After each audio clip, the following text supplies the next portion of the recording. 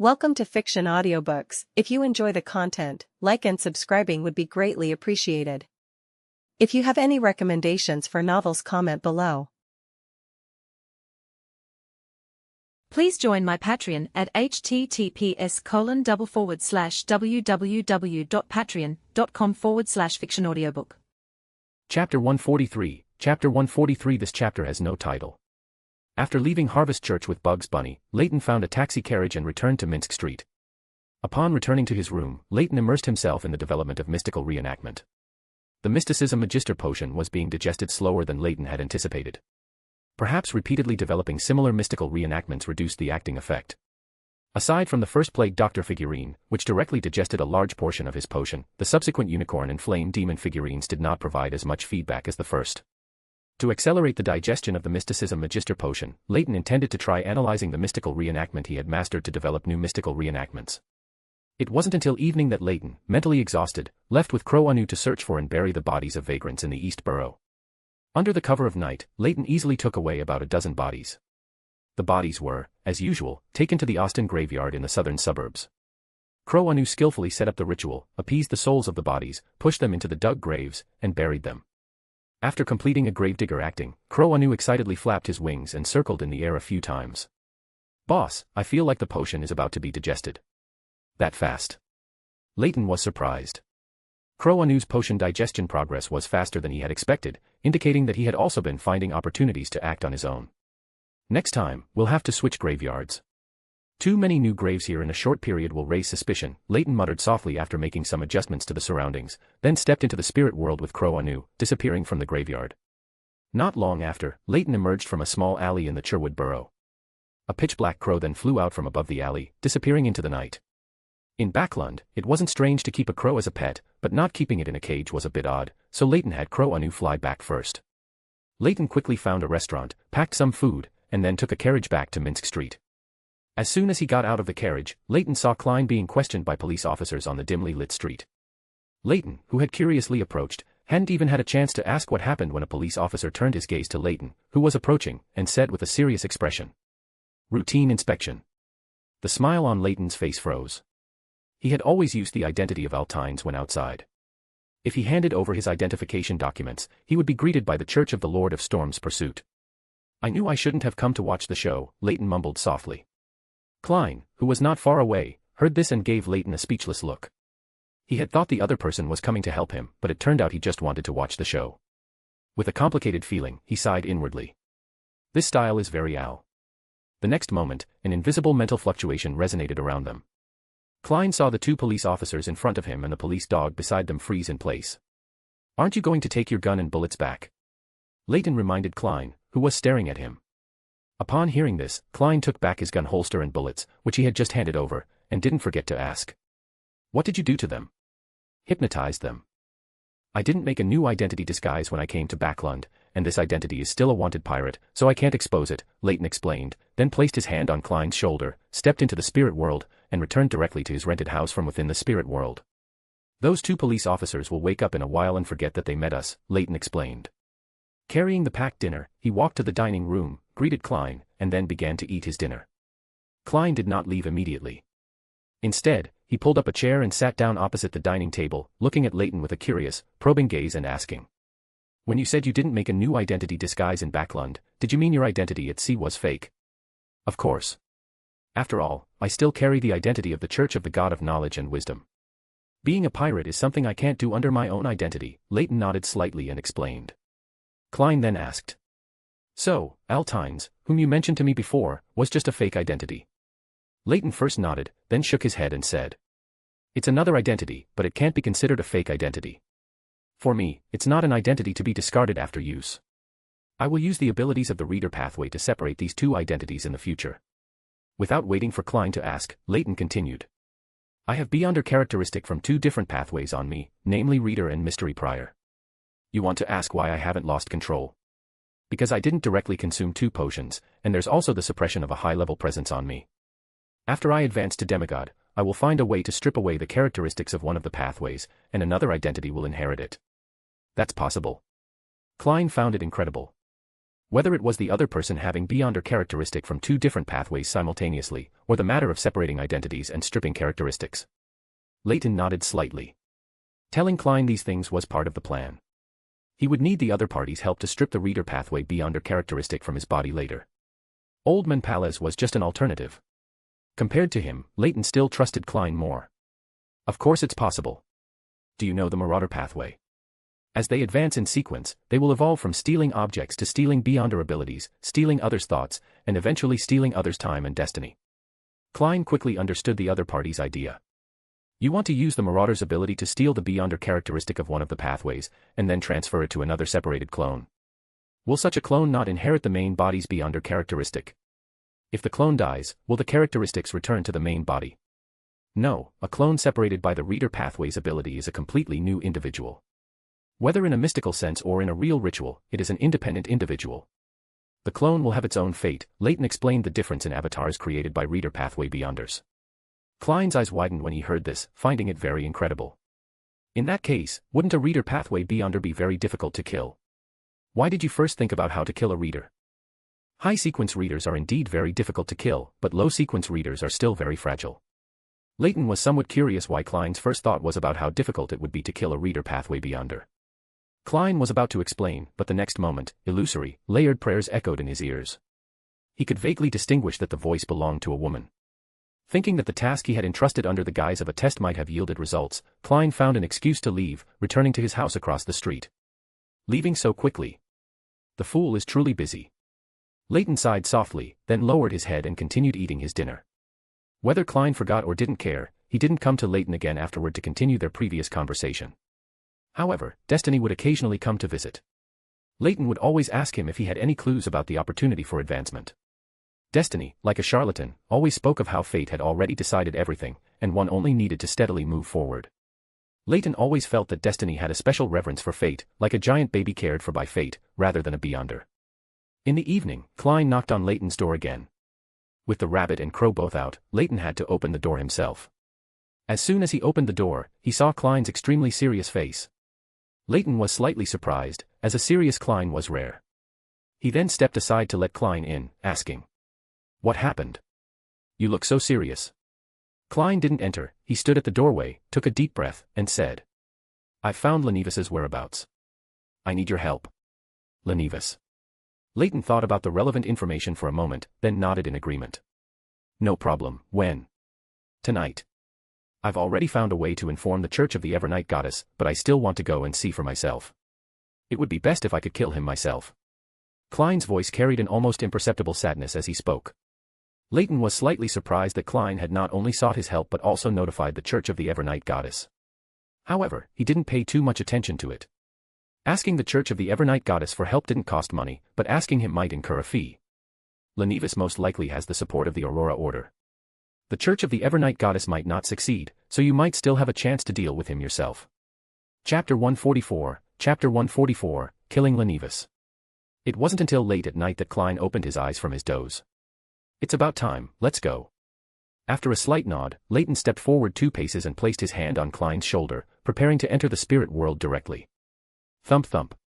The closed door was knocked upon, and before Leyton could open it, he heard Destiny's voice. "I've received a revelation. If you can acquire that extremely sinister item tonight, there will be an additional development." Leyton, who had been about to open the door, paused. He could sense that Destiny had left the doorway after speaking. He turned around and exchanged glances with Klein, then said, "I probably know what that sinister item is." "What is it?" Klein asked with some curiosity. "Some remnants of the true creator." After saying this, without waiting for Klein's reaction, Leyton took 2 steps forward, grabbed Klein's wrist, and stepped directly into the spirit world. When they reappeared, the two were already at the docks, located at the pier. After a brief glance at their surroundings, Leyton pulled Klein back into the spirit world, then reappeared on a nearby clock tower. "The Church of the Evernight Goddess's operation doesn't seem to have started yet," Leyton said, observing their surroundings. Let's wait a bit." Klein nodded lightly, his emotions appearing very restrained. Leyton said nothing more, his eyes glowing with a faint bluish-white light. He reached out and made a pulling motion in the shadow in front of him. That patch of shadow was dragged as if it were substantial, then covered their bodies, concealing their figures, auras, and all traces of their existence. Klein tilted his head slightly and looked at Leyton, saying with some surprise, "Is this a shadow ascetic's ability?" You seem to have analyzed many beyonder abilities. It used to be.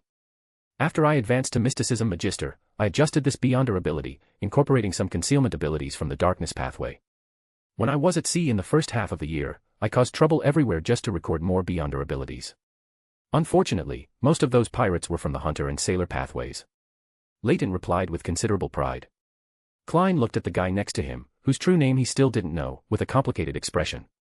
This person was exceptionally talented at causing trouble and lightening the mood. His own serious emotions had been completely disrupted by him. Klein couldn't resist his curiosity and asked the question that had been on his mind. What is your true name? You don't have to say if you don't want to, I'm just a little curious about your true identity. Leyton glanced at Klein, whose expression had become serious again, and smacked his lips, saying, Leyton Soth. The identity I'm using now is also me. The only difference is that one is wanted, and the other isn't. As for my identity, I guess you could say I'm an employee of the Knowledge Moor stationed at the Church of the God of Knowledge and Wisdom, moonlighting as a pirate on the future in the White Tower at the Tarot Club. You have quite a few identities. Klein exclaimed. He had thought he had pretty much guessed the other party's identities, but it turned out the other party had even more identities than he had guessed. Very much a transmigrator? Leyton finished Klein's unspoken sentence. You. Klein was startled.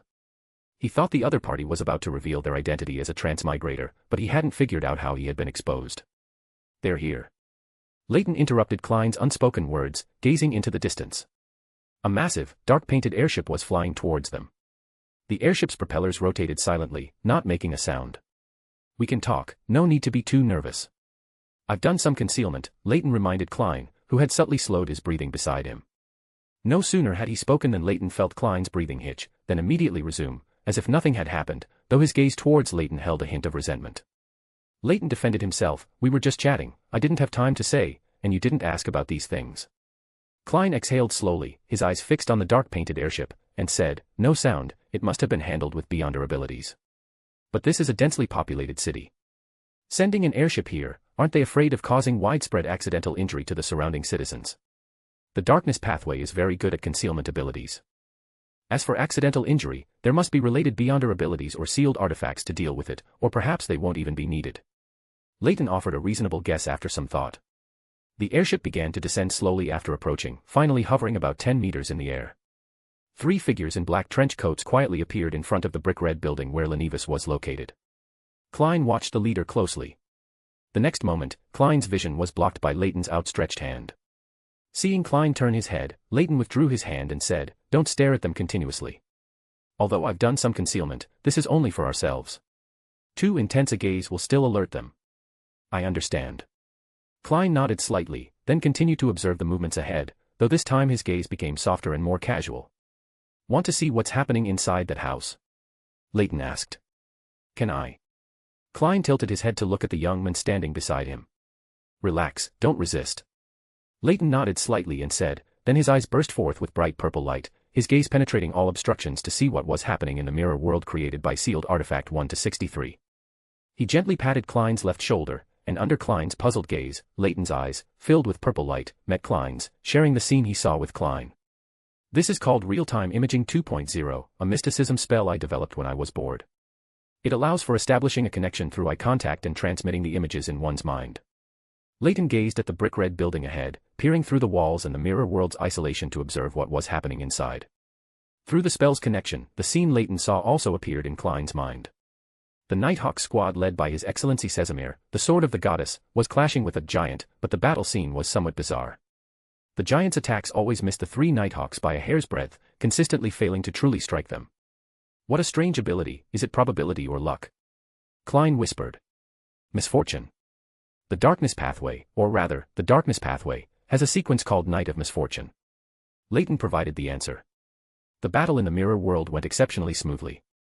Sesamir's bone sword plunged into the flesh-permeated ground, and the giant, who had transformed into flesh and merged with the ground only managed to condense a face filled with despair. As Sesamir's surrounding shadows writhed, 3 more Beyonders from the Aurora Order were shot and killed by the Nighthawks. Just as Klein was about to exclaim about the Nighthawk's strength, Lenivus's figure appeared in his mind's view, slowly descending the dim staircase. Lenivus exchanged a few words with Sesamir, then suddenly tore open the linen shirt he was wearing, revealing the deep red flesh on his chest and abdomen where there was no skin. The scene in Klein's mind had been filtered by Leyton, so he didn't detect the aura of the true creator. But he saw the space around His Excellency Casimir and the others in his vision shatter like glass, and the sudden disappearance of the image in his mind. Klein looked nervously at Leyton beside him. The sudden change just now clearly indicated something had gone wrong. Leyton endured a headache and wiped away a stream of bloody tears flowing from his eyes. As a mystery prior, he could see more things, which also caused him to suffer the most severe damage among everyone present. Having lost the vision provided by Leyton, Klein couldn't see what was happening inside the house, but he saw the gas streetlights in that area extinguish one by one. That area became completely dark, and a feeling that left a profound impression on him erupted there. It was the feeling of fundamentally overlooking and crushing all living beings. Al. Are you all right? Klein reached out to support the slightly swaying Leyton, suppressing the trembling of his own body and soul, and asked. Wiping away the bloody tears flowing from his eyes, Leyton was surprised to find that the true creator's aura couldn't significantly affect him. To be precise, it couldn't affect his mind, his body would still tremble because of it. After a while, having somewhat accustomed himself to the physical discomfort, Leyton finally spoke, I'm fine. Seeing the true creator's projection, a mystery prior can see more things, which caused me some degree of damage. Thankfully, I frequently interact with the hidden sage, so this level of damage is still within tolerable limits. How could this happen? Klein felt his teeth chattering as he spoke. The next moment, he felt an emptiness beside him. Turning his head, he found Al gone. Klein frowned, instinctively believing that Al had entered the brick-red building. That extremely sinister item. An additional development. Klein recalled the hint given by the mysterious old men before they set off. Chapter 145, Lenivas's death. Leyton's figure abruptly appeared inside the brick-red building, with a paper figure folded from a light yellow piece of paper appearing beside him simultaneously. Before Casimir and the other Nighthawks could react, the surrounding scene was rapidly torn open like a curtain being pulled apart. What is this? Casimir froze, looking at the suddenly brightened surroundings. She and the others had been teleported from the building into a desert that was still in broad daylight. Casimir plunged the bone sword in her hand into the yellow sand on the ground, and a dense darkness quickly spread, engulfing all the surrounding light. Concealment. How is that possible? Casimir murmured in disbelief, her already furrowed brows creasing even deeper. The connection between the goddess's sword and the Evernight goddess was severed. After isolating the Church of the Evernight goddess's Nighthawk squad in the ideal homeland, Leyton didn't hesitate and directly chanted the honorific name of the hidden sage, knowing that the true creator's aura was not something he could handle. The sage who perceives the world, the eye that probes truth, the embodiment of endless knowledge and numerology. A ray of light, invisible to most beyonders, suddenly appeared. It seemed to have shifted from the infinite reaches of the spirit world, disregarding distance, and suddenly descended here. This light had no physical form, it seemed to be composed of complex information streams, moving like a torrent in an illusory state. A black mass covered in countless eyes peered out from the information torrent. Leyton, having sensed it in advance, immediately closed his eyes, cutting off all his perceptions of the outside world. The hidden sage appeared in its true form this time without any concealment, and Leyton's spiritual intuition was frantically alerting him. At the same time, Leyton also noticed that the sage characteristic within him was stirring, even giving Leyton the illusion that his own beyonder rank was rapidly rising. In the distance, on the clock tower, Klein had not yet managed to escape the trembling of his body and the runaway thoughts when he felt another terrifying aura descend. This aura was even denser and more true, as if a great existence had truly descended. What did Al do? Klein muttered hoarsely, feeling as if his head was about to explode, as if everything around him was turning into information, trying to force its way into his mind. The hidden sage's descent lasted only a very brief moment before it hastily departed. It seemed that as the hidden sage descended, a grand consciousness also descended simultaneously, and the hidden sage was avoiding conflict with the other party. Leyton opened his eyes again, and a transparent amber, the size of an adult's fist and encasing distorted flesh, floated in front of him out of thin air. The moment he saw it, Leyton understood that this was what the true creator had left on Lenivas, a carrier seedling prepared for his descent. Leyton reached out and took the crimson flesh, which was encased and restricted by the transparent amber, as if frozen in time. Its shape resembled a hanged man, or a strangely shaped sapling, bearing the divinity of the true creator. He glanced in the direction Lenivas had fled, a faint smile playing on his lips. During the hidden sage's brief descent earlier, the other party had not directly lost control and collapsed due to the true creator's residue on him. After the true creator's residue was stripped away, he very decisively took the opportunity to flee, not even saying a word. The surrounding darkness deepened, like a mass of ink that couldn't be dissolved, as if something was about to emerge. As expected of the goddess's sword, it's breaking through the isolation of the ideal homeland so quickly. After a low murmur, Leyton swiftly stepped into the spirit world, returning to the top of the clock tower. Lenivas took the opportunity to escape into the sewers. Should we pursue him now? I remember his aura, he can't escape my sight. As soon as his figure appeared, Leyton immediately asked. Klein, who had been about to ask what had happened just now, stopped thinking further upon hearing this and nodded repeatedly, saying, "Pursue him, right now." Leyton reached out and put his hand on Klein's shoulder, leading Klein into the spirit world before the people on the airship recovered from the hidden sage's influence.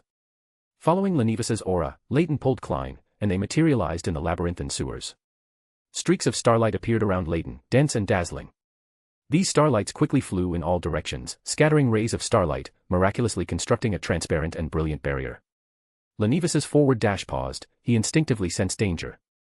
Using his darkness vision, Lenivis clearly saw the people chasing him. One was a young man with golden hair and brass-colored metal-framed glasses, the same fellow who had chanted the hidden sage's honorific name earlier. Next to him was a person wearing a long black trench coat and a comical clown mask on his face. As soon as he saw the pursuers, Lenivis quickly lunged sideways. Clang! A tarot card was embedded in the sewer wall behind him, its height exactly level with where Lenivis's neck had been. Whoosh! Whoosh! Whoosh! Without giving the other party time to react, Klein threw out more cards. Slow. Leyton, standing still, chanted an ancient Hermes word, inflicting a negative effect on Lenivis. Lenivis only managed to dodge clumsily, his heavy body making it difficult to completely avoid the flying card knives aimed at him, leaving wounds, shallow or deep, on his shoulders, thighs, and other non-vital areas. The fierce attack prevented Lenivis from even having time to think about who the other party was or why they were relentlessly pursuing him. A card depicting stars, an Aquarius, and holy water on its front plunged into Lenivis's right ankle. Lenivis, who had just made a stepping motion, immediately fell to the ground. Lenivis tumbled continuously on the filthy, sewage-filled ground, as cards plunged into the ground one after another. The next moment, a tarot card depicting an angel and a horn plunged into Lenivis's neck. But then, all the tarot cards inserted into Lenivis's body were instantly ejected. His neck, chest, and all exposed skin began to writhe madly, and one after another, disgustingly shaped flesh sprouts grew out. The flesh sprouts glowed with an iron-like metallic sheen, densely connected, like a suit of armor. This was the flesh magic Lenivis had acquired from his contact with the true creator during this period. Clang! The tarot card Klein shot out was blocked. Sun! Klein chanted an ancient Hermes word. A golden, gold-like rune in Klein's hand turned to dust.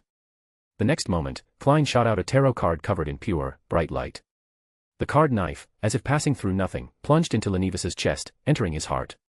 The light with purification power purified all the remaining evil power on Lenivis, and the flesh that wanted to writhe and heal quickly died. Lenivis's eyes aimlessly gazed forward, his voice brokenly asking, "Who are you? Why are you killing me?" Before he could get an answer, Lenivis's body fell to the sewer floor, his breath completely cut off. "He's dead," Leyton reminded. Klein was silent for 2 seconds, then took off the clown mask he was wearing, calmly took 2 steps forward, then suddenly accelerated, kicking Lenivis's head with all his might. Lenivis, whose neck had already been pierced by a card knife, had his head directly kicked off by Klein's kick. It crashed heavily against the starlight barrier in front, causing a ripple. Lenivis's head was shattered, scattering red and white matter. "Ha ha ha, ha ha ha ha." Klein frantically lowered his head and laughed, his voice growing louder and louder, laughing worse than crying. Just like a mad clown. Leyton, standing by, watched with twitching brows. Although he knew the reason, Klein's current appearance was still somewhat unsettling, just like a mad clown. Sometimes, in my opinion, the names of the potions are more like descriptions of a beyonder's fate. Leyton said this as if he had some insight. Fate. A clown-like fate. Klein murmured softly. "Captain." Drop after drop of tears streamed down Klein's face, forming lines. After regaining his composure, Klein wiped away the remaining tear marks on his face and scanned Lenivis's body and the tarot cards still stuck on him. He had wanted to see how many tarot cards were scattered around, but without darkness vision, Klein could only see a little bit of things relying on the faint light emitted by the surrounding starlight barrier. The previous battle relied entirely on spirit vision to discern Lenivis's position, but using spirit vision to find ordinary cards was completely useless. "Can you help me with an anti-divination for the scene? There are too many tarot cards scattered around." Klein turned his gaze to Leyton, who had been standing still on the side. "Yes." Leyton waved his hand, and the surrounding starlight barrier rapidly disintegrated, turning into scattered starlight and dissipating. With a layer of starlight covering his eyes, Leyton reached out and pulled twice in the void, disturbing the spirit world area information around them. All divinations targeting the scene or objects would be interfered with, yielding error or chaotic answers. "Thank you." Klein nodded slightly, sensing the spiritual fluctuations around him. Approaching Lenivis's corpse, Klein rummaged and found an eye-sized badge, on which a faint spiritual glow quietly shone. Besides that, there was nothing else, not a single piece of cash or materials. Then, Klein took out his remaining tarot cards and casually scattered them all over Lenevis's corpse, some face up, some face down. Lenevis's corpse intertwined with the patterns, numbers, and symbols, outlining a highly symbolic picture. Klein walked back to Leyton's side, nodded lightly, and said nothing. Leyton understood, then pulled Klein into the spirit world, leaving the sewers. Chapter 146, Chapter 146 Fire Prevention, Theft Prevention, and Amon Prevention. Not long after Leyton and Klein left, Sesamir, carrying a pure white-bone sword, arrived with the Nighthawks of the Church of the Evernight Goddess. They stopped a few meters from the corpse, and with the aid of their dark vision, everyone saw Lenevis's body in front of them. Sesamir's face showed obvious anger. After he used the goddess's sword to break through that strange barrier, he found that his target, Lenevis, and the mysterious person who suddenly appeared were both gone. At the same time, all the church members stationed outside were affected by the evil god, Hidden Sage, and were in very poor condition. He had originally intended to continue tracking Lenevis, but the other party's traces were obscured. It took great effort for the church's beyonders to divine Lenevis's whereabouts, and he immediately brought the Nighthawks team over. Lenevis's corpse, and the surrounding walls and ground, were all covered with tarot cards. Everything looked like the scene of some bizarre ritual, with Lenevis as the destined sacrifice. Sesamir silently sighed. Lenevis, the person who reported him, the Aurora Order, the True Creator, the Hidden Sage, and the person who killed Lenevis, too much was involved in this incident. At 15 Minsk Street, the figures of Klein and Leyton quickly emerged. The moonlight from outside the window shone into the living room, and Klein felt his mind achieve a rare tranquility. After completing his initial revenge, Klein clearly felt that the suppression in his heart had significantly lessened, and his mental state had improved. "You seem to have changed a bit, it looks like this is a good thing." Leyton vaguely noticed the slight change in Klein's state and spoke. Thank you for tonight.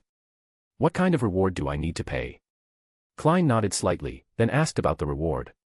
Leyton waved his hand. "No need, I've already gained something." He then held up the transparent amber wrapped in scarlet flesh that he was holding in his left hand. Klein nodded, not pressing further on the reward issue. Instead, he looked at the transparent amber in the other party's hand with great curiosity, and at the flesh inside, which seemed to be frozen in place, asking, "What is this?" "Something the True Creator left inside Lenevis. It's the vessel he prepared to descend through the seal, but this is only a seedling and does not yet meet the conditions for him to descend." Leyton answered based on the information he had observed. "Earlier at the East Docks, did you seek help from the Hidden Sage?" Klein recalled the other high-level aura that had appeared not long after the True Creator's aura erupted. "It wasn't seeking help, the Hidden Sage directly descended for a brief moment. Otherwise, this mass of flesh with the True Creator's divinity wouldn't have been so easily obtained by me." Evil God. Descent. Klein's face instantly turned grim. The area around the East Docks was not uninhabited. If the Hidden Sage had truly descended for a brief moment, it would have been an absolute disaster for the people there. There won't be too much of a problem. He made some concealment. You should have noticed that the Hidden Sage's aura didn't spread widely. People staying nearby will only have headaches for a while and gain some messy but useless knowledge. Leyton explained. He himself hadn't expected the Hidden Sage to act so methodically, completely unlike an evil god's style. Before chanting the Hidden Sage's honorific name, Leyton had actually hoped that the Evernight Goddess could prevent the effects brought by the Hidden Sage. With the goddess's sword of the Church of the Evernight Goddess and Klein's involvement in this matter, Leyton believed that the goddess must also be paying attention to the development of events. Leyton even felt that the Hidden Sage was more reliable than that storm brother who liked to strike people with lightning. "I always feel that the Hidden Sage is somewhat different from what I imagined. I haven't found any madness in him at all." Leyton muttered to himself. Klein took out the only trophy he had obtained from Lenevis, that ice-sized badge. After a careful look, besides the symbol of fate and concealment engraved on the front, there was also a very compact circle of ancient Hermes inscriptions on the back. "Hold this, and you can join." "Is this the symbol of some concealment organization?" Klein asked, handing over the badge. Just by glancing at it, Leyton had already recalled the relevant memories. The Hermits of Fate. A gathering of thieves. Don't go there, Amon might be mixed in. Thieves? Amon. Klein's expression was clearly a bit puzzled. Leyton hesitated for a moment, then decided to tell Klein everything relevant. Preventing Amon was paramount, not a single mistake could be made. He skillfully poured himself a cup of hot water, then leaned back on the sofa. "I mentioned the Marauder pathway to you before, as well as Seer and Apprentice, they belong to the same group of pathways. Amon is the king of angels of the Marauder pathway. This pathway excels in deception and theft. Besides that, based on the special mythical creature forms of your three pathways, Amon can also create many avatars. Their strength varies, but their status all belongs to the King of Angels level, and combined with the Marauder's ability to steal and deceive, his avatars can be of any identity. Klein's expression gradually changed from solemn to a tingling scalp. He could already imagine the fear of everyone around him being someone else's avatar. Does Amon have hostility towards me? This was Klein's guess, based on the fact that Amon's avatars were mixed among the Hermits of Fate, and El didn't want him to go. Leyton weighed his words, then said. Not necessarily hostile to you, but definitely hostile to the fool, the kind where one must die. Why? Klein's face paled slightly. That place above the grey fog. That belongs to Sapphira Castle. Without giving Klein a chance to ask, Leyton continued. You know the relationship between the sequence 0 of corresponding pathways and their uniqueness, right? Sapphira Castle is equivalent to the uniqueness required for advancement above sequence 0 for the Marauder, Apprentice, and Seer pathways. Sequence 0 can still advance further. Klein subconsciously swallowed. He probably understood why the hidden sage invested in him, invested in the fool. Above the sequence, I like to call them great old ones. The knowledge Moor I mentioned to you before is the same as Sapphira Castle. However, the knowledge Moor belongs to the mystery prior and savant pathways. To prevent Klein from having too much aversion to him due to this information, Leyton also mentioned the knowledge Moor. So this is the fundamental reason for the conflict between the hidden sage and the god of steam and machinery. Klein thought of the hidden sage's answer when he had previously asked about the required rewards for the investment. Leyton nodded and said. Yes, and similarly, this is also the reason why all true gods are hostile to each other. Klein hadn't expected to learn so much concealment information at once. After digesting it for a while and regaining his thoughts, he spoke again. So, the fool, and the angels and true gods of the seer, apprentice, and marauder pathways are all hostile to each other. And I will be affected by this. Leyton didn't care that Klein separated the fool from himself. He nodded and said. To be precise, these three pathways don't have true gods yet. The closest to a true god is Mr. Door, but Mr. Door has already been exiled by the Evernight goddess and the storm. The Door pathway currently has no other angels. You don't need to worry too much. As long as you're not unlucky enough to directly run into Amon's avatar, you'll be fine. The fool will bear the weight when the sky falls. Leyton said something that wasn't really comforting. Who told Klein not to admit he was the fool? Klein took a deep breath. He wasn't comforted at all. The fool was himself, and he still had to bear these problems. Actually, Klein really wanted to ask the other party why he could maintain such a good mindset. After all, the hidden sage's opponent was a true god. Once the hidden sage lost the fight with the god of steam and machinery. I also have the identity of a blessed of knowledge. At worst, I'll just stay in the church of the god of knowledge and wisdom and read books and take exams every day. Leyton spoke as if he had a premonition. Is this prophecy? Or intuition? I didn't even say it out loud. Klein looked at Leyton in surprise and asked. Intuition strengthened by prophetic ability. Leyton directly stated that he had a portion of the sage characteristic gradually merging into his body. Klein's gaze towards Leyton couldn't help but carry some sympathy. What kind of look is that? The number of King of Angels level characteristics is fixed throughout the world. My treatment can make a bunch of Beyonders drool. Klein's words of comfort were stuck in his throat. He knew that El didn't need anyone's comfort at all, he would only provoke others. What do you know about Sapphira Castle? Klein changed to a question he cared more about. You should ask the fool. Sapphira Castle is his territory. Chapter 147, Chapter 147 A Dream of Revelation. Then, what are your thoughts on Mr. the Fool? Klein shifted the question from Sapphira Castle to Mr. the Fool on Sapphira Castle.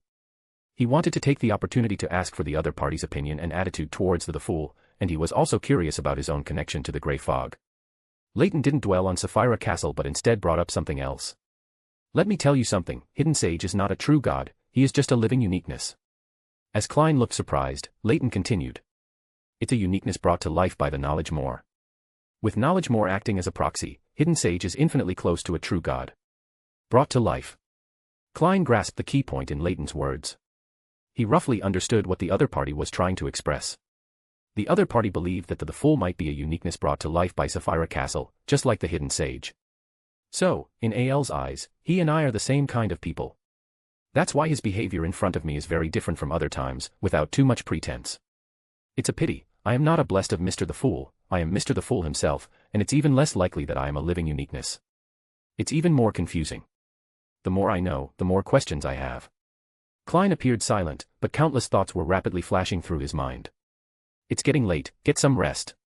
Leyton reminded Klein, who was brainstorming, then stood up from the sofa, took a sip of water from his cup, and stepped into the spirit world, returning to his room across the street. Klein was still thinking about Sapphira Castle. He had just reacted and hadn't had time to speak when Leyton had already disappeared from the living room. Klein looked at the empty living room and sighed slightly. Spirit world traversal is truly convenient. I even want to find a mystical item with a corresponding ability. Turning off the gas lamp in the living room, Klein went up to the bedroom on the second floor. After killing Lenivus today, the heavy burden in his heart had been lifted, but the conversation with Al brought new problems. Back in his room, Leyton simply washed up and lay down on the bed in the bedroom. The transparent amber sealing the true creator's divine flesh and blood was placed by Leyton on the cabinet against the wall. In a room underground at St. Samuel Cathedral in Backlands North Borough, the Nighthawks were holding an emergency meeting. Sesamir scanned the people in the room, then cleared her throat and began. I received a revelation from the goddess. During our operation targeting Lenivus, a fallen god briefly descended. He is the hidden sage, worshipped by the Moses ascetic order. He only descended for a very brief moment and did not fully descend, also making some concealment of himself. If not for that, it wouldn't be us sitting here in a meeting, but you dealing with the monsters we would have turned into in the dock district. The atmosphere was solemn. The Nighthawks present already knew that tonight's operation had undergone a major change, but they hadn't expected it to involve the descent of a fallen god. A Nighthawk senior deacon spoke in a heavy tone. Although it's not good to say this, it's truly surprising that you all came back alive. According to the church's records, although Hidden Sage mostly pursues mystery priors, once an incident involves him, it wouldn't be so quiet, not even causing much impact. Sesamir nodded slightly, then said. At that time, the goddesses will arrive with the Hidden Sage's descent. This might also be the reason for the Hidden Sage's hasty departure. Of course, it's more likely that he has already achieved his goal. In his sleep, Leyton vaguely saw a blurry cross with a person being crucified on it. Leyton tried hard to see more clearly, but the scene changed again. This time, it became a corpse wrapped in gray-white strips of cloth. The scene shifted again. The corpse wrapped in gray-white cloth revived, and he sat with a group of people whose faces were unclear, living together. The dream ended, and Leyton fell back into a hazy sleep.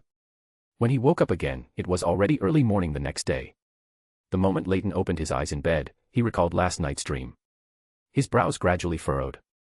For a moment, he couldn't figure out whether this was a spiritual premonition from himself, or a hint from the Hidden Sage or the knowledge Moor. Leyton turned his gaze to the cabinet against the wall, where a transparent amber the size of an adult's fist was placed.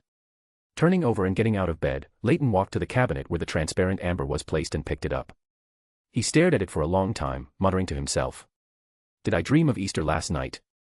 It fits well with the Hanged Man. Is it the influence you brought? Immediately, Leyton shook his head, denying this guess. Although there was true creator's divinity inside, it had already been sealed by the Hidden Sage. Moreover, the Hanged Man, who controlled the authority of Fallen, would not have brought about an influence consistent with the dream's content. If it's a revelation from the Hidden Sage or my own spirituality, it would most likely point to mystical reenactment. Leyton pondered for a moment, and then this thought became uncontrollable in his mind. The surging curiosity in his heart could not be suppressed, so Leyton simply took the transparent amber to the coffee table by the window. He took out a paper figure avatar made by folding messenger's paper and shook it in the air. Closing his eyes and meditating, he leveraged the sage characteristic within his body. The paper figure avatar distorted and expanded in midair, turning into specks of starlight, then recondensing into the image of a slightly more mature, aloof Leyton. After the paper figure avatar appeared, he immediately clasped his hands together, with faint white light appearing behind him, like wings made of a pile of pure white light. A huge cross phantom emerged and merged into the transparent amber. In his ears, it seemed as if countless voices were reciting the Bible, and a sacred feeling permeated the room. All of this lasted for less than half a minute before dissipating completely. Leyton's paper figure avatar then turned into specks of starlight and vanished. In the bedroom on the second floor of the house across the street, Klein had just woken up when his spiritual perception was suddenly triggered. He stared blankly in the direction of Leyton's house across the street, muttering. What's there? I seem to hear the chanting of a choir. Destiny, who also lived nearby, looked at Leyton's bedroom direction with confusion. Whose church chanting is this? So strange. Destiny curiously wanted to see more.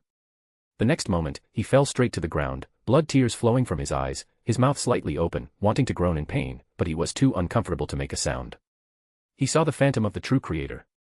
If it weren't for the warning from Destiny that made him close his eyes in time, he might have already gone mad from peeking at a true god. Who is peeking at me? Leyton pondered. Just now, he felt a fleeting gaze. Before he could follow the connection of the gaze, the other party's gaze suddenly stopped. The transparent amber placed on the coffee table by Leyton had undergone a change after a mystical reenactment from Easter. The blood and flesh containing the true Creator's divinity inside the transparent amber had transformed into a figure nailed upside down on a cross, with a layer of blood-stained gauze-like material wrapped around it. Leyton's spirituality gave him feedback that in 3 days, this blood and flesh would be reborn. Withdrawing his spirituality, Leyton dragged a chair over and sat down. The magic created through the story of Easter from Earth was unexpectedly powerful. That mysterious magic, which Leyton called the resurrection cross, could allow a dead person, if their body, soul, and characteristic remained intact, to be resurrected in a brand new state after 3 days of transformation, and only truly die 40 days later. It's fine for ordinary people, but it's difficult for Beyonders to die with a complete corpse, especially retaining their characteristic. Forming a sealed artifact doesn't count as retaining a characteristic. After a brief thought, Leyton realized that while this mystical reenactment could resurrect, it wasn't that powerful. However, if Amon gets this mystical reenactment, he would be fully capable of achieving a truly lossless resurrection. Then, thinking of Amon, who was skilled at exploiting loopholes, Leyton realized that this mystical reenactment would be very powerful in his hands. He shook his head slightly and muttered to himself. In that case, it wouldn't be this mystical reenactment that's powerful, but Amon. Or once they reach the true god or angel sequence, they all have their own means to exploit some abilities of this mystical reenactment. Leyton thought of the blood and flesh containing the true Creator's divinity and somewhat doubted whether a new true Creator's offspring would grow out in 3 days. Is this an additional development? Getting involved with the true Creator? It's a pity true Creator is mad, otherwise, I would definitely support him as God Almighty. Leaning back in his chair, Leyton's thoughts continued to wander. Chapter 148, Chapter 148 The witch tastes really good. The Church of the Evernight Goddess should have already started clearing out the residual effects at the East Docks, right? The repeated descent of the true Creator and hidden sage's aura would definitely have some impact on the people living nearby. Lenivis's matter was over, but Leyton felt his favorability with the Evernight Goddess was already precarious. Leyton, who had originally wanted to build a good relationship with the Evernight Goddess, sighed slightly, stood up from his chair, and prepared to find some breakfast. At this moment, his own spirituality was touched again, and a pale yellow piece of paper drifted down from the spirit world. Leyton caught the letter, curious about who would write to him so early. He quickly unfolded the letter. My dear friend. The captain wants you to do her a favor and help her investigate the reason for the hidden sage's brief descent in Backlund last night. Regardless of whether you complete it, the captain will help you find the wind-blessed Beyonder potion formula within a week. The captain asked me to remind you that if you find the matter too dangerous, you should immediately abandon the investigation and prioritize your own safety. My personal suggestion is that you just inquire about some information to satisfy the captain. Events involving the descent of an evil god are too dangerous, and it is not suitable for ordinary Beyonders like us to participate. Your friend at sea, Frank. Leyton looked at the letter Frank had written to him with quite a bit of surprise, not expecting Katlia to ask him to help investigate the hidden sage's brief descent last night. How should I perfunctorily deal with this? I wonder if this is Bernadette's task, or the Moses ascetic orders, or both. Leyton rubbed his chin with his right hand, pondering deeply for a moment. As for the hidden sage's brief descent, Leyton was not at all surprised that Katlia knew so quickly and even entrusted him with the investigation. The Moses ascetic order and Bernadette are both of the mystery prior pathway, and they must have additional perception when it comes to matters involving the hidden sage. He then walked to the study, picked up a quill, and wrote a reply to Frank. I understand. I will reply to you through the book messenger in a couple of days.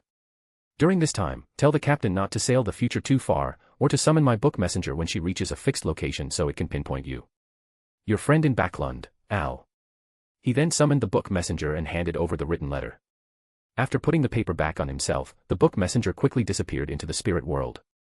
Tisk an unexpected gain. He sighed softly. Leyton had originally given up on finding the wind-blessed formula for Hangman Alger, but he didn't expect things to take a turn with the captain.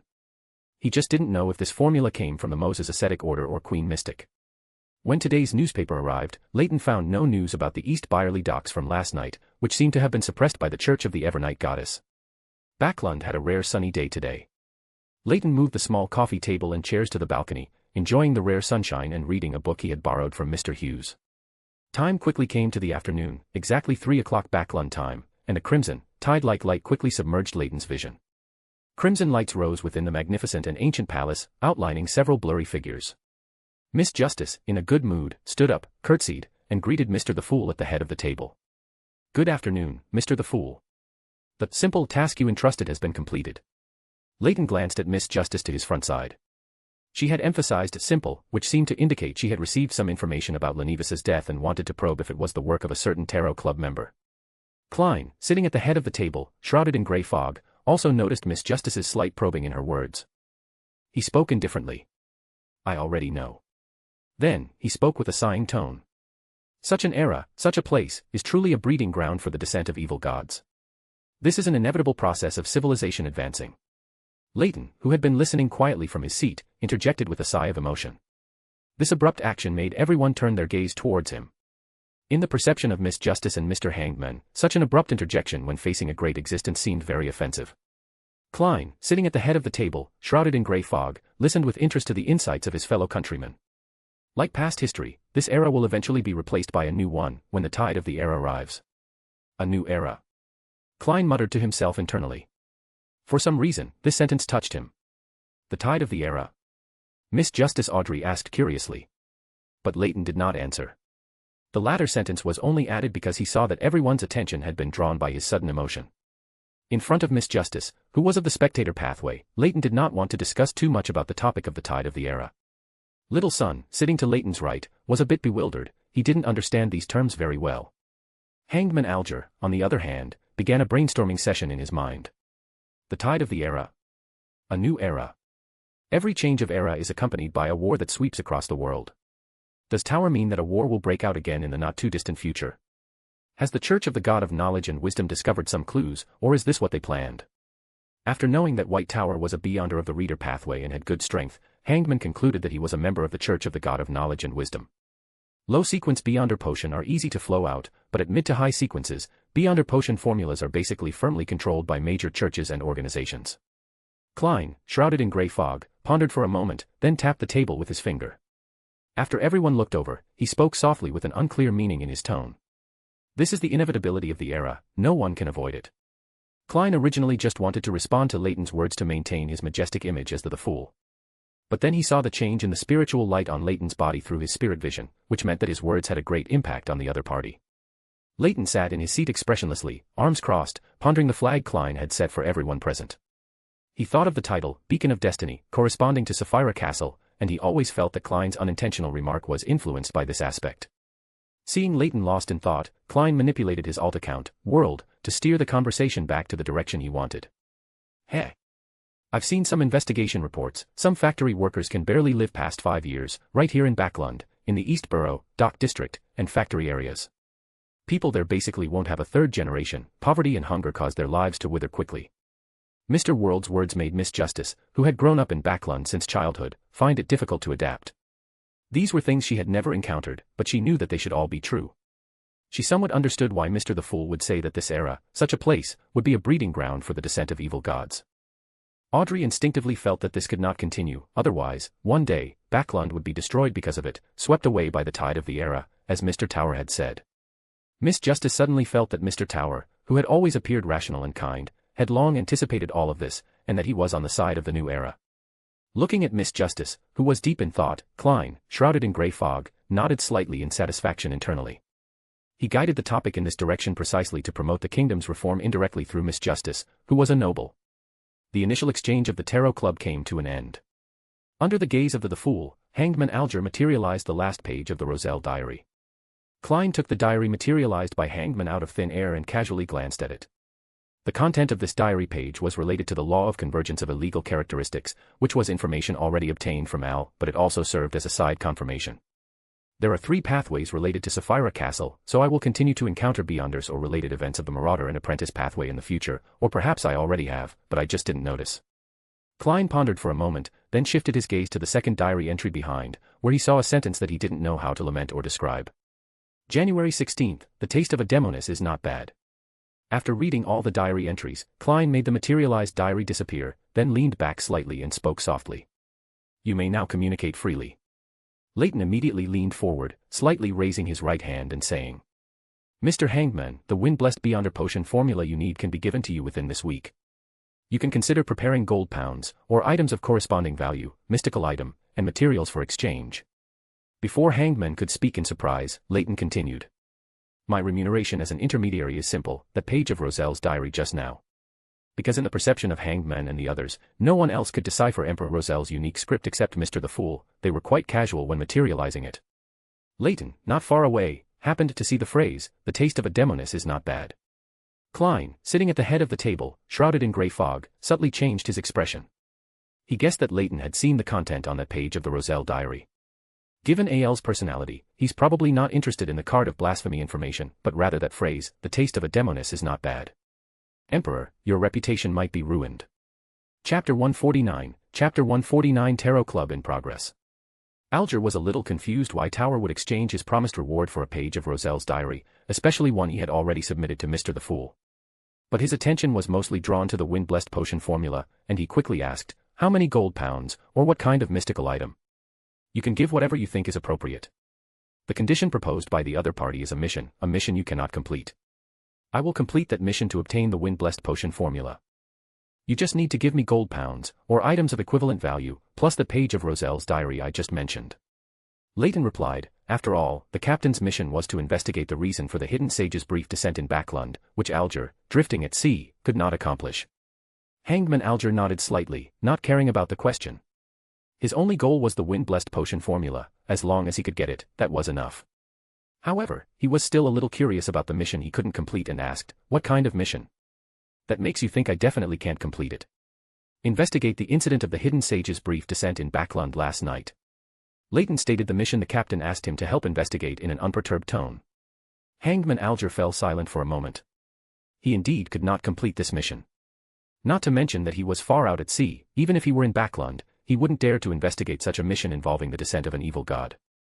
Perhaps just one careless mistake in the mission could lead him into danger or madness due to unknown reasons. I understand. I will prepare the equivalent reward within these 2 days. However, for incidents involving the descent of an evil god, you had best not investigate too deeply. It's too dangerous. Hangman Alger nodded in agreement to the transaction, then added a reminder. Mr. the Fool at the very top added a sentence in his mind, no, he doesn't need to investigate anything. He did it. Justice Audrey, who was diagonally in front, connected it to the death of Lenevis. The time matches, and the location is also Backlund.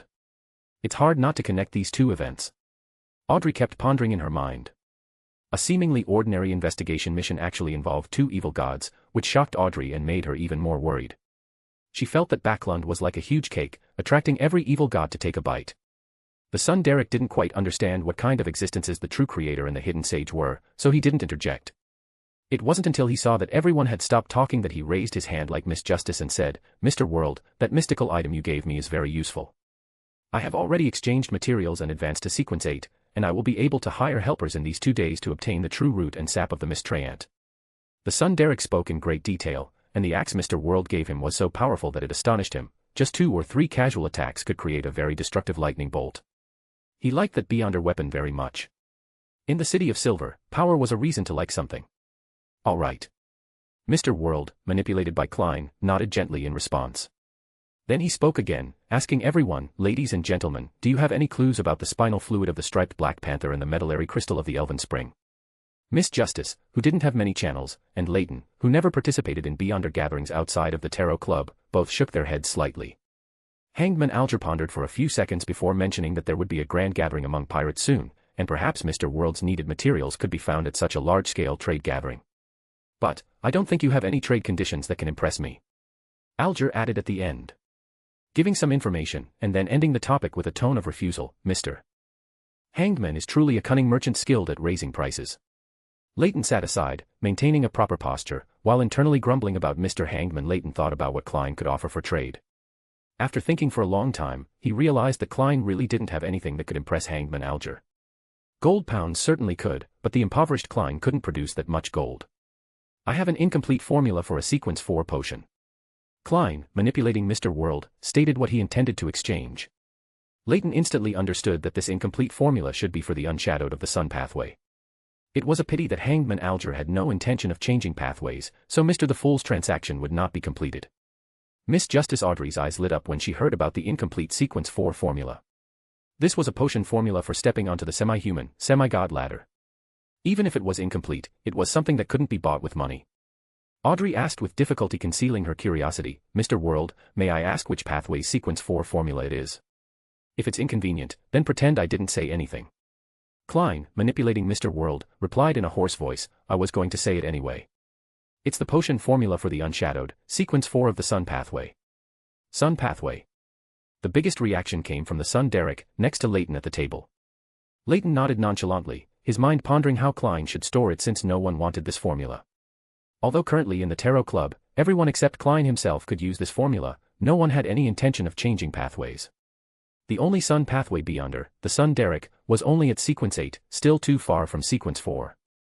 As expected, Klein's transaction through Mr. World was rejected by Hangman Alger.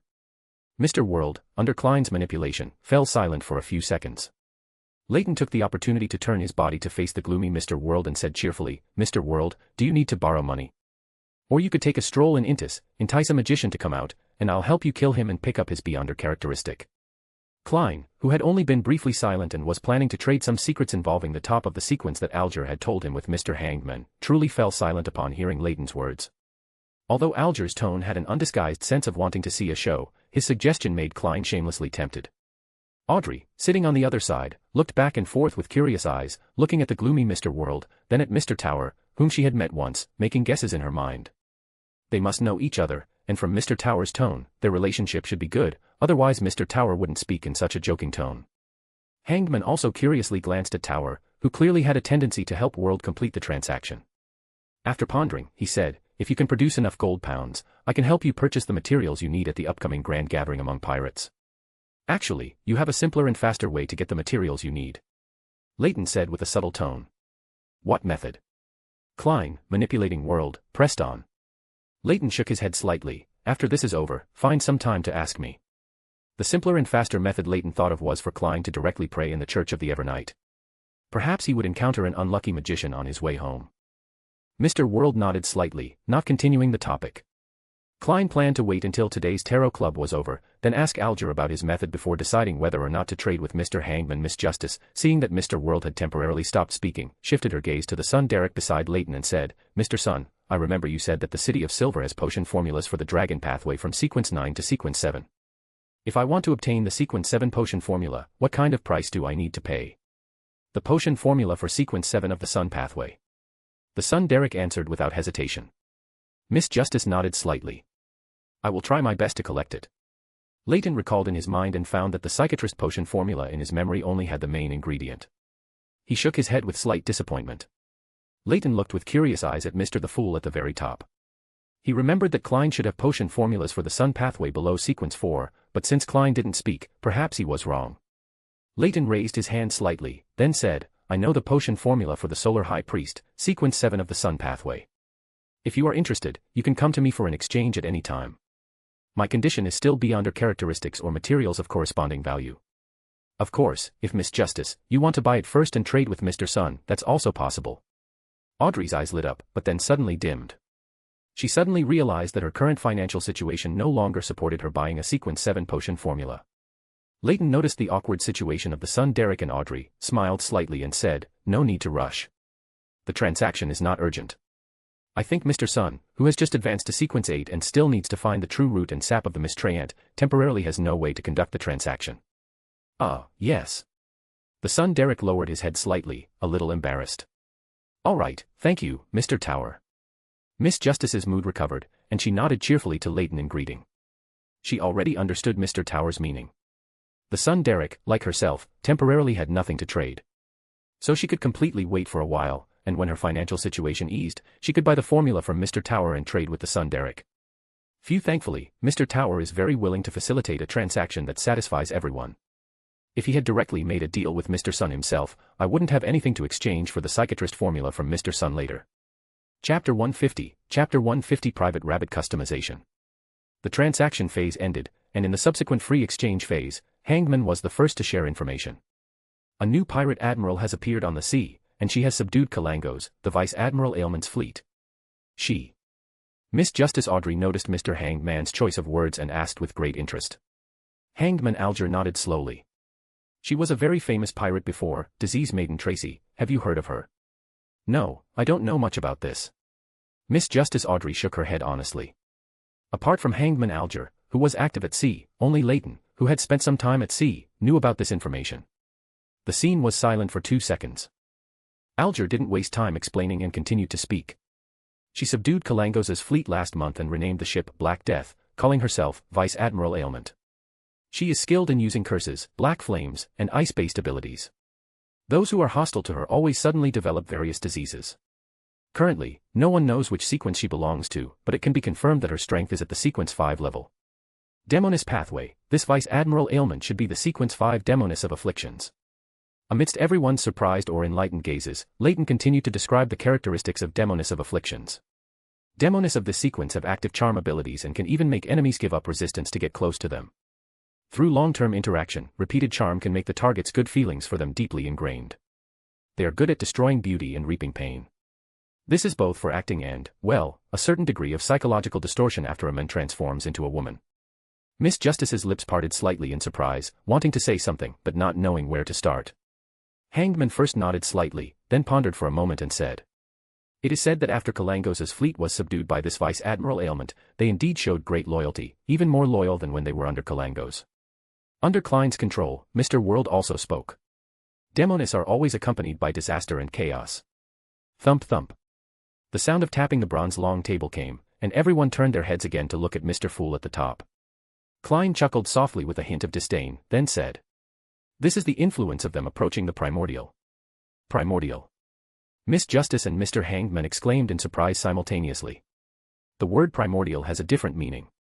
But Mr. Fool, covered by the grey fog, did not explain further, which made Audrey, who wanted to ask more questions, hesitate whether to speak.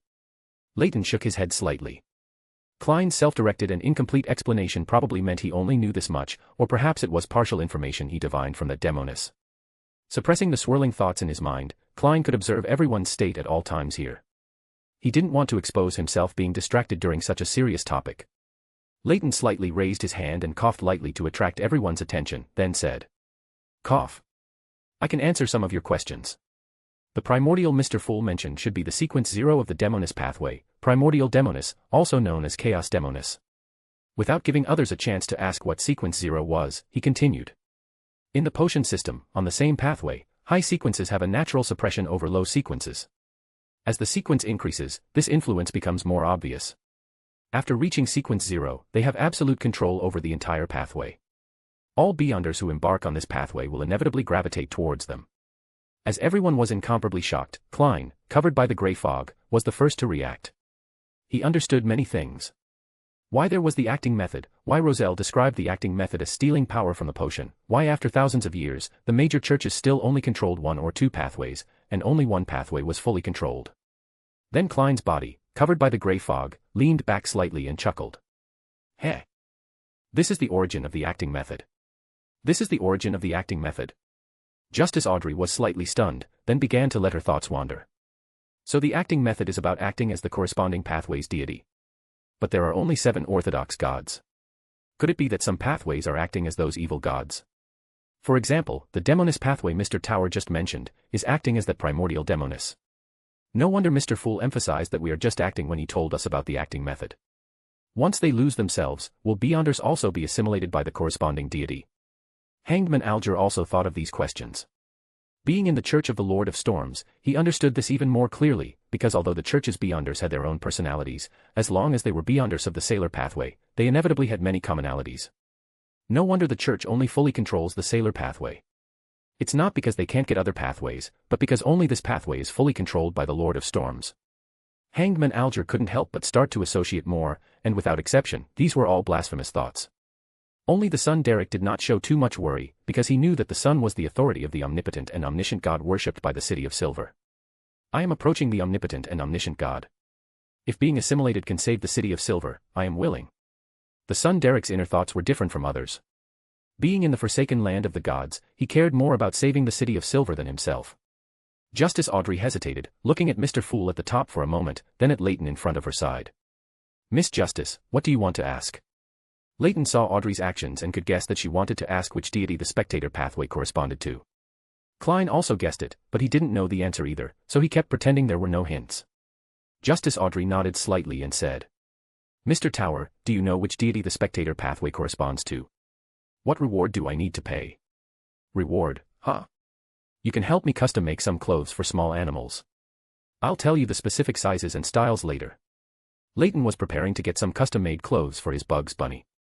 After such a long time, Bugs Bunny's vests and cloaks were all damaged. It was a good opportunity to have Miss Audrey custom make a few sets for it, no, for his rabbit. Bugs Bunny. Clothes custom made by Miss Justice herself, that must be exclusive to nobles. I never thought I would one day envy a rabbit. Klein thought helplessly.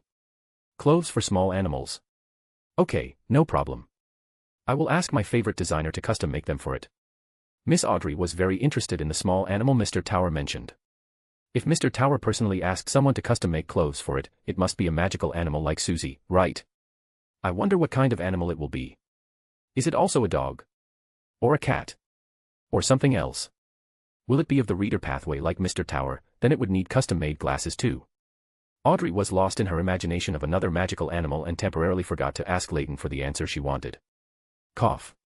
Leyton coughed lightly to bring Miss Justice back to her senses, then said. The spectator pathway currently has no deity. Currently none. So, there might be one soon. Justice Audrey understood the hidden meaning in Leyton's words. Maintaining a smiling expression, she nodded slightly towards Leyton, then fell into deep thought. Mr. Tower means that there is already an existence close to a deity in the spectator pathway. I hope that one is not an evil god, otherwise I will need to consider changing pathways. The spectator pathway has no deity. This aligns with my related conjectures. Klein, covered by the grey fog, nodded with a very small arc. The others, whose vision was obscured by the grey fog, could not see this subtle movement. After obtaining the information she wanted to know, Audrey then shared some things she knew about Backlund. Backlund recently had a series of murders, a total of 11 cases, with only one confirmed as an imitate crime. The characteristic of this series of murders is that it targets women who used to be prostitutes but now have legitimate professions. The murderer breaks open their abdomens and removes all their internal organs. The son Derek, sitting to Leyton's right, suddenly spoke at this moment. I know this ritual. Ritual? You know? Audrey asked back with great surprise and delight. The son Derek nodded. I remember this ritual. I saw it in a textbook. It's quite ancient, a ritual used by devil to assist their advancement, often appearing when advancing from sequence 6 to sequence 5. Audrey asked with considerable surprise. A ritual used by devil to assist their advancement. Yes, the sequence 6 of the Abyss pathway is called Devil, which is also the origin of the devil as a race name. The son Derek answered very seriously. Then, at Audrey's insistence, the son Derek described the specific content of the ritual. A minimum of 13 people, a maximum of 49. The more complete the ritual, the better the effect.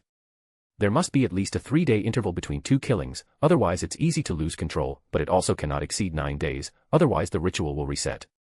After each killing, the devil will eat the victim's internal organs. From then on, he will remain in a state of irritability, bloodlust, and desire to harm others until this desire is satisfied. That's truly terrifying. Audrey sighed from the bottom of her heart after listening to the son Derek's description. She even felt that just imagining the scene was cruel.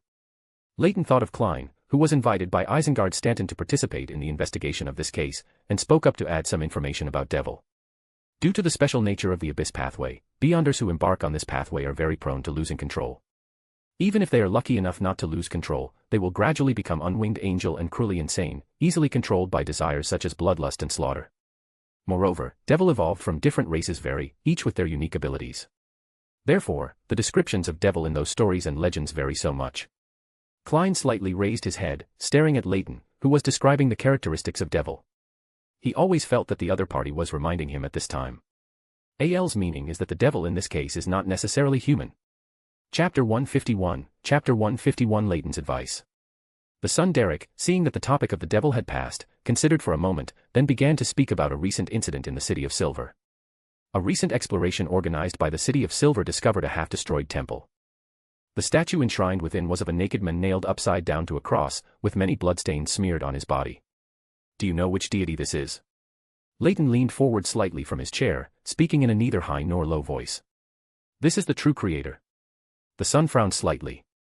This title was very similar to Lord who created everything, the omnipotent and omniscient God, which they worshipped in the City of Silver, but it had the prefix true. Could there be a false creator? The son's emotions were very complex. Although Miss Justice and Mr. Hangman were unfamiliar with the image described by the son, they were not at all unfamiliar with the title True Creator. This was the evil god worshipped by the Aurora Order. Hangman Alger pondered for 2 seconds before saying. The force that believes in the true creator is the Aurora Order. Among the Beyonder pathways they control, there is a sequence that includes the shepherd you mentioned. Shepherd. The son Derek, who had been silent, suddenly sat up straight. He thought of Elder Lovia, who was acting increasingly strangely. She was a shepherd. He became somewhat worried about the newly promoted elder of the Council of Six, and worried about the safety of the City of Silver. Leyton glanced at the son, who was on his right and had clearly become worried, and spoke to comfort him. You don't need to worry too much. The true creator won't do anything to your City of Silver. Of course, if you actively approach him, that's another matter. His state is not good, he doesn't have much rationality to speak of. The son turned his head to look at Mr. Tower on his left, somewhat shocked, and said with a clear fluctuation in his voice. Really? Really? Your City of Silver has been developing in the forsaken land of the gods for over 1,000 years. You wouldn't think he hasn't noticed you, would you? Leyton said something that wasn't exactly comforting. The son still wanted to press for more questions, and Miss Justice and Mr. Hangman were also listening intently. Before Leyton's voice, the sound of the bronze long table being tapped rang out. Klein, shrouded in grey fog, concealed his fatigue and spoke softly. This gathering ends here. Although he still wanted to ask more questions about the true creator, seeing that Mr. Fool had already spoken, the son Derek still suppressed his curiosity. I'll ask Mr. Tower for more information at the next gathering. Led by Miss Justice Audrey, everyone stood up and bowed one after another. The blurry figures of everyone dissipated into light. After the tarot club ended, Leyton remained in his position, leaning back in the armchair on the balcony. He had a premonition that Klein would come to him with some questions. After about 20 minutes, Leyton saw Klein emerge from the house across the street. Klein looked up as if sensing something, and saw Leyton sitting in the armchair on the second-floor balcony, holding a book with a simple cover, reading quietly in the afternoon sun. Walking quickly across the street, Klein had just placed his hand on the front door when it opened automatically. Klein's gaze swept faintly over the spirit attached to the doorknob, using the clown's ability to control his slightly twitching mouth. An intelligent furniture from another world.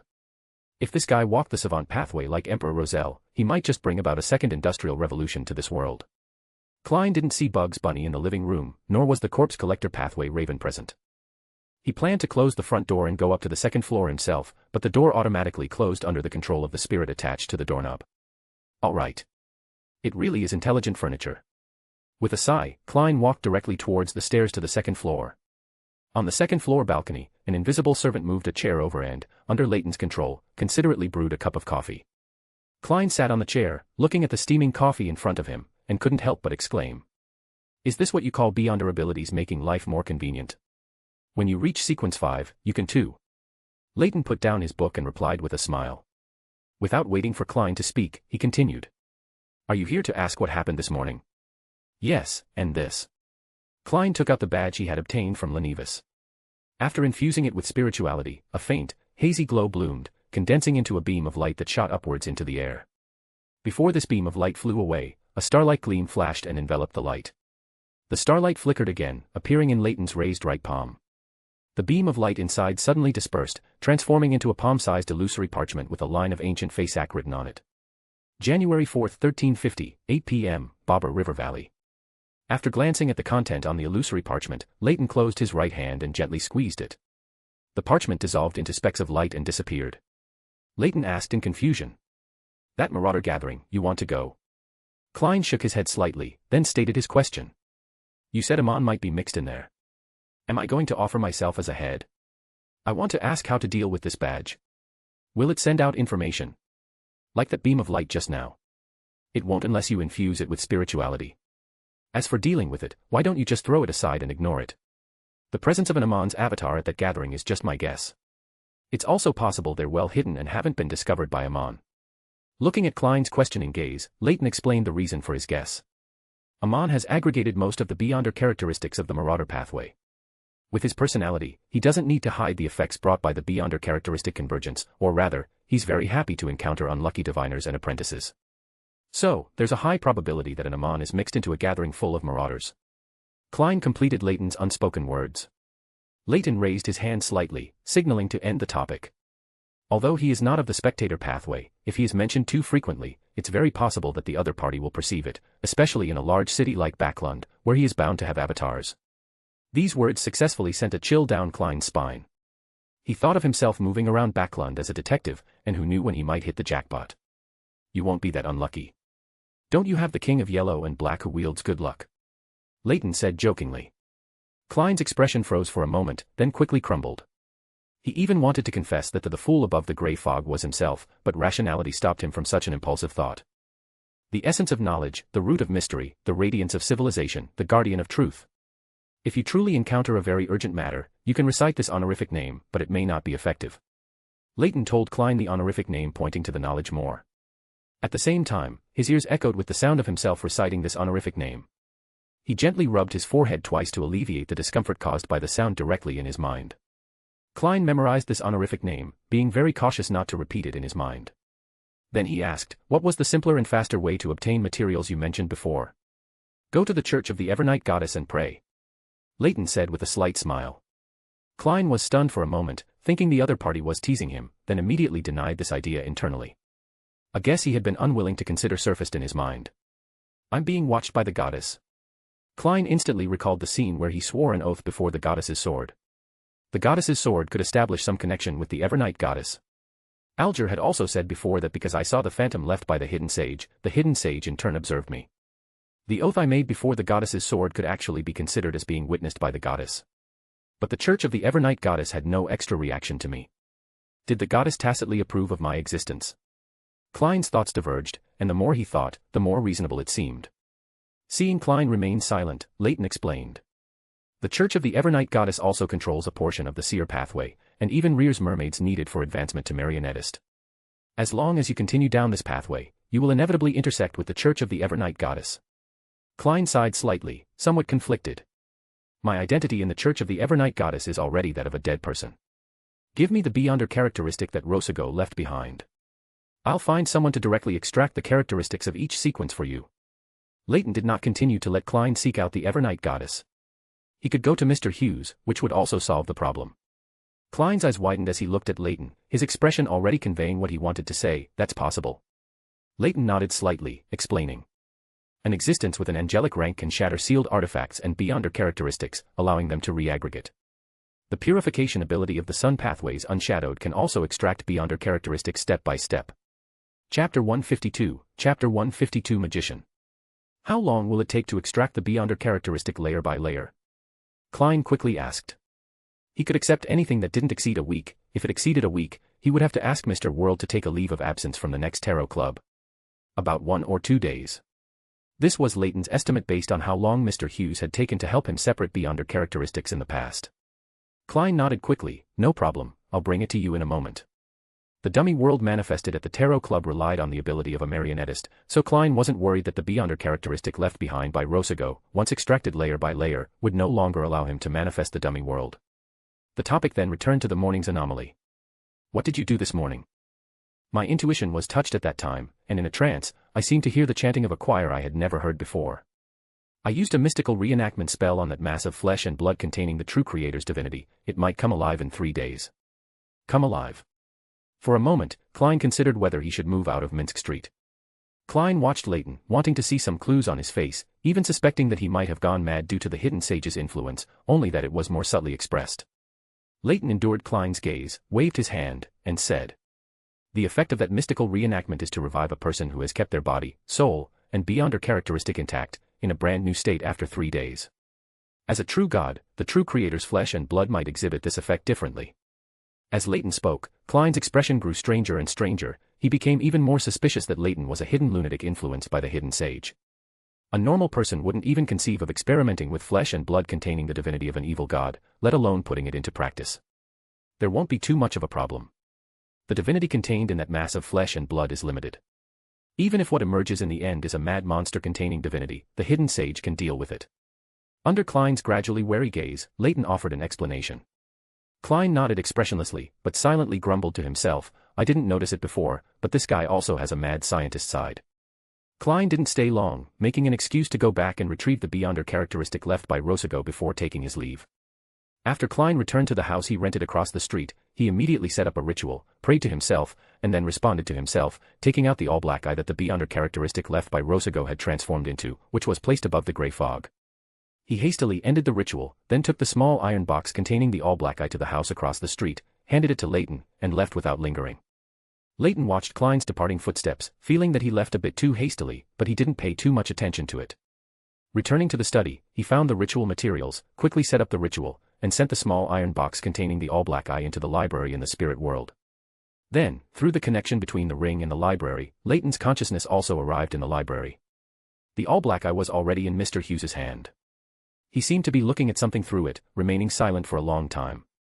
Leyton stood quietly to the side, not disturbing him. After a long while, Mr. Hughes finally put down the all-black eye in his hand and spoke. I didn't expect Evernight to choose to cultivate someone herself to compete for the Lord of the Mysteries. She has always been very bold and strategic, which makes me a bit interested in the one Evernight chose. As Mr. Hughes finished speaking, he calmly glanced at Leyton, a faint smile on his lips, and continued. Actually, I'm more optimistic about Mr. Dorr, but unfortunately, he's too severely corrupted. However, compared to Amon, I'm more willing to support this little fellow cultivated by Evernight. You can come back tomorrow to pick up the extracted Beyonder characteristic. Leyton quickly nodded, not asking how Mr. Hughes knew so much. He already had some suspicions and guesses about Mr. Hughes's identity. Before leaving, he borrowed a few more books from Mr. Hughes, and after receiving permission, he immediately left the library. Then he rearranged the ritual and retrieved the books he had borrowed. Holding the books, Leyton dragged a lounge chair onto the balcony, covered his face with a book, and fell into a deep sleep under the warm sun. The next day at noon, the book messenger came to inform Leyton that the Beyonder characteristic in the all-black eye had been completely extracted. Why is he so much more proactive when helping Klein than when helping me? Leyton grumbled inwardly. After waiting for the book messenger to finish praising the god of knowledge and wisdom, Leyton set up a ritual and extracted all the Beyonder characteristics from the all-black eye. There were 5 portions in total, lumps of Beyonder characteristic that were either deep blue, deep black, or black-green, laid out before him. Leyton squeezed the jelly-like Beyonder characteristic, then gently waved his hand, scattering a field of starlight. The starlight transformed into transparent amber, encapsulating the Beyonder characteristics. Then, he carried the Beyonder characteristics and stepped into the spirit world, arriving in Klein's living room. Klein, who was still eating lunch, unhurriedly pulled out a chair nearby and pointed to it. He was already used to Leyton, who frequently appeared and disappeared through the spirit world. The Beyonder characteristics in that all-black eye have all been separated. Saying this, Leyton threw all 5 transparent amber he was holding onto the dining table. Klein looked at the Beyonder characteristics of various colors in front of him, blinking. This was the first time he had seen so many Beyonder characteristics at once.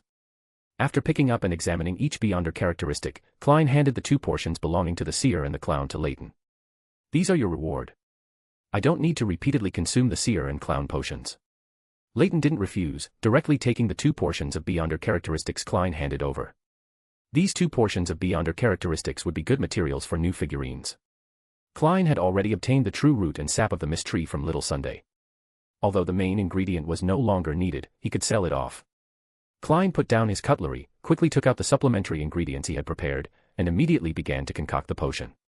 Under Leyton's gaze, a potion was concocted that looked like fireworks constantly blooming, colorful, with many colors constantly spreading out and disappearing. Leyton curiously examined the strangely shaped potion and couldn't help but say, "What a strange color, like a pile of overturned paint buckets." Klein didn't respond, but instead pulled out a 1-pound gold coin from his jacket pocket, flicked it into the air with a clang, and then caught it. After a simple divination and receiving a positive answer, Klein stepped back a few paces, sat on the sofa, quickly entered a meditative state, calmed himself, and then drank the potion in the bottle in one gulp. Leyton quietly watched Klein, who had drunk the potion, from the side. The other party remained calm, except for his slightly distorted expression.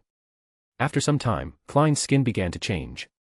The skin on one arm was deeply wrinkled, like that of a centenarian, while the other arm lost its color and became transparent, even allowing one to directly see the blood vessels, muscles, and veins inside. A layer of imperceptible purple light flashed in Leyton's eyes, and his vision suddenly became different. Every inch of Klein's skin, every muscle and bone, was seen clearly. Leyton clearly saw Klein's body undergoing miraculous changes under the potion's transformation, with many strange, unknown symbols outlined in his flesh and blood. Under the strong sense of being peeped at, Klein quickly recovered from the potion's effects. As soon as his vision returned, he saw Leyton not far away, his eyes containing a layer of imperceptible purple halo, examining him. He felt as if he had no secrets under the other party's gaze. Then Klein noticed his strange skin, and his vigilance immediately rose as he warily observed the most obvious abnormalities of his arms. "This is the potion transforming your body, it will return to normal after a short while." Hearing Leyton's reminder, Klein breathed a sigh of relief. After 5 or 6 minutes, everything returned to normal. No wonder every Beyonder is so cautious when it comes to advancement. I only chose to advance after thoroughly digesting the Sequence 8 potion, and there were still such severe side effects. Those Beyonders who rely on time to digest their potions. Leyton walked to a chair and sat down, casually saying, "The world of Beyonders is just that cruel. Of course, there are also some lucky ones who can digest potions even by swallowing them raw. Swallowing potions raw.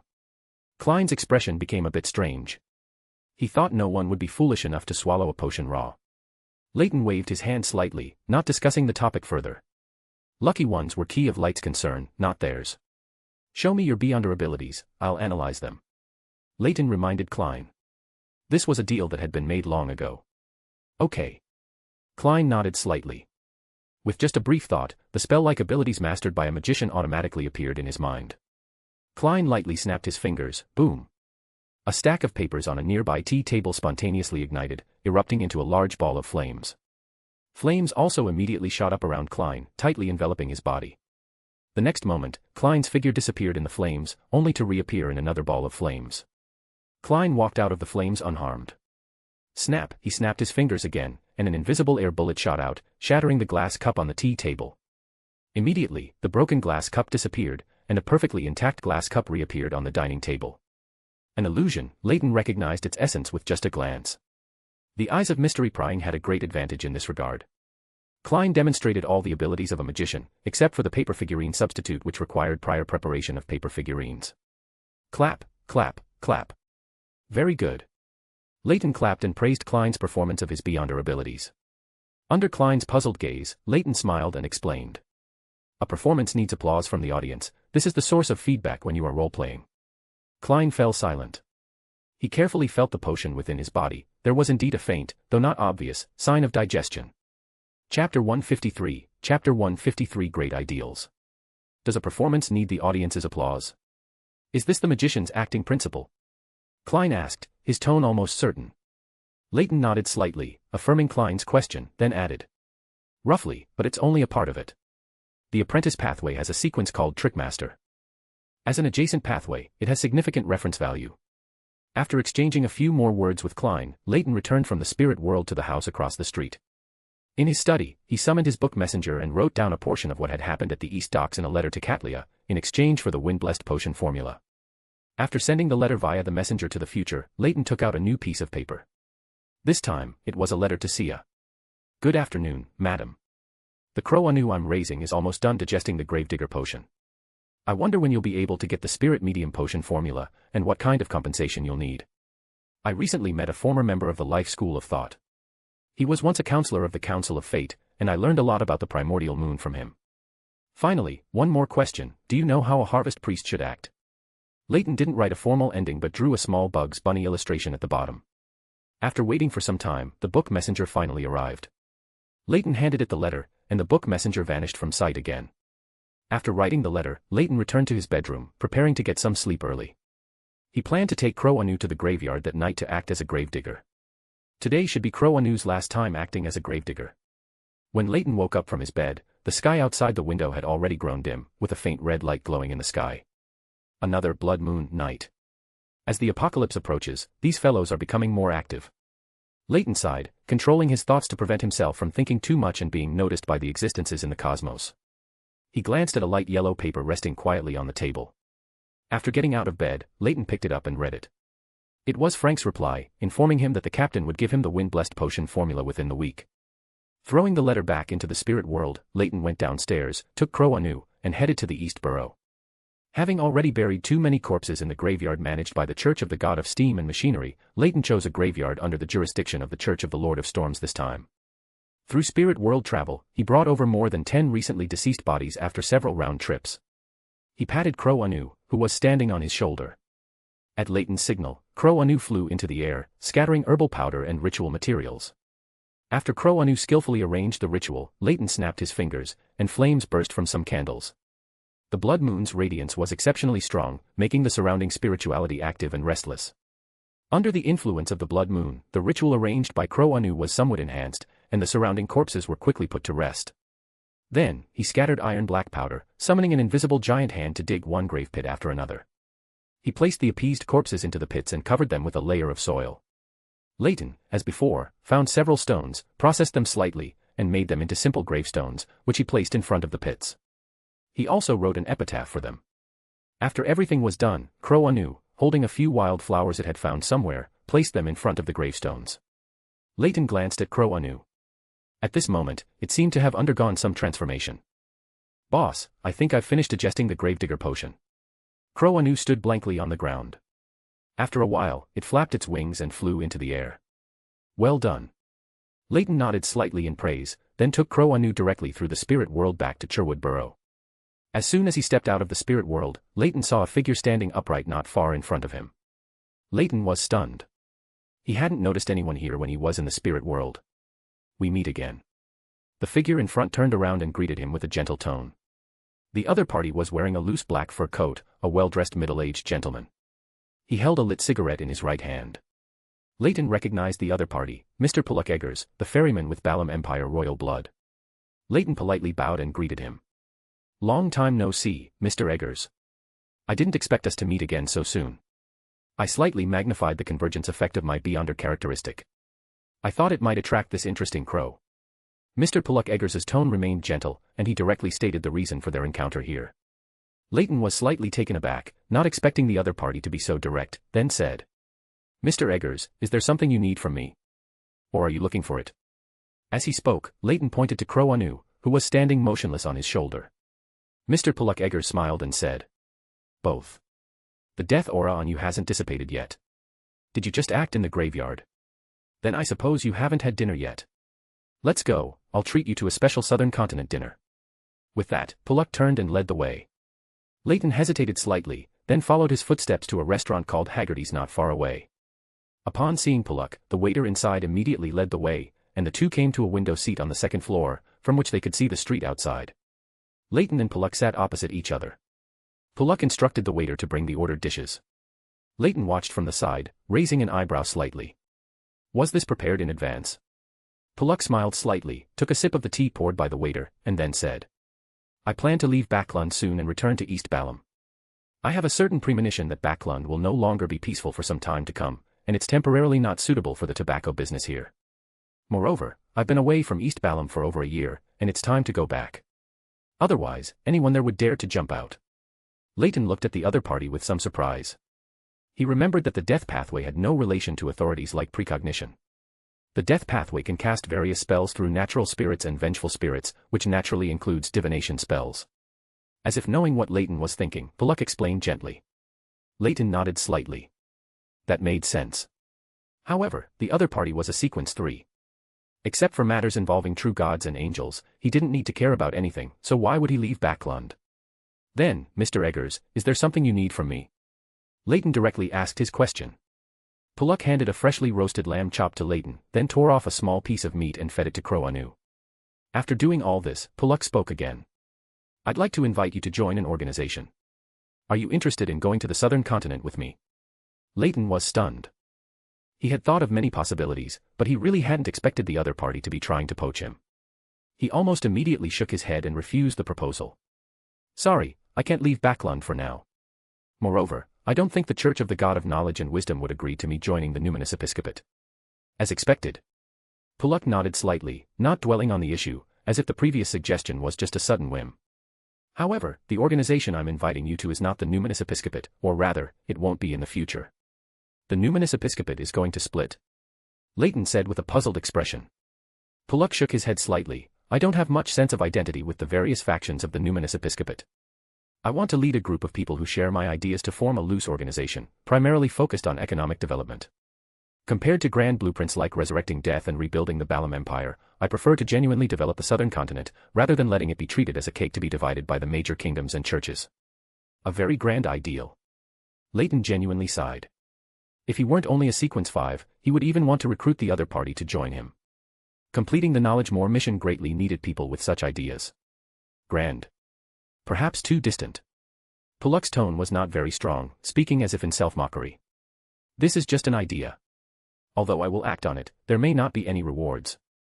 Leyton shook his head slightly and said with a smile. "At least I strongly agree with this ideal. I think besides me, many others will agree, though not necessarily people from the numinous episcopate, or even from the Southern Continent. Moreover, perhaps some churches and organizations can become your partners and provide some help. For example, the Church of the God of Knowledge and Wisdom." Pollock's tone remained gentle, but his face showed a more genuine smile. Chapter 154, You can call me Sasra. I don't represent the Church of the God of Knowledge and Wisdom, but it's well known that the Church of the God of Knowledge and Wisdom is keen on spreading knowledge. Leyton maintained his expression and gave a somewhat vague answer. Sigh. I knew it. A sequence 3 saint wouldn't come looking for me for no reason. Perhaps, I'll have a chance to pull him into my faction in the future. This crow is almost sequence 7, right? Do you have the potion formula for sequence 7? Puluk smiled and changed the subject. Leyton hadn't spoken yet when the crow beside him quickly answered, no, not yet. Puluk nodded slightly and said with a smile, then I'll give you a spirit medium potion formula, as a parting gift. With that, Puluk called a waiter, asked for a piece of paper and a pen, and wrote down the spirit medium potion formula. He then handed over the written spirit medium formula. Leyton took it, quickly glanced at it, and then put it into his pocket. He then nodded in thanks to Puluk, who was sitting opposite him. Thank you very much, Mr. Eggers. This formula comes at a very opportune time. Thank you very much. Thank you very much. Crow Anu imitated Leyton's actions, nodding repeatedly at Puluk to express his gratitude. Haha, no need to be so polite. I'm giving you this formula on one condition. I want to understand this crow's advancement process and some of its changes afterward. Its phoenix bloodline isn't very strong, but I saw a trace of atavism in it. Okay, no problem. Leyton nodded in agreement without hesitation. He shifted his gaze to the somewhat bewildered crow beside him. Leyton didn't think this would be a problem. After all, the mythical creature form of the death pathway had now become a feathered serpent, so even if it underwent atavism, it would be difficult for it to become a phoenix. After a hearty southern continent-style dinner, Leyton and Crow Anu got up to leave. Before they left, Puluk told Leyton his messenger summoning incantation. He took a hansom cab back to Minsk Street, then got out of the cab and walked towards the house he rented. When he reached the front of house number 15, Leyton thoughtfully glanced inside. The blood moon night, will it be the night Miss Magician joins the tarot club? It just so happens that Klein advanced to a sequence 7 magician today. Such a coincidence is really interesting. He stood in front of Klein's door and mumbled a few words to himself. Then he turned and walked into the house across the street. After returning home, he quickly went upstairs to wash up, and Leyton lay down on the bed and fell asleep. The crimson moonlight shone through the glass window into the room. The transparent amber, casually placed on the coffee table by Leyton near the window, emitted faint, flickering light under the active spirituality, like the frequency of a heartbeat. The sleeping Leyton once again entered a dream. He seemed to have arrived in the ancient second epoch or third epoch. Here, Leyton saw images of giants, dragons, phoenix, elves, and other creatures. The scenes constantly shifted, finally settling on a high mountain peak, with the sky fixed at dawn. A blurry male figure with pale skin, dressed in a black clerical robe, appeared. His dark hair cascaded behind him, and behind him were 8 pairs of pure white wings made of light, like an angel descending to the human world, with a sacred aura spreading everywhere. Nice to meet you, the 4th survivor after amnesis and I. A gentle, deep voice sounded, quickly waking Leyton from his dazed state. He turned his head to look around, at the scene like a frozen painting, and Leyton realized that he was still in a dream. Looking at the figure in front of him, Leyton's mind raced. He wasn't sure if this person was the ancient sun god, the true creator, or some other new identity in a different state. As if seeing Leyton's confusion, the blurry male figure spoke again, "You can call me Sasra." Leyton didn't suppress his surprised expression and asked in confusion, "Sasra, didn't you fall?" The blurry figure, who called himself Sasra, said in a calm tone, "I just bear this name, but I am not the former Dark Angel." The former Dark Angel was a personality that the former me specifically split off to resist the invasion of the Primordial One. And I am a personality that appeared when the true creator, using the mystical reenactment you employed, peeled off a small part of his own will. Leyton was silent for a moment.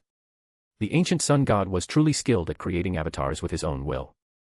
Although the other party's explanation was reasonable, Leyton was still a little confused. That was just a sequence 4-level mystical reenactment. Does it have such a strong effect? The blurry figure, who called himself Sasra, still spoke in that unfluctuating tone. "You underestimated the effect of this mystical reenactment, and you overestimated me.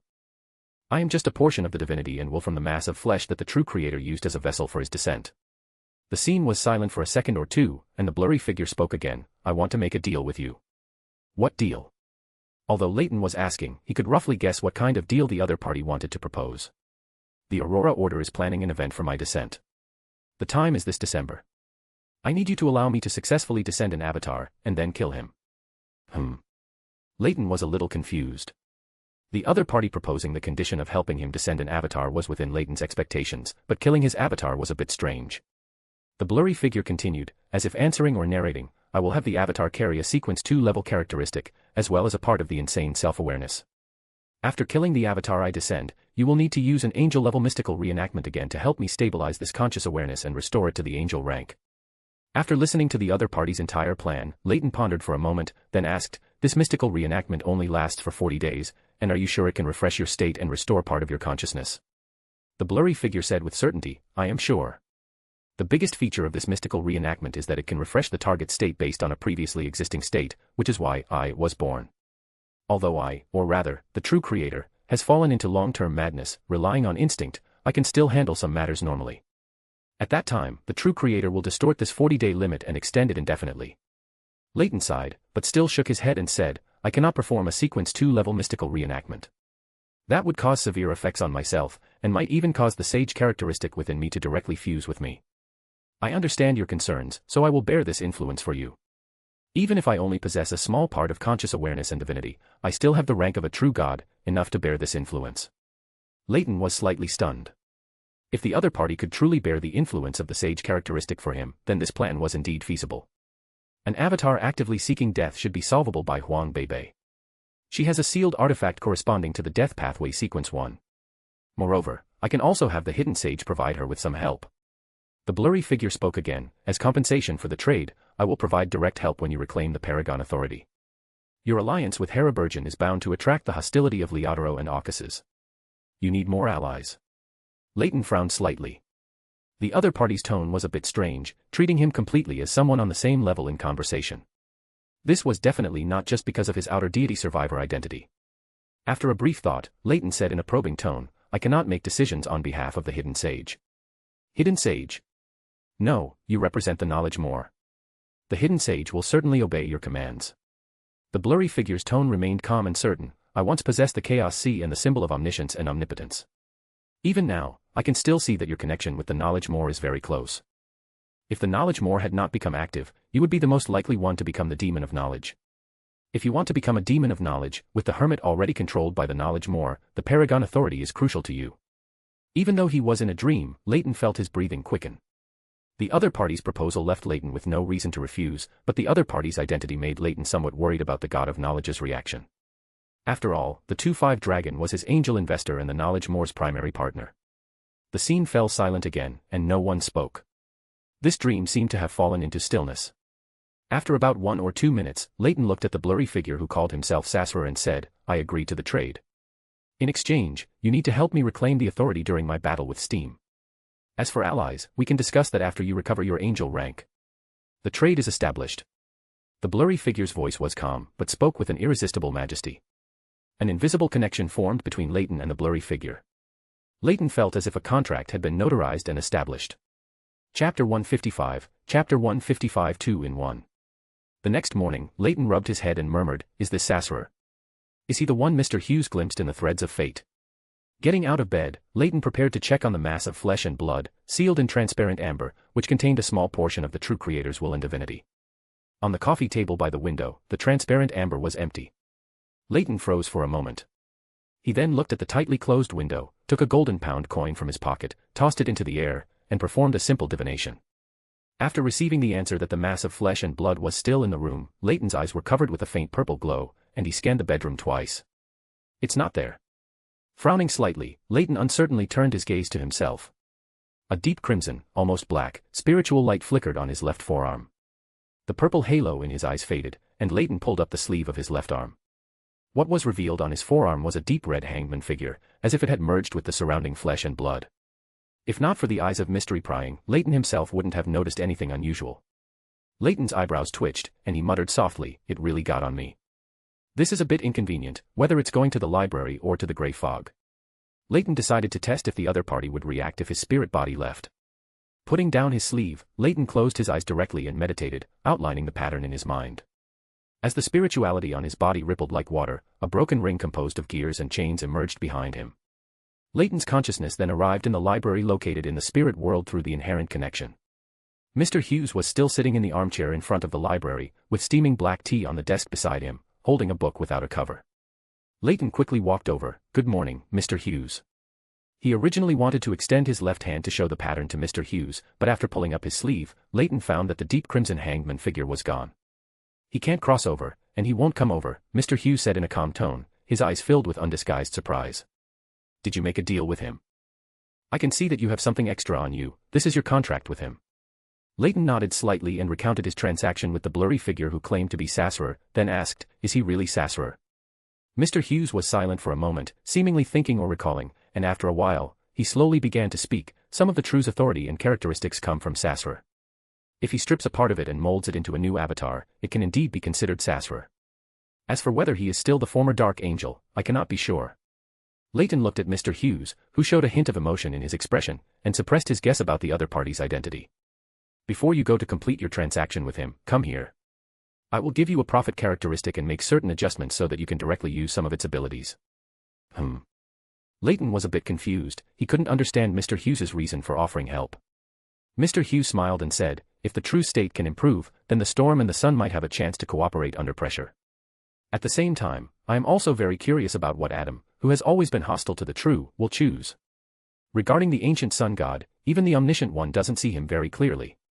Okay. Leyton replied quickly and did not linger in the library. His spirit body returned to his body in the bedroom.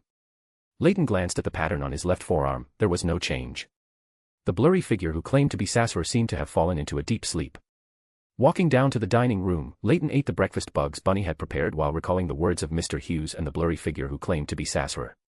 Mr. Hughes is most likely a disguise of the God of Knowledge. Did he split off a clone from the God's past, who was once the Wisdom Angel? Leyton murmured softly. He felt that Mr. Hughes had some doubts about Amon's brother's identity.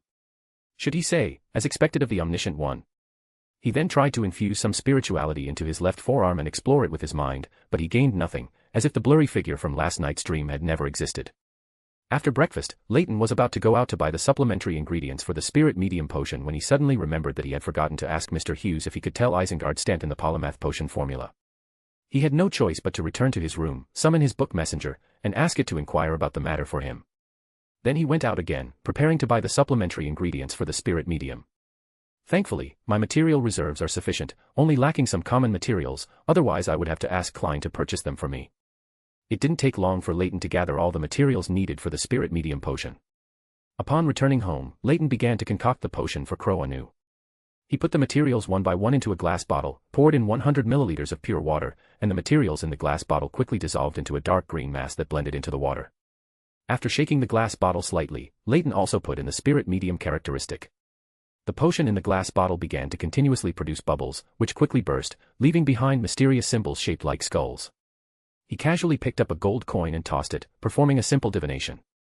After receiving an affirmative answer, Leyton handed the potion to Crow Anu, who was gazing at the scene from the side. Crow Anu eagerly plunged its beak into the mouth of the glass bottle. Leyton tilted the glass bottle, pouring the potion into Crow Anu's mouth. Soon, the potion was completely drunk by Anu, and then the entire crow, like a drunkard who had too much to drink, fell straight onto the table. Leyton frowned slightly. This crow's reaction after drinking the potion was always a bit different. A faint purple light flashed in his eyes, and the changes in Anu's body were completely visible to Leyton. The potion is transforming its spirit body.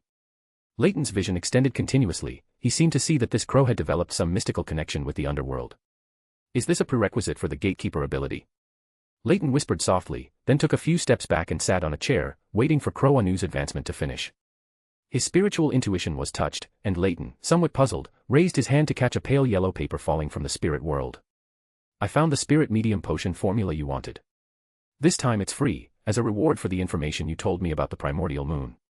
Remember to write to me and tell me about the changes in your crow after its advancement and what it saw during its advancement. A letter without a beginning or an end. Leyton was slightly speechless. He had forgotten that he had written to Sia asking for the spirit medium formula. Good thing Sia didn't ask me for money, otherwise I would have spent money to buy a potion formula I already had. Sighing, Leyton flipped the paper in his hand. There was another passage on the back. Mr. Hughes said you can tell that detective the polymath potion formula.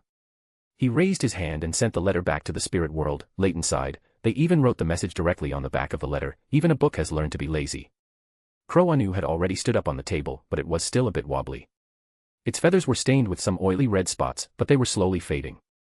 Crow Anu shook its head up and down and said, "Boss, I saw that very large bird again. Its tail feathers are so long, and red, so beautiful. I think I can grow up to be like that too. Is this your intuition? What else did you see?" Leyton immediately walked over and asked. At the same time, a faint purple light reappeared in his eyes as he looked up and down at Anu, checking the changes on its body. Anu made a thoughtful expression and said, "I think I saw the underworld. I don't know if it's real, but when I saw that place, my mind just assumed it was the underworld. I also learned an ability to open doors. I can directly pass through walls. This isn't an ability that came with the potion, it's an ability I learned on my own after seeing the giant red bird." Upon hearing this, Leyton frowned slightly. The Phoenix ancestor, Greg Race, had mastered some of the door pathway's authority. After a moment of consideration, he asked, "Did you directly master the door ability, or did you gain the corresponding knowledge?" The crow shook its head and said, "Not just knowledge, but also a lot of experience in using this ability." From Crow Anu's words, Leyton roughly understood that it had gained beyond knowledge and experience in using the door ability, rather than directly obtaining the corresponding partial characteristics. After confirming that Crow Anu had no abnormalities, Leyton went to the study on the second floor, picked up a pen and paper, and wrote a letter to Mr. Polluck Eggers, describing in detail Crow Anu's experience during its advancement, including its acquisition of door pathway beyond knowledge. After taking out the materials and setting up the ritual, Leyton stepped back and chanted Polluck's messenger summoning spell. Spirit that roams the upper realm, absolutely benevolent creature, Polluck Eggers' contractual partner. As the incantation was completed, the temperature in the room instantly dropped, and the candlelight glowed with a faint green light, flickering in the windless room. Leyton stood quietly in place, his eyes fixed on the opposite wall. Burning bone fragments surged out of the wall, haphazardly gathering on the floor in front of Leyton, forming a tall humanoid figure covered in cracks and holes, with eerie green flames spewing from every fissure on its body. Leyton handed the written letter to the other party, and seeing that the flames on its body did not burn the letter, he breathed a sigh of relief. The tall humanoid body, spewing eerie green flames, once again disintegrated into fragments of bone, flowing like spring water into the spirit world. Looking at the direction Polluck's messenger departed, Leyton muttered to himself. This messenger doesn't seem like a normal undead, and its strength is not weak, possessing the power between Sequence 4 and Sequence 5. After tidying up the ritual materials, Leyton returned to his desk, tore a page from his notebook, and wrote down the polymath's potion formula. Holding the written formula, he stepped into the spirit world. In Hillston Borough, in front of a slightly old building, Leyton's figure quickly materialized. Leyton surveyed the house, which was not very well lit and appeared somewhat dim, then walked forward a few steps and knocked on the door. Dong. Dong. With a creaking sound of the door opening, a young assistant wearing a long trench coat and glasses opened the door. He subtly scrutinized Leyton, then said, "Hello, this is Detective Isengard Stanton's residence. May I help you?" Leyton handed the folded paper to the assistant and said, "This is for Detective Stanton. It contains information he needs. Please give it to him." After speaking, Leyton stuffed the paper into the assistant's hand and then turned and left directly. The paper with the polymath potion formula had traces of psychological cue on it, so Detective Stanton's assistant would not actively open it to see the contents. After delivering the polymath potion formula to Detective Stanton, Leyton turned and went to the Harvest Church in south of the bridge. He planned to check on Bugs Bunny there. Not long after Leyton left Isengard Stanton's residence, the great detective returned by carriage. The assistant handed the paper Leyton had sent to Isengard Stanton. "Sir, a strange young man just brought a piece of paper and said it was for you." Isengard Stanton took the folded paper from the assistant, and it was clear that the paper was casually torn from a notebook. A glimmer of anticipation appeared on Isengard's serious face. He immediately opened the folded paper, and as expected, it contained the polymath potion formula. In the Harvest Church on Rose Street in south of the bridge, Leyton's figure quickly materialized. Before he could greet Father Utravsky, who was sitting in front of the holy emblem of life, his attention was drawn to Bugs Bunny and Emlyn arguing nearby. Leyton looked at the basin of blood-red tomatoes between them, his brows slightly furrowed. He saw blood in those tomatoes. "Are these tomatoes bloody?" Leyton approached, looking strangely at the rabbit and the sanguine. Emlyn nodded without raising his head. "You should control this rabbit. It actually wants to cultivate tomatoes that can produce their own blood. It says that way, we sanguine won't have to suck other people's blood anymore. Doesn't it know that we sanguine don't directly bite people? Such a crude way of eating is only chosen by you humans who advance by consuming potions." Leyton was momentarily speechless. He picked Bugs Bunny up from the ground and said to it expressionlessly, "Didn't I say that you need to write an application and get my permission before you can modify plants?" Bugs Bunny distorted its body twice, jumped out of Leyton's hand, moved back a couple of steps, and only then, after creating some distance, said, "This isn't home. And Father said that only by making others feel the joy of harvest can I become a qualified harvest priest." The joy of harvest. Leyton glanced at Emlyn, whose face showed no joy at all. Perhaps, this rabbit can only stay at Sequence 7. Leyton felt that he could no longer let this rabbit interact with Frank in the future, otherwise, if it really turned into Frank the rabbit, it would be troublesome. Father Yutravsky, who was praying in front of the holy emblem of life, opened his eyes and looked at the basin of bright red tomatoes, reminding Leyton. Its ideas are very interesting, but sometimes too dangerous, and it also has strong executive ability. I understand. I'll keep an eye on it. Leyton nodded in response to the father. Then he turned his head to look at Bugs Bunny on the side. He didn't need to ask to know that this outrageous basin of tomatoes was secretly cultivated by it. Randomly mixing the characteristics of animals and plants is forbidden in the Church of the Earth Mother.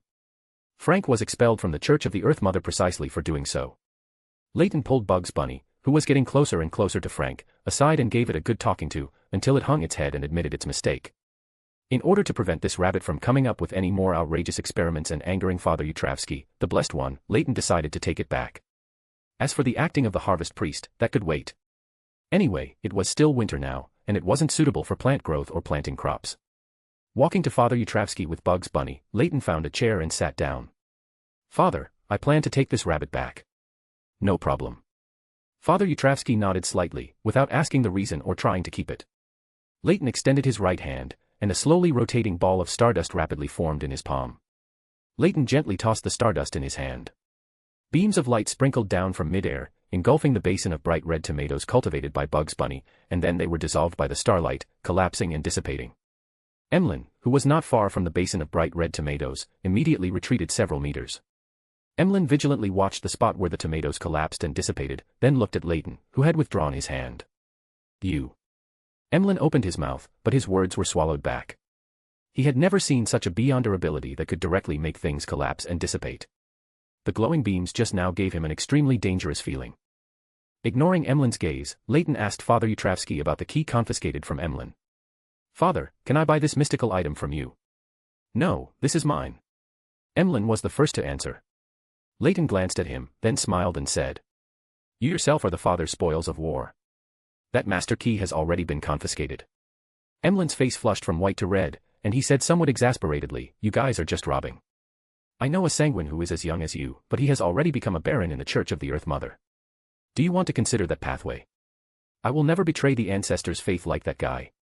Emlyn said angrily, then turned and left the Harvest Church. Looking at Emlyn's retreating back, Leyton curiously looked at Father Yutravsky next to him and asked. Father, how long have you been implanting psychological suggestions in it? 2 months.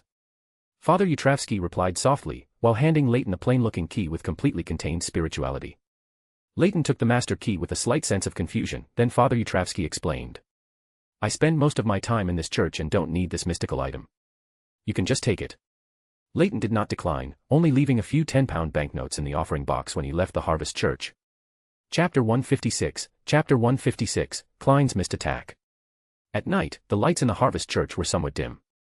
Father Yutravsky sat before the holy emblem of life at the front of the church, his eyes closed, his hands clasped under his chin, silently praying. A figure stealthily entered the church from the side. Father Yutravsky opened his closed eyes, his gaze fixed on the hidden location of the figure, and spoke in a low, gentle voice. The Church of the Earth Mother does not refuse anyone. Why did you not use the main entrance? From a dark corner, Klein emerged, his face smeared with grease paint. He looked at the father, who was like a small giant in front of him, and said. You are Bishop Yutravsky. I prefer to be called Father. Father Yutravsky looked at Klein and said in a calm tone. Outside the church, Leyton, who had returned at some point, stood in the shadows in front of the church with Bugs Bunny. Leyton held several light yellow papers in his hand. On them was drawn a cat with grease paint on its face, wearing a top hat and a bow tie, stealthily entering a church with the symbol of the Church of the Earth Mother. It's a good thing I noticed Klein heading this way earlier, otherwise I would have missed this scene. Leyton muttered to himself quietly in his mind. He was now very much looking forward to Klein's expression when he discovered that Father Yutravsky's commission had already been completed by someone else. Inside the Harvest Church, Father Yutravsky, who had been talking with Klein for a while, asked. Why have you come? I heard you have something you wish to commission, and the reward is an apothecary formula. Klein stated directly. To his surprise, Klein saw Father Yutravsky slowly shake his head. Although I don't know where you heard that commission no longer exists. You are a step too late, I cancelled that commission last week. The grease paint on Klein's face could not hide his surprised expression. He inwardly complained about the apothecary's outdated information, then said. My apologies for the disturbance, I shall take my leave. With that, Klein walked out without looking back. Stepping out of the Harvest Church, Klein's expression froze again. He saw Leyton in the shadows ahead, holding several light yellow papers, and Bugs Bunny standing at his feet, also holding several light yellow papers. Why are you here? Klein's intuition gave him a premonition that the other party's presence here seemed to be related to him. Leyton and Bugs Bunny walked out of the shadows, a barely concealed smile on his face, and said, I came to pick Bugs Bunny up, and I happened to see you sneaking over here, so I waited for you for a while. Klein looked at the other party expressionlessly. He focused his gaze on the light yellow papers in the hands of the other party and Bugs Bunny. They were all watercolors of a Kuroneko with grease paint on its face, wearing a tall top hat and a bow tie, and a church with the holy emblem of life drawn on it. You were waiting for me here because of these paintings, weren't you? Klein said, looking as if he had seen through everything. Leyton handed over the watercolors in his hand. Do you want to see them? No. Klein refused without thinking. Klein took a deep look at Leyton. He always felt that the other party was very different from him, which was why he had never revealed his identity as a transmigrator to him. Compared to himself, the other party's mindset was closer to Emperor Roselle, treating everything as a game. Leyton casually lifted his hand and threw all the light yellow papers into the spirit world. These were all papers torn from the book messenger. Any content that appeared on them would be automatically recorded by his own book messenger, so there was no need to worry about losing them. Heading back to Minsk Street? Leyton asked. After thinking for a moment and realizing he had nothing else to do, Klein nodded. Leyton took Klein's hand with one hand and Bugs Bunny's with the other, stepped into the spirit world, and soon returned to the house at 15 Minsk Street. As Leyton was about to take Bugs Bunny back to the house across the street, Klein called out to Leyton. Was the commission from Father Yutravsky at the Harvest Church completed by you? Leyton didn't expect Klein to ask him this question. He had thought the other party wanted to inquire about clues regarding the devil. He nodded slightly. Yes, I have some connection with the Church of the Earth Mother. Not long after I arrived in Backlund, I received news that Father Yutravsky needed help.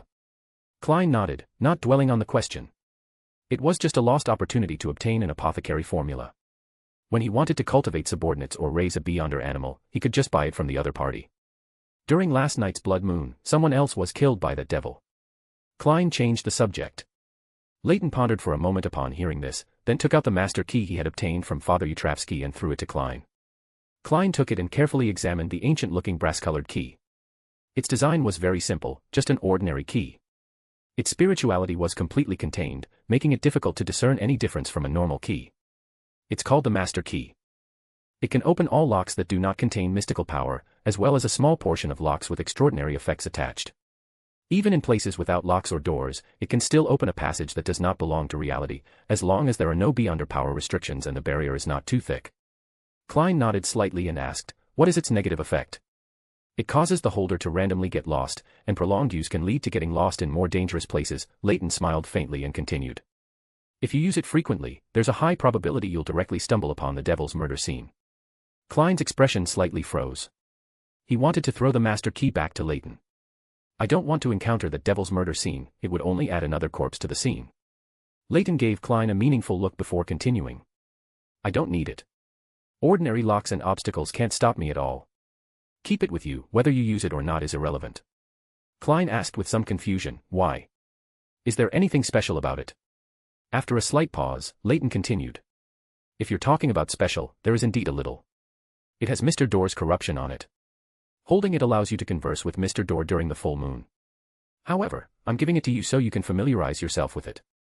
When you reach sequence 3, you will gain the ability to summon historical projections. Klein's eyes lit up. He understood the other party's meaning and no longer had any doubts, so he put away the master key. Of course, he would only keep it and not use it. Both Mr. Door's corruption and the characteristic that causes the user to encounter dangerous scenes made Klein unwilling to easily use this master key. He certainly didn't want to actually stumble upon the devil's murder scene. Leyton told Klein about the devil's information and reminded him that the devil creating the serial murders might have accomplices. Devils find it difficult to control their own desire for slaughter, especially during rituals. The fact that this serial killer has not been exposed for so long indicates that he most likely has accomplices. Moreover, devils have the ability of malicious perception. Once someone harbors ill will towards him, he can quickly lock onto the target. Klein fell silent again. He understood Leyton's meaning. The devil was difficult to actively capture, one could only wait for him to fall into the trap himself. This meant that this serial murder case was more dangerous than he had thought, and he somewhat regretted accepting Detective Isengard Stanton's invitation.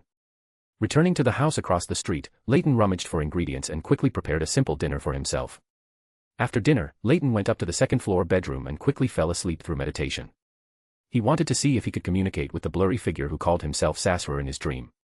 He drifted into sleep, and after an unknown period, Leyton felt the sunlight in front of his eyes was a bit dazzling, and his consciousness gradually awoke. Leyton curiously looked around. The hazy white light made the surrounding scenery appear somewhat blurry. He could only vaguely tell that he was on a mountaintop by the sea. The blurry figure, bearing 8 pairs of transparent wings made of light, slowly approached by stepping through the air. Once the figure was close, its voice echoed in Leyton's ear. "What do you wish to discuss with me?"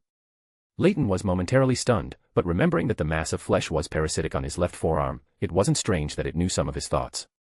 He briefly organized his words, then said, "After you recover to an angel status, will you in turn influence the true creator, allowing him to gradually regain his sanity?" The blurry figure shook its head slightly, its voice calmly narrating.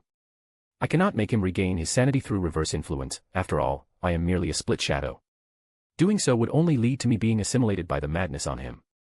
But as long as I exist, the true creator will have a perfect anchor, and his state will gradually improve, allowing him to break free from madness and regain his sanity." Leyton frowned slightly. He felt that this clone's humanity seemed to be insufficient. The relationship between me and the true creator is not that independent. In order not to be corrupted by the madness on him through the connection, I must constantly maintain a state of rationality. The blurry figure seemed to be able to read Leyton's thoughts, providing an answer before Leyton even asked the question. Can I directly say his name here?" Leyton stopped speaking, cautiously confirming with the blurry figure. "Yes, Adam cannot peer into this dream. I didn't expect you to even know Adam's identity. Was it deduced from the knowledge Moor? Or did the Key of Light see something from the River of Fate?" Chapter 157, Chapter 157 Conversation. Key of Light. Leyton was stunned. He hadn't expected the other party to suddenly mention the Key of Light. Connecting it to the Wheel of Fortune card that the knowledge Moor had asked him to collect among the blasphemy cards, Leyton had some guesses. The blurry figure answered every question. "The fate on your body bears traces of modification and concealment. This level of modification and concealment can only be achieved by high-level beyonders of the fate pathway. Currently, in this world, only Ouroboros and the small snake he is pursuing, as well as the Key of Light, which is also sealed in the Western continent like the knowledge Moor, can be considered true high-level beyonders. Why don't you think Will Septon did it? He still holds the uniqueness of the fate pathway." Leyton rubbed his chin with his right hand, casually asking a question, while inwardly pondering the alliance between the Key of Light and the knowledge Moor. If it were him, then the game between Ouroboros and him would have already ended. The blurry figure replied, then immediately asked, "Do you intend to go to the Forsaken Land of the Gods?" "The Forsaken Land of the Gods? The Giant King's Court?" Leyton asked in confusion. The only place in the Forsaken Land of the Gods that he could think of needing him was the Giant King's Court, where the first blasphemy slate was located. Yes, Sassurer's evil spirit sleeps there. If I can fuse with him, I can restore my identity and status as a dark angel. Since you already know Adam's identity, this is no longer a secret. I hope to fuse with him in a rational state, which will minimize the internal friction between us." Leyton's right hand, which was rubbing his chin, paused.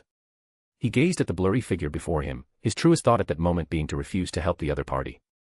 Ever since he came into contact with the other party, a thought of preventing God Almighty's appearance had been lingering in Leyton's mind. After a moment of silence, Leyton spoke again. "The true creator is currently just a normal sequence 0. Can he still separate authority and beyonder characteristics for you?" The blurry figure shook his head slightly in response. "If it were just the hanged man, naturally not. But if I fuse with Adam in a better state, I won't need 3 complete sequence 1 beyonder characteristics and uniqueness, which will also be more beneficial for controlling the Chaos Sea." The blurry figure's answer was quite unexpected.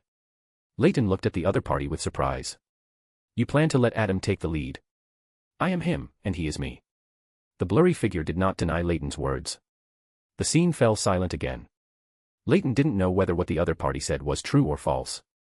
The other party had been parasitizing him in a flesh and blood form, perhaps already discovering his inner unwillingness for God Almighty to appear. "It's almost dawn. You don't have to give me an answer now. When you become a sage, I will ask for your opinion again. Adam has not yet become a visionary, so you have enough time to consider." After the blurry figure finished speaking, the surrounding scene blurred and gradually disappeared, and Leyton's consciousness re-entered a state of sleep.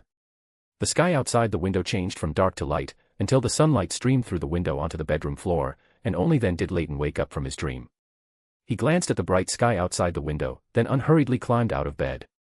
He subconsciously looked at the crimson hangman tattoo on his left forearm. The crimson color seemed to have deepened, giving a feeling of deep red, almost like blood. His state is constantly improving. Leyton murmured to himself. After a quick breakfast, Leyton returned to the study on the second floor and took out another spoils of war he had obtained from Turner earlier, 2 beast-tooth daggers, about 20 centimeters long. During this time, Leyton had already analyzed all the beyonder abilities of the beast-tooth daggers and developed them into secret arts. Corresponding to the Seafarer, Sequence 7 of the Sailor Pathway, it's not of much use to me. Should I have Mr. Hughes pulverize it into beyonder characteristics, or sell it? Leyton played with the 2 beast-tooth daggers in his hand, thinking about how to deal with this mystical item. Click. The study door was pushed open from the outside. Klein, who walked in from behind the door, looked at Leyton with a blank expression, then looked at the door that had already closed behind him. Lost. Seeing Klein's confused state and the master key in his hand, Leyton could guess what had happened. Ah. Klein gave an awkward laugh and put away the master key. The master key really can't be used casually. This getting lost effect is a bit too strong. Thankfully, I got lost here at AL's. If I had directly trespassed into a stranger's house, I would have had to ask lawyer Jürgen to bail me out of the police station again. Klein muttered to himself for a while, then his gaze fell on Leyton's rolled-up sleeve. There was a dark red hangman tattoo on his left forearm. What is this? Klein asked, staring at the tattoo on Leyton's left forearm. That dark red tattoo gave him a very bad feeling, as if it was full of corruption and defilement. That mass of flesh carrying the true creator's divinity that I got from Lenivus before. He is now parasitizing me. He really came back to life. Klein keenly caught Leyton's choice of words and asked with a slightly worried expression. Leyton nodded lightly, then waved his arm, indicating that there wasn't much of a problem, and then said. It houses a part of the true creator's conscious mind that he separated, considered one of his avatars. He calls himself Sasra. I have temporarily reached a certain cooperation with him. What cooperation? Klein's brows gradually furrowed. Cooperation with an evil god, no matter how he thought about it, wasn't a good thing. No, the hidden sage is also an evil god. If you really count it, the fool above the grey fog could also be included. Has this guy fallen into a den of evil gods? Not noticing Klein's wandering thoughts, Leyton explained his cooperation with the part of the true creator's conscious mind residing within him. The Aurora Order has a plan to bring about the true creator's descent. Our cooperation is to let the Aurora Order's plan succeed, and then kill the descending part of the true creator. Klein stared at Leyton with wide eyes. He somewhat suspected that the other party might have been subtly corrupted by the true creator, otherwise, why would he agree to such cooperation that would allow an evil god to descend? Are you serious about this cooperation? Killing a descending evil god? Klein stared intently at Leyton, trying to discern something from his expression. Leyton nodded. Of course, the true creator will cooperate in committing suicide, and I will also bring in enough helpers. Helpers? Klein immediately thought of the previous time the other party had allowed the hidden sage to briefly descend. Do you want to have a war of gods between the hidden sage and the true creator? How is that possible? The Evernight goddess and the Lord of Storms would not allow such a descent of an evil god to happen again in Backlund. Leyton waved his hand and said. Upon hearing that it wasn't a battle between evil gods in Backlund, Klein breathed a sigh of relief, but a hint of wariness appeared in his gaze towards Leyton. He deliberated for a long time before speaking. Do you feel that your state isn't right? For example, your actions becoming more extreme. Leyton was silent for 2 seconds, then looked at Klein, who was cautiously staring at him, and said with a sigh, You suspect I've been corrupted. Before Klein could shake his head to deny it, Leyton continued on his own. I'm definitely corrupted, probably even marinated by the knowledge more, but your point about my actions becoming extreme should be influenced by the sage beyonder characteristic within me. This is the inherent madness and instinct in divinity and beyonder characteristics eroding humanity.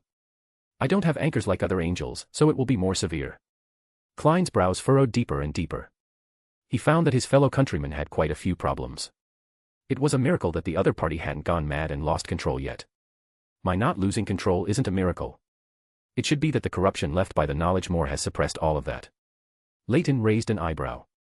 He miraculously read Klein's inner thoughts. With a wry smile, he said, Just like this, even if I do nothing, that sage beyonder characteristic will constantly fuse with me, pushing my sequence upwards. Klein was silent for a moment, seemingly struggling with something internally. After a while, he spoke. Your problem seems to be getting more and more serious. This is how I've felt during our time together. Is there a way to solve it? Or, do you need an anchor? Actively advance before passively fusing with the corresponding beyonder characteristics, Leyton said without much worry. Klein just nodded silently after hearing this, then hesitated for a long time before saying. If Mr. Fool were to offer you a position as one of his angels in advance, would that be able to become your anchor and alleviate your current situation? Leyton was momentarily stunned. He hadn't expected Klein to say that. He was silent at first, then burst out laughing. Haha, that's a good idea, but does Mr. Fool have any believers? Klein hesitated for a moment, wanting to say that there would be in the future, but then he froze. How do you know Mr. Fool doesn't have any believers? Chapter 158, Chapter 158 Goodbye Bernadette. Did you forget? The reader pathway represents omniscience, and the god of knowledge can also be called the omniscient one. Leyton hesitated slightly, then pulled the god of knowledge out to take the blame. Is that so? Klein looked at Leyton with some suspicion, feeling that the other party was trying to fool him. Leyton quickly changed the subject. Do you know Bernadette? Klein nodded, Roselle's eldest daughter, one of the current 4 kings, the Queen Mystic. After the topic successfully shifted to Bernadette, Leyton breathed a sigh of relief and continued. She is the person I plan to invite to resolve the True Creator's Descent event later. He continued under Klein's puzzled gaze. She is a sequence 3 of the Mystery Prior pathway, and her ritual for advancing to Hermit is to prevent a disaster involving high-level power. You want to use the advancement ritual as a condition to ask for her help. But she is only sequence 3, facing the problem of an evil god's descent. Can she solve it? Or rather, can she solve it without causing a large-scale disaster? Klein was not very confident in Leyton's plan. Even if you look down on Bernadette, you should at least respect Roselle, right? Leyton looked at Klein. This guy hadn't seen the pile of mystical items Roselle left for his daughter yet. These were enough to support an island. Klein was silent for a moment. Having an emperor as a father was indeed enviable. He then silently shifted the painful topic. Do you have a way to contact Bernadette? I have such a large portion of Hermit characteristics on me, and Bernadette is a sequence 3 of the Mystery Prior pathway, and she also carries a sealed artifact with Hermit characteristics. Leyton didn't finish his sentence, but Klein already understood what he meant and asked curiously. Where are you planning to accidentally meet Bernadette? Do you want a big meal? Leyton said something completely unrelated. Klein was a little strange but still nodded. He wouldn't refuse a free big meal, and he hadn't had breakfast yet. Following the inspiration in his heart, Leyton took 2 steps forward and pulled Klein into the spirit world. Klein watched as the richly colored, oil painting-like lines rapidly receded. After a short while, the richly colored, layered blocks of color gradually faded, and the surroundings turned into a private room in a high-end restaurant. An Intis restaurant. They have the most authentic Intis cuisine, and many of their signature dishes are said to have originated from Emperor Roselle's court. Leyton introduced it to Klein, who was still in a daze observing his surroundings. Are you here for me? And how did you know I was here? Only then did Klein notice a lady sitting at the dining table whom he had been ignoring. She was wearing an olive green long dress and an old-fashioned black soft hat, with a fine mesh veil covering her face. He could only see long, waist-length, naturally flowing chestnut hair, and her figure was very well proportioned. Long time no see, Ms. Bernadette. I have a hermit characteristic on me, so I can probably guess that you've arrived in Backlund. I just need to wander around following my intuition, and I can accidentally meet you. Leyton bowed to Bernadette, who was sitting at the dining table, and then explained how he was able to find her accurately. Bernadette did not hide the surprise in her eyes. A subtle purple glow flashed in her deep gaze as she carefully scrutinized Leyton and Klein beside him. Then she frowned slightly. She didn't find any abnormalities on either of them. She subtly retracted her gaze and then said casually. Just like when we met at sea last time. That was an accident. At the time, I wanted to accidentally meet the captain, but I unexpectedly met you. Leyton explained. The captain. Bernadette repeated Leyton's address for Catlia, made no comment, and then said. Since you're here, why not sit down and try the signature dishes that are said to have come from Roselle's court? I'd like to hear your opinions, it might be an extra gain for me. Leyton and Klein exchanged glances, then Leyton led the way and sat down opposite Bernadette. Seeing this, Klein sat down on the chair next to Leyton. Bernadette called for the restaurant's waiter and ordered some more dishes under the waiter's surprised gaze. The waiter bowed politely and exited the room, not forgetting to glance again at Leyton and Klein, who had appeared in the private room. He suspected that he had miscounted the number of people, or perhaps he had been distracted during work and hadn't noticed 2 more gentlemen entering the private room. Klein sat awkwardly to the side. He thought the big meal would be treated by Leyton, but he didn't expect the other party to bring him to a lady's table to freeload, and it was the daughter of a previous transmigrator at that. Leyton ignored Klein, who still seemed a bit socially awkward. He raised his left hand, rolled up his sleeve, and revealed the crimson hangman tattoo on his forearm. Bernadette's gaze was drawn to the crimson hangman tattoo, and her eyes gradually deepened. After a while, she frowned slightly, wanting to use her divination ability to see more, but an intuitive premonition stopped her actions. Leyton saw Bernadette trying to use divination and initially wanted to stop her, but then he saw Bernadette give up the attempt and cast an inquiring gaze at him. Leyton cleared his throat with a light cough, then began to explain. This is a mass of flesh carrying the true Creator's divinity and a small portion of its conscious awareness. It is temporarily residing within me. True Creator? Are you sure it's a conscious awareness? Bernadette's tone was filled with unconcealed doubt. Leyton nodded. I used a special mystical reenactment. He told Bernadette the story of Easter, believing it was the best way to gain her trust.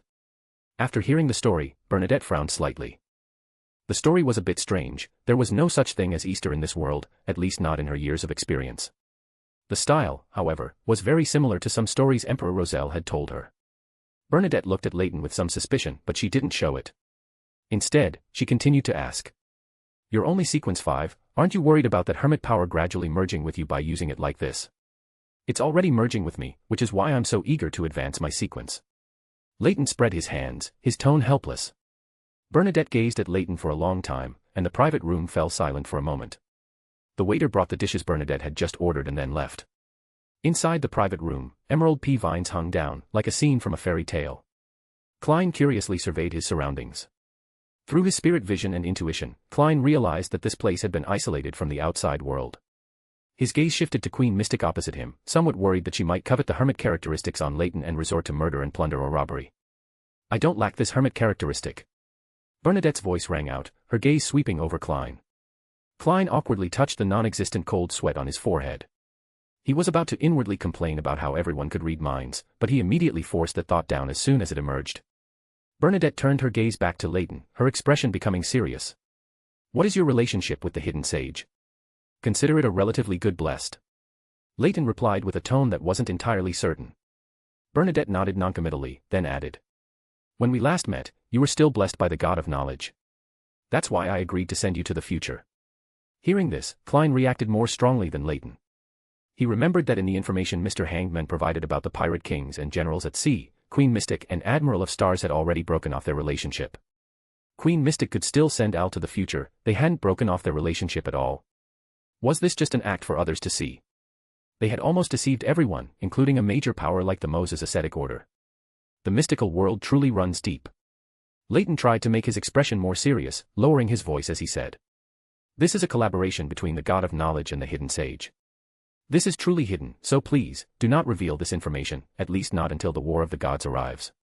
War of the Gods. Bernadette's tone also became serious. Leyton nodded slightly. Yes, the War of the Gods, a war of the gods involving many parties. The true Creator is one of the allies we need to win over. Leyton spoke words that could not be considered lies. Only by making things sound serious enough could Bernadette feel that she knew too much and had been forced to participate. Bernadette already frowned. She had an urge to immediately throw these two guys out. If this conversation continued, she would have to choose a faction. The next moment, Bernadette's eyes flashed, becoming extremely deep, like the sea before a storm. In this state, her eyes clearly lost focus and became blank. Bernadette wanted to glimpse a fragment of the future through divination to help her make a choice. She saw a very blurry figure, so blurry that no details or form could be discerned. It also saw her. Unexpectedly, it had no ill will, and was even very friendly. The image was fleeting, and a line of bloody tears flowed from Bernadette's eyes. Bernadette had an epiphany. The one she had just seen was the hermit. But not the hidden sage. Chapter 159, Chapter 159 3 Options. Bernadette sat on the chair, rested for a moment, and after feeling herself recover, she reached out and wiped away the bloodstains flowing from the corners of her eyes. Her gaze towards Leyton was somewhat unreadable, she was certain that the very blurry figure she had glimpsed was the hermit. This was her perception of her own pathway as a clairvoyant. Did he intentionally let me see him? The only reason Bernadette could think of for seeing that figure was this. What truly puzzled Bernadette was that he was not the hidden sage. Had the sequence 0 of the mystery prior pathway ultimately been occupied by someone else? Bernadette even suspected that the other party might be her own father. She knew that her father was once a sequence 1 knowledge emperor, and she hoped her father had not truly died. Leyton and Klein exchanged glances, neither speaking. Bernadette had clearly seen something through her prophecy. Bernadette reorganized her thoughts and looked at Leyton with a scrutinizing gaze, saying, You should know that Oravi Island has always been opposing the Moses Ascetic Order. She picked up the teacup on the table, took a sip of tea to moisten her throat, while mentally organizing her words, then said, These matters have nothing to do with the Moses Ascetic Order. They are not collaborators, nor are they included. Seeing Bernadette show interest, Leyton continued. The hidden sage mostly acts based on instinct as a uniqueness, which is why he appears mad, but when needed, he can break free from this state. Bernadette listened quietly, not interrupting Leyton's words. The relationship between the hidden sage and the Moses ascetic order was indeed subtle. Although the Moses ascetic order believed in the hidden sage rarely responded to them, he merely continuously pursued every mystery prior. After making some guesses and considerations in her mind, Bernadette nodded slightly and said, "Tell me why you came to see me. I think this should be related to the opportunity you mentioned." "Yes." Hearing Bernadette's words, Leyton knew that the other party had already made a choice. His eyes lit up, and he immediately nodded in response. The Aurora Order will plan an event to bring the true creator down in December of this year. At that time, the true creator will descend with a Sequence 2 avatar. If you kill this avatar before Evernight and Storm react, you will be able to complete your advancement ritual. Unexpectedly, Bernadette didn't show much reaction, merely saying indifferently, "What's your plan?" "The true creator's descending avatar will actively seek death. What we need to do is kill him in the shortest possible time. I will pray to the hidden sage in advance to temporarily raise your strength to the level of Sequence 2. Only Sequence 2, any higher, your own will would inevitably be eroded." Bernadette's eyes flickered, and she looked at Leyton playfully, saying, "Why not raise your strength to Sequence 2? At that time, I will also temporarily use the sage's power, and the price will be borne by the true creator's clone residing in me." Leyton directly stated the agreement between himself and the true creator's clone. No wonder he wanted to reside in you. Bernadette nodded slightly, not questioning the plan. Since he had already approached her, he must have factored in the sealed artifact she possessed. 2 sages, plus the sealed artifact she held, and the other party also had the favor of the God of Knowledge. They indeed had the ability to kill an actively suicidal evil god's avatar in a short time. The premise was that the evil god's avatar was truly intent on seeking death. "If there are no additional changes, I can agree to this plan, but what can you offer?" Bernadette looked at Leyton with cunning eyes. "Ah." Leyton paused, silent for a moment, repeatedly thinking in his mind about things that could attract Bernadette. After a while, he said, "I can offer 3 options for you to choose from." "Oh." Bernadette looked at Leyton in surprise. Did the other party mean there were 3 satisfactory rewards? Klein, who was beside them, also looked at Leyton in surprise. He thought the other party would exchange information about Emperor Roselle, but he didn't expect him to offer several options for Queen Mystic to choose from. Leyton picked up 3 cups, placed them side by side on the dining table, and then poured black tea into them one by one. The first option is to have the hidden sage mark all the mystery priors of the Orvie Island, so they will no longer encounter the problem of knowledge-chasing people. However, I personally don't think this option is very good. Pursuing knowledge and bearing pain can accelerate their growth. Leyton stated the first option he could provide. Klein, who was quietly listening from the side, was the first to ask. Why not have the hidden sage reduce the danger of knowledge-chasing people? Wouldn't that be better? Bernadette also looked at Leyton, waiting for his answer. Leyton picked up the tea he had poured and took a sip before continuing. Knowledge is not something obtained without effort. This goes against the essence of seeking knowledge. Bernadette nodded in agreement. What are the other 2 options? Klein looked at Queen Mystic in confusion, and couldn't help but ask.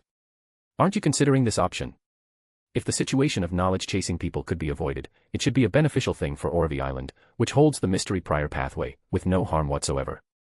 Bernadette smiled slightly. I am also very interested in the other 2 options that can be put together. Leyton continued to pour tea into the cups, while saying, a characteristic of the Knowledge Emperor, not now of course, but it will take a long time, most likely when the apocalypse arrives. If you choose this characteristic, you choose a faction, so I suggest you consider it carefully before making a decision. Without waiting for Queen Mystic to wonder where the Knowledge Emperor characteristic came from, he continued to state the third option. The third option is some information about Emperor Roselle. Bernadette's eyes once again became extremely deep, clearly losing focus, her eyes wide and blank. After a moment, they returned to normal, her brows furrowing slightly, then relaxing again. She picked up the third cup that Leyton had filled with tea, took a small sip, and then said, I choose the third option. Leyton nodded, not too surprised. I can tell you about Roselle now. Roselle became a god in the end, but was then directly killed by the descent of the eternal blazing Sunday. But he, well, it should be said he, jumped to the Black Emperor pathway. The special thing about this pathway is that one can return after death, as long as no new Black Emperor is born. He's not dead.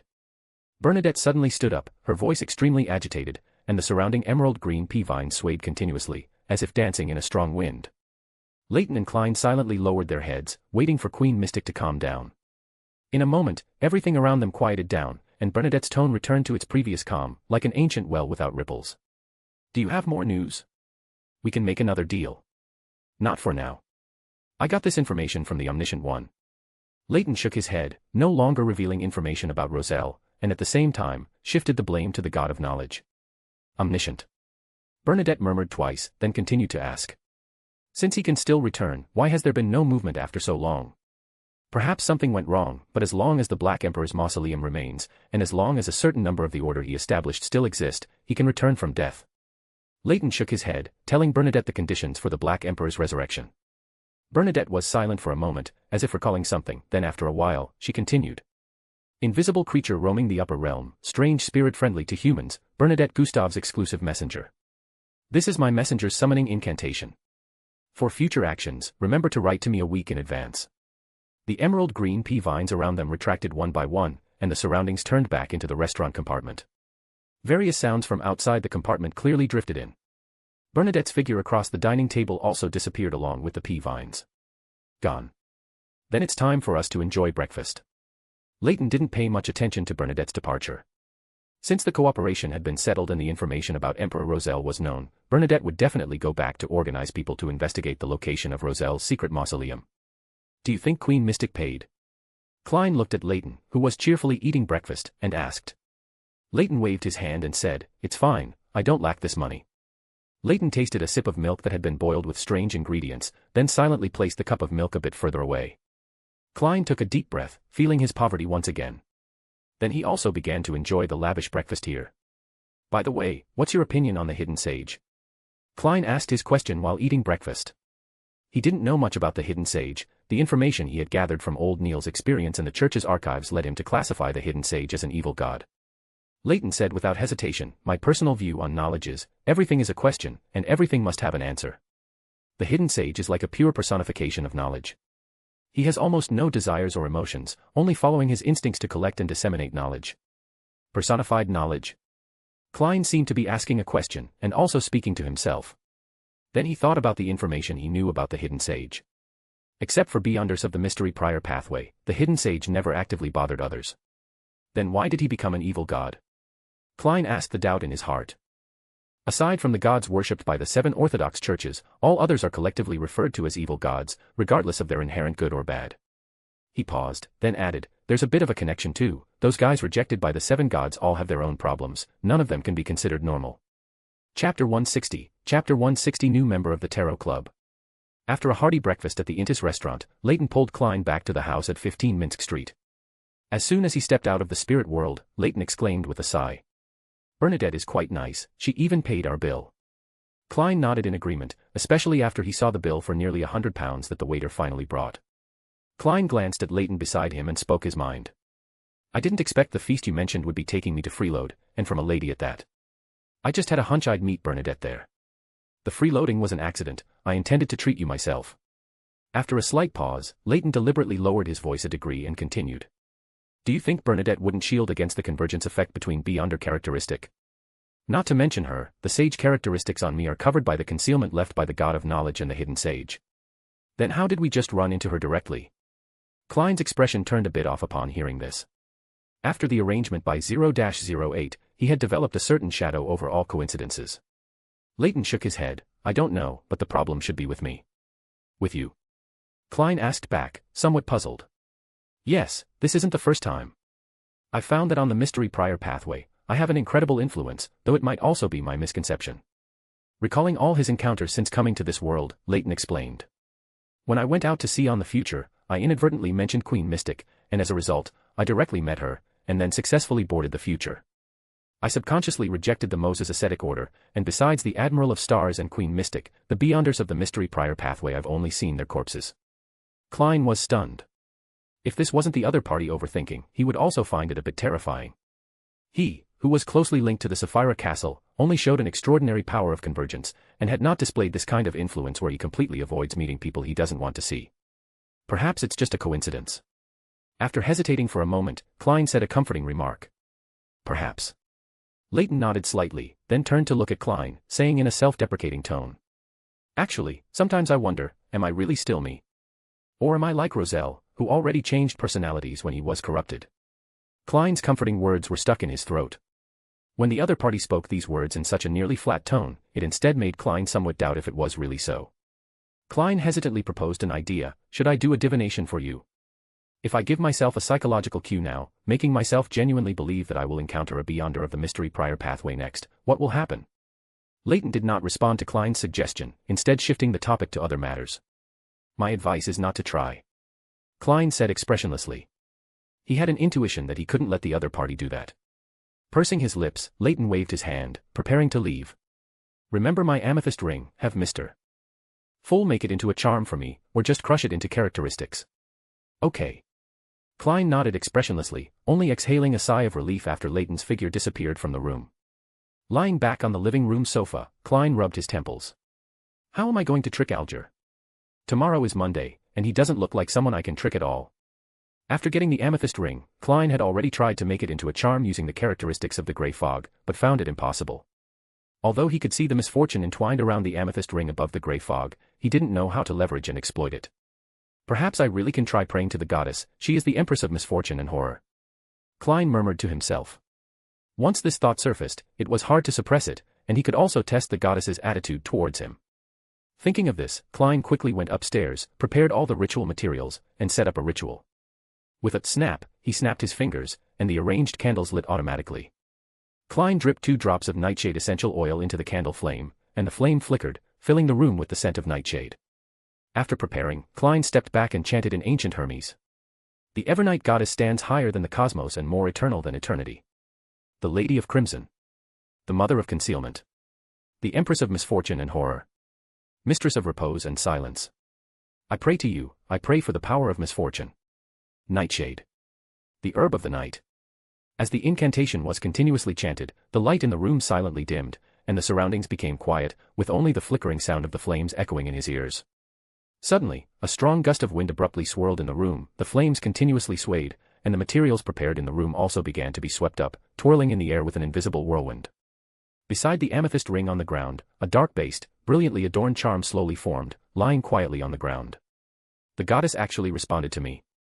Klein exclaimed with a complicated tone. His prayer being answered by the goddess indicated that he had entered the goddess's sight. What was fortunate was that the goddess held no hostility towards him. Time quickly arrived the next day, another Monday afternoon. Leyton sat in the armchair in the study, waiting for today's tarot club. After Katlia had informed him of the wind-blessed potion formula via messenger this morning, Leyton immediately prayed to the Fool, asking him to relay it to Hangman Alger. In less than an hour, Leyton received £2,000 sent by Hangman, as well as the page from Roselle's diary that read, "The taste of a witch is truly good." At exactly 3 o'clock in the afternoon, Backlund time, Leyton's vision blurred slightly, and grayish-white mist permeated the surroundings. Vague figures simultaneously appeared in the grand ancient palace. "Good afternoon, Mr. Fool." It was still Miss Justice who first rose to bow and greet the Fool. Then Miss Justice turned her gaze to the second lady at the tarot club sitting on the same side as her curiosity unconcealed in her eyes, and she asked with a smile. "Who is this?" Mr. Fool, seated at the head of the table, leisurely surveyed the room before saying, "This is Magician, our new member."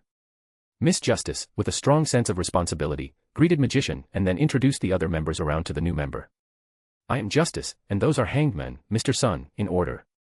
Magician, who had just joined the tarot club, observed each person in turn as Miss Justice introduced them.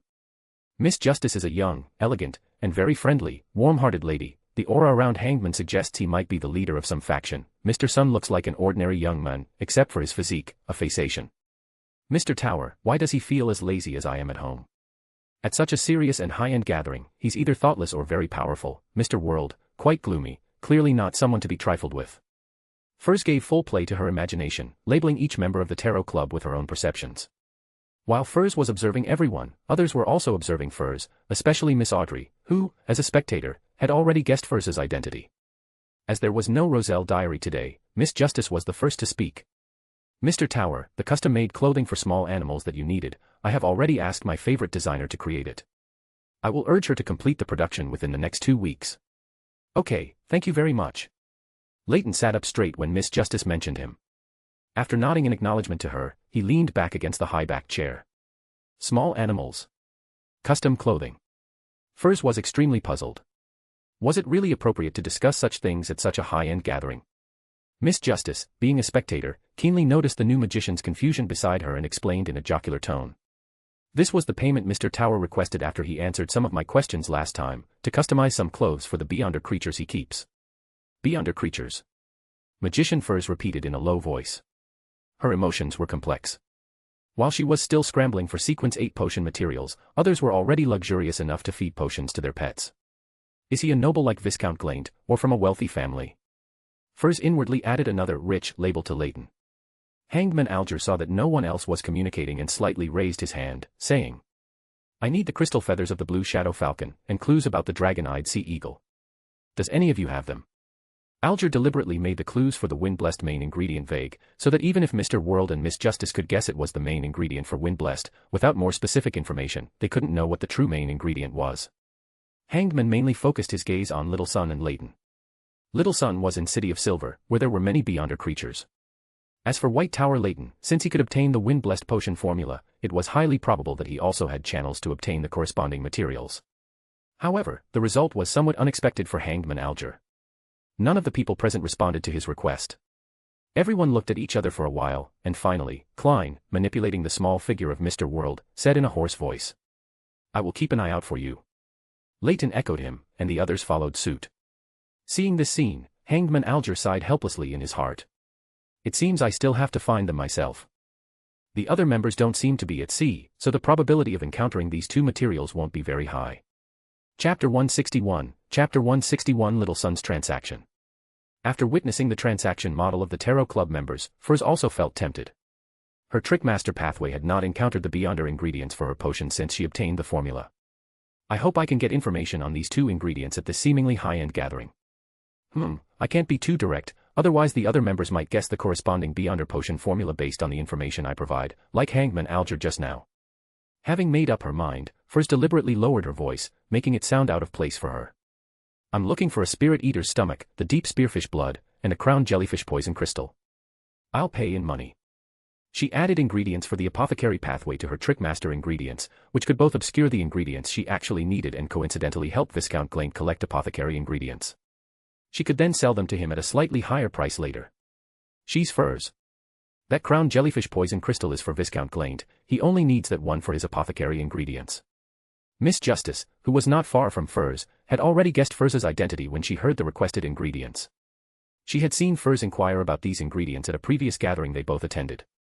Hangman Alger had been observing this new member, analyzing the information Furs revealed. Her sequence shouldn't be high, at most sequence 8, or even less. Her accent has Backlund characteristics, and while she might not be in Backlund, she's likely not active at sea. After confirming that Magician Furs posed no threat to his position in the Tarot Club, Hangman Alger spoke. I'll keep an eye out for the deep spearfish blood and the crown jellyfish poison crystal for you, but I can't confirm when exactly I'll get them. I'm still sailing and won't be ashore for some time. All right, no problem. Furs nodded politely. I can get a spirit eater's stomach. The son Derek, sitting next to Leyton, quickly followed up. Okay, how many gold pounds do you need? Furs's eyes lit up. She hadn't expected to get news about one of the ingredients so quickly. I don't want money. The son Derek shook his head and continued, amidst Furs's puzzled gaze, the reward I want is information related to the true creator. True creator? Furs was stunned, momentarily unsure how to respond. She only wanted a sequence 8 ingredient, but why was he directly asking her for information about an evil god?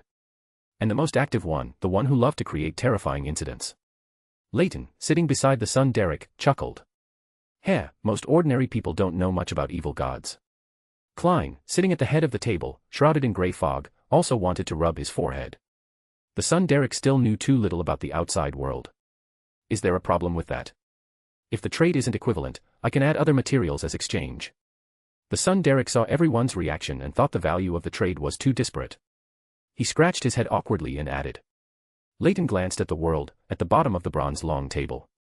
This dummy, manipulated by Klein, made a slight gesture, raising his hand and pressing it down slightly.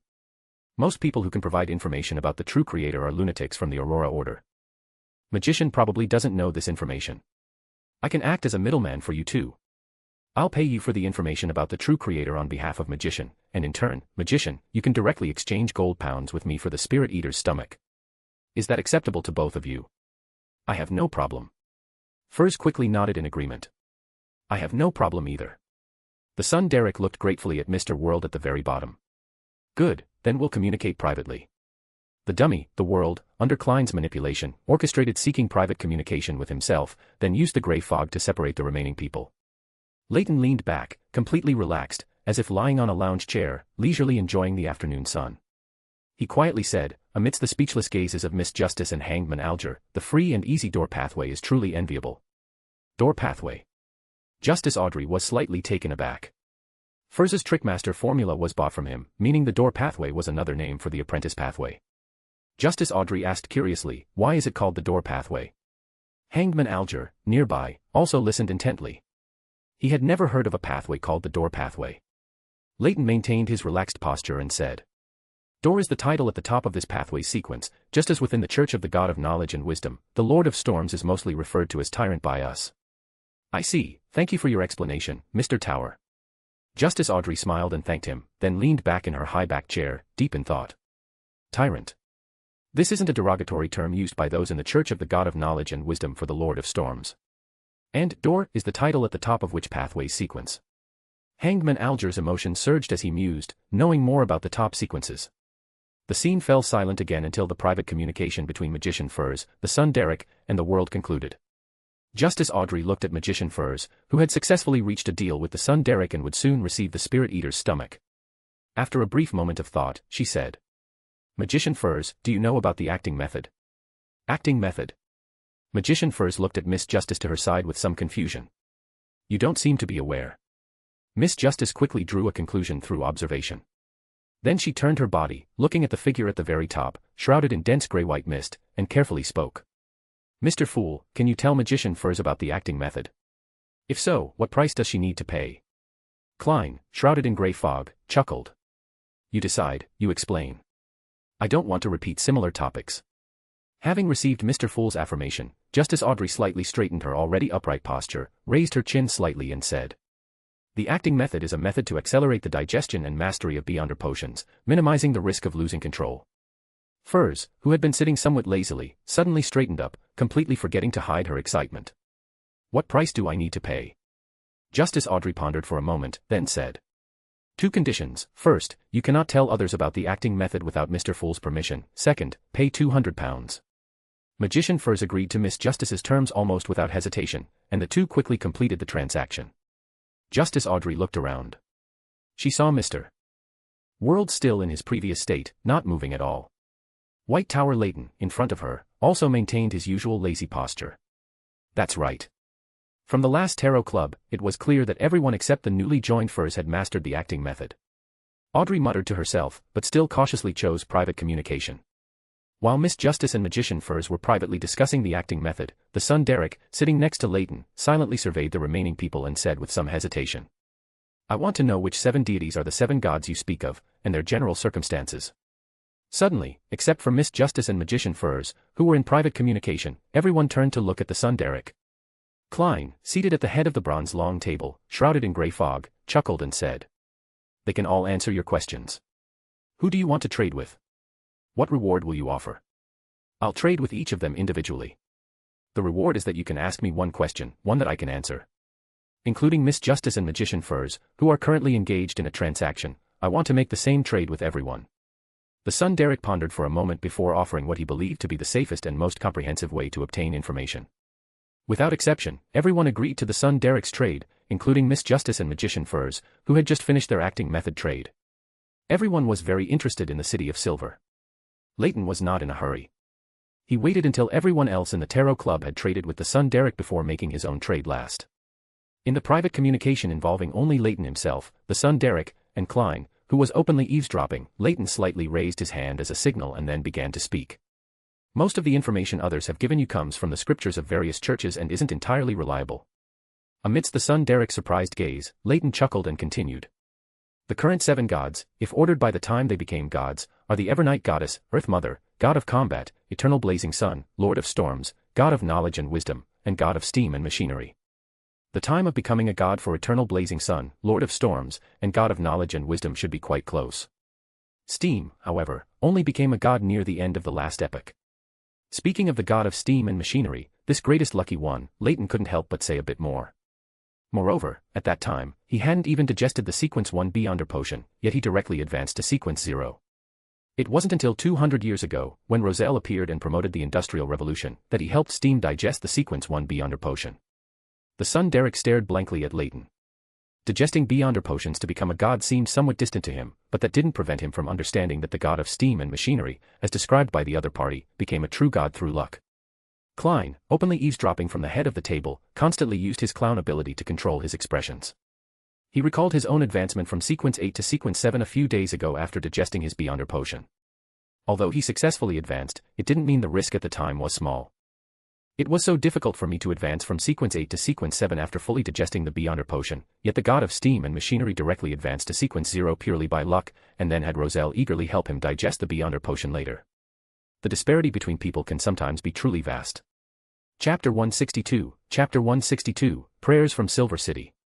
After giving the son Derek and Klein, who was eavesdropping nearby, some time to reflect, Leyton continued, the 7 pathways corresponding to the 7 deities are sleepless, planter, warrior, bard, sailor, reader, and savant.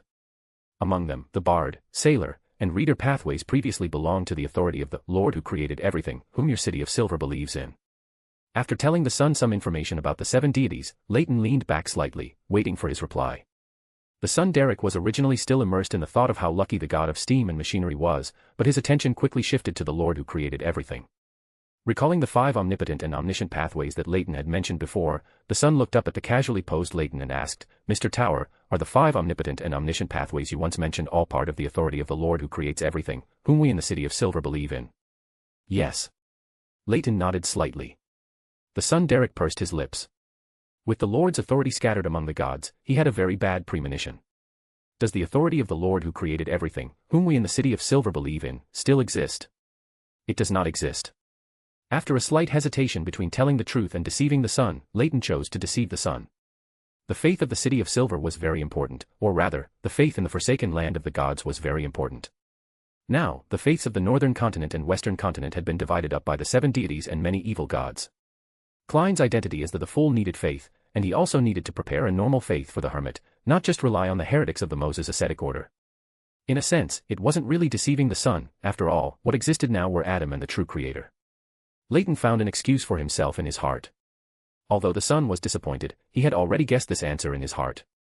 He quickly adjusted his emotions and said, I understand. Mr. Tower, what do you wish to ask? As long as I know it, I will tell you everything. Leyton nodded slightly. The son adjusted his emotions faster than he had expected. He leaned forward from his high-backed chair, placed his hands on the long bronze table, and stared unblinkingly at the son as he spoke, Does your city of silver have any thoughts of believing in other deities? Mr. Tower, I. The son was stunned for a moment, completely unprepared for such a question. He hesitated, unsure how to answer. For example, Mr. Fool, or others. Mr. Fool. Others. The son murmured twice, unsure how to answer. Klein, shrouded in grey fog at the head of the table, was equally surprised that Leyton would ask this question. Klein watched Leyton, who seemed to have become serious. He began to ponder the purpose of Leyton's question, preparing the anchor he mentioned earlier. For himself. Klein raised a finger and lightly tapped the long bronze table. He needed to end this topic as the fool. Faith should align with its ideals, faith should come from the heart. Thank you for your guidance. Your wish will be obeyed. Leyton consciously stood up and bowed, ending the topic. Then he turned to the son, who was sitting beside him, and in the tone of a commissioned task, he said, May I exchange your reward for a favor from you? What favor? The son was still a bit slow to react. After Leyton sat back in his seat, he cleared his throat and said, You can recite an honorific name in the city of silver. I can guarantee there will be no danger or side effects. Mr. Fool can bear witness to this. No problem. Klein, shrouded in grey fog, could roughly guess what the honorific name was, and he himself was curious whether a prayer directed at this honorific name could pass out of the forsaken land of the gods. The son Derek, who had been somewhat conflicted, nodded slightly after receiving Mr. Fool's affirmation, and asked cautiously, All right, what is the honorific name? Which existence does it point to? Leyton tilted his head slightly, preparing to temporarily invent a title for knowledge more, but with the existence of the god of knowledge and wisdom already, it was difficult to think of one, as the other party had already occupied the most crucial words, knowledge and wisdom. Leyton, with a blank mind, couldn't come up with a suitable title, so he had to use an existing one. He cleared his throat, deliberately making his voice sound more emotional, and said, You can call him the divine erudition. He is the embodiment of all knowledge, the light of civilization. The honorific name pointing to him is, the essence of knowledge, the root of mystery, the radiance of civilization, the guardian of truth. Knowledge, civilization, are these the authorities he holds? They feel more conceptual than things like storm, lightning, or light. Knowledge should refer to the mystery prior pathway, then is civilization the savant pathway. Klein, shrouded in grey fog, pondered the information in Leyton's words. The embodiment of all knowledge. The light of civilization. The son Derek murmured to himself. He had never heard of this honorific name, this title, or a deity who wielded these two authorities. Neither the Lord who created everything, whom the City of Silver believed in, nor the evil gods in the myths and legends, held these two authorities. The only similar one was the god of knowledge and wisdom among the 7 deities, whom he had just learned about. Seeing the son fall into thought, Leyton was not in a hurry. He leaned back in his high-back chair and added, "If you don't mind the trouble, you can use a mystical ritual. He likes to disseminate knowledge, and it can also serve as your reward." Under the concealment of the grey fog, Klein took off the citron pendant on his wrist and subtly performed a divination. This action is dangerous. This action is dangerous. This action is dangerous. Closing his eyes, he silently repeated the divination phrase 3 times. When Klein opened his eyes, he found the citron pendant in his hand rotating slowly counterclockwise. As long as no accidents happen, it's safe. Klein quickly concluded. Then he lightly tapped the long bronze table and said in a calm voice, "He can be trusted. Thank you for your reminder, Mr. Fool." The son Derek nodded slightly towards Mr. Fool at the head of the table, expressing his gratitude. Then he turned to Leyton, who was sitting leisurely in a high-backed chair beside him, and said, "Mr. Tower, I agree to your trade. I will perform a mystical ritual after this gathering ends. I will report the result to Mr. Fool." "No problem." Leyton nodded slightly in response. Leyton and the son's private conversation was complete. Afterwards, everyone shared some experiences with each other. However, Leyton mostly just listened quietly. It wasn't until Mr. Fool, sitting at the head of the long bronze table, announced the end of the gathering that the figures of the attendees successively transformed into crimson light and vanished from the space above the grey fog. After everyone left, Klein took out the master key that Leyton had given him earlier and, somewhat curiously, performed a divination. Klein was very curious about how this mystical item became corrupted by Mr. Door's influence. Klein materialized paper and pen and wrote down a divination phrase. Its origin. Immediately, Klein tightly gripped the master key, silently recited the divination phrase, and quickly entered slumber. In his dream, Klein saw the origin of this mystical item. An unlucky and foolish Abraham family member drank a bottle of potion on a full moon night, immediately losing control and transforming into a monster, finally exploding into a puddle of flesh and blood, leaving behind only this master key. The gathering above the grey fog ended, and Leyton returned to his study, enveloped in a crimson, tide-like light. Leyton rose from his high-backed chair, stretched his body, and then quietly waited for the sun in the City of Silver to use the mystical ritual to try and contact Knowledge Moor. Leyton wanted to test whether Knowledge Moor would respond to prayers from other people in the outside world, or if it would, as before, simply dump all corresponding prayers onto him. After waiting for about half an hour in the study, Leyton suddenly felt layers of indistinct voices echoing in his ears. The voices were somewhat intermittent, like a bad signal. However, he could still roughly make out the sun's prayer to Knowledge Moor, a prayer from the City of Silver. The essence of knowledge, the root of mystery, the radiance of civilization, the guardian of truth. Leyton closed his eyes and listened carefully to the sun's plea, sighing in relief after confirming that the seal of the forsaken land of the gods could not block prayers directed at Knowledge Moor. But then he frowned again. The fact that he could hear prayers directed at Knowledge Moor indicated that he had completely left him in charge of all matters outside the Western continent. Why is Knowledge Moor so confident in letting me handle matters outside the Western continent?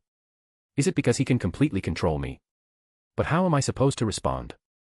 I'm not like Klein, who can directly use the power of a Sapphira. He shook his head slightly, temporarily suppressing other thoughts. He gently placed his right hand on his left forearm and whispered, "Help me, I need to use the sage's ability." Without waiting for a response from the mass of flesh residing within him, Leyton used meditation to leverage the sage characteristic within his body. This time, he leveraged even more power, the power of an angel's sequence. Leyton felt the layered, blurry prayer in his ear suddenly become clear, and he also established a vague connection with the son Derek. Without delay, Leyton directly followed this connection, using the method of the hidden sage instilling knowledge into a mystery prior, to transmit some information to the son Derek in the City of Silver. Then he severed the connection between himself and the sun. Chapter 163, Chapter 163 Faith and Anchor. Not long after leaving the grey fog, Klein, who was meditating to restore his spirituality, suddenly heard layers of overlapping prayers. Is it the sun? Has he completed the covenant ritual so quickly? Klein was a little confused, but he quickly got up, walked 4 steps counterclockwise, and chanted the honorific name, arriving at the grey fog. The crimson star representing the sun was constantly expanding and contracting, with circles of deep red ripples spreading out. Klein's consciousness immediately touched that crimson star, and a scene unfolded. The son was sitting in a dark corner of a room, with some uncleaned ritual items beside him. Did he pray to me immediately after completing the ritual? Klein was slightly puzzled, but then he focused on the son's prayer. Respected Mr. Fool, please convey to Mr. Tower that I have completed the covenant ritual to implore knowledge from the hidden sage, and have obtained some beyonder knowledge on how to condense light into weapons. I understand. Klein projected his words into the crimson star representing the sun, and then projected the son's prayer scene and voice into the crimson star representing Mr. Tower. After doing all this, Klein muttered to himself in a low voice. Beyonder knowledge of condensing light into weapons. Isn't this the ability of a Dawn Paladin from the warrior pathway? Can it even be directly taught to beyonders of other pathways by imbuing knowledge? Then Klein left the space above the gray fog again. After severing the connection with the sun, Leyton immediately focused on the hangman tattoo on his left forearm. Its original blood-red color had faded somewhat. Leyton frowned slightly. It seemed that helping him bear the pressure from the sage characteristic was not a small burden for this avatar of the true creator. No wonder he's so eager to restore his angelic rank and strength. Muttering in a low voice, Leyton put down his rolled-up sleeve and returned to the study. He was studying a map of Baklun City, considering how to exploit Baklun's terrain and planning his next moves. Suddenly, a burst of grayish-white mist surged into his vision, and a crimson light bloomed within it, condensing into a picture. The son Derek was praying to Mr. Fool in a dark corner, asking Mr. Fool to convey that his covenant ritual had succeeded and that he had obtained some beyonder knowledge. The scene ended, and the grey mist in his vision gradually dispersed. Leyton murmured to the map in front of him. The light supplicant and the ability to condense light into weapons are a good match, but without the potion bonus of a Dawn Paladin, it will be more troublesome and difficult to use. He stared at the map of Baklun City for a long time without any thoughts. However, Klein actually knocked on the door downstairs. Bugs Bunny ran over to open the door for him, then led Klein to the study on the second floor. Klein handed over an amethyst ring and a dark black charm. The bad luck on this ring has been stripped and made into a charm. The activation word for this charm is misfortune. Taking the amethyst ring and charm, Leyton looked at Klein in surprise. In his opinion, Klein at this stage should not be able to leverage this level of power. Did he seek help from the Evernight goddess? What's wrong? Klein saw the other party look him over before taking the items, and asked curiously. Leyton shook his head slightly and said, nothing. You came to see me for something else, didn't you? Klein nodded and took out the master key. I did a divination on it and saw some things. Where did you get this mystical item? Leyton's lips gradually curved into an arc, and in Klein's puzzled gaze, he said. The Harvest Church you visited last time, a unlucky sanguine who was doing volunteer work there. This was the spoils of war the priest got from him. A sanguine doing volunteer work at the Harvest Church. Klein's expression became a bit strange. He remembered that Orthodox sanguine believed in Lilith, the progenitor of the sanguine, and most beyonders who advanced by consuming potions were followers of the primordial moon. This was the first time he had heard of a sanguine running to believe in the Earth Mother. Leyton found a wooden box to put away the amethyst ring and the misfortune charm, then poured coffee for himself and Klein. Only then did he answer Klein's question with a slight sigh. The Church of the Earth Mother is happy to convert every sanguine. Are you planning to go to the residence of that unlucky Abraham family member who died? Klein was stunned for a moment. He originally wanted to ask how the other party knew all this, but remembering that the master key was given to him by the other party, and that the mystery prior pathway was also good at divination, he suppressed the doubts in his heart. After carefully choosing his words, Klein finally spoke. The hidden sage you mentioned, does it refer to the knowledge Moor? Yes. Leyton nodded. This was not something that needed to be hidden. Klein originally wanted to ask why he had suggested to the son to change his faith, but then remembered that Mr. World had not heard the transaction between the other party and the son, so he swallowed his words. Me what? Leyton looked at Klein curiously. Can you explain in detail what you said about anchors before? I have some doubts. Under the clown's ability, Klein naturally changed the subject.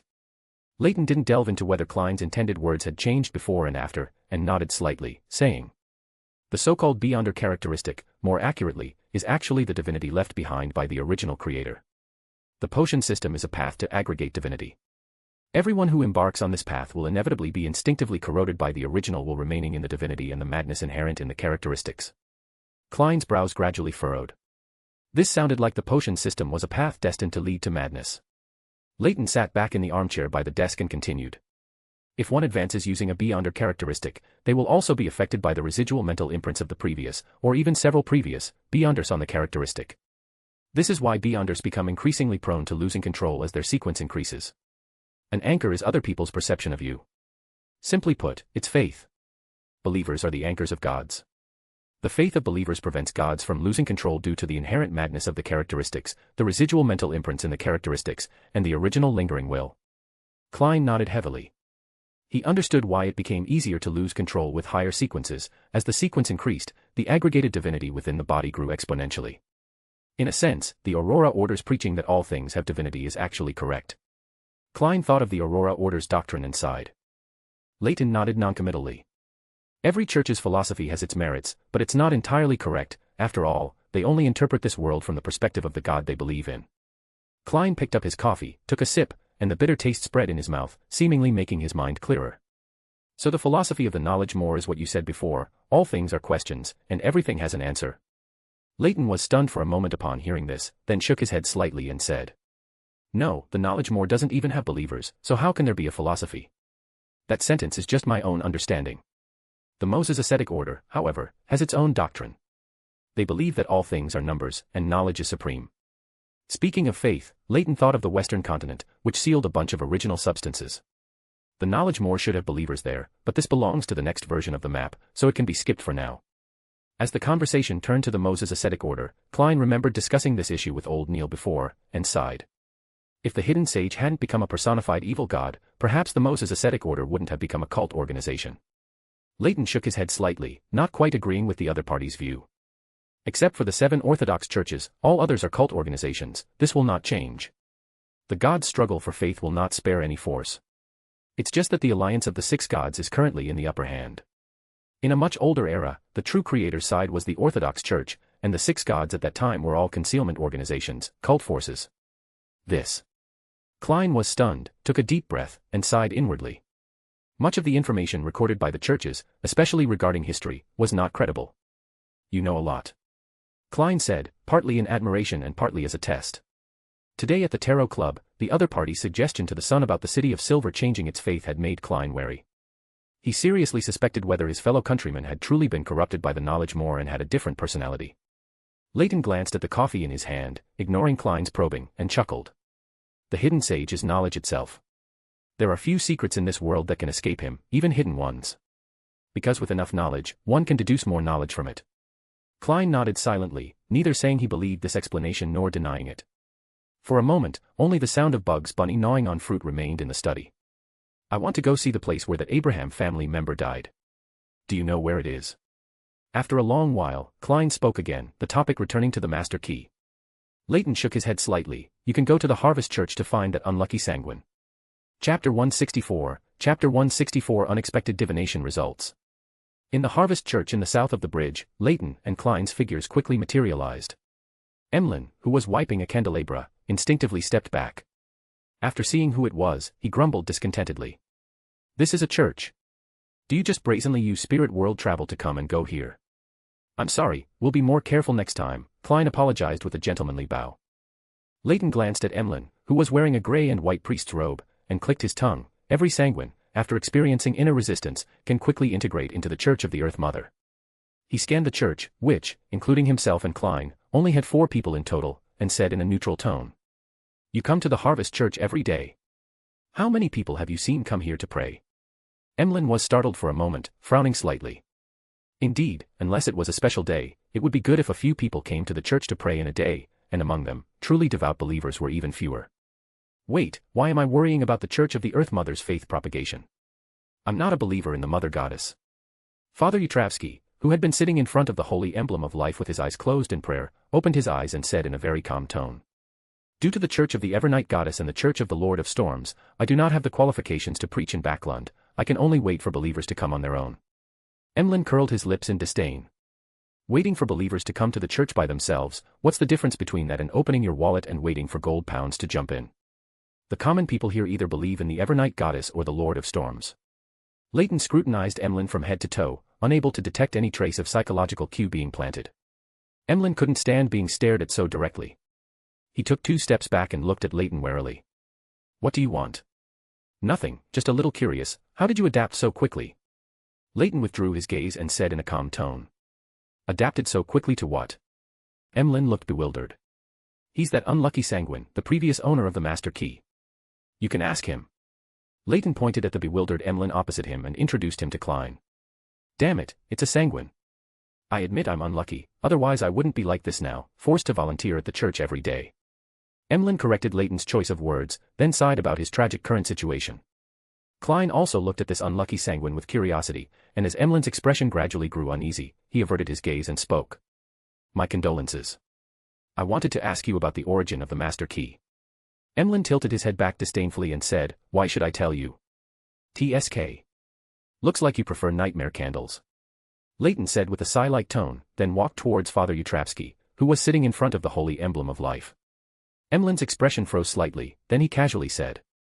A little over a month ago, I went to a hospital in the South District to steal blood vials to drink, and I ran into a thief.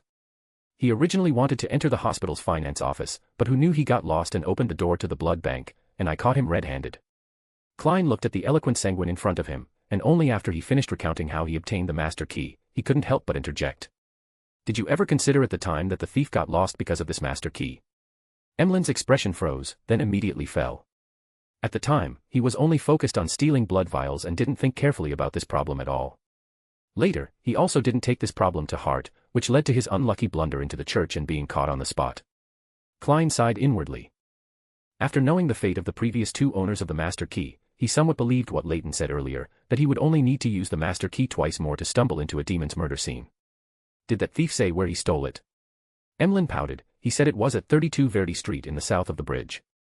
I originally planned to investigate it when I had time, but then. After learning everything from Emlyn, Klein nodded, then untied the citron pendant on his wrist and directly performed a divination. There is danger at 32 Verdi Street, south of the bridge. After silently repeating it 3 times, the citron pendant rotated clockwise in small movements. There's some danger. Klein analyzed the possible sources of danger in his mind. Emlyn stared intently at the scene, and only after Klein's divination ended, he couldn't help but say. You can even divine. If only I could divine, I wouldn't have gotten lost to this damn place. No one present paid attention to Emlyn. The unlucky sanguine had no choice but to hold his breath and pick up another candelabra, wiping it vigorously, as if the candelabra in his eyes was the image of Father Yutravsky.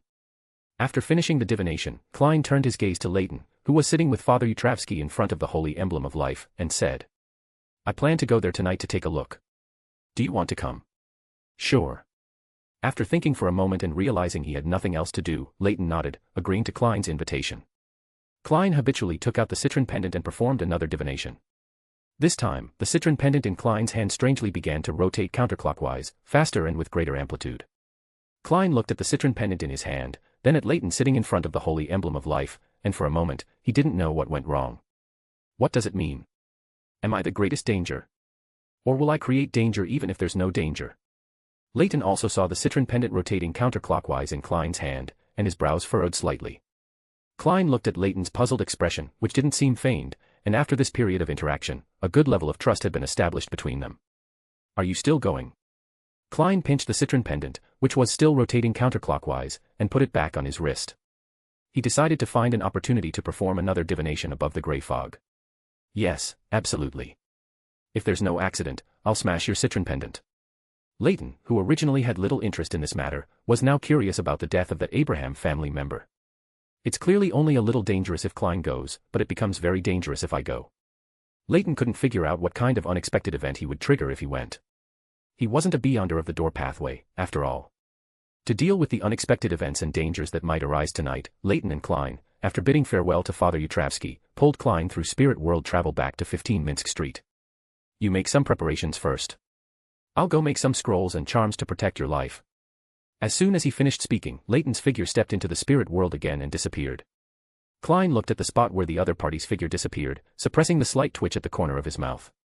I always feel that tonight's operation won't be too smooth. I hope it's just my imagination. Though he said that, Klein still cautiously made full preparations for himself and went above the grey fog to perform another divination. The result of the divination didn't change, but Klein performed a divination on the source of the danger, and the result was that the danger was related to Leyton, but not from him personally. His enemy? Klein muttered to himself, unable to figure out the crux of the problem. Mainly, he felt that with Leyton's personality, if it were an enemy, he would probably have their ashes scattered on the spot. It was quickly past 11 o'clock at night. Leyton arrived at Klein's house with Crow anew. He handed a pile of Sun Domain charms and a few scrolls to Klein. You can make do with these for now. I rarely make charms and scrolls these days, so I can't produce too many at once. Looking at the dozen or so charms and 3 scrolls in his hand, Klein felt like he had found a strong backer. It feels so good to have a big shot covering you. Klein sighed inwardly. His shoulder sank, and Klein saw the crow that had been with Leyton land on his shoulder. Why didn't you bring Bugs Bunny? The rabbit is too cowardly, and the crow can fly. If something happens, you don't need to worry about it, it can take care of itself. Leyton explained. Then he walked to Klein's side and placed his left hand on Klein's other shoulder. The surrounding scenery quickly transformed into layered blocks of color, then rapidly receded like an oil painting. Soon after, they arrived at the spirit world area corresponding to Verdi Street in the south of the bridge. Out of caution for Klein's divination results, Leyton chose not to directly enter the house at number 32, but instead appeared on Verdi Street. In a shadowy area where the gas street lamp's light couldn't reach, Leyton and Klein, along with the crow standing on his shoulder, quickly materialized. Stepping out of the shadows, the street was deserted in the late night, with almost no pedestrians, only carriages passing by in the distance at intervals. A faint, almost imperceptible purple glow flashed in Leyton's eyes, hidden by his glasses, as he continuously scanned his surroundings. Aside from their target, the house at number 32, Leyton observed no other abnormalities. Chapter 165, Chapter 165 The Witch in the Mirror. After Klein looked around, he walked to the door of house number 32, took out the master key from his pocket, and easily opened the door. I wonder what the danger I divined is. Klein whispered softly, then stepped into the house. Leyton, who had been cautiously observing the surroundings, glanced at the evil spirit on the second floor of the house and said casually. The danger you divined before should refer to the evil spirit in this room, but I don't know about the divination result that changed because of me. Evil spirit. Klein turned his head to look at Leyton, then more cautiously picked up the master key, preparing to pass through the wall, while his other hand reached into his jacket pocket and clutched a charm. Having not observed any dangerous factors from the surrounding environment, Leyton prepared to directly deal with that evil spirit, investigate the situation, and then leave. Leyton's figure instantly became transparent, as if he had turned into a statue formed by countless starlight. The statue shattered instantly, and brilliant starlight surged, passing through the walls and floor, arriving at the location of the evil spirit. Fragments of starlight reassembled internally, and Leyton's figure emerged from the brilliant starlight. Sun. Leyton murmured a phrase in ancient Hermes, and the blue-white luminescence in his eyes became more intense, as a sacred aura of light appeared on his body. Golden illusory flames instantly ignited out of thin air all around, emitting the vast and pervasive aura of the sun. As soon as the evil spirit hidden here appeared, its body was burned into drops of liquid like a candle under the scorching of the light fire. Before the evil spirit could fully manifest, it disappeared with a silent scream. Klein used the master key to open a door in the wall. After passing through, he saw the scene where the light fire had cleanly scorched the surroundings. After being stunned for 2 seconds, Klein pointed to himself and said, "You burned it so cleanly, how am I supposed to commune with spirits?" Leyton paused, then waved his hand and said, "It's fine, can you perform a divination on this house? This is called nipping the danger in the bud.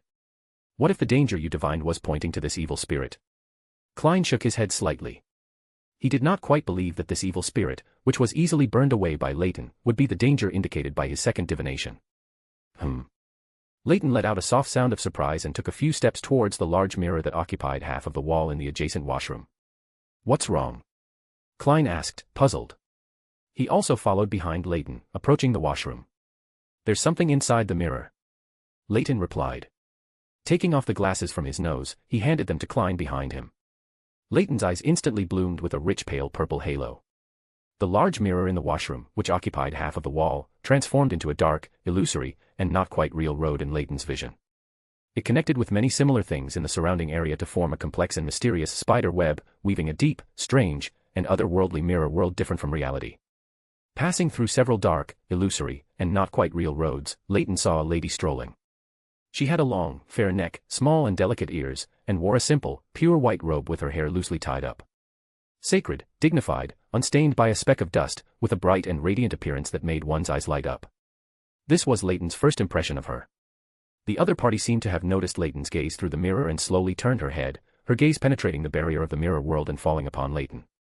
Gulp, Leyton swallowed, some desires rising in his heart. Klein looked at Leyton, who was staring at the washroom mirror, somewhat lost in thought, and asked very cautiously, "What happened?"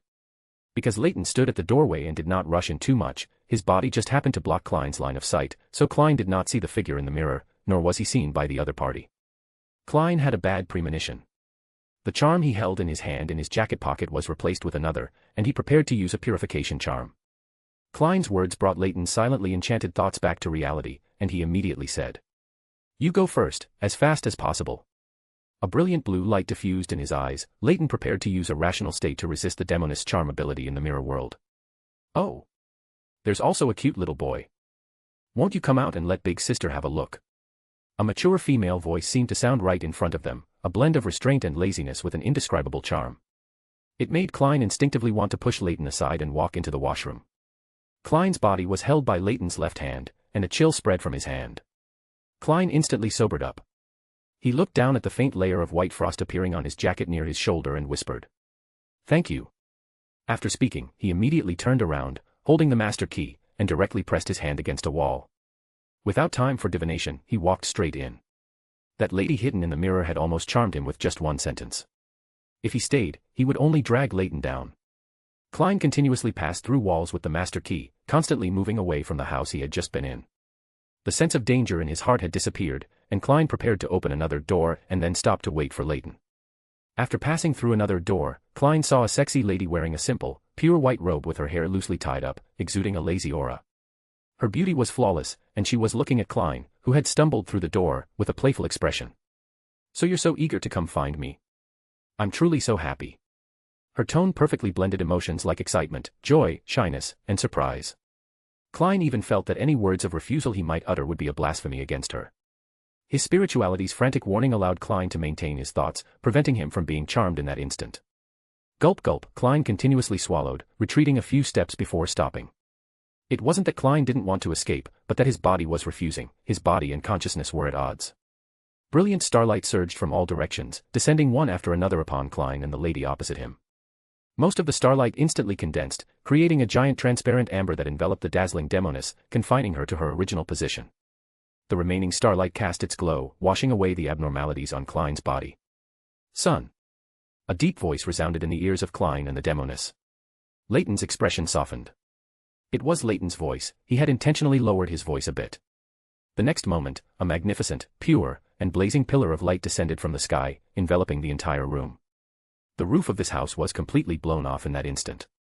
Terrifying high temperatures and the power of the sun domain instantly surged forth.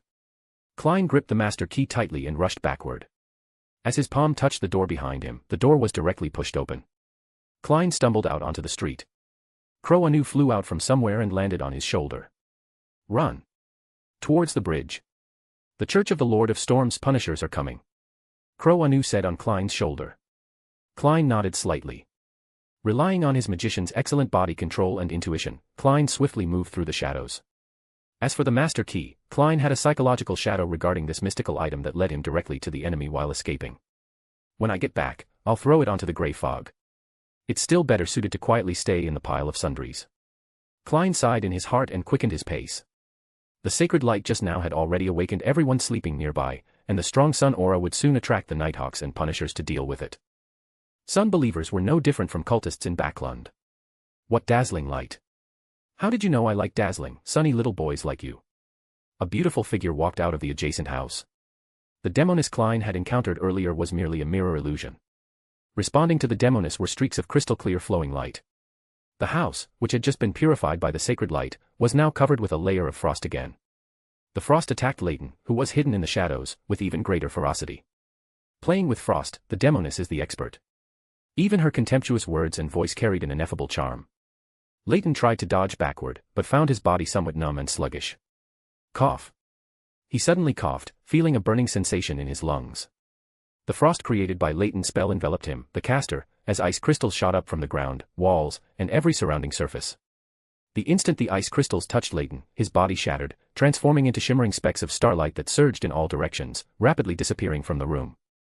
Little boys nowadays are so impolite, running off without even saying hello. The demoness, wearing a simple, pure white robe, said lazily, then turned to leave. In a place covered by a layer of ice crystals, an inconspicuous piece of parchment suddenly ignited on its own. The lazy demoness paused, then quickly walked towards a mirror and merged into it. A dazzling flash of fire suddenly exploded, with brilliant white, orange-red, and pale blue flames intermingling, like a bomb mixed with oil paint. Boom. A massive explosion resounded, and the fire instantly engulfed several nearby houses. Hot air currents swept debris into the air, and the flames began to spread outwards. The area seemed to have experienced a terrifying explosion, and the glass of surrounding houses was shattered. But soon, a strong wind carried rain down, extinguishing the flames that had not yet spread.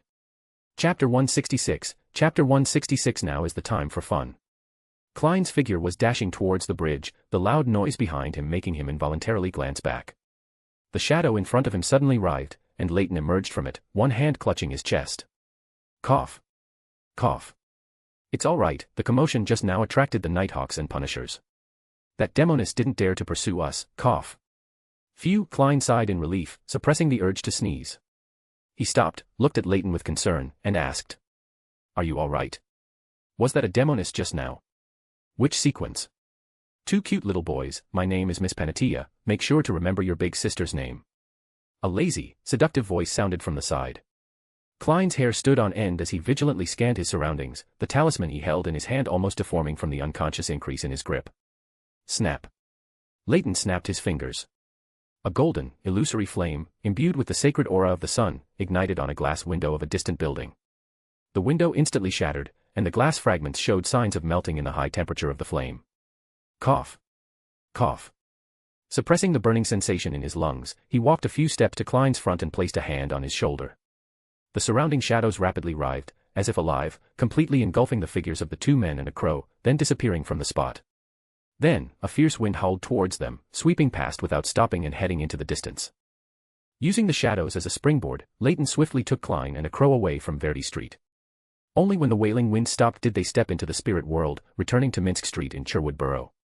Phew, the Church of the Lord of Storm's reaction this time was unexpectedly fast. Leyton said with some emotion, lying on the sofa in Klein's living room. Klein nodded in deep agreement. Perhaps they've been provoked too many times recently. Is that demoness named Miss Panatia a demigod? This was Klein's guess. Even a simple movement or a casual remark from the demoness carried a strong seductive meaning. More importantly, he felt that Al seemed unable to defeat her, which was why he told him to run at the beginning. Of course, it was also possible that he couldn't defeat her if he brought himself along. Leyton nodded slightly. A sequence 4 Demoness of Despair. With despair as her core, she can create mystical viruses and bacteria, spread widespread plagues, and cause various man-made disasters. Klein's expression tensed. He remembered Al coughing when they first met. Are you all right? Do you need to go to Harvest Church? Do you need treatment?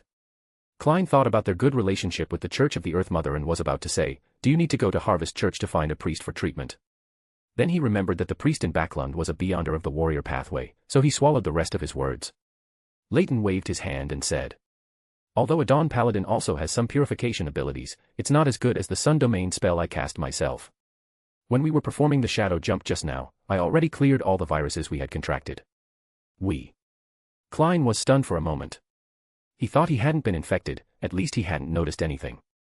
That demoness of despair used the mystical connection between herself and the viruses she spread to pinpoint our location and deliver that message to us.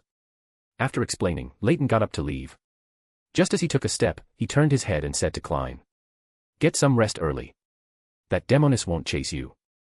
You don't have to worry about waking up tomorrow morning with a delicate beauty lying in your arms.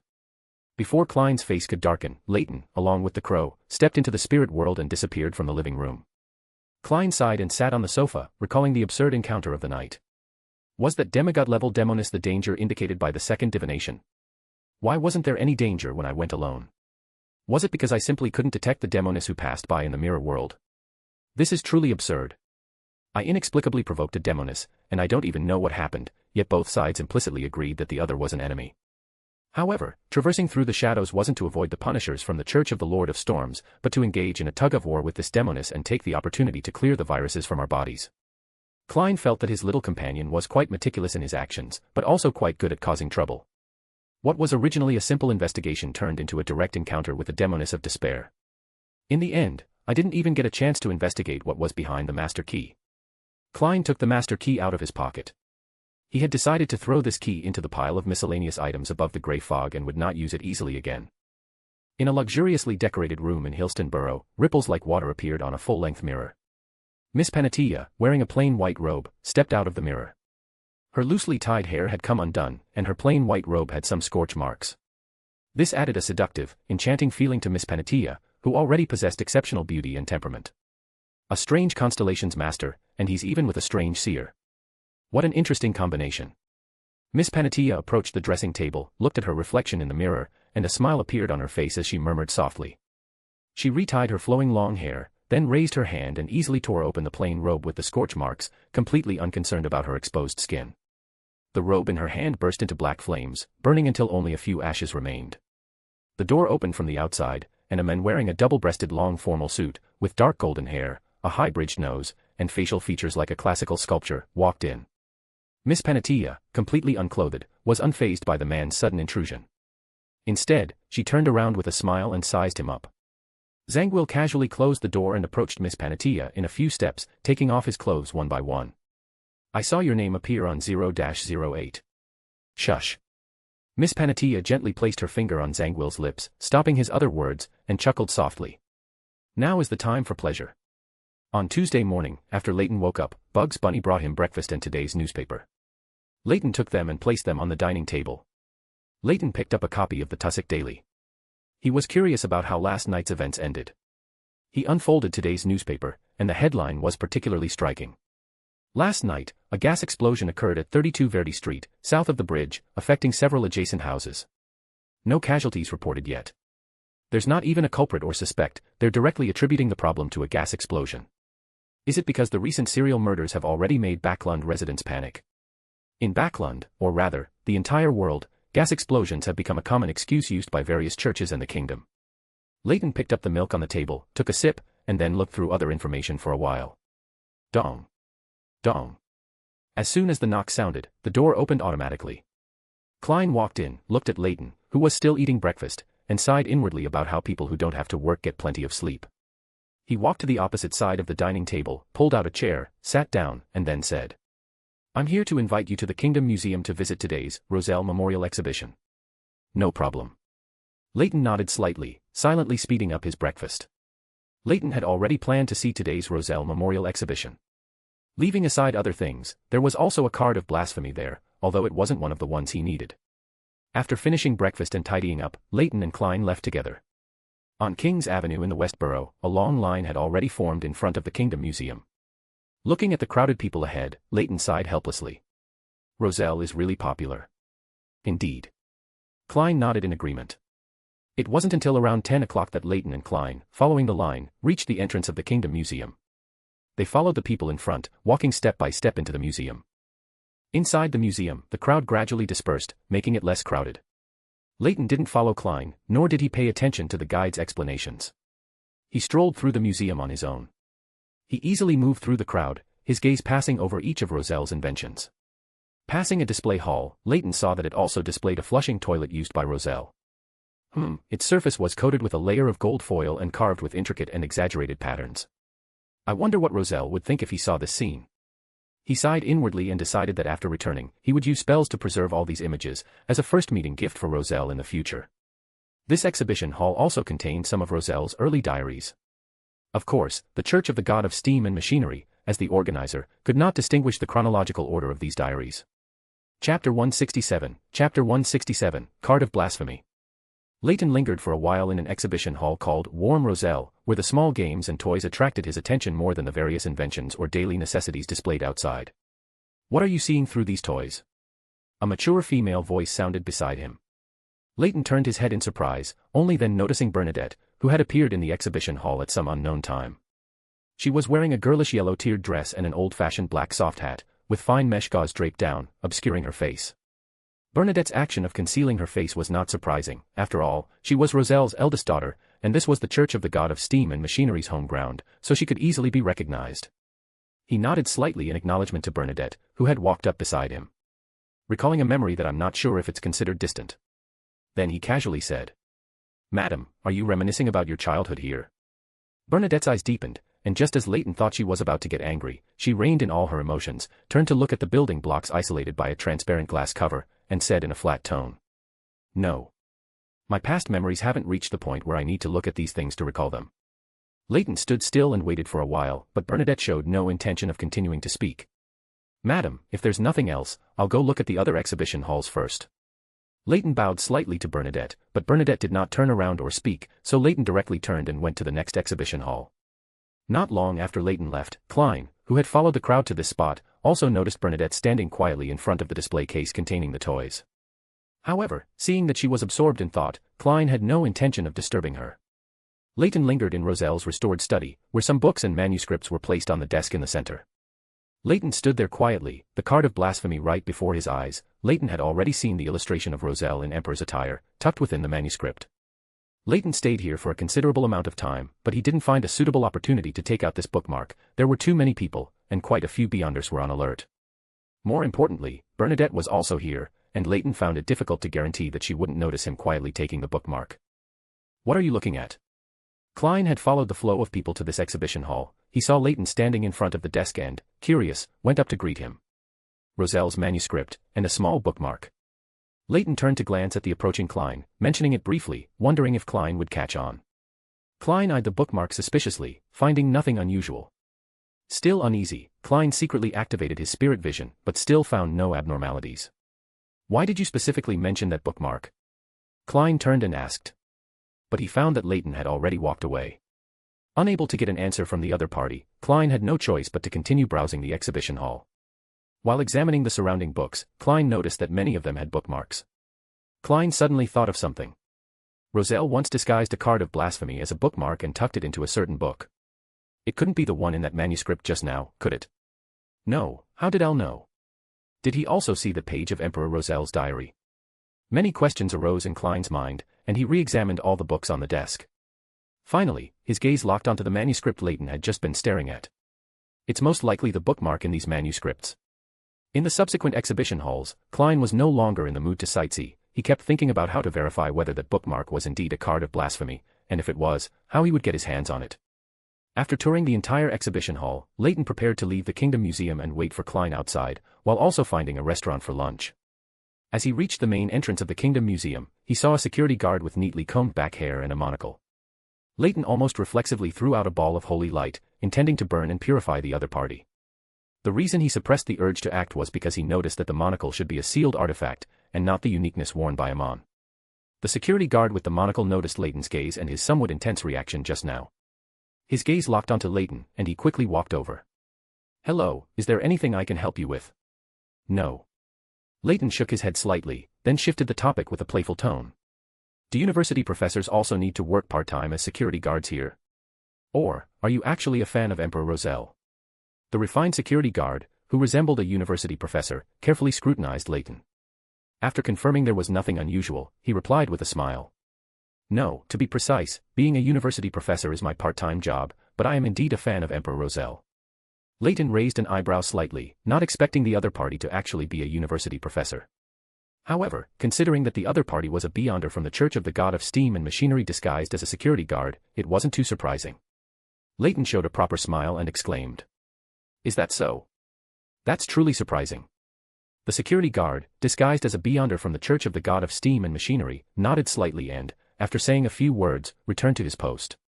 Leyton also did not linger and quickly left the Kingdom Museum. Although he knew the other party wasn't Amon's avatar, seeing someone wearing a monocle still made him uncomfortable.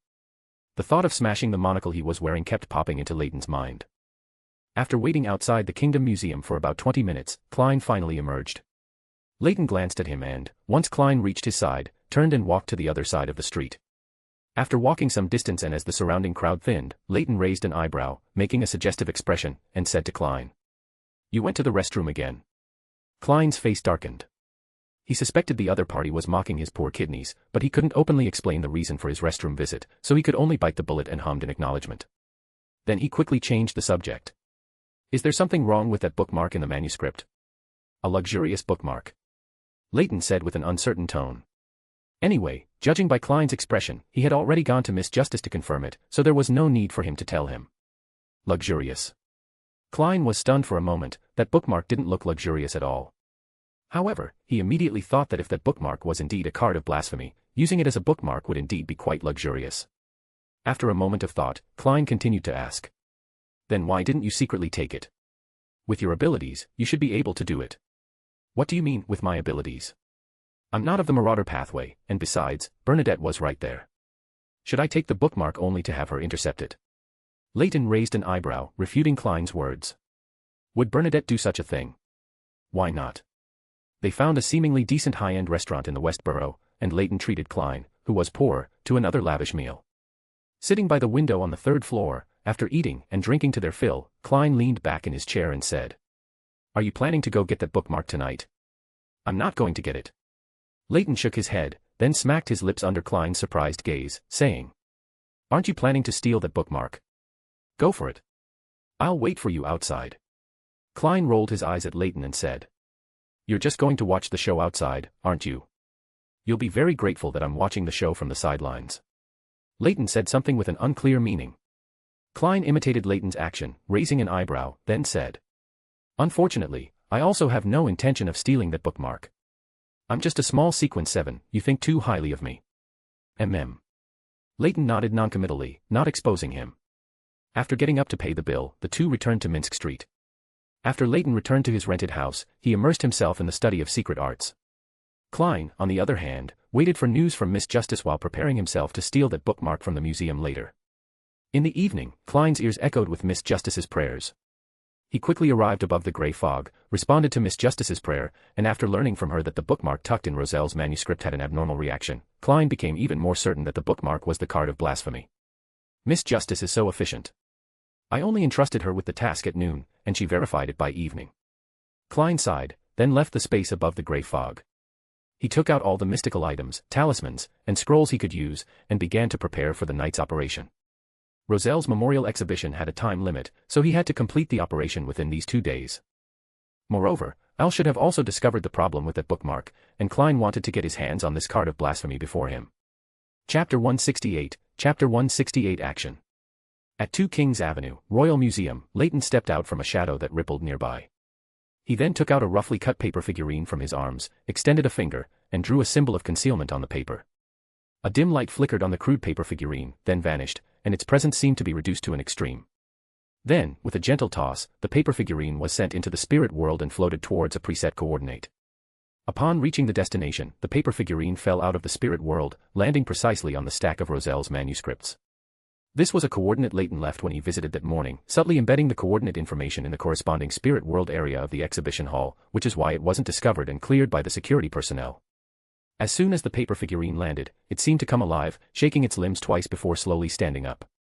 This was just an ordinary paper figurine, unable to bear too many spells, so it couldn't condense a form through illusions. The symbol representing eyes of mystery prying on the paper figurine flowed with vivid purple halos, eerily resembling a true eye. Under Leyton's manipulation, the small paper figurine shook its head twice, raising its hand one moment and lifting its leg the next, as if adapting to the paper figurine's body. The true situation was that Leyton found it quite amusing to control the small paper figurine from a first-person perspective and couldn't resist playing a bit longer.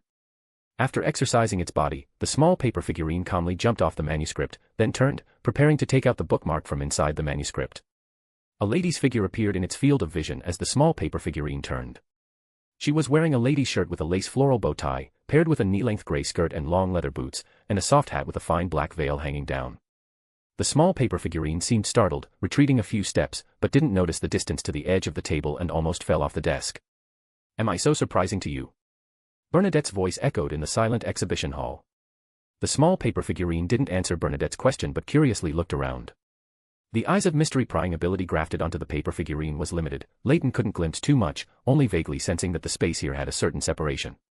Bernadette calmly watched the small paper figurine shaking its head in front of her, waiting for its answer. The small paper figurine made a troubled gesture of scratching its head, seemingly struggling over what excuse would be best. You're too immersed in playing the paper figurine, even your personality is affected. Bernadette said, her tone still largely unchanged. Ah, of course not. It's just quite interesting to occasionally slow down my role and perspective. Leyton answered very honestly. Bernadette narrowed her eyes slightly and uttered a word made up of intus. Role-playing. A very apt description. Leyton controlled the small paper figurine to nod continuously, as if he hadn't heard the probing in Bernadette's words. Bernadette, who had been watching the small paper figurine's every move, tilted her head to look downstairs. The small paper figurine also glanced, then said in a tone of watching a show. A thief has paid a visit. Then, propping itself on the open manuscript, the small paper figurine jumped back onto the manuscript. Aren't you the thief? Bernadette didn't care about the small paper figurine's movements. In her eyes, a tiny paper figurine couldn't make any waves. Ah, if you put it that way, aren't you too? The small paper figurine looked up at Bernadette and said. Then, seemingly finding the upward gaze too tiring, it simply lay down on Roselle's manuscript. Me. Bernadette uttered noncommittally but didn't finish her sentence. Taking the card of blasphemy in front of Bernadette was impossible, he could only see Klein's next move. With the goal unattainable, Leyton simply controlled the small paper figurine to ask a question he was curious about. Does Orvie Island have Steam's support and willingness in its confrontation with Moses' ascetic order? Why do you have such a thought? Bernadette's gaze at the small paper figurine became slightly more serious. The small paper figurine crossed its legs very presumptuously and said, "Some guesses. Orvie Island and Moses' ascetic order's confrontation might be due to your differing philosophies, but as the earliest concealment organization of the fourth epoch, Moses' ascetic order, for you to achieve your current success so quickly, there must be support from other forces, among which Steam is the most suspicious." Bernadette's expression only changed slightly, quickly returning to calm. Her calm gaze fixed on the small paper figurine, slightly surprising Leyton, who was concealment in a shadow outside the Royal Museum. He felt her gaze penetrate obstructions and coverings to see him. "Do you think Hidden Sage can outcompete Steam?" Bernadette ultimately only said this one sentence. Then she stared intently at the small paper figurine, and at Leyton behind the small paper figurine. Leyton controlled the small paper figurine to be a riddle teller for once. Steam's luck is very good, or rather, too good, but all gifts bestowed by fate have already been marked with a price in the dark. Bernadette's brows gradually furrowed, and her gaze became more solemn. "What do you know?" The small paper figurine flipped over and said nothing. Klein had already arrived. A nearly invisible, vague human face outline suddenly protruded from the ceiling above. The eerie human face looked down at the exhibition hall, completely failing to see Bernadette and the small paper figurine conversing below, as if the two were not in the same space-time. Klein's spirit body rapidly descended, simultaneously extending two hands to take different bookmarks. One of the hands reached for the bookmark in Roselle's manuscript where the small paper figurine was located. Klein's actions naturally couldn't escape Bernadette's notice. Leyton had to control the small paper figurine to say something that would attract Bernadette's attention, at least enough for Klein's spirit body to touch the card of blasphemy. The apocalypse is coming. Everyone, human and non-human alike, must make their final preparations. The gods are no exception. Wah! Wah! Wah! A shrill infant's cry suddenly sounded, echoing within the exhibition hall. The small paper figurine was instantly covered in cracks, and Leyton's control over it became intermittent, as if he might lose contact at any moment. Klein, in his spirit body state, seemed frozen, unable to make any movement. Black cracks split open in the void, and bloodshot eyeballs drilled out. With the appearance of these eyeballs, everything around them solidified, even the illusory spirit body unable to penetrate. "Why do you only take the bookmark?" Bernadette calmly, emotionlessly, stared at Klein's spirit body. It seemed that if he didn't give a satisfactory answer, this fragile spirit body in front of her could be torn apart at any moment. Bang! Outside the Royal Museum, Leyton, concealment in a shadow, snapped his fingers. In the exhibition hall, the small paper figurine, covered in cracks, suddenly burst into flames, exploding before Bernadette could throw it away. But it didn't cause too much fluctuation. The small paper figurine's self-destruction was channeled by Bernadette into the spirit world, leaving only tiny golden sparks flashing for a moment. Klein's spirit body seized this opportunity, returning to grey fog with the two bookmarks he had just enveloped within his spirit body. The illusory, almost transparent spirit body instantly vanished from Bernadette's sight. There was no emotion in Bernadette's eyes, she simply stared quietly at the spot where Leyton's small figurine had self-destructed. Before the machinery hive mind members arrived to investigate, Bernadette's figure disappeared from the exhibition hall. Outside the Royal Museum, the shadow where Leyton had been hiding rippled, then returned to calm, but it was already empty. By moving through the shadows, Leyton quickly moved away from King's Avenue. He then emerged from the shadows, glanced at the crimson moon overhead, and sighed helplessly. "Bernadette will probably think I'm with that strange spirit body." Klein took the card of blasphemy, but Bernadette's attention was on me. Leyton shook his head helplessly. He knew Bernadette would appear in the museum, but he didn't expect to fall right into her sight when he went there. Perhaps she had already foreseen this. She is a genuine clairvoyant. Leyton muttered a few words under his breath, walking aimlessly on the empty street. He performed a divination on Klein's location, only to find that Klein was moving. I wonder if Klein can encounter it. I'm waiting for him to deliver himself so I can teleport over and collect the characteristics. Leyton stepped into the spirit world, then quickly pursued Klein's direction. In a house somewhere, Klein held a citron pendant in one hand and the master key in the other. He had to perform a divination every time he touched a door before deciding whether to enter. At the same time, he also had to constantly use divination to discern directions, ensuring he didn't get lost and return to the kingdom library. Klein pressed the ancient-looking master key against the wall, gently twisting it, and invisible ripples spread out. He didn't enter immediately but first held the citron pendant in his hand, preparing to perform a divination. This was a side effect after being tricked by the master key several times. If it weren't to minimize his suspicion and prevent machinery hive mind from tracing him through checking people traveling at night, Klein W. I'll want to use this mystical item with absurd side effects at all. Chapter 169, Chapter 169 Demon Dog. Leyton, who was shuttling through the spirit world in pursuit of Klein, suddenly had his inspiration triggered and, following his intuition, stepped out of the spirit world. Klein, who was still closing his eyes and divining the door opened by the master key in front of him, opened his eyes and turned to look at the person who had appeared beside him. Klein said with a surprised tone, "How did you get here?" Leyton, who had just emerged from the spirit world, looked up at the door in front of him, his eyes of mystery prying constantly scanning the surroundings to find where the other side of the door was. "To kill that devil," he responded softly, and Leyton stepped into the spirit world again. Inside a brightly decorated living room, an empty-bellied female corpse lay on the floor. Beside her was a large black dog. Its action of swallowing internal organs paused as it felt a strong sense of crisis. The devil's malicious perception made it feel a fatal danger approaching. The devil dog unhesitatingly dropped the unfinished internal organs and ran out quickly. It didn't even have time to carefully search for the source of the danger, only knowing that danger was approaching from the spirit world. One star after another emerged, casting rays of starlight that miraculously formed a transparent and brilliant barrier. The connection between this living room and the outside world was cut off, and even the spirit world's influence on it was greatly reduced. On the other side, he was still hesitating whether to pass through the door he had opened in the wall. The next moment, he found that a layer of starlight was spreading on the other side of the door, blocking it. It seems there really is danger on the other side, but Rhodes came too timely, didn't he? It feels like he's using me to fish. Klein clicked his tongue, feeling that his guess was most likely correct. Putting away the master key, Klein was not going to use this mystical item anymore. Klein walked to the window, flicked a match out, and then snapped his fingers. With a bang, two flames ignited, one from Klein's pocket and the other from the match outside. Klein's figure was quickly enveloped by flames and then disappeared. Immediately after, the flame on the match thrown outside flared up fiercely, and Klein leaped out of the flame. Surveying the surrounding environment and confirming his current location, Klein quickly came up with a new plan to go home. Thankfully, I've already left the West Borough. It seems I'll have to take a detour to a more distant place and then find an opportunity to take a carriage back. Inside the brightly lit living room, the surrounding walls, including the floor and ceiling, were enveloped by a transparent and brilliant barrier. A giant devil dog, nearly 3 meters tall, with curved goat horns on its head covered in countless mysterious patterns, and a pair of huge bat-like wings spread out behind it, entwined with crimson and light blue flames, emitting a strong smell of sulfur, was frantically spraying light blue flames and combating the surrounding frost in the relatively small living room.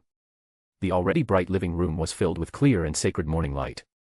The morning light was also mixed with clear, brilliant, and pure holy light. The light, reflected by the ice crystals filling the living room, appeared incredibly dazzling. The tall devil dog, as if covered in a thick, hard armor, constantly exuded black smoke under the continuous purification of the light.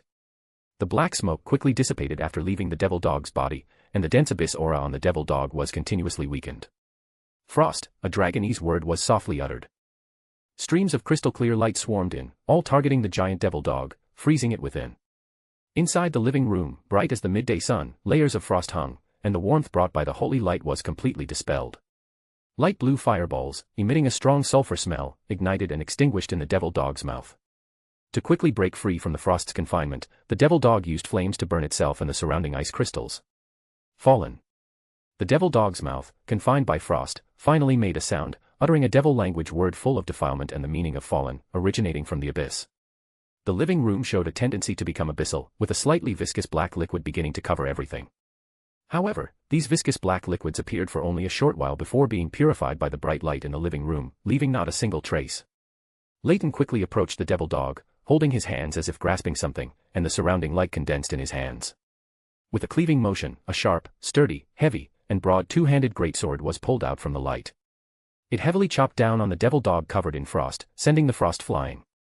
The thick, hard armor covering the devil dog's body was easily penetrated like paper, and the two-handed greatsword, condensed from light mixed with holy light, embedded itself into the devil dog's body. Woof! The devil dog let out a mournful howl, a burst of light blue flames erupted around its body, and the strong sulfur smell choked the nose and mouth. Frost. Leyton stood still and softly chanted a dragonese word, not moving his feet. A stream of crystal-clear light covered the light blue flames, suppressing the devil dog's struggles. Leyton released one hand from the two-handed greatsword and made a pulling motion in the air. Silently, many chains formed from the light, piercing through the devil dog's flesh and blood, confining it. Then, Leyton continued to hold the greatsword with both hands, lifting it up and bringing it down again. One of the devil dog's giant bat-like wings behind it was severed. Lava-like blood splattered, dripping onto the surrounding ice crystals and emitting bursts of poisonous gas. Without giving the devil dog a chance to struggle, Leyton continued to wield the two-handed greatsword, severing its other wing as well. The devil dog's entire body ignited with light blue flames, constantly struggling, snapping the chains that had embedded themselves in its flesh and blood and confined it, one by one. A strong, pungent sulfur smell, hot blood splashing everywhere, and charred, smoking bits of flesh. Light blue flames continuously gushed out. Centered around the giant devil dog, crimson lava and light blue flames continuously gathered, gushing out like a volcanic eruption. A pungent sulfur smell permeated the entire living room, accompanied by the spread of dark green poisonous gas. Leyton quickly retreated, creating some distance from the devil dog. Starlight diffused around him, isolating the scorching heatwave and poisonous gas. A faint golden hue dyed Leyton's light blue eyes, and the surrounding environment was simultaneously dyed golden, spreading out in layers. The devil dog's expanding poisonous gas was continuously purified, and the crimson lava and light blue flames were also reduced under the layers of golden ripples. The huge devil dog's figure emerged from the flames and poisonous gas, ferocious and terrifying, like a devil crawling out of fire. Leyton narrowed his eyes slightly. This dog couldn't control its desire for anger and killing intent and had directly lost control. The devil dog, now out of control, began to grow abnormally in flesh and blood. The giant bat-like wings that Leyton had already cut off from the devil dog. Death. The devil dog uttered a devil language word with difficulty. Leyton's body, however, shattered in an instant, transforming into brilliant, shimmering starlight.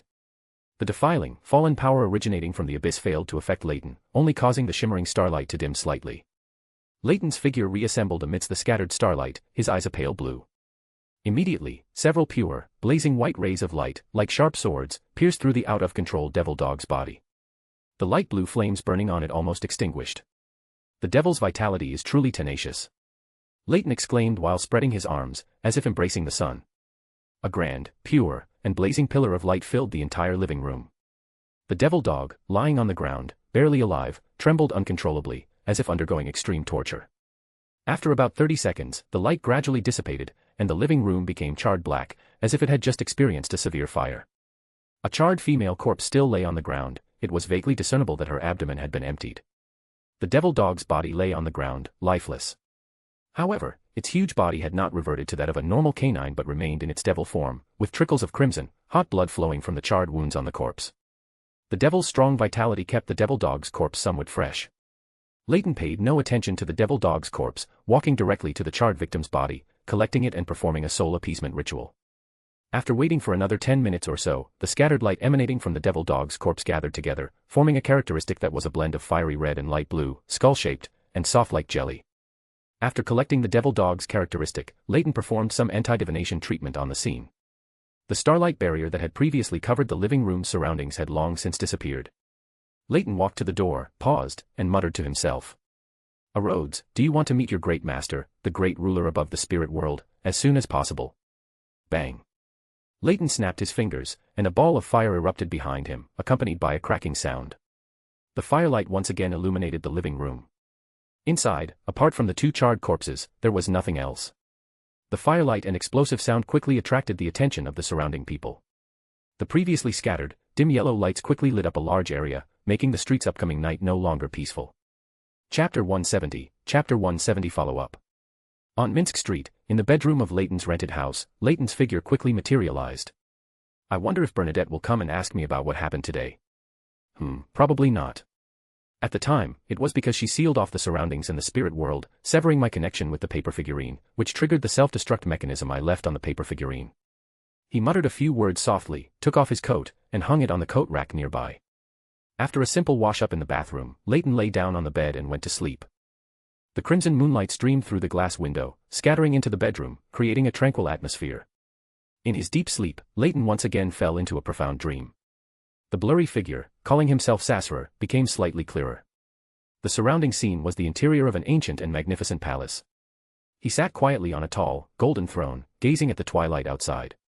"Is this the giant king's court?" Leyton looked doubtfully at the blurry figure sitting high on the throne at the very top of the palace. "This is the giant king's court from my memory." The blurry figure replied, then rose from the throne and walked towards Leyton step by step, saying as he walked, "I didn't expect that besides you and Roselle, there's still an outer deity survivor in this era, and one of the contingencies left behind by the former Lord of the Mysteries." The superficial calm is about to be broken. In the not-too-distant future, this world will enter its final carnival before the apocalypse. The other party's words had no fluctuations, but Leyton's expression unconsciously grew solemn, as if he had already seen the future scene. After 2 seconds of silence, Leyton recomposed himself and said, "With your help, how long can I fully exploit the power of the sage characteristic within me?" "Less than 30 seconds. This is the limit your body can withstand," the blurry figure said without any change in his voice. Leyton nodded slightly. Less than 30 seconds was quite a bit longer than his estimated 10-odd seconds. The blurry figure stopped about a meter in front of Leyton. Although his figure was blurry, Leyton could still perceive that the other party should be half a head taller than him. He curled his lips slightly, changed the topic, and continued to ask, "Will the true creator's descending avatar instinctively resist when facing a fatal threat? The insane consciousness will have some resistance, but it won't be too strong. With 2 sages working together, plus the cooperation of my own will, killing this avatar won't be too difficult." Leyton nodded upon hearing this. The other party's words should be credible. Hopefully, the Evernight goddess's divine descent will be a bit slower then. The blurry figure proactively brought up another topic. "Are you planning to support that outer deity survivor to become the new Lord of the Mysteries? Surely you're not going to support him on, are you?" Leyton looked at the other party without flinching and retorted. The blurry figure showed no particular expression, or perhaps he did, but it was too blurry to see. Seeing that the other party had no response, Leyton continued. "Amon very clearly chose Adam between you and Adam." The blurry figure seemed to be silent for a moment, perhaps saddened by his good son, or thinking of his other divine half. The blurry figure finally just said, "He doesn't acknowledge my identity. If Amon becomes the Lord of the Mysteries, are you sure it won't be worse than the return of the former one?" Leyton continued, trying to persuade this father. The blurry figure did not answer this question, only saying, "Before they truly begin to contend for the position of Lord of the Mysteries, I will not interfere." Leyton waved his hand, no longer attempting to say anything. Another topic ended. Leyton and the blurry figure silently watched each other, but neither had any intention of speaking again. After a long silence, Leyton finally broke the quiet. "Are there new pathways in the cosmos that are adjacent to the existing 22 pathways?" "Yes. I don't know exactly which ones, but those outer deities entrenched in the cosmos, except for those who want to reclaim their lost authority, the rest are here to gain authority similar to their own. However, accommodating more authority can elevate an outer deity's rank and strength, but it cannot exceed a pillar." The blurry figure answered in great detail. Leyton nodded slightly. These matched his conjectures. Then he asked a new question. If an ordinary outer deity accommodates more authority, is it possible for him to become a new pillar? Or will he directly lose control? The blurry figure shook his head and said, "There are only 4 clearly defined pillar ranks. Aside from these, an outer deity who accommodates more authority can only increase his own strength and authority, but there will be no new pillar rank, unless he chooses to lose control and allow the original creator to awaken within him." Leyton nodded in understanding. The next morning, Leyton sat at the dining table with the day's newspaper, enjoying breakfast while reading reports about the serial murder case. The 12th case. Devil reappears, another lady victimized, killer has been apprehended. Gas explosion, serial killer caught in blast, dies at crime scene. In an inconspicuous corner of today's newspaper, there was also a brief mention of the theft at the Royal Museum. The long-suffering scapegoat, the gas explosion, finally played the hero today. Leyton sighed with a hint of mockery. Then he put the newspaper aside and continued to enjoy his breakfast. At the same time, inside the Royal Museum. In the restored Roselle's study, Max Livermore, the captain of the machinery hive mind team wearing a monocle-sealed artifact, asked his team members, "Are you sure only 2 bookmarks were stolen?" "Yes, only those 2 bookmarks were stolen," the questioned team member replied with certainty. An old man standing in front of the desk, dressed in a white priest's robe and wearing a clerical soft cap, gazed at the desk for a long time. Then he turned around and said in a calm tone, "Last night, there was more than one person here, at least 2 or 3, opposing each other. One of them might even have a higher sequence than me, while another strangely fled, and then there was the third one, who didn't seem like a normal life form, perhaps consciousness residing in some item. I cannot reconstruct the complete scene, but I can still make out quite a lot. This matter is more complex than we imagined. Your Grace, Archbishop." Max, the captain of the machinery hive mind team, still wanted to say something. But the old man, referred to as Archbishop, waved his hand and sighed, gazing once more at the 2 books from which the bookmarks were stolen. "I know why they stole the bookmarks. We were all deceived by Roselle." Klein, who had just returned to his body from above the grey fog, stretched a bit, then went downstairs to enjoy breakfast. He had just taken a bite of a crispy and fragrant corn tortilla when the house's front door was pushed open directly. Klein immediately turned to look. Leyton walked in, holding a newspaper. Klein quickly swallowed the corn tortilla in his mouth, looked at the undamaged door behind Leyton, and said, "How did you open my door?" "Just a gentle push, and it opened." Leyton made a pushing motion with his hand. Klein looked at the other party suspiciously, then said, "Did you analyze the master key's door-opening ability?" "It is indeed a door-opening ability, but not analyzed from the master key. My crow can also open doors." Leyton walked into the dining room, pulled out a chair, sat down, and replied. Klein was stunned for a moment, then remembered the night before last, when he escaped that house by opening a door with the master key, and that crow of his actually managed to keep up with him. Leyton handed the newspaper to Klein, with the page reporting the theft at the Royal Museum on top. He raised an eyebrow at Klein, then said, "You're quite fast." Klein's first reaction was to deny it, but then he felt there was no need. He hesitated for a moment and asked, "How did you know it was me?" "Guess what Bernadette and I were talking about then?" Leyton did not directly answer Klein's question but instead retorted with a question. Klein's face stiffened. He carefully replayed the scene from last night in his mind. He hadn't seen anyone other than Bernadette. Finally, the image in Klein's mind settled on the small paper figurine lying on the manuscript, crudely cut, but with strange patterns drawn on it. "You were that paper figurine?" Leyton nodded slightly and said, "I had left a coordinate there yesterday during the day, originally planning to go and get the bookmark at night and then run, but it just happened to land right in front of Bernadette." Without waiting for Klein to exclaim, Leyton looked at Klein with a half-smile and continued. "Then, while Bernadette and I were talking, another strange spirit ran over, grabbed something, and ran off." "Ah." Klein scratched his head awkwardly. He hadn't thought about how to explain his appearance as a spirit and sudden disappearance. Chapter 171 Premonition and Opportunity. Klein couldn't come up with a reasonable explanation, but Leyton just waved his hand casually, skipping the topic. Adjusting his expression, Leyton asked with feigned curiosity, "What pathway is that card of blasphemy from?" Seeing that the other party didn't intend to pursue how he had managed those things last night, Klein breathed a sigh of relief, then smiled and said, "The Black Emperor pathway, as you mentioned earlier. The Black Emperor's advancement ritual requires possessing one's own kingdom, linking one's name with the title of emperor, and making it common knowledge among the populace. Additionally, it requires establishing a rigorous and complex set of rules that defy normal circumstances, compelling the populace to build 9 pyramid-like mausoleums, then entering one of them, and consuming the sequence 0 potion during corresponding sacrificial rituals participated in by the vast majority of the populace, spread across different cities." Leyton nodded, pretending to hear it for the first time, a hint of surprise in his eyes. He then added, "The Black Emperor pathway excels at twisting and utilizing rules. The Black Emperor's resurrection ability might just be exploiting a loophole in death." Klein nodded in agreement, finding the speculation very reasonable. Leyton said nothing more, sitting quietly in his chair with his eyes closed, resting, waiting for Klein to finish his breakfast. Klein also realized that the other party seemed to be waiting for him, so he slightly sped up his breakfast. After finishing his breakfast, Klein looked at Leyton curiously and asked, "Do you have anything planned for today?" "No," Leyton shook his head slightly, then added, "What are your plans for today?" "I have a premonition that I should follow you during this period." "Follow me? Why?" Klein asked, very confused.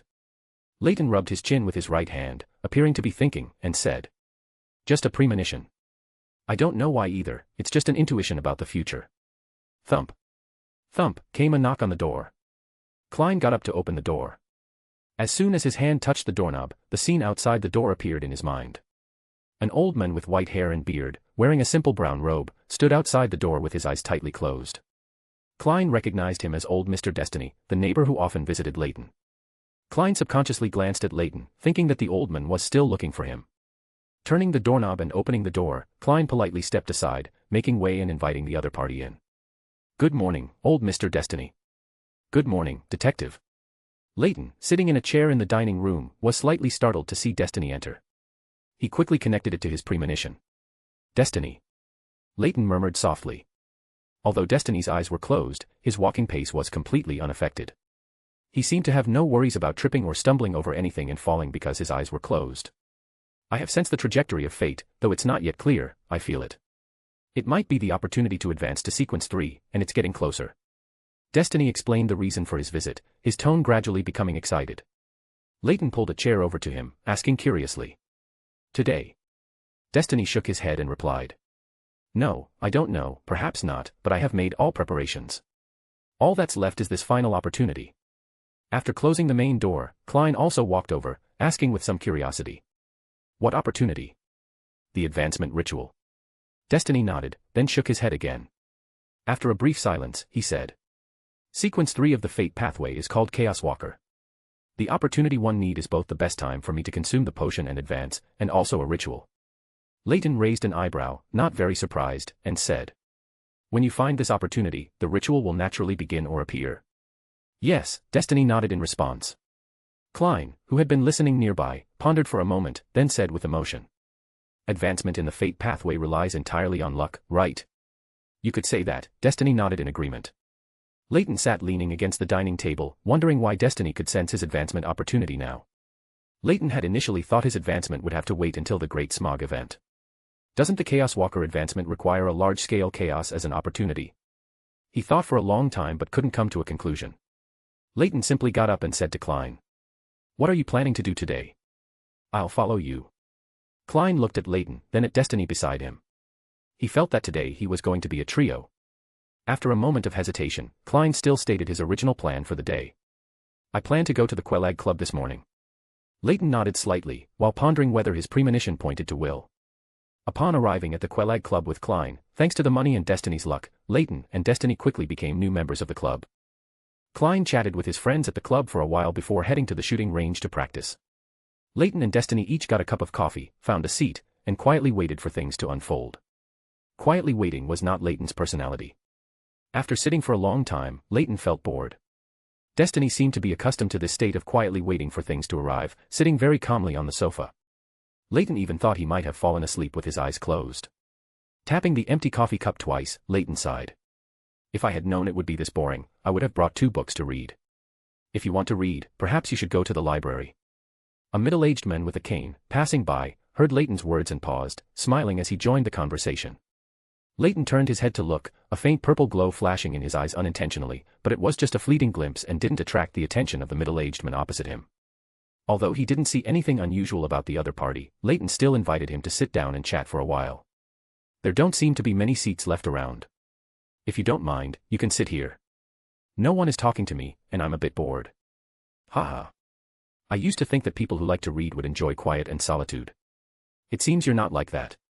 The middle-aged man replied, then leaned his cane against the sofa, seemingly not wanting to walk a few more steps with it. Leyton smiled and responded. I only like quiet when I'm immersed in books. The rest of the time, I prefer a bit more liveliness.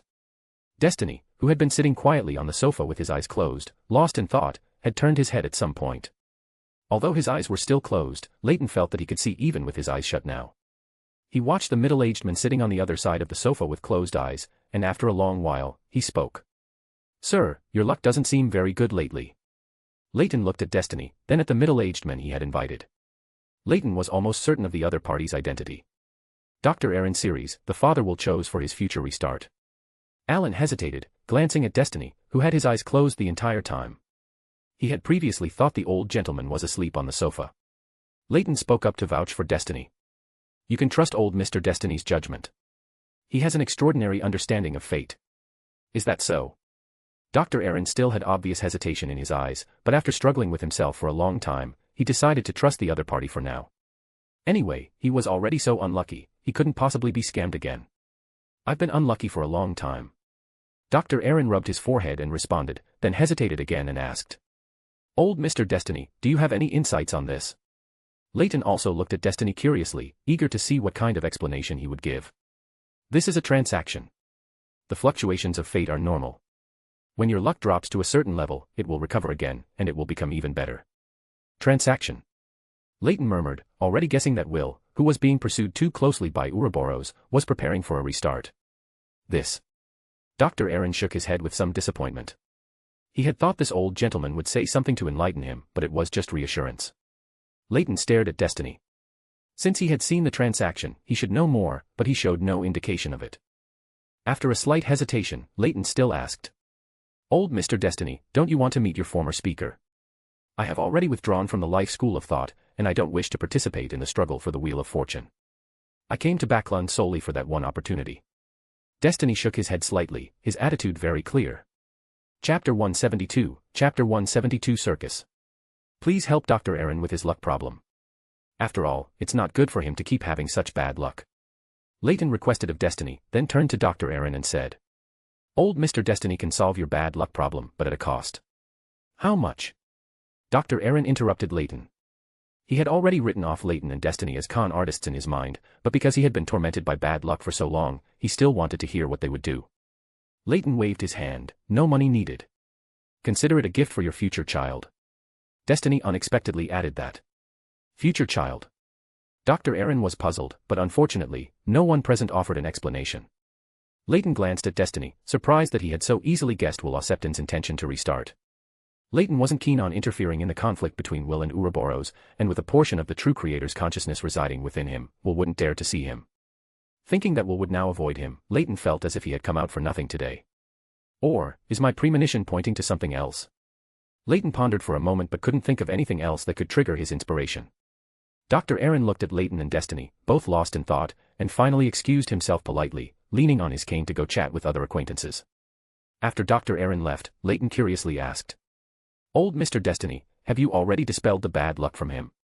Destiny, with his eyes closed, shook his head slightly and explained. He isn't exactly afflicted with bad luck, his own luck is just a bit insufficient. I've supplemented some for him. While it won't make him exceptionally lucky, he won't be too unlucky either. Leyton nodded thoughtfully, saying nothing more. Sitting there like that was quite boring, so he simply asked a waiter for a game of Ludo. Thank you, great Emperor Roselle, for making my life not so boring. After thanking Roselle, Leyton invited Destiny to play a game with him. While playing, Leyton felt what it was like to be favored by fate. After one round, Leyton switched to Intus chess, for no other reason than that chess was not as much affected by luck. When Klein returned after finishing his target practice, he saw Leyton and old Mr. Destiny, who still had his eyes closed, playing cards. On a nearby table, several other board games were laid out. It seemed they had played all of them, and many people were watching. Taking a few steps closer, Klein asked with some curiosity. How did you two end up playing cards? Bored, wanted to challenge fate. Leyton casually drew a card and said. Challenge fate. Klein was puzzled. Sherlock, are these two your friends? Talum, who had introduced Klein to the Quelag Club, moved aside to make room for Klein, then said with an exaggerated tone. You wouldn't believe how lucky this old gentleman is. It's like whatever he wishes for comes true, he can draw any card he wants. Whether it's playing chess or cards, as long as it has anything to do with luck, he's never lost a single game. Klein nodded politely and said, yes, the old gentleman has always been very lucky. He is a beyonder of the fate pathway. Dr. Aaron, who was also watching Leyton and Destiny play cards, heard that Klein and Destiny knew each other. Leaning on his cane, he called Klein aside for a private conversation. Dr. Aaron recounted his recent experiences and old Mr. Destiny's words to Klein, seeking the detective's opinion. Sherlock, are you very familiar with old Mr. Destiny? Do you think his words are credible? Originally, I wouldn't believe such things, but I just watched them play cards and chess for a while, and honestly, I even suspect they might be warlocks who wield mystical powers. Dr. Aaron said with a tone of disbelief. Klein put on a thoughtful expression, considering how to explain it in a way that seemed reasonable and would make Dr. Aaron believe him. After a moment of thought, Klein cleared his throat and said. Cough. Dr. Aaron, old Mr. Destiny indeed has an extraordinary understanding of fate. I believe you can trust his judgment. You can observe for a couple more days to see if your luck improves before deciding whether to seek other solutions. Dr. Aaron gave a wry smile. You're right. Anyway, I've been unlucky for so long, a day or two won't make a difference. After reassuring Dr. Aaron, Klein went to the buffet to get some food for his lunch. Not long after Klein sat down at the dining table, Leyton and Destiny each came over with a plate of food and sat down around the table. Klein looked at Destiny, who, though his eyes were closed, seemed no different from someone with open eyes, and asked with some curiosity in his tone. Old Mr. Destiny, is there anything wrong with Dr. Aaron's luck suddenly turning bad? Destiny replied while eating his lunch. Nothing wrong. Someone just sought some help from him, and I gave him some luck. He won't be unlucky anymore for the time being. Why would seeking some help make someone's luck turn bad? Klein became even more puzzled. Destiny said with a tone of emotion. Every gift of fate requires a price. That doctor is merely paying some of the price in advance, and fate's gifts will slowly arrive later. Klein nodded, seemingly understanding but not quite. Seeing that Destiny had no intention of speaking further, he didn't ask any more questions.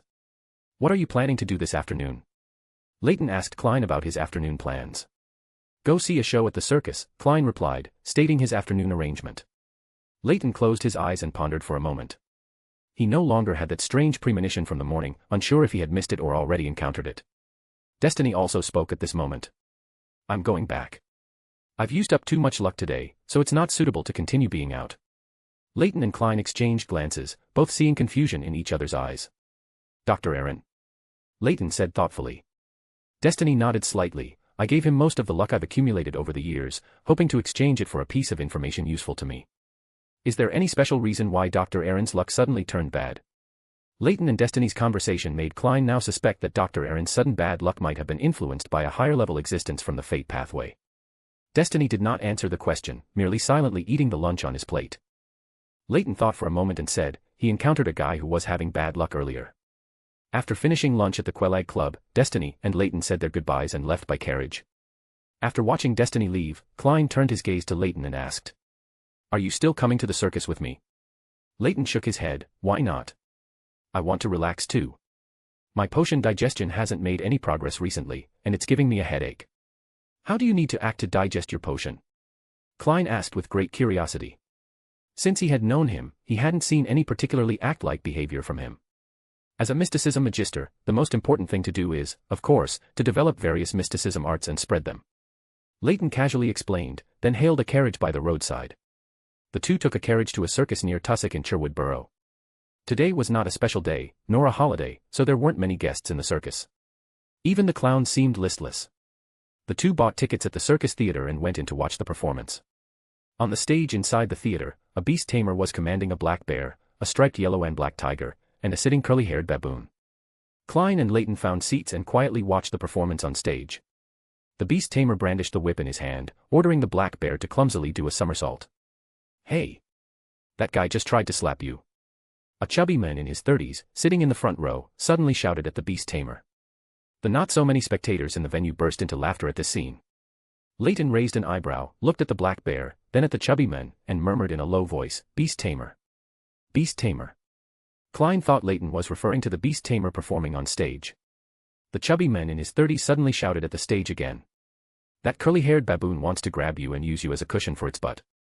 Klein quietly activated his spirit vision, observing the aura colors of the beast tamer and the three animals on stage. The emotional colors of the three animals were indeed very unstable. It seemed that with a little more provocation, they could explode.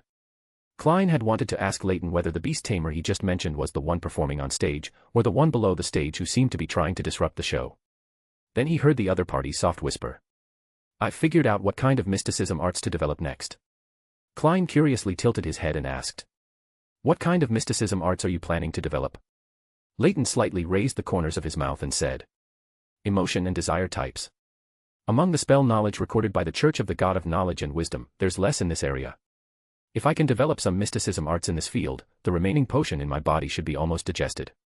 Chapter 173, Chapter 173 A request for help from Miss Sharon. In the study, Leyton held a ball of fiery red and light blue intermingled demonic characteristics. Blue and white light swirled in his eyes, so much so that his eyeballs were not visible, and beside him, there was a trembling Bugs Bunny. He sighed softly, leaned back in his chair, waved his hand and said, "All right, let's stop here for today." Bugs Bunny immediately fled the study as if escaping. Glancing at the open door, Leyton placed the characteristics back into the iron cigarette case and sealed it with a wall of spirituality. It seems I still need the characteristics or main ingredients of an desire apostle potion. The manifestation of desire in demons is more about the influence they receive themselves. Moreover, Bugs Bunny is too timid.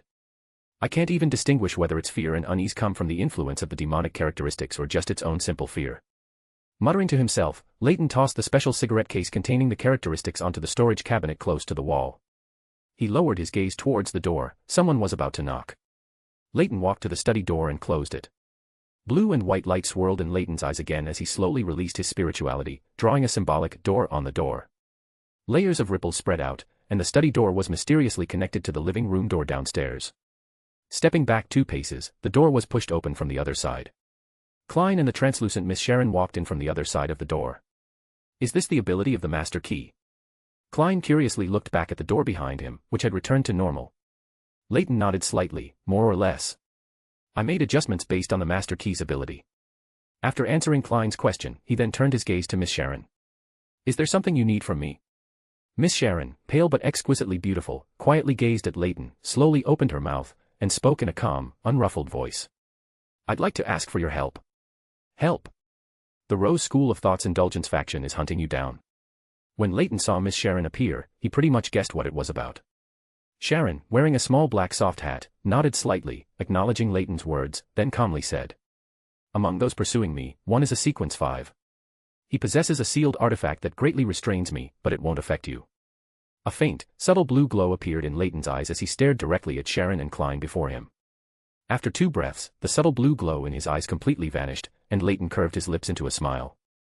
No problem, but if possible, I hope to acquire the Beyonder characteristic or sealed artifact left behind after that wraith's death. The pale Sharon nodded in response with almost no hesitation. You can. Leyton was slightly surprised that Sharon agreed so quickly to his request. The wraith's characteristics were also greatly needed by Marek, who was currently a zombie. After nodding slightly to the ethereal Sharon, he said. Time and place, just let me know once you've decided. Okay. Sharon's voice became somewhat ethereal, and then her entire figure faded and disappeared. Leyton glanced at the glass window beside him. Miss Sharon had entered the mirror world and was moving away from this area. He then looked at Klein, who showed no intention of leaving, and Leyton got up to pour himself and Klein a cup of coffee. Leyton handed a cup of coffee to Klein and asked, Do you have any questions that need answering? Klein took the coffee, took a small sip, and placed it on the desk beside him, then asked. Are you familiar with the prisoner pathway? And the Shaman King? The prisoner pathway. Didn't Miss Sharon tell you? Given your cautious nature, you should have already inquired about it. As for the Shaman King, that's a Sequence 4 of the apothecary pathway. Among the Sanguine, the corresponding title is Sanguine Earl. Leyton glanced at Klein, realizing that he was out of caution wanting to re-inquire about the prisoner pathway information to see if it matched what Miss Sharon had provided. Sanguine Earl.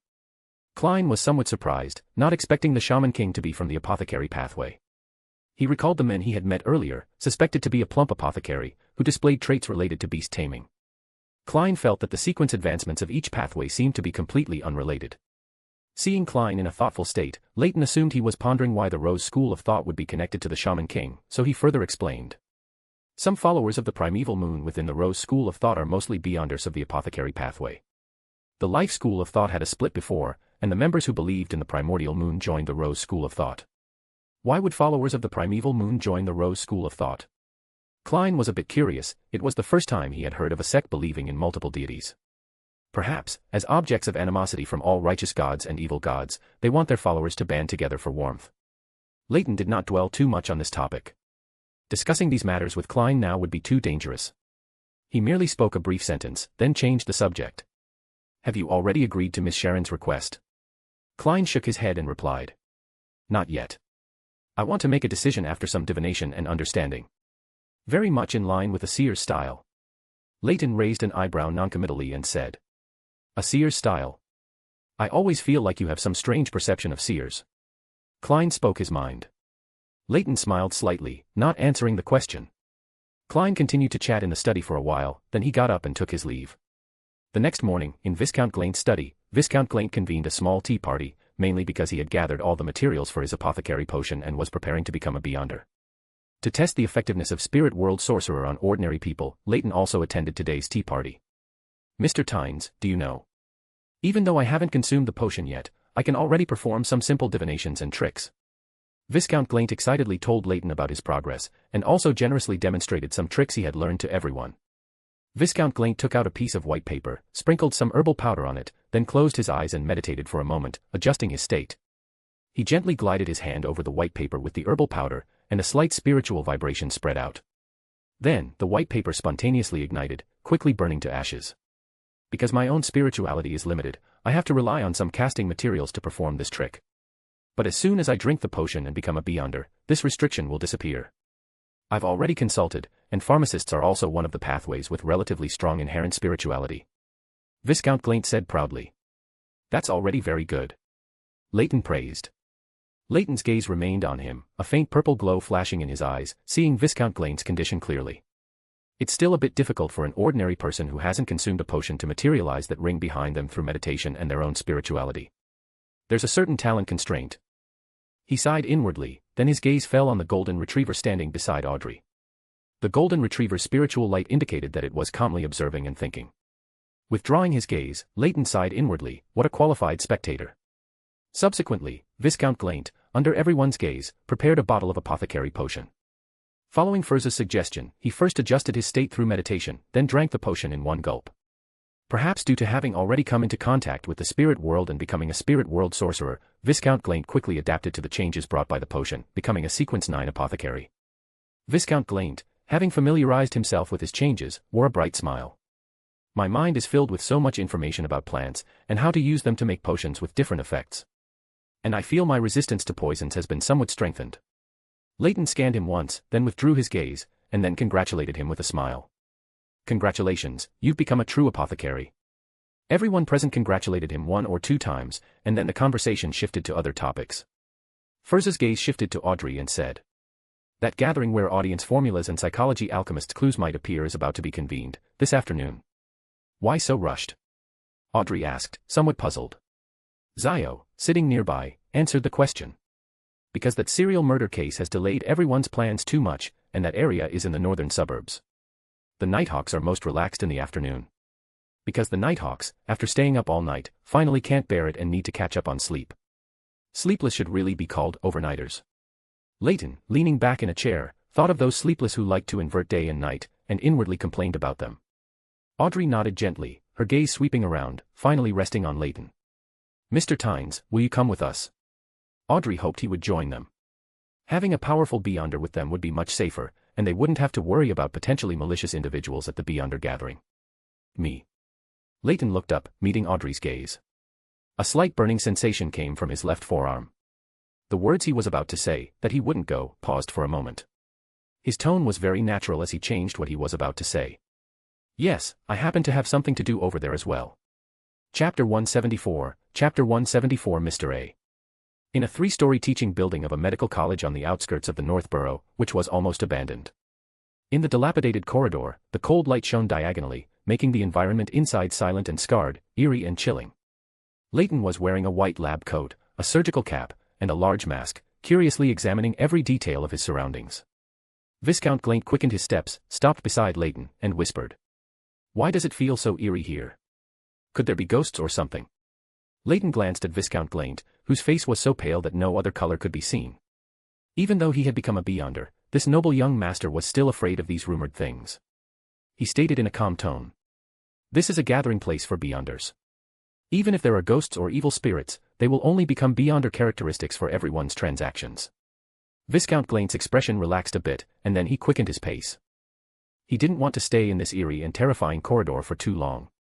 Walking to the entrance of the gathering place, Leyton glanced at Furs, who had quickly walked to the door and stood there, but did not choose to push the door open, realizing that these 2 timid people were a bit cowardly. Taking a step forward past the 2, Leyton reached out and pushed open the door. A creaking sound echoed through the silent building, and a pungent smell of disinfectant wafted from inside. The first thing that came into view was a pool in the center of the room, filled with transparent, yellowish liquid, with figures floating one after another, all of them corpses. Some were relatively complete, some were already incomplete, and many had their skin peeled off, appearing like jerky, brownish red. "Ah!" Viscount Glaint, standing behind him, let out a scream. This Viscount had never seen a scene filled with corpses like this before. Eyes from all around cast over, all staring at Viscount Glaint, which made the noble even more distraught. Leyton turned and raised his hand to pat his shoulder, simulating the purification power of the sun domain, gently patting it into Viscount Glaint's body, alleviating his collapsing emotions. A warmth spread from his shoulder throughout his body. Viscount Glaint swayed for a moment, then took a deep breath, suppressing the urge to vomit, and waved his hand slightly, indicating that he was fine. The few of them quickly found a place to sit far away from the pool containing the corpses in the center. A figure also dressed in a white lab coat stepped forward, used a hooked wooden pole to pull a corpse to the side, and dragged the corpse onto the concrete floor. He then pulled out a scalpel, cut open the corpse's abdomen, and a somewhat cold and hoarse voice came from inside. "The gathering begins." Leyton quietly watched the corpse, a faint purple light flashing in his eyes. As his vision gradually stretched, Leyton saw the flesh and blood within the corpse. Perhaps Leyton's gaze was too obvious, as the mass of flesh and blood creep room grew a pair of eyes, looking back at Leyton's gaze. The gathering continued until everyone in the room left in sequence. Leyton asked Viscount Glaint and Audrey to leave first, while he needed to stay there for a while longer. It wasn't until everyone else in the room had left that Leyton got up from his seat. At this moment, the figure in the white lab coat who had presided over the gathering walked over. He said in a low, hoarse voice, "Hello. Please come with me. Mr. A is waiting for you." Leyton nodded slightly and followed behind the other person in another direction. Walking to a dimly lit basement, the white lab coat leading the way stepped aside and bowed, saying, Envoy of God, Mr. A is waiting for you inside. Leyton was surprised for a moment, not expecting that he also had the title of Envoy of God within the Aurora Order. He nodded slightly, expressionless, then pushed the door open and walked into the basement ahead. The light in the basement was very dim, with only the faint glow of candles on the surrounding altar. A figure dressed in a white robe knelt in front of the altar, seemingly praying. After Leyton entered, the other person got up from the ground, turned around, and bowed to Leyton. Envoy of God, we finally meet. I am the head of the Aurora Order's Backlund Diocese. You can call me Mr. A. Leyton carefully observed Mr. A. He had a handsome appearance, unnaturally pale skin, and an expression that was both extremely devout and slightly insane. Leyton bowed to the other party to greet him, then asked with some curiosity. Is there anything you need from me? How are the preparations for the descent ritual coming along? After a moment of hesitation, Leyton simply omitted the title of True Creator from his words. He couldn't bring himself to call him Lord like these members of the Aurora Order. Directly calling him the True Creator, however, would conflict with his current identity as an Envoy of God. Mr. A said with both devoutness and madness in his expression. Our cooperation with the Lone Kingdom's official authorities and the Demonist sect is progressing very smoothly. In a short while, the Great Creator will be able to descend upon this land. After saying these words, Mr. A bent slightly, tore open the clothing on his chest, and forcibly reached his hand into his abdomen, pulling out a section of a rib stained with dark red blood. Then, the torn flesh on Mr. A's body quickly wriggled and healed, returning to normal in an instant. This scene made Leyton's eyebrows twitch. Although he knew that Beyonders of the Hangman pathway were very skilled in flesh and blood magic, witnessing the scene firsthand was still somewhat uncomfortable.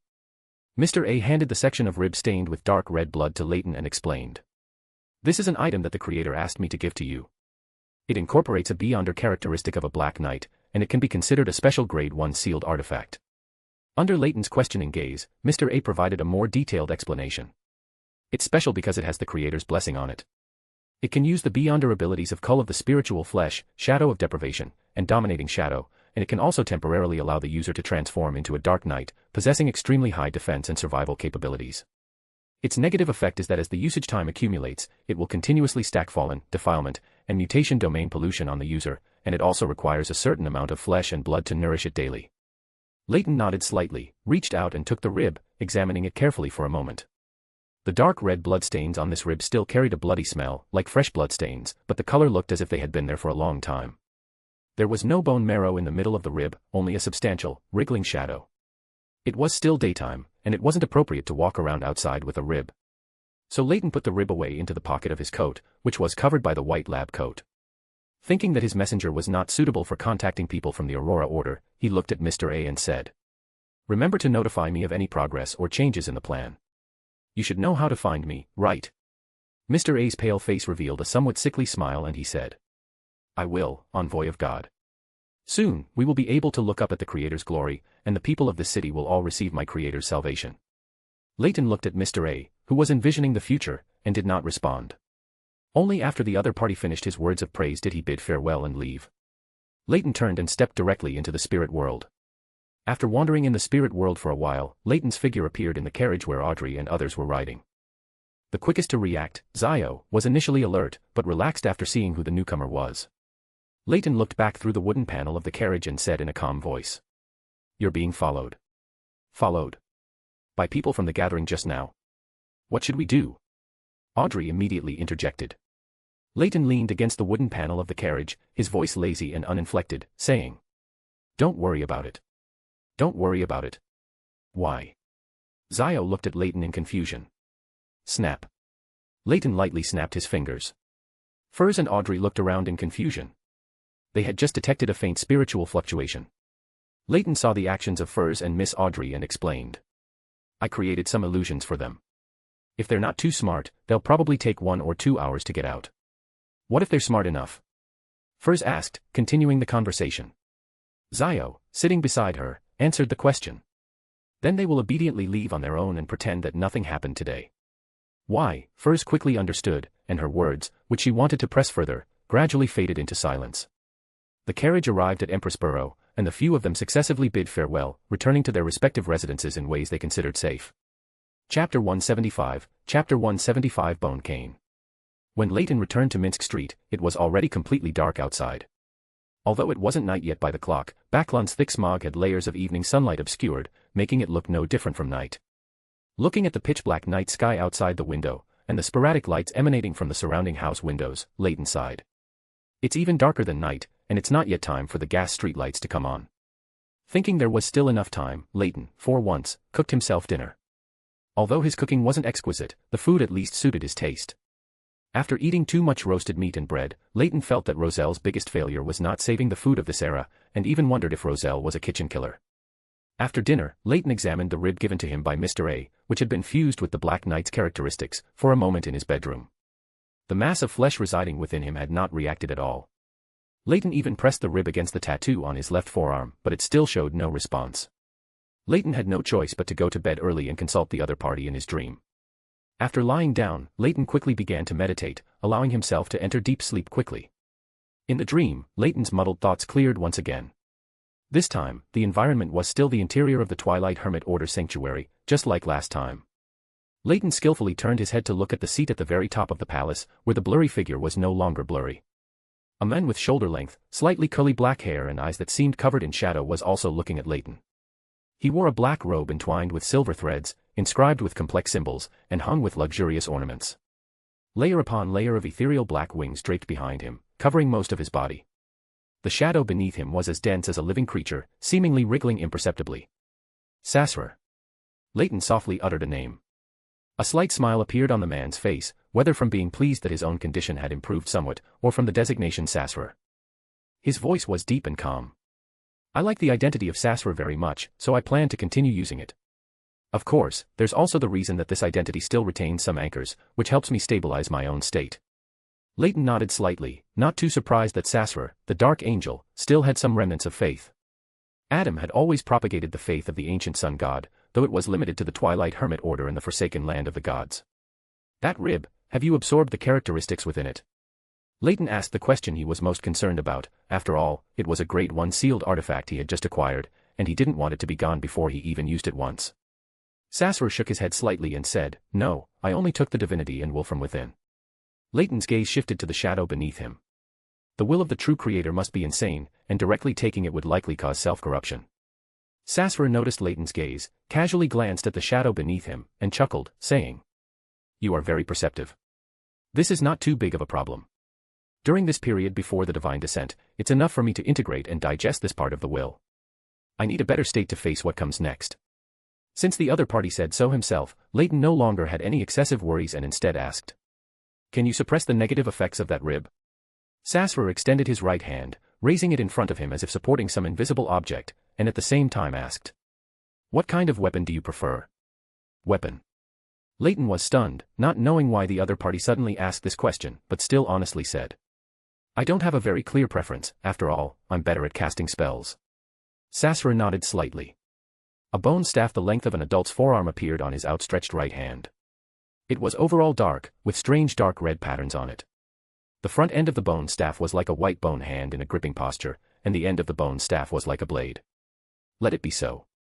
Sasra nodded with great satisfaction, then withdrew his hand, and the bone staff disappeared at the same time. Then he looked at Leyton and said, I made some adjustments to the image and abilities of that rib. It now has the ability to shepherd souls, but only up to 3. If the soul reaches the demigod level, there can only be 1. I've suppressed the negative effects to a certain extent. After using it in combat, you need to find some flesh and blood for it to devour. As for the fallen, defiling power's corruption, you can purify it yourself, it's very simple. It will also pray to me regularly every day. You don't need to worry about this, because the object of its prayer is me, and it won't have any impact on you. Leyton nodded with some surprise. The other party was clearly still conversing in the dream, yet could simultaneously affect the rib placed in his bedroom. The bone staff, after being modified by Sasra, gained a habit of liking to pray, which reminded Leyton of those sealed artifacts with similar negative effects. Most of them belonged to the omnipotent and omniscient 5 pathways. Leyton glanced at Sasra standing in front, and a sense of understanding grew in his heart. Case closed. Those sealed artifacts always liking to praise and glorify their corresponding deities were all ancient sun gods' fault. The most common negative effect of the sun pathway was brought by the ancient sun god. What are you thinking? Sasra's calm voice came. Leyton reined in his thoughts and casually asked a question. The Aurora Order is now a completely anti-human cult organization. Are you going to make them change? Sasra was uncharacteristically silent for a while, then said. This is inevitable. When I recover to angel rank, I will lead the Aurora Order in a new direction. As the true creator, I have been insane for too long. Under the suppression of the 7 deities and my own influence, the Aurora Order, primarily composed of secret supplicants, has become what it is today. Leyton nodded in agreement. It would be best if the other party could lead the Aurora Order out of the realm of cults. However, the true creator was still in a state of madness. Thinking of this, Leyton frowned slightly and said, "The true creator is the true god of this pathway. As long as he hasn't recovered his sanity, all secret supplicants will still be affected by the influence from the top of the sequence." Sasser smiled and said, "Their suffering will be borne by me." The next day, when he woke up, it was already bright outside. The first thing Leyton did after getting up was to check on the rib he had placed on the table the previous night. The rib that was originally on the table had transformed into a bone staff the length of an adult's forearm. Leyton curiously picked it up and examined it. The touch was icy cold, but the sense of evilness on the bone staff was much weaker than when it was in its rib form yesterday, which seemed to be a change brought about by Sasser. Leyton pointed the bone staff forward, and the shadows in the room instantly came alive, surging like water, intertwining and twisting in the bedroom. Leyton distorted the hand holding the bone staff twice, and the shadows in the room quickly returned to their original positions, as if everything that had just happened had never occurred. Then he reached out and lightly ran his hand over the blade-like end of the bone staff. The power of the fallen domain quickly converged, and an abnormally sharp blade, arm length, extended from the end of the bone staff. Leyton swung the spirit flesh blade, and the small coffee table nearby instantly split into two. The cut surface was exceptionally smooth, seemingly attesting to the sharpness of the spirit flesh blade. Without continuing to test the bone staff's abilities, Leyton had already felt the bone staff's desire to devour flesh and blood being transmitted to him. Although it wasn't strong, if he continued to use it, this desire would become stronger and stronger. Moving away from the bone staff, Leyton's eyes quickly took on a layer of blue-white. A sacred, clear, brilliant, and pure warm light appeared in the room. This light quickly purified the corruption of fallen, defiling power that Leyton had on him. Leyton felt his whole body lighten up. After understanding the bone staff's positive and negative effects, Leyton went out and bought about 10 pounds of fresh beef. He kept a portion for his own breakfast and fed the rest entirely to the bone staff. The white bone hand at the top of the bone staff, originally in a gripping posture, opened, and a mouth full of fangs split open in the center of its palm.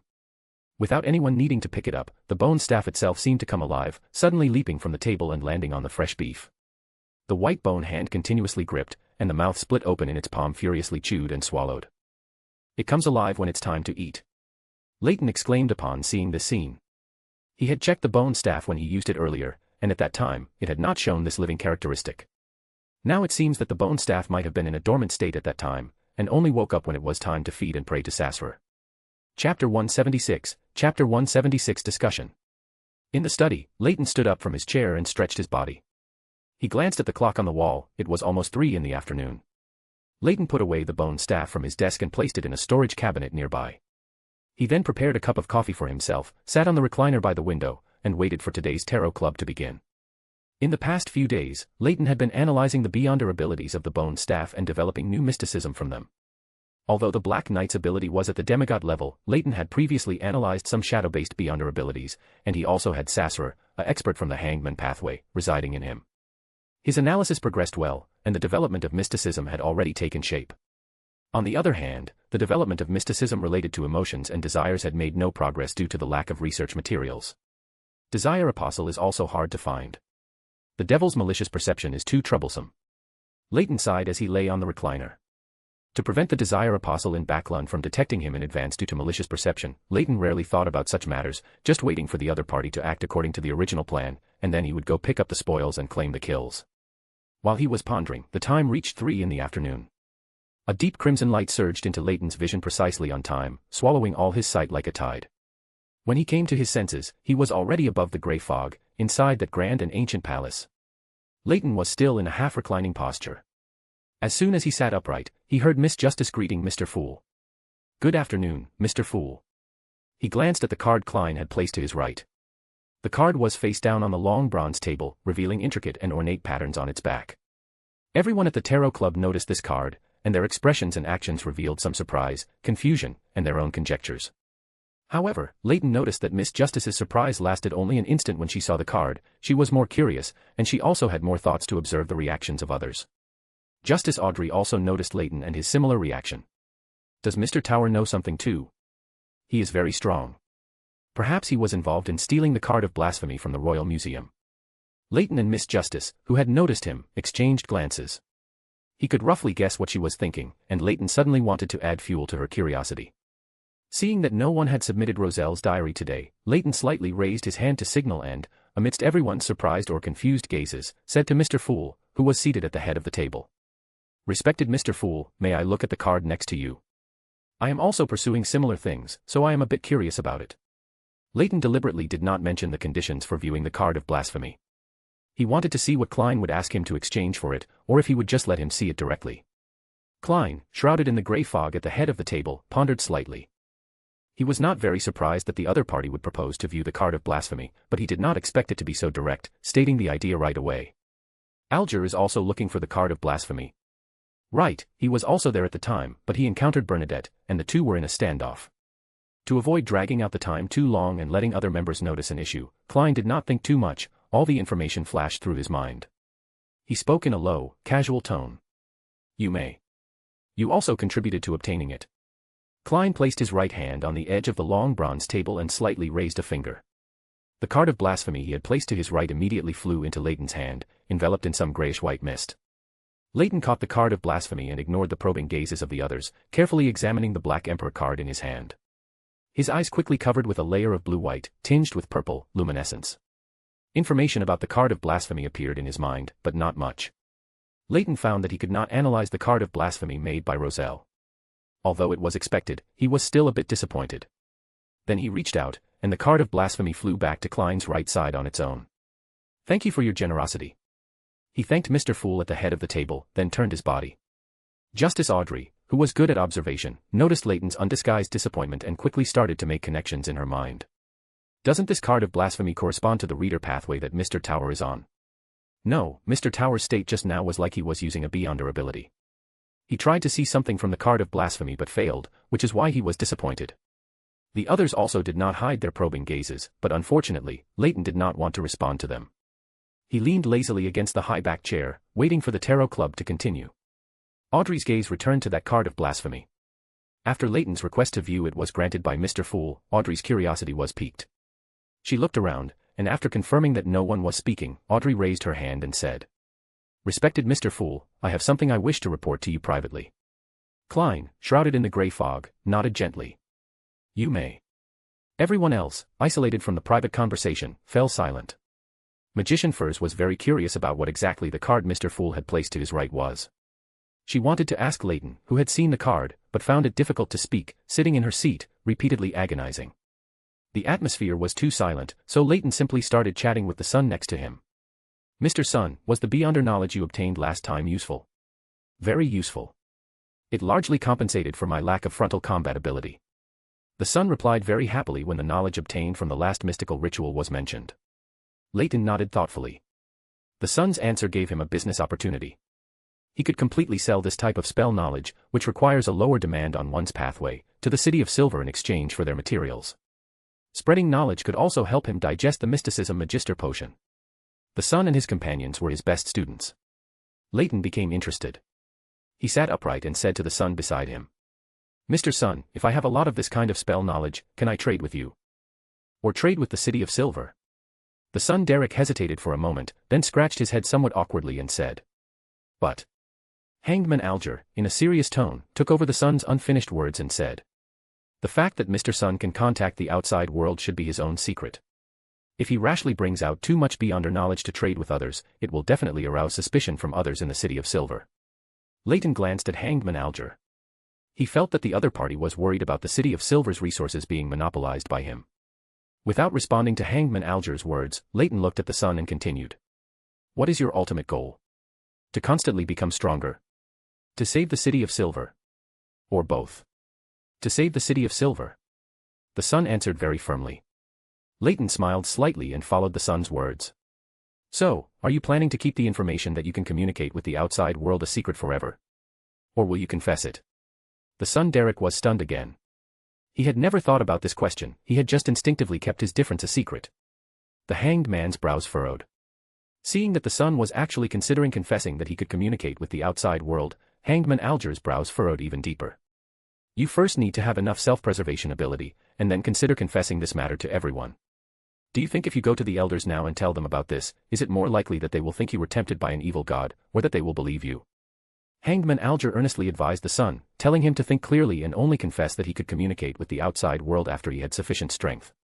Magician Furs watched on in a daze. She vaguely sensed that Mr. Sun's identity or the place he was in was very special. Leyton shook his head slightly. Mr. Hangman should not look at this matter from his own perspective. The City of Silver, which had struggled in the darkness for thousands of years, was more rational, braver, and understood the meaning of sacrifice better than he believed. Sighing, Leyton shifted his gaze to Hangman Alger and said, "Mr. Hangman, you have overlooked a very important issue." "What issue?" Hangman Alger looked at Leyton with some confusion. The City of Silver is not the south or northern continent. They have been struggling in the darkness for thousands of years. Every day for them is the apocalypse. Leyton's tone became serious. Hangman Alger fell silent. He had indeed overlooked this issue. Perhaps for the City of Silver, every bit of strength was precious. The hangman pondered for a while, then looked at the son Derek, and spoke in a somewhat low and serious voice.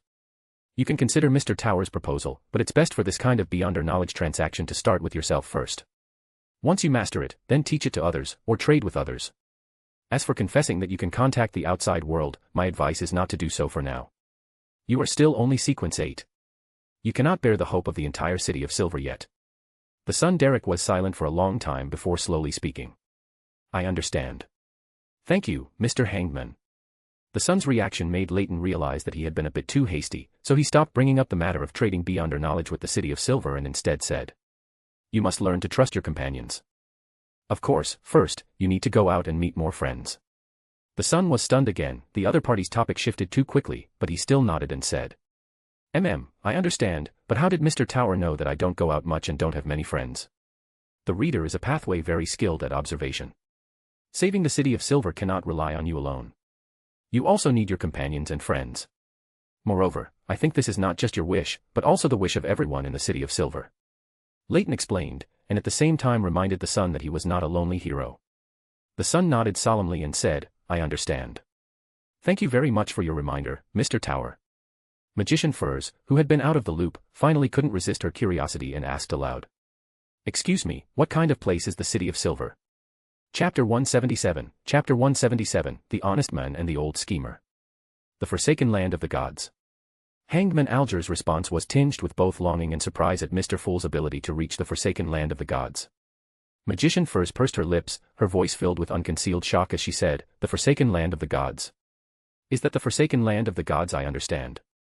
At this moment, Mr. Fool tapped the table twice, signaling that Justice Audrey's private communication request had ended, and the others should cease their discussions. The atmosphere instantly fell silent. Audrey looked around and saw that everyone's faces held expressions of either contemplation or surprise. Evidently, during the time she had requested private communication, the other members of the Tarot Club had already completed a discussion. Seriously, they didn't even wait for me. I'm also very curious about the content of their discussion. Klein, controlling his alternate account, World, slightly raised his hand and said, "I'm looking for some mystical items from the Sun Pathway. Does anyone have any information?" The others exchanged glances, then shook their heads in unison. Audrey looked at Mr. World, who was seated on the lower left, and after a moment of thought, said, "Sorry, Mr. World, if you're not in a hurry, I can keep an eye out for you." "No problem." Mr. World, under Klein's control, gave a stiff nod in response, without any extra expressions or movements. Magician Furs, remembering the Beyonder from the Sun Pathway who had helped Susie with the exorcism, slightly raised her hand and also offered a promise, "I will also help you look out for mystical items in that area, Mr. World." Klein, controlling his alternate account, World, glanced at Leyton, then withdrew his gaze. Leyton waved his hand and said, "I have some, but you can't use them."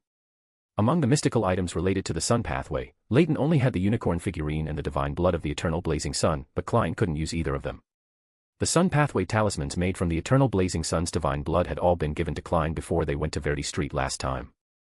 Mr. World, under Klein's control, nodded slightly and then fell silent. Seeing that everyone had finished their conversation, Hangman Alger looked around, then, as if he had already prepared his thoughts, spoke, "I recently took on an investigation mission. In the last 2 or 3 years, many indigenous tribes in the southern continent have been plundered, and in various plantations and island groups, some slaves have strangely escaped. This hasn't happened for a long time since the northern continent nations abolished the slave trade. Have any of you heard anything about this?" Alger's gaze swept over everyone except Little Sunday. Justice Audrey recalled the topics discussed among the nobles and, after a while, shook her head. No, I haven't even heard of anything similar. Hangman Alger then turned his gaze to the remaining people, and all of them, except for Little Sun, also shook their heads, indicating they knew nothing. Leyton maintained his posture, leaning back in the high-back chair, and before Alger could move on to the next topic, he said, such large-scale population migration would definitely require the support of a maritime force, otherwise, this level of population transfer couldn't be accomplished. The hangman looked at the casually posed Leyton and said with a hint of surprise in his tone, are you saying a pirate admiral? But any pirate admiral is being watched by too many people. If they transport slaves for a long time, they will definitely be discovered. Leyton turned his head to look at Hangman Alger and said, a pirate admiral doesn't necessarily need to rely entirely on themselves, do they? With their appeal, controlling some scattered pirate groups would be very simple. Hangman Alger frowned in thought. The more he considered it, the more he agreed with this view. Seeing this, Klein also controlled the dummy world, and chuckled lightly. Hey, you can also start your investigation by figuring out where so many slaves are needed. Where are so many slaves needed? Mr. World's words made Audrey and Furs, as listeners, also fall into contemplation. Leyton spoke up to answer, the major kingdoms. Everyone once again fell into bewildered contemplation.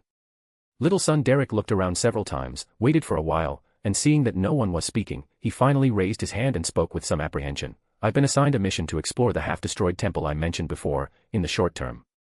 Ah, that's the true Creator's temple. The leader of this operation is Shepherd Elder Lovia. Do you have any suggestions? Suggestions? My suggestion is not to go. Amidst Little Son's questioning gaze, Leyton continued, you are too close to the true Creator. He is already insane. If you don't provoke him, it's fine, but actively exploring his temple could easily attract his attention or even malice. Hangman Alger had originally intended to seize the opportunity to extract more information about the forsaken land of the gods from Little Sun, but now that Leyton had taken over the topic, it was no longer appropriate for him to use his original excuse to extract information. Reorganizing his words, Hangman Alger also offered a suggestion. I agree with Mr. Tower. Absolutely do not go. The true Creator is a true evil god. Even if the temple you are exploring has been destroyed, there could still be dangers lurking that are difficult to detect. Especially since the elder leading your team this time is Shepherd Lovia. The true Creator is the deity at the pinnacle of this beyonder pathway.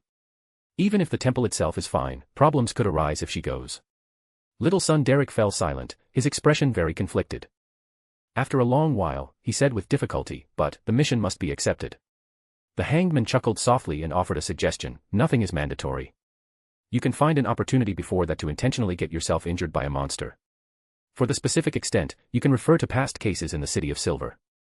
Leyton raised an eyebrow and looked at Mr. Hangman, then his gaze swept over Justice Audrey and Magician Furs, who were sitting across the bronze long table, noticing their somewhat astonished expressions and movements. He thought to himself, it seems everyone has successfully reached a consensus on Mr. Hangman's image as a cunning old hand who slacks off. Little son Derek, having received the hangman's suggestion, frowned slightly and said with some hesitation, but, I don't have any patrol missions recently, so it's hard to get a chance to encounter a monster.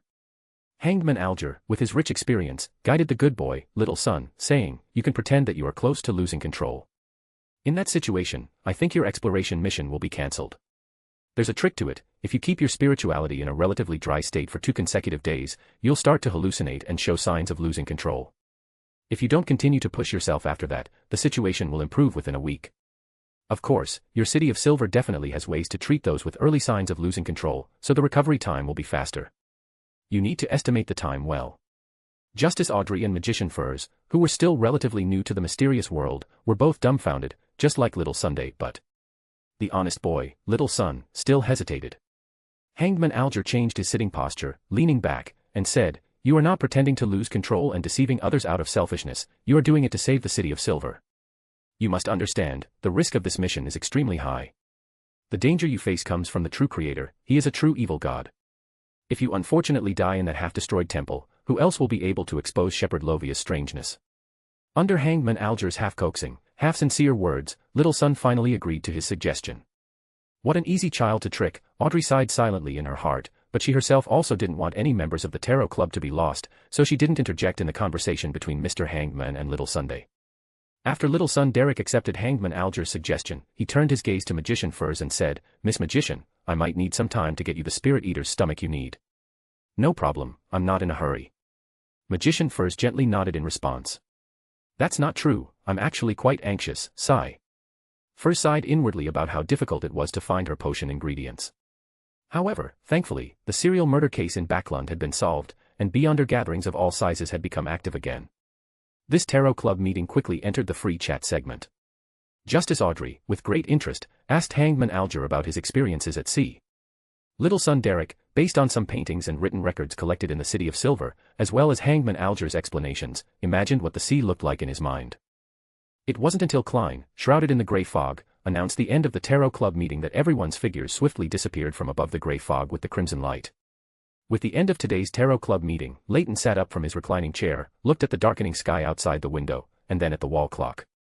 He confirmed that it wasn't that he had stayed on the grey fog for too long, but rather that Backlund's weather had turned gloomy too quickly. Leyton prepared to get up and find the materials to set up a ritual in his room to communicate with Red Light Ire Moria, one of the 7 lights of the spirit world. He intended to ask him for some information on the mind domain, to research secret arts related to emotions and desires. He quickly set up the ritual, lit the candle, and dripped a drop of essential oil into the flame. Leyton quickly stood up, took a step back, and began to chant, the inextinguishable light of the spirit world, the embodiment of infinite knowledge, the red who wields authority and will. Chapter 178, Chapter 178 Green Light Serapis. The figure of an extremely dignified old man in a large red robe slowly emerged above the arranged ritual. After the red light's figure appeared, Leyton skillfully bowed and greeted him. Good afternoon, esteemed Red Light, Mr. Ire. Red Light Ire Moria's voice, loud and majestic, spoke. Good afternoon, blessed of knowledge, do you have any questions you wish to ask me? Leyton nodded, not wasting time on pleasantries, and went straight to the point. I wish to obtain some knowledge in the spiritual domain, preferably related to emotions and desires. Do you have any suggestions regarding this? Red Light Ire Moria looked at Leyton with slight confusion, then said. You can seek Green Light Serapis, it is the symbol of the spiritual domain, characterized by emotion and art. For the prayer words directed to it, you only need to change the corresponding phrase to green of emotion and art. Leyton nodded in understanding. The reason he prayed to the red light was his guess that one of the 7 lights would correspond to the spiritual domain. Having received the answer he desired, Leyton nodded in thanks to Red Light Ire Moria. Thank you very much for your answer, this is very important to me. Just as Leyton was about to end the ritual, Red Light Ire Moria unexpectedly entrusted Leyton with a task. As the 7 pure lights at the highest point of the spirit world, we hold an extraordinary position and perception of the spirit world. As Leyton's eyes grew increasingly puzzled, Red Light Ire Moria finally stated its purpose. We have sensed that the great ruler above the spirit world is returning. In our calculations, the 7 lights of the spirit world, your destiny has many intersections with the great ruler above the spirit world. My request is, during the return of the great ruler above the spirit world, to provide him with some assistance. Perhaps you already know, with the approaching apocalypse, this world needs the appearance of the spirit world's dominator. Leyton suppressed the surprise in his heart and looked up at the stern and majestic old man. Leyton was not surprised that the 7 lights of the spirit world detected the anomaly in Sapphira Castle, but it was astonishing that they could determine a connection between himself and Klein. Is it because I have had too much contact with the 7 lights, and some of my secrets have been seen through by them, allowing them to glimpse some destiny related to me? Although various thoughts flooded his mind, Leyton controlled his emotions very well, smiling as he bowed to Red Light Ire Moria and said, No problem, I also hope that the great ruler above the spirit world can return as soon as possible. Of course, not the previous one, it would be better if he remained dead. Red Light Ire Moria's extremely majestic expression softened slightly, and after a slight nod, it said, As compensation, we will grant you sufficient knowledge to quickly digest the Mysticism Magister Potion, and we will also provide assistance for future potion digestion. You don't have much time, you must voluntarily advance to a demigod within 2 months. Your humanity has already begun to become unstable. Once this limit is exceeded, you will directly advance towards the sage, becoming his vessel for walking in the world. Red Light Ire Moria did not say much, merely reminded Leyton and offered a promise, then actively disconnected the ritual magic. After the ritual magic was passively disconnected, the light and temperature in the room returned to normal. He waved his hand, and a ripple of spirituality extinguished the candlelight. Leyton looked up at the ceiling, wanting to clear his mind, but Red Light Ire Moria's words kept replaying in his head. Time is running out. Is my humanity so unstable? Even the 7 lights of the spirit world noticed. That red light mentioned. Muttering to himself for a long time, Leyton couldn't find a solution to the problem. Instead, he felt even more agitated. He stood there in a daze for about 10 minutes before Leyton finally came back to his senses. He let out a long breath, adjusted the ritual setup on the floor, replaced some materials, and then relit the candles, adding essential oils. With everything prepared, Leyton stood up, took a step back, and began to chant the incantation directed at the green light. The inextinguishable light of the spirit world, the embodiment of endless knowledge, the green of emotion and art. I pray to you, I pray for knowledge of the spiritual domain. Green Light Serapis appeared as a middle-aged man in a green robe, wearing an emerald ring on his right hand, with the long hair of an artist. As Green Light Serapis's figure appeared, Leyton composed his expression, bowed to it, and said, "Good afternoon, esteemed Green Light Serapis." Green Light Serapis possessed the elegant and noble demeanor of an artist. Its expression was not very varied, but its tone of voice was very gentle. "Good afternoon, blessed of knowledge, I already know your thoughts. The spiritual domain involves a lot of information related to emotions and desires. You can prepare some blank books, and I will tell you a ritual. You can communicate with me through the ritual, and I will copy the relevant knowledge into the books." "No problem, thank you for your help." Leyton bowed to Green Light Serapis again. "You're welcome. You can request knowledge from me through the ritual whenever you are ready." Green Light Serapis nodded slightly in response, then its figure rapidly disappeared like a rapidly fading ink wash painting. Leyton looked at the spot where the rather unique green light had vanished. The knowledge of the ritual magic had already appeared in his mind. Perhaps because he frequently sought knowledge from the hidden sage, Leyton felt no discomfort at all when Green Light Serapis imparted the knowledge of this ritual magic.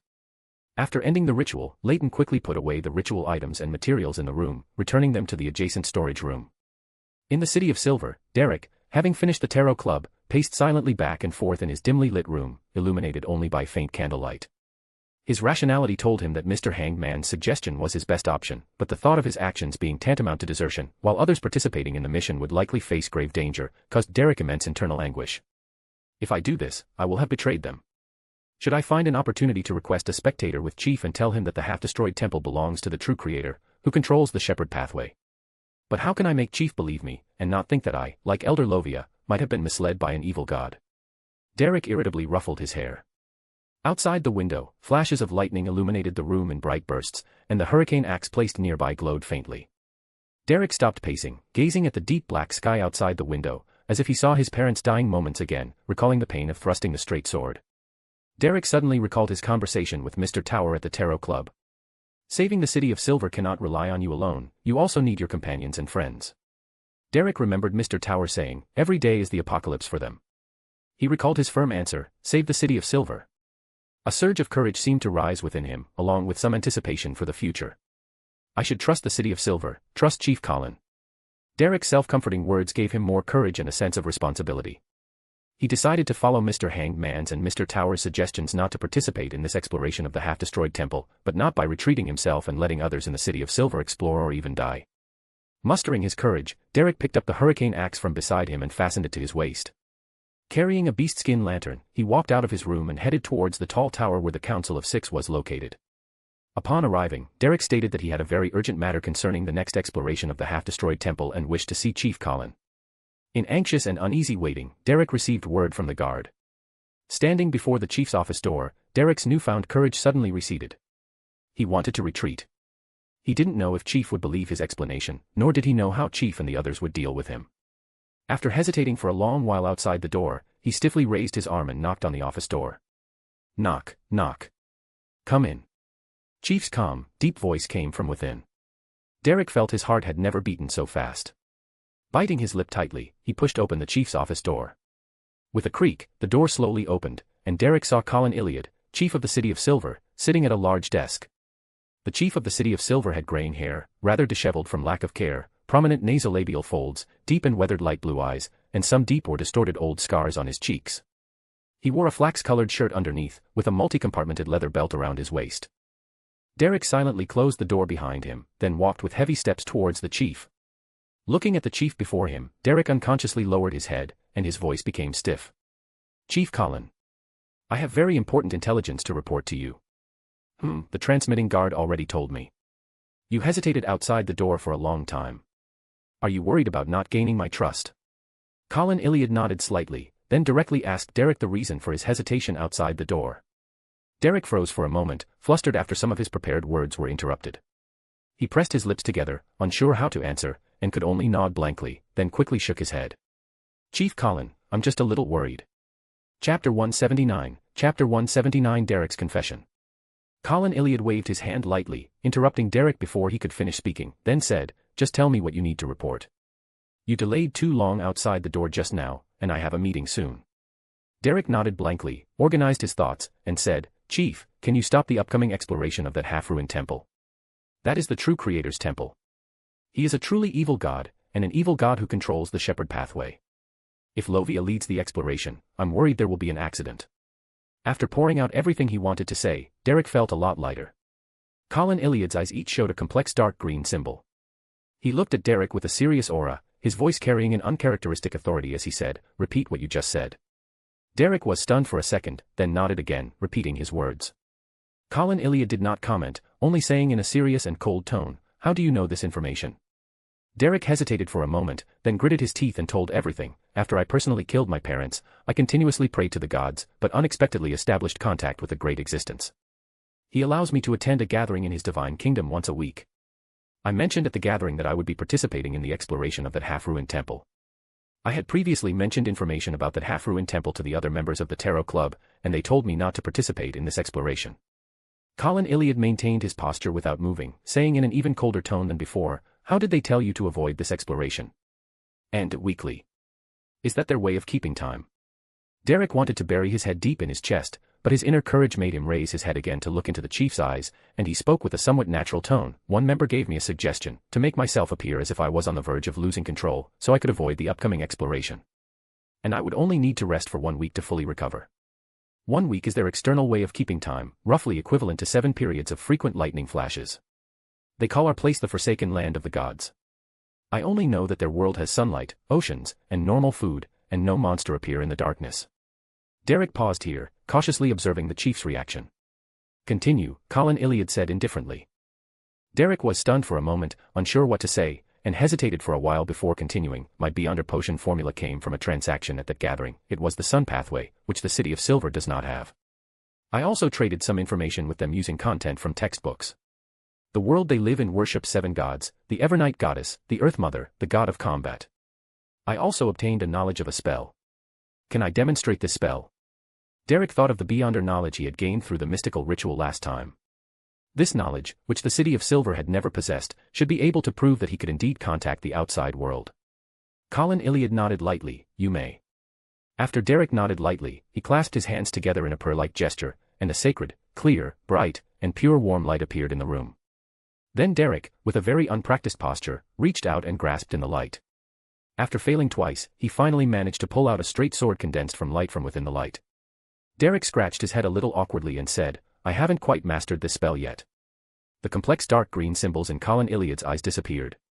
He silently watched Derek for a while, then said, "Why would a great existence allow you and the members you mentioned to gather in his divine kingdom? Are you sure the great existence you mentioned is not an evil god?" Derek first shook his head blankly, then nodded firmly and said, "I believe that great existence has no ill will towards us." Colin Iliad did not care about Derek's answer, but went on to ask other questions. "The members you mentioned who also attended the gathering, their sequence shouldn't be very high, right?" Derek frowned slightly, recalling the performance of everyone at the Tarot Club earlier. Except for the unfathomable Mr. Fool and the clearly stronger Mr. Tower, the rest of them should only be at sequence 8 or sequence 7. Derek refocused his attention on the chief, and in the chief's serious expression, he nodded and said, Apart from the great existence who convened the gathering, there is only one member with relatively strong power. The sequence of the others should not be too different from mine." Colin Iliad merely nodded slightly, then changed the subject. "Why did you want to be honest with me about this? Your initial approach was clearly to hide your uniqueness."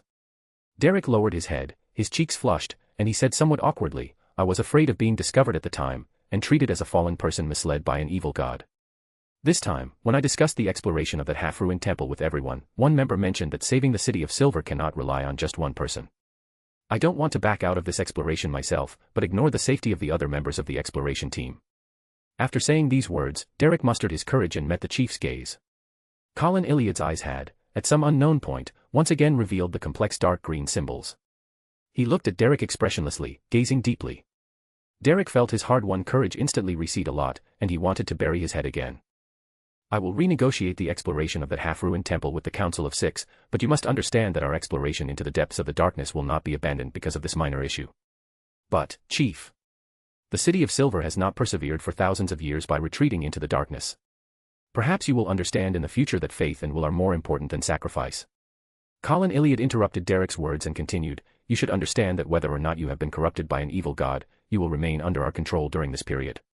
Derek nodded heavily, his voice carrying a sense of determination as he said, "I understand, Chief.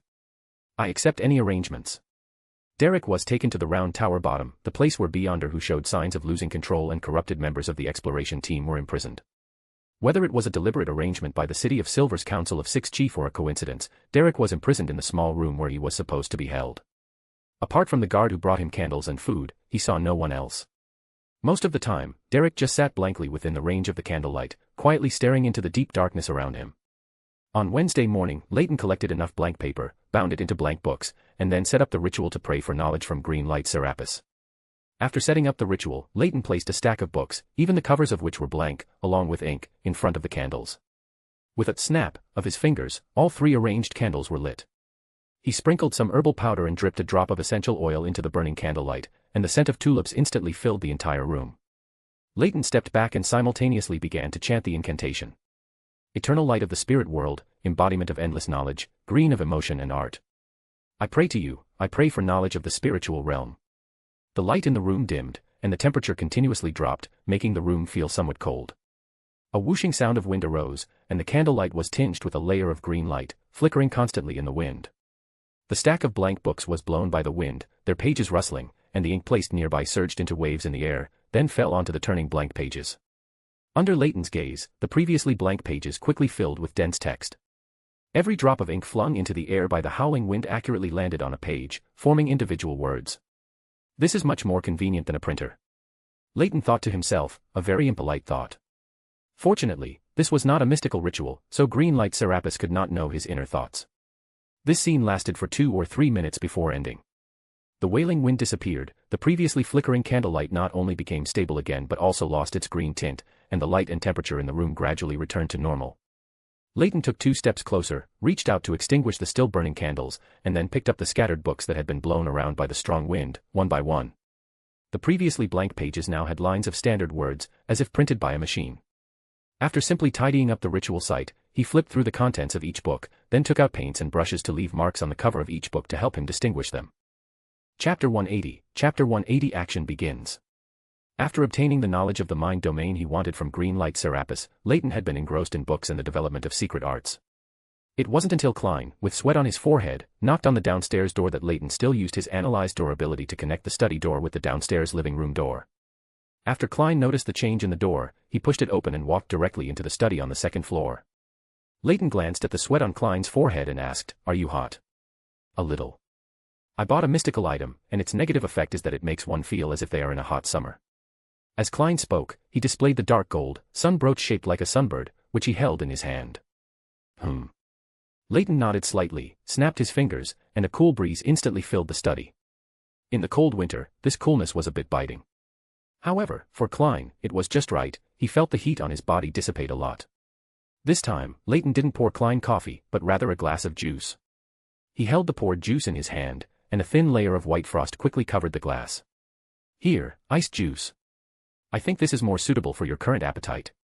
Klein took the cold glass, exhaled a long breath, and a slight smile appeared on his face as he said, "You seem exceptionally skilled at casting spells. This is inevitable. Whether it's a reader or a mystery prior, both are pathways skilled in spellcasting." Leyton nodded noncommittally, then added, "Don't drink too fast. The burning sensation on your body is just an illusion. Your body's true feeling should be cold." Klein nodded lightly and said, "I understand. Miss Sharon is already selecting an ambush location. The operation should commence within the next 2 days." Leyton nodded slightly in response, "I know. Just notify me when you act. I should be staying home reading during this period." Klein's eyes held a hint of doubt as he repeatedly scrutinized Leyton. Leyton returned a questioning look. "Cough, I feel like you've changed a bit." Klein raised the glass of iced juice in his hand and said very seriously. After a brief silence, Leyton quickly composed himself and said, 2 days ago, red light Ire Moria reminded me that my humanity was a bit unstable. I am currently adjusting my state." Klein frowned slightly, and his tone was somewhat worried as he asked, "Humanity unstable? Is there any way to solve it?" "Advance as soon as possible." Leyton reached out and pointed to the stack of books on the desk.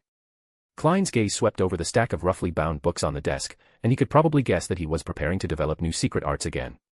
"I understand. Then I won't disturb you for now. If you need help, you can come find me anytime." He nodded to Leyton and then took his leave. After Klein left, Leyton re-immersed himself in the ocean of knowledge. As he flipped through the book, he couldn't help but sigh, unconsciously, I've actually fallen in love with reading. If it were me half a year ago, I would probably drown in the ocean of knowledge. The next morning, Leyton got up, washed up, and went downstairs to the dining room to enjoy the breakfast prepared by Bugs Bunny. Knock, knock. A knock sounded, and then the door creaked open by itself. Klein looked at the automatically opening door, then turned to look at the newspapers and envelopes that had popped out of the mailbox behind him. Klein restrained his impulse to activate his spirit vision. He felt that a spirit recovered by a crow could not be too normal, and it was better not to see these spirits to avoid polluting his eyes. After entering the house, Klein walked directly to the dining room, pulled out a chair, sat down, and then said, "Miss Sharon is ready. We'll meet at the back door of Braveheart's bar at 10 p.m. tonight." I understand. You go ahead first. Wraiths are also good at divination, so I need to keep my presence concealed. Otherwise, those indulgent guys might just run away. Leyton replied while eating his breakfast. Klein nodded lightly and said, "Okay." At 10 p.m., in the alley behind Braveheart's bar. Klein, dressed in a black double-breasted long formal coat and a black semi-tall top hat, strolled leisurely towards the nearest street. Just as he reached the alley entrance, a carriage stopped in front of him. Behind the glass window were a pair of black eyes that constantly suppressed malice. Klein calmly pressed his semi-tall top hat, gripped his sturdy cane, and boarded the carriage. "There's one more, isn't there?" Marek scanned Klein and the empty alley behind him, his brows gradually furrowing. "He's concealed. Wraiths are skilled in divination, and he doesn't want the other party to retreat because they sense his presence." Marek pinched his furrowed brows, still sounding somewhat suspicious as he said, "Your attire is not suitable for combat." Klein smiled with ease and said, "My Beyonder abilities are different from yours, and my fighting style is also different. This kind of attire will not cause any negative impact, and it's even quite suitable for me." As he explained, he also took out 3 tranquilizers from a concealed pocket inside his clothes, the special tranquilizers he had bought from that stout apothecary at the previous gathering. On the other side of the carriage window, a translucent, ethereal figure quickly materialized. It was Miss Sharon, dressed in a black court gown and wearing a small, soft cap. Sharon's azure eyes looked at Klein, and her voice drifted as she said, "You explained too much, it wasn't natural. Probably because I'm a little nervous." Klein eased his embarrassment with a smile and responded. He then handed the 3 tranquilizers he was holding to Marek. "You find an opportunity to drink them yourself. You're definitely more experienced than I am." Marek took the tranquilizers, gently shook the liquid inside, and looked at the sealed, transparent glass test tubes. "No problem." Klein nodded slightly and then asked other questions. "Will you be harmed by purification?" "Zombies will, and I will too when I'm in my spirit body state." Sharon's answer was very concise and clear. Klein nodded, then asked about the effects of other types of damage. After about 10 minutes, the zombie driving the carriage reined in the horses. The carriage stopped in a dilapidated building's dark, layered area, and the sound of rushing water could be heard not far away. Marek explained, "This place has been abandoned for a year and is about to be converted into the West Bayland shipyard. Our designated ambush location is in the warehouse area." Klein got out of the carriage, looked around, and began to recall the surroundings. The abandoned shipyard. If anything unexpected happens, the Tussock River is the best escape route. According to what I learned before, if you go out from here and walk about 2 kilometers northwest, there's a lever church belonging to the god of steam and machinery. After walking for a few minutes, Klein and his companions arrived at an open space surrounded by several warehouses. Marek pointed to a wooden box quietly placed in a dim corner and said, "That's the dynamite you wanted." Sharon looked around, her gaze lingering on the roof of a certain warehouse for a moment before moving away. Her voice, ethereal and faint, said to Klein, "You make your preparations here. We'll go lure the enemy over. This won't take more than 30 minutes, so please manage your time well.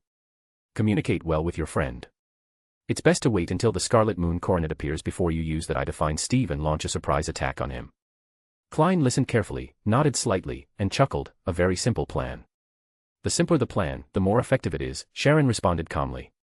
After the exchange, Sharon's figure instantly vanished, and Marek also quickly ran out of the shipyard.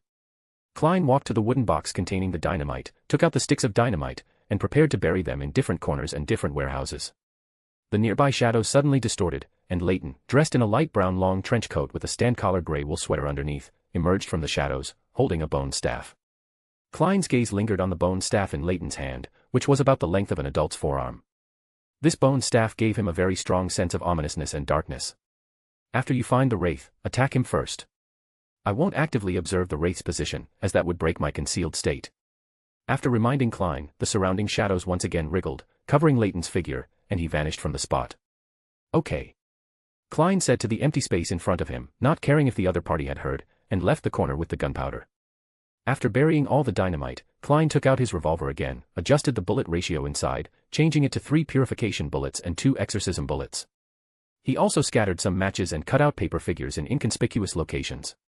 After doing all this, Klein surveyed the surrounding environment, confirmed that nothing was missed, then took out the sun brooch from the iron box and pinned it to his left chest. He climbed onto the roof of a nearby warehouse and hid in the shadows. Snap. He snapped his fingers, and the paper figure he had previously thrown into the gap between the 2 warehouses immediately gained strength, turning into his likeness and standing there. On the opposite warehouse roof, Leyton sat in a patch of shadow, his aura and figure completely concealed, silently watching Klein's busy preparations below. Not long after, 3 figures approached from the distance at extremely high speed. Marek, running at the very front, was faster than a steam train at its peak. With a whoosh, his figure arrived at the entrance of the open space. Chapter 181 Fierce Battle. Leyton kept spinning the bone staff in his hand like a juggling stick, his gaze fixed on the 3 figures rapidly approaching. Following closely behind was a pale-faced man with several indistinct dark spots on his face, like traces left by healed decaying wounds. His eyes held intense, unconcealed malice. He looked more like a zombie craving fresh flesh and blood than a human. "Zombie Jason," Leyton murmured softly, hidden in the shadows, then turned his gaze to the figure furthest behind. About 10 meters behind Zombie Jason was a lean but robust man with very short, spiky hair. The tips of his hands gleamed like metal, with black fingernails reflecting the scarlet moon coronet, looking like black daggers. The distance between him and Marek and Jason in front of him was constantly widening. "Werewolf," Leyton mused, recalling the werewolf he had encountered in Fainapotter. He gently rubbed the bone staff in his right hand, an unconcealed killing intent emanating from his gaze towards the werewolf. The distance between Marek and Jason remained within 7 or 8 meters, sometimes lengthening, sometimes shortening, repeating back and forth. As Jason pursued Marek, the dark spots on his face gradually swelled and became transparent, as if decaying fluid was seeping out. Wherever Marek and Jason passed, a layer of white frost condensed, freezing the surrounding soil inch by inch, and the surrounding weeds also decayed and rotted at a visible speed. Whoosh!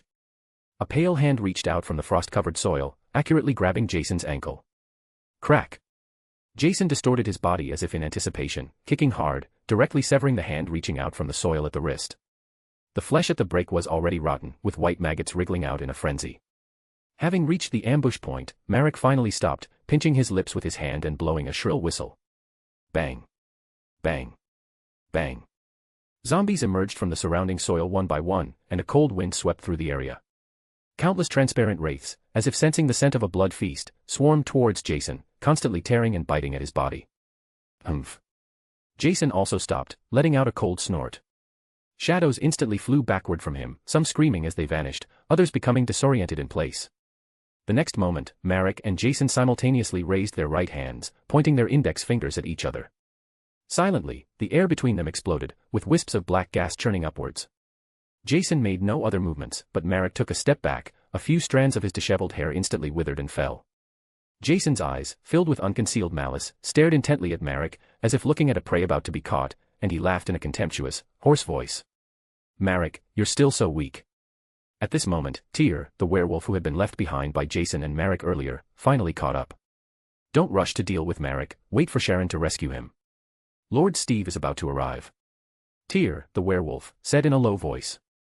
Leyton, sitting on the roof of a nearby warehouse, silently observing the scene, narrowed his eyes slightly. He felt that this werewolf seemed more rational than Zombie Jason. Are the Beyonders of the Rose School of Thought's Indulgence faction more insane the higher their sequence? Leyton murmured softly, looking at the scene below. Jason, who had been standing in front of Tyr, the werewolf, suddenly distorted his head. His pale face was grim, and a figure vaguely appeared in his eyes. That figure wore a black court gown, with light gold hair, delicate features, and bloodless skin, making her look like an exquisite doll. Jason extended both hands and clasped Tyr, the werewolf's throat. Creak! The sound of bones struggling to bear the strain followed. The next moment, Tyr's neck swelled, growing tough black fur, briefly resisting the force on his neck. Taking advantage of the brief respite gained by his werewolf transformation, Tyr reached into his pocket and broke a preset spiritual lock. In an instant, the entire open space, along with the surrounding warehouses, was enveloped in a scarlet moon coronet. The force on Tyr, the werewolf's neck gradually lessened, and Sharon's figure slowly emerged from behind Jason. Tyr's face showed a hint of smugness and cruel smile. He took out a dark red ornament from his pocket that continuously emitted a serene glow. The ornament was in the shape of a round moon, inlaid with numerous scarlet gems around its edges, with symbols of the moon and mysterious patterns in the center. It was like a miniature full moon, a full moon filled with scarlet. Sharon instinctively took a few steps back, her illusory and ethereal spiritual state constantly fading, then she fell to the ground, her black, intricate court gown stained with dust and mud from the ground. Tyr held up the circular ornament that continuously radiated scarlet moon coronet, gasping for breath as he laughed in a hideous, hoarse voice. It's a pity your counterattack was already foreseen by Lord Steve, and Sharon, your primary target for possession and manipulation would definitely be Jason, who has a higher sequence than me. Therefore, he gave the scarlet moon coronet to me. Guess where he is now? A bright but not dazzling light, like pure and holy dawn, scattered, also covering this area of warehouses and the open space enclosed in the middle. The pure dawn and the scarlet moon coronet began to contend with each other, and the light became chaotic and intertwined. Sharon stood up from the ground again, but she did not transform into a spiritual state.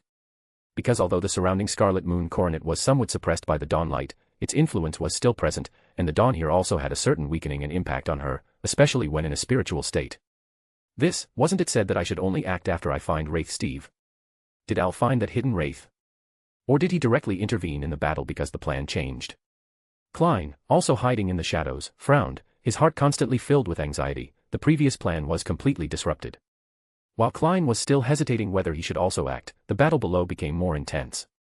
The dawn light, contending for dominance with the scarlet moon coronet, condensed into chains in the air, beginning to restrain Tyr, the werewolf, and zombie Jason. Sharon took this opportunity to step back 2 paces, then somewhat laboriously raised her arms and removed the black glove from her right hand with her left. The next moment, Sharon's palm erupted with an endless, illusory light, weaving into a bronze-colored door in front of Sharon, covered with mysterious patterns and filled with indescribable meaning. The door swayed, creaked open, and a crack appeared. Pairs of hands, some pale, some transparent, some covered in teeth, some bloody and skinless, stretched out from the crack, crossed the void, and grabbed Tyr, the werewolf, who was holding up the scarlet moon coronet. Countless indescribable eyes, densely packed, hid behind the bronze door, silently watching the prey in front. Tyr, the werewolf, had not yet fully broken free from the chains condensed by the dawn light when he was grabbed by numerous arms. Slippery, illusory tentacles and bluish-black vines with baby faces began to entangle Tyr. These bizarre things cried, shrieked, and desperately dragged Tyr, the werewolf, behind the door. Tyr, the werewolf, struggled to maintain a shred of his sanity, not wanting to drop the scarlet moon coronet he held high. Marek, having previously taken a sedative, was not completely affected by the full moon effect brought by the scarlet moon coronet. Taking advantage of the current opportunity, he immediately poured the last 2 sedatives into his mouth. Layers of frost spread towards Sharon. Jason had already broken free from the chain's restraint. He extended his right hand, thumb up, index finger aimed at Sharon. Marek quickly pointed at Jason in the same posture. Silently, the air around Sharon exploded, and Sharon was pushed several meters away by the shockwave. The dawn light weakened Marek and Jason's spells and also protected Sharon for a moment just now. The next moment, several pure, intense rays of light successively struck Jason and Tyr, the purification power directly penetrating their flesh and beginning to spread over their bodies. On the roof of a nearby warehouse, a slowly rotating brass-colored ring floated behind Leyton, surrounded by many light yellow papers with strange patterns and symbols, drifting in the air. The next moment, Leyton's figure instantly became transparent, as if turning into a statue composed of countless starlight. The statue shattered, and brilliant starlight surged. Marek quickly tackled Jason, his violent attacks constantly tearing Jason's body. But the next moment, Marek's movement slowed, then stopped, his hands uncontrollably clasping his own neck, beginning to exert force. The shadow beneath Marek suddenly came alive, flowing upwards like water, tightly entwining him, and his suicidal attempts were also restricted. Brilliant starlight surged, appearing beside Tyr, the werewolf, who was about to be dragged into the bronze door. Bits of starlight began to regroup internally, and Leyton, holding the bone staff, emerged from within. He raised his hand and gently wiped the blade-like end of the bone staff, and power originating from the fallen surged out, condensing into an exceptionally sharp, arm-length blade. Wraith Steve, possessing Marek, wanted to leave Marek's body to support Tyr. Most importantly, he couldn't let the scarlet moon coronet be taken away. A sacred, descending, pure, bright, and warm light directly enveloped Marek and Jason together. The shadow entwining and covering Marek's body, at this moment, became a layer of protection. Zombie Jason, who had not yet recovered from the continuous purification strikes, emitted bursts of black smoke. Bang! A gunshot rang out. In the open space, far from the range of the holy light, a faint golden stream of light arrived in an instant, striking the seemingly empty ground. Where the bullet struck, brilliant flames rose, quickly outlining a figure wearing a black tailcoat and a dark red cape. Chapter 182, Fierce Battle, 2. Leyton ignored the struggle behind him, holding the spirit flesh blade formed at the end of the bone staff, and plunged it straight into Tyr's heart. The spirit flesh blade has stronger damage and breaking ability against creatures with fallen intentions. Tyr's body was like a piece of tofu, easily pierced by the spirit flesh blade. The accompanying abilities of corroding flesh and annihilating souls continuously corroded Tyr's body from the wound.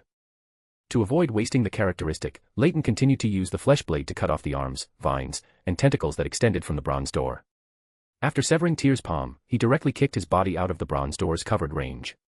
The Scarlet Moon coronet, which fell to the ground along with Tyr's palm, was kicked by Leyton towards Sharon. Then, the surrounding shadows instantly came alive, transforming into black tentacles that attacked Wraith Steve, who was entangled by Klein. The next moment, Wraith Steve's figure disappeared from its original spot. And Klein's eyes reflected two identical figures. A black tailcoat, a dark red cape, a slick-back oiled hairstyle, eyes gleaming with an eerie green light, and a pale face of about 40 years old. Klein's body quickly stiffened, his eyes became dull, and his thoughts gradually blurred. Two sacred, pure, bright, and warm beams of light descended from the sky almost simultaneously. Just like pillars of light from the Sun Kingdom, they brought a brilliant sensation and sacred purification, completely enveloping Klein. The two summoned holy lights from the Sun Domain came from Klein's self-rescue via the sun brooch he wore on his chest, and Leyton's imitate of the Sun Domain spell. Klein, who was possessed by the Wraith, gradually regained clarity in his eyes. Immediately after, his figure quickly ignited, becoming brittle and charred, leaving only a thin sheet of paper. The next moment, Leyton's body, whose eyes were covered with a layer of blue-white fluorescence, was dyed a rich gold. The slowly rotating brass ring behind him emitted creaking gear sounds, and then the rich golden color on his body diffused outwards like ripples, layer after layer. Sharon, Marek, and Jason's bodies all stiffened simultaneously, and wisps of black smoke rose from their bodies, with even sizzling sounds audible. Ah! A shrill scream rang out. Not far from Marek, Wraith Steve's figure fell out of thin air. His pale skin was crimson, as if scalded by boiling water, and layers of hot steam mixed with black smoke rose from his body. Steve's body rapidly switched from a spirit state to a flesh and blood state. This power of purification was the bane of filth and undead. Klein seized the opportunity, and the dark golden sunbird brooch on his chest flashed with a brilliance. Golden, illusory flames instantly ignited around Wraith Steve, who had fallen to the ground. These flames, emanating the aura of the sun, were densely packed and soon formed a continuous golden ocean. During this time, Sharon had already obtained the Scarlet Moon coronet from Tyr's severed palm, which Leyton had kicked to her side. The crimson moonlight that had previously enveloped the surroundings vanished without a trace, and Sharon's and Marek's conditions were rapidly recovering. Steve endured the scorching and searing, rushing out of the densely packed, ocean-like range of the light flames. His tailcoat and cape were tattered, and his slicked-back oiled hair was completely withered and some parts were charred bald. Centered on Steve, an extremely low-temperature hurricane roared and swept in all directions. The ambient air temperature rapidly dropped, white frost condensed on the ground, and cold, transparent ice quickly spread. Beautiful, dreamlike snowflakes even drifted in the air. Klein, who was in the negative effects of the sun brooch, couldn't help but shiver. He wants to escape, Sharon's ethereal voice came. Whoosh! Whoosh! Fine ice crystal arrows mixed with the cold wind and snowflakes attacked. The shadows around Leyton constantly squirmed, as if trying to grow hands and feet and crawl up from the ground. But the next moment, these squirming shadows disintegrated into a dark void and rapidly spread towards Wraith Steve in the center of the cold wind. Any dark void snowflakes and ice crystal arrows touched by this dark void were stained with a sticky blackness, instantly corroding and breaking apart. Sharon's figure suddenly blurred and disappeared. The next moment, zombie Jason, who was entangled with Marek, paused his movements. A struggling expression appeared on Jason's pale face, which was covered in corrosive and scorching marks, but it quickly vanished. His eyes became vacant, reflecting an image of a figure in a black court gown with intricate patterns, wearing a small soft cap, and with somewhat disheveled golden hair. In just a moment, Sharon had completed the wraith possession of Jason. Jason slowly extended his hands, gripping his own neck, tightening his hold more and more. All the ice created by Wraith Steve, which could be used for mirror flashing, was covered by shadows, and large areas of shadows around him were trying to engulf him. Steve suddenly extended his left hand forward, letting out a silent scream that shattered all the surrounding shadows. The others nearby were also affected. Klein, who was furthest away, only felt his head heavy and throbbing, as if it were about to explode. Marek, who was trying to attack Steve, paused his movements, clutching his head in great pain, and sat down on the ground. Zombie Jason, possessed by the wraith, paused his action of choking himself, but quickly resumed. The squirming shadows around him transformed into a black armor that enveloped Leyton, resisting most of the damage from the wraith's scream. However, this soul-piercing damage still made Leyton feel his thoughts sluggish and his head heavy. Seeing that the wraith's scream did not achieve the desired effect, Steve slightly squatted down, placing both hands on the ground. The surrounding ground suddenly turned black, seemingly becoming a muddy abyss, from which a distorted blood-colored vine grew. It was segmented, with each segment having 4 fangs and 1 eye. This blood-colored vine grew wildly upwards.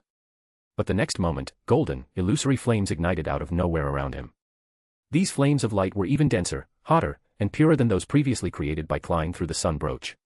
These flames exuded a vast and pervasive aura of the sun, pure and sacred, burning the strange blood-colored vine into drops of liquid like a candle. The muddy abyss on the ground was also engulfed by the flames of light, burning clean. Also disappearing was Wraith Steve's figure. In the places engulfed by the flames of light, nothing was left but burn marks. That series of actions just now was merely Wraith Steve's preparation to buy time and find an opportunity to use mirror flashing. The next moment, in a corner of the nearby warehouse, Wraith Steve's figure stiffly appeared, and for a moment, his eyes reflected the figure of Miss Sharon in an elaborate black court gown. Although the Wraith possession ability could not affect Wraith Steve, who was in a spirit state, as a fellow Wraith, Sharon could still force him out of the mirror world when prepared. After dealing with Jason, Sharon had quietly entered the mirror world precisely to prevent Steve from escaping through his mirror flashing ability. Bang. Bang. Bang. 3 gunshots. 2 light golden streams of light and 1 brass-colored stream of light accurately struck Wraith Steve's body. Golden flames and thick black smoke rose from the wounds, and Wraith Steve's attempt to escape again was interrupted. The next moment, Marek arrived instantly, his left hand clenched into a fist, striking Steve's left shoulder. He then grabbed Steve's still recovering body and threw him towards the center of the open space. Thick frost spread over Steve's body, and his flesh was directly frozen stiff. Steve's body completed its virtualization as he hit the ground, shedding the inertia on him, and at the same time dispelling the frost that had frozen his flesh. Steve's body gradually became illusory and transparent, but the next moment, the process of transparency and virtualization was terminated. Steve discovered in horror that his connection with the mirror world had been severed. In the open space surrounded by several warehouses, a barrier shimmering with specks of starlight had appeared at some unknown time. A sacred, pure, bright, and warm beam of light descended from the sky, followed by 2 demon-hunting bullets imbued with purification slash. Steve quickly shifted his body, dodging the holy light descending from the sky, as well as the demon-hunting bullets imbued with purification slash. The next moment, he was struck by an illusory skull shrouded in black mist, carrying a heavy aura of death, as if it were an emissary from the underworld. This was a death-type spell cast by Miss Sharon, and Steve's figure instantly froze in place. Leyton threw his bone staff, accurately embedding it into zombie Jason's corpse, which lay on the ground. Then he took 2 steps forward, closing the distance between himself and Steve. He leaned back, spreading his arms as if embracing the sun. A majestic, pure, and blazing pillar of light descended from the sky, enveloping both Steve and himself. Steve's body continuously emitted black, swirling hot steam, as if being evaporated. At the same time, Leyton himself felt intense burning and pain, as the fallen and corrupting power accumulated from using the bone staff was being purified. Due to the conflict between the holy light and their own abilities, Sharon and Marek did not intervene in the subsequent battle, only standing guard silently to prevent Steve from escaping. Klein continuously fired shots from the side, cooperating with the sun domain spell attached to the sun brooch, to restrain Wraith Steve, preventing him from leaving the holy light's covered range. The dense sun domain power and aura around him made it impossible for the death-type spells Steve mastered to even take shape. Paralyze. A short dragonese incantation was quietly uttered. A light green radiance shot out instantly, directly hitting Steve, who was frantically dodging attacks and trying to escape the holy light's influence. Steve, maintaining his flesh and blood body, instantly stiffened in place, unable to make any movements. Under the continuous baptism of holy light, he couldn't even transform into a spirit form to escape the negative effects. Leyton's eyes, covered with blue-white fluorescence, were tinged with a light gold. Golden, illusory flames ignited out of nowhere around him, gradually converging to form a golden flame spear. Under Leyton's control, the golden flame spear transformed into a stream of light and plunged into Steve's body. The golden, illusory flames burst into existence on Steve's body with a bang, and a vast solar aura enveloped his entire being, accompanied by the sizzling sound of scorching grease. Even his roaring sound was swallowed by the golden flames. Steve did not manage to let out a single scream. One golden flame spear after another appeared, then plunged into Steve's body, until he was completely reduced to a charred corpse. Chapter 183, Chapter 183 Follow-up. Leyton stopped condensing the golden flame spear, and the blue-white luminescence in his eyes gradually dissipated. The bright, brilliant, and pure holy light that enveloped the surroundings, along with the golden illusory flames emanating a powerful sun aura, all vanished, leaving only the dense sun aura and the ground that had been scorched, covered in dry, cracked mud. Sharon put away the bronze-colored door again, then approached the charred corpse of Steve, her gaze lingering for a moment as she said in a flat, serious tone. He's already dead. Leyton looked at the charred corpse in front of him, which still occasionally sparked with faint golden flames, and shrugged, saying, "Easier than I thought. The power of the Sun Domain is very restrictive to Beyonders of the mutant pathway. The Sun Domain spells you used are already close to a Sequence 5 Priest of Light." Sharon swept her gaze over the charred corpse, which still had a dense sun aura lingering around it. She felt that even if she tried to accelerate the extraction of the Beyonder characteristic by possessing the corpse as a wraith, she would be burned by the residual sun aura. Sharon bypassed Steve's charred corpse, her illusory, flickering body moving to the side of zombie Jason's corpse, where her transparent, illusory body merged into Jason's corpse. The faint green luminescence that had already begun to precipitate quickly attracted and aggregated, and then more light spots were extracted. In less than 2 minutes, a Beyonder characteristic, a ghastly green and eerie blue, shaped like a crumpled piece of rag, was extracted. Sharon held up her black court dress, which was stained with mud and dirt, and her illusory figure emerged from Jason's corpse. She quickly moved to the side of Werewolf Tyr's corpse, repeating the previous operation. In less than 2 minutes, the Beyonder characteristic from Werewolf Tyr's body was completely extracted and quickly condensed around his right hand as its core. After absorbing all the Beyonder characteristics, Werewolf Tyr's right hand naturally detached from his arm. After a series of twists and transformations, a pale glove with bladed claws appeared, entwined with dark green, distorted patterns. Sharon's figure reappeared, then came before Steve's charred corpse, silently glancing at Leyton, who stood quietly to the side. Leyton instantly understood and nodded slightly. Then, he raised his right hand, and a slowly rotating ball of stardust rapidly formed in his palm. One star after another emerged. As Leyton made a sweeping motion, rays of brilliant light sprinkled onto Steve's charred corpse. The starlight quickly dissolved and dissipated, and along with it, the strong sun aura on the charred corpse also vanished. Sharon said nothing, only gave a slight nod, then possessed Steve's charred corpse to accelerate the extraction of the Wraith Beyonder characteristic. Crack! Amidst the unreal sound of glass shattering, the starlight barrier covering the surrounding open space shattered into specks of starlight, then disappeared bit by bit. Leyton casually flicked his hand, and specks of starlight surged and then dissipated. Leyton summoned an invisible giant hand. Under Leyton's control, the invisible giant hand picked up 2 spoils of war from beside Werewolf Tyr's corpse, a glass bottle with a built-in lid, and a mystical item formed by the combination of the Werewolf Beyonder characteristic and Tyr's right hand. Leyton kept the glass bottle with the built-in lid, while the mystical item formed from the Werewolf Beyonder characteristic was handed to Klein.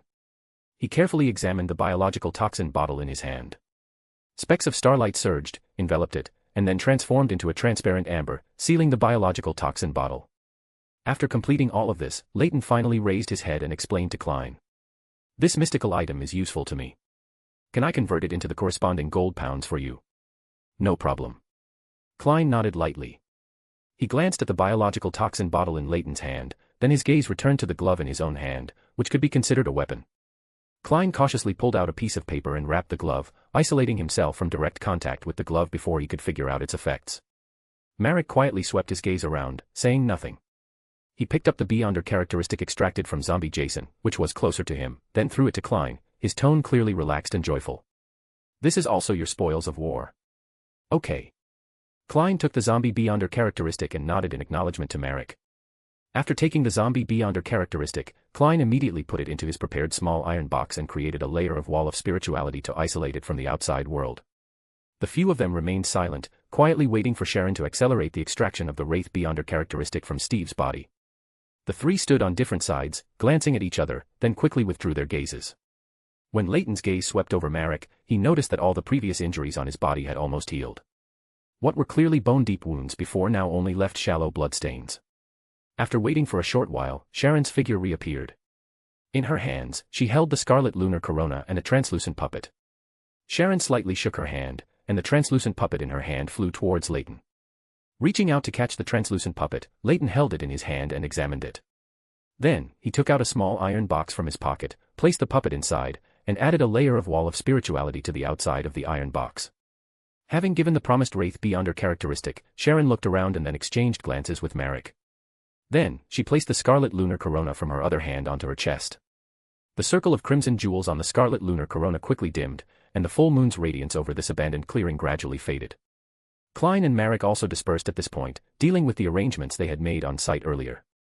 By the side of the warehouse, Klein bent down, pinching the ring with his fingertips, and lifted the Azek copper whistle buried underground, surrounded by human-shaped candles. After a while, the scene was cleaned up, and the few of them gathered again in the center of the open space.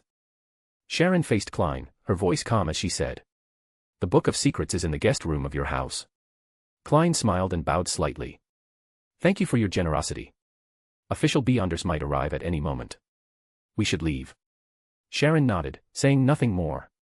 Klein's gaze shifted to Leyton, who stood to the side, and he chuckled softly. "Wait a moment, I want to set off some fireworks." Then, under the gaze of Leyton and the others, Klein raised his hand and snapped his fingers. Boom. Rumble. Boom. The bombs buried underground exploded one after another, sending up bursts of flames. They clustered together, forming a ball, with bright flames surging, dreamlike and beautiful. Sharon and Marek's gazes were instinctively drawn for a second. When they came back to their senses, the figures of Klein and Leyton had already disappeared. A few minutes later, a machinery hive mind team appeared in the open space surrounded by the abandoned warehouses. Quite a few people arrived, 5 in total. They each carried different Beyonder weapons, fully armed.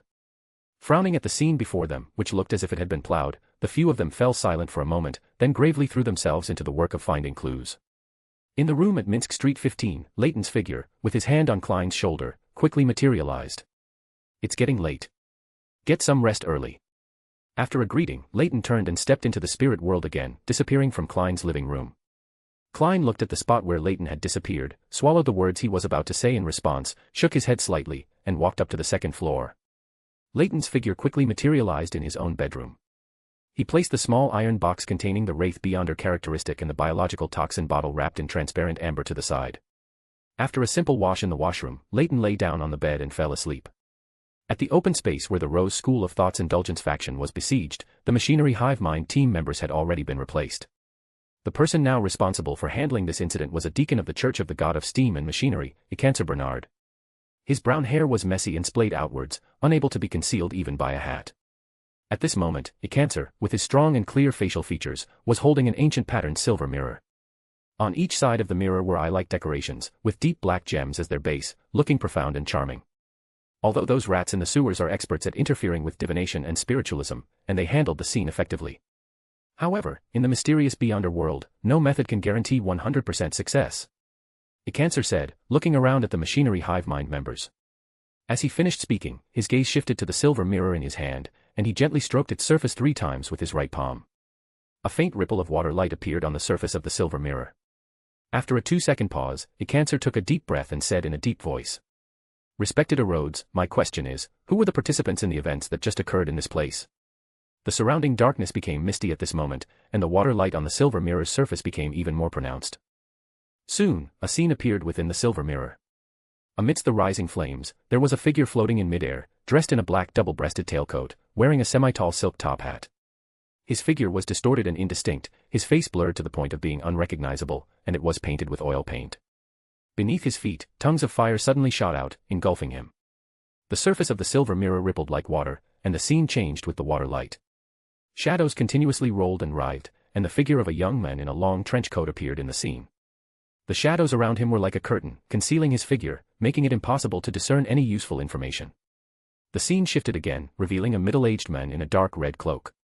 Brilliant flames burned on his body, and most of his body was hidden in the darkness, making him appear very indistinct.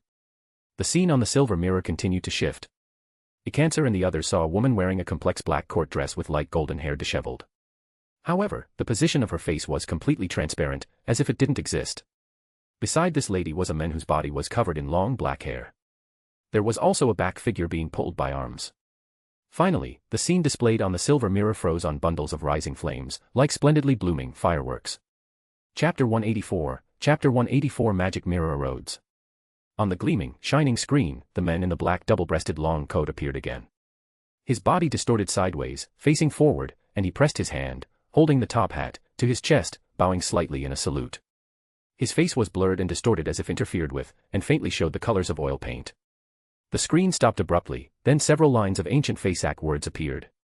According to the principle of reciprocity, it is now my turn to ask. If you answer incorrectly, or lie, you will be punished. The word punishment was blood red, as if dripping with crimson liquid. Ikancer seemed to recall a very unpleasant memory, his expression distorted for a moment, then became exceptionally serious. Water light shimmered on the silver mirror, and a new line of words appeared. What is your sexual orientation? Ikancer's serious expression instantly froze, his face alternating between red and white. At this moment, he felt the gazes of his teammates around him were particularly piercing. The next morning, the midday sun streamed into the room through the window. Leyton took down a mirror hanging on the wall, set up a simple ritual, and drew a symbol representing concealment and peeping on the mirror's surface.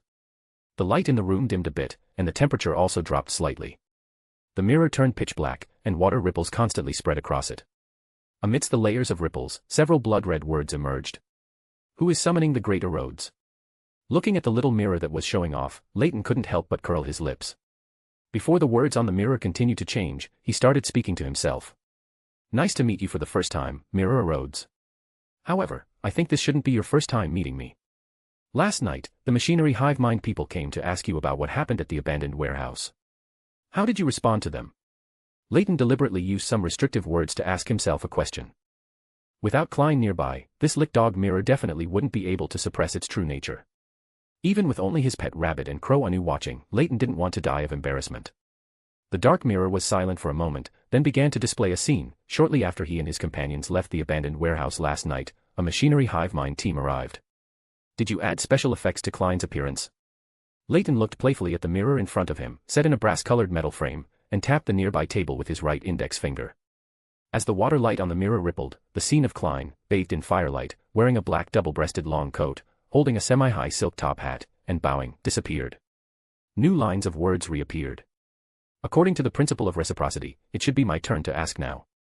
He chuckled, not caring that Erodes was deliberately evading his question.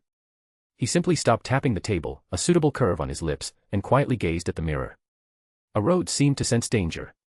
The words that had begun to form on the mirror distorted before fully materializing, changing into a new question.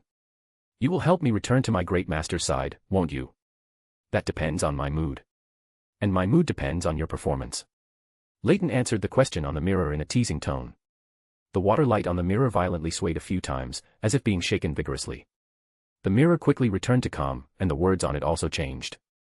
"I merely slightly enhance the presence of my dear master, which helps him gain more feedback from those of the machinery hive mind." This time, the words on the mirror disappeared quickly, and soon new words appeared. "Now it's my turn to ask. Why are you lurking beside my great master? Is this the will of the god of knowledge? Or the true creator? Or perhaps the hidden sage?" Leyton glanced at the series of words that appeared on the mirror and said in a very calm tone. "Those are 4 questions." At the bottom of the mirror, a new line of words appeared. "You can just answer the first question. I hope he can become the new Lord of the Mysteries." As soon as Erodes's question appeared, Leyton immediately gave his answer. "Correct answer." After the words, there was a picture of fireworks blooming. Erodes must have dug it up from somewhere. On the mirror, new lines of words appeared again. "The machinery hive mind people are looking for me again. This conversation ends here." This sentence fully appeared for a moment, then quickly faded, and the mirror returned to its normal appearance, reflecting Leyton's figure again. The light in the room also brightened a bit. He ran quite fast. Leyton pondered, looking at the mirror in front of him, then hung it back on the wall. After testing Erodes's attitude towards him and understanding the machinery hive mind's investigation progress, Leyton stretched contentedly, preparing to get some materials from the utility room to set up another ritual. Bugs Bunny looked curiously at the mirror hanging back on the wall and asked, "Boss, what was that thing that connected to this mirror just now?" "Mirror Erodes, a mirror with a bad temper. However, it knows a lot of things, suspected to have partial omniscient authority or ability," Leyton explained to his rabbit. He glanced at the eager expression on Bugs Bunny's face and reminded him. "This mirror's hobby is to make people who ask it questions die of embarrassment in front of others.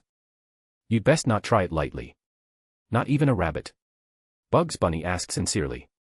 "Not even a rabbit," Leyton replied exasperatedly. Bugs Bunny left the room with his Crow Anu little brother, looking disappointed. However, Leyton noticed a clear curious look in Crow Anu's eyes, so it might find a time to try summoning Erodes. After getting the necessary materials from the utility room, he quickly set up a ritual and sent the biological toxin bottle to the library through the ritual. Then Leyton closed his eyes and meditated, outlining the shape of a ring in his mind. Through the connection between the ring and the library, he arrived at the library located in the spirit world depths. In the library, Mr. Hughes was casually flipping through an old, coverless book. Leyton stepped forward and greeted Mr. Hughes. "Good morning, Mr. Hughes. Your fate has experienced some fluctuations. Pay attention to the coincidences you encounter and the unreasonable decisions you make. An accumulation of small accidents can also turn into big trouble. Mr. Hughes nodded slightly, responding in a calm tone, then added a reminder. Huh. Leyton was momentarily stunned, then immediately understood the meaning of Mr. Hughes's words. He pondered his recent experiences in his mind but found no traces that could have been arranged by 0-08 or Adam. He could only look at Mr. Hughes with a puzzled gaze. Mr. Hughes put down the book in his hand and explained in a more serious tone. Perhaps your unintentional actions provoked that pen, but its scriptwriting ability is quite ordinary. As long as you pay a little attention, you should be able to find something amiss. Leyton nodded slightly, wondering what he had done to provoke that pen.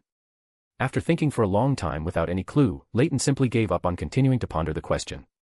He went to the corner where miscellaneous items were piled up and found the biological toxin bottle he had just sent over. Returning to Mr. Hughes's side, he handed over the biological toxin bottle and said, "Mr. Hughes, can you pulverize this wondrous item and then inject the extracted characteristics into the plague doctor's statue?" Mr. Hughes silently gazed at Leyton, then took the biological toxin bottle. After a brief glance at the glass bottle in his hand, Mr. Hughes tightened his grip on the biological toxin bottle with his right hand. Crack! With a sound, the biological toxin bottle was directly crushed by Mr. Hughes. Points of light quickly separated and then converged, forming a translucent, blurry ball of light. Leyton glanced at the glass fragments on the ground, but before he could speak, Mr. Hughes directly threw the blurry translucent light ball in his hand onto the plague doctor's statue placed at the entrance of the library. The translucent light ball, carrying faint glows, directly struck the plague doctor's statue. The separated characteristics seemed to have found a suitable carrier and quickly drilled into the plague doctor's statue. In a moment, the plague doctor's statue gained some subtle colors, and the metal birdbeak mask on its face seemed even colder. Don't even think about injecting some demoness of affliction's characteristics into it again. A virus that doesn't distinguish between friend and foe will make it completely useless. Mr. Hughes's voice rang out, neither pleased nor displeased. I understand. Leyton had no doubt that this was a warning to him and immediately nodded in response. A pale blue object carrying a cold chill fell into his hand. Leyton felt as if an extremely cold ice cube had suddenly been shoved into his hand. He fumbled, tossing it back and forth between his two hands to relieve the icy stinging sensation in his hand. A brilliant starlight glow appeared, enveloping the pale blue object. The starlight instantly condensed, creating a transparent amber that isolated it from him. Leyton held the transparent amber in his hand, and through the transparent amber, he curiously examined the object inside. It was still a pale blue, ornate gem, with a thin layer of ice crystals on its surface and constantly overflowing cold air, covered with strange runes. Leyton turned his puzzled gaze towards Mr. Hughes. This is a cluster of characteristics that gather various ice-type abilities, such as the ice of the living dead, the ice of the demoness. This is something I collected a long time ago. Although it's not very useful, it's quite pretty. You can use it as raw material to create some more normal wondrous items. As Mr. Hughes explained, he glanced at the plague doctor's statue at the entrance of the library. Leyton instantly understood, Mr. Hughes was too disgusted with the previous few figurines he had made. Then he made a sincere and serious promise. No problem, I promise this time it won't be like the last few times. Chapter 185, Snow Girl. After his conversation with Mr. Hughes concluded, Leyton rearranged the ritual materials that hadn't yet been tidied up on the floor, swiftly setting up a new ritual and retrieving the gem that had concentrated various ice element abilities. Even with a layer of transparent amber sealing it, the temperature in the room quickly dropped by several degrees. Leyton held the light blue gem encased in transparent amber, quietly sensing the ice coldness and intensity of the light blue gem. Close to sequence 4 level, but still a bit short. Leyton made an assessment in his mind. He had already thought of Ulysses, King of the North, the imagined giant dragon from Grizel's travels. Perhaps the origin of this gem was a second epic creature similar to Ulysses, King of the North, where aggregating similar characteristics was the mainstream at the time. After pondering for a while, Leyton put down the transparent amber in his hand and then put away the remaining ritual materials on the floor. After doing all this, he sat down in the armchair at the desk and began to ponder what kind of figurine he should make with this light blue gem. Frost, Wraith, Seafarer. Leyton leaned back in the chair, murmuring for a while, gradually gaining inspiration. Picking up the round-bellied steel pen and white paper from the desk, he began to write. Snow Maiden, she lives deep in the mountains, controlling the winter snow. Fragility, tenderness, and melancholy constitute her soul. She has snow-white skin, a beautiful appearance, and a gentle disposition. She likes to appear on snowy nights. If anyone who sees her cannot resist her temptation, they will be eternally frozen by her light kiss, their souls devoured, and their ice-sculpted bodies taken back to her cave to be displayed for her viewing pleasure. Putting down the steel pen and lightly shaking the paper twice, Leyton looked at the story of the Snow Maiden, pieced together from his own memories, and a smile appeared at the corner of his mouth. Just a story, and Leyton had already outlined the image of a beautiful and charming lady in his mind. Somewhat impatiently, he moved the materials needed for making the figurine from the utility room, with Bugs Bunny skillfully assisting. After spending an entire afternoon, Leyton finally molded a qualified beautiful lady figurine out of clay. Leyton took out the translucent puppet from Wraith Steve, and the light blue gem given by Mr. Hughes. This time, Leyton did not first mix the materials into a potion to pour onto the figurine to make it a mystical item. The main reason was that the temperature of the light blue gem was too low, it had already frozen the pure water in the glass bottle before even touching it. Leyton had no choice but to skip this step and directly took out the materials, preparing for the ritual of praying to the hidden sage. On the floor, he drew a pair of cold, indifferent, lashless eyes with countless brilliant stars using a potion. He arranged the positions of the candles, the figurine, the translucent puppet, and the light blue gem, among other materials. Snap. He snapped his fingers, the candles lit up, and Leyton immediately dripped 2 drops of essential oil into the candle flames. The flames flickered twice, and the room was instantly filled with the scent of tulips. Seeing this, Leyton quickly stood up and took a step back, simultaneously beginning to chant aloud. Sage who perceives the world, eye that gazes into truth, incarnation of endless knowledge and numerology. I pray to you, I pray for the power of knowledge. I pray for you to bestow substantial power upon illusory knowledge. As Leyton finished chanting, the temperature in the room had imperceptibly reached the point where white frost could condense. Leyton exhaled a puff of white mist, his gaze fixed on the extremely unstable light blue gem. Without the transparent amber's isolation, the different pathway and different sequence characteristics mixed within the light blue gem began to stir, causing the room's temperature to plummet instantly. Bugs Bunny shivered nearby, tightening his high-end custom tuxedo and shrinking himself between 2 cushions. Fortunately, the hidden sage's response was quick. Almost within 1 or 2 breaths of finishing the incantation, the corresponding spirit world in the room directly overlapped with reality. One after another, torrents of complex information descended in an illusory form. The figurine, the light blue gem, the translucent puppet, and the paper with the Snow Maiden story, which were originally placed on the floor, all instantly disintegrated, transforming into streams of information. This information was drawn into the air, coalescing into an illusory sphere of light. Around it, information continuously and rapidly merged into this illusory sphere of light. In less than 2 minutes, the originally illusory sphere of light was tinged with a blend of light blue and pure white. The illusory sphere of light slowly condensed into a tangible form, a palm-sized figurine of a tall, voluptuous woman with snow-like skin and long light blue hair.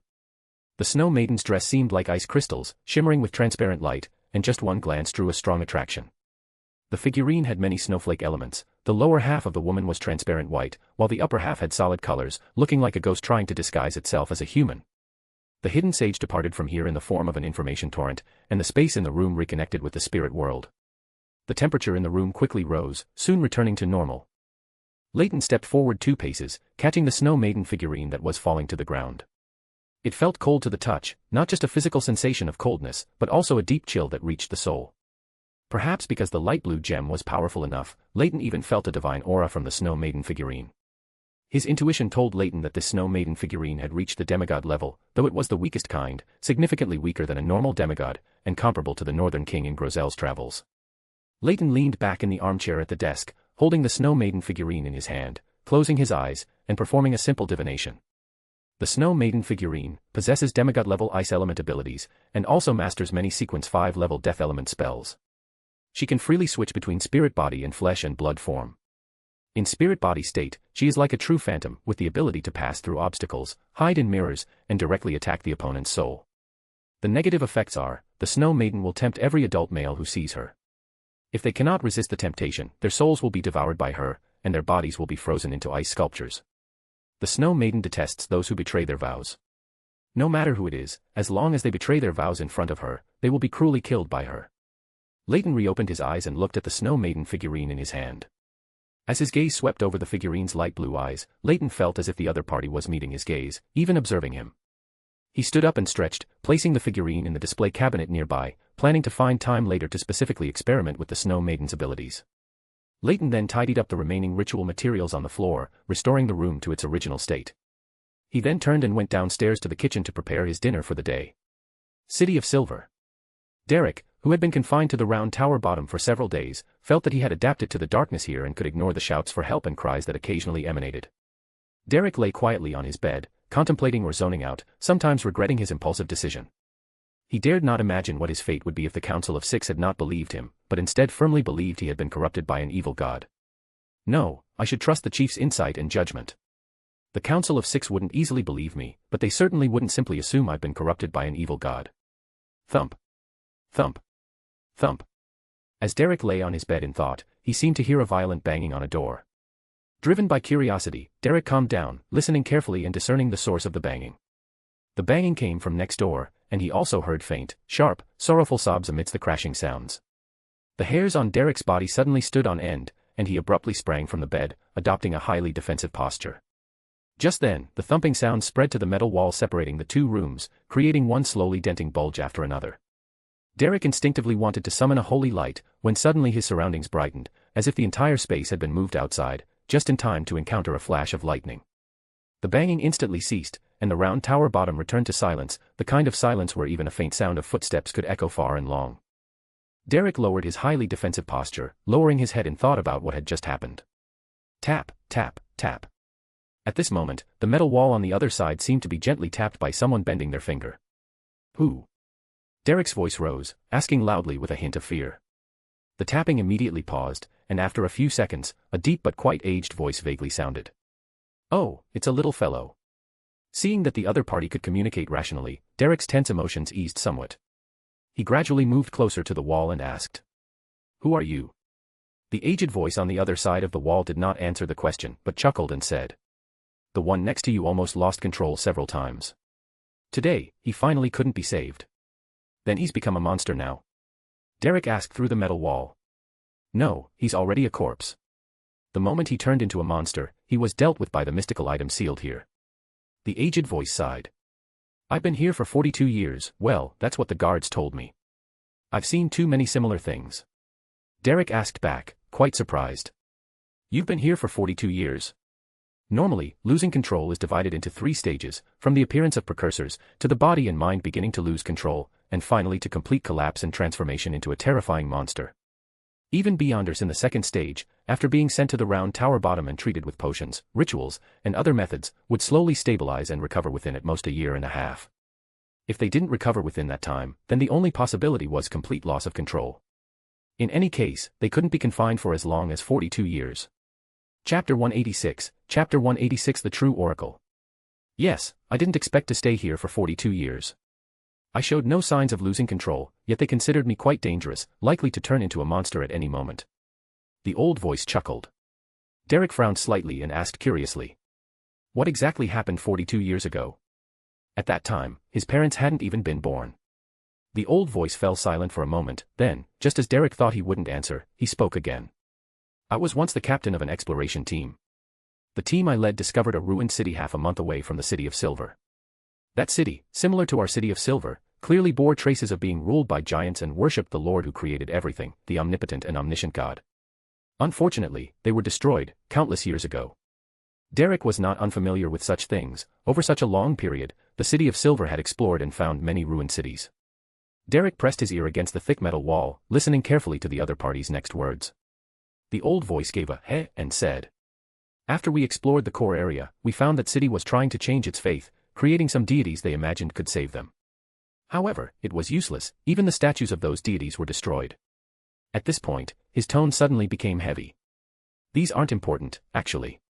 The City of Silver has found quite a few such city ruins in its past explorations. What truly surprised us was that we met a person there. This was the first living person not belonging to our city that the City of Silver had encountered in over 2,000 years.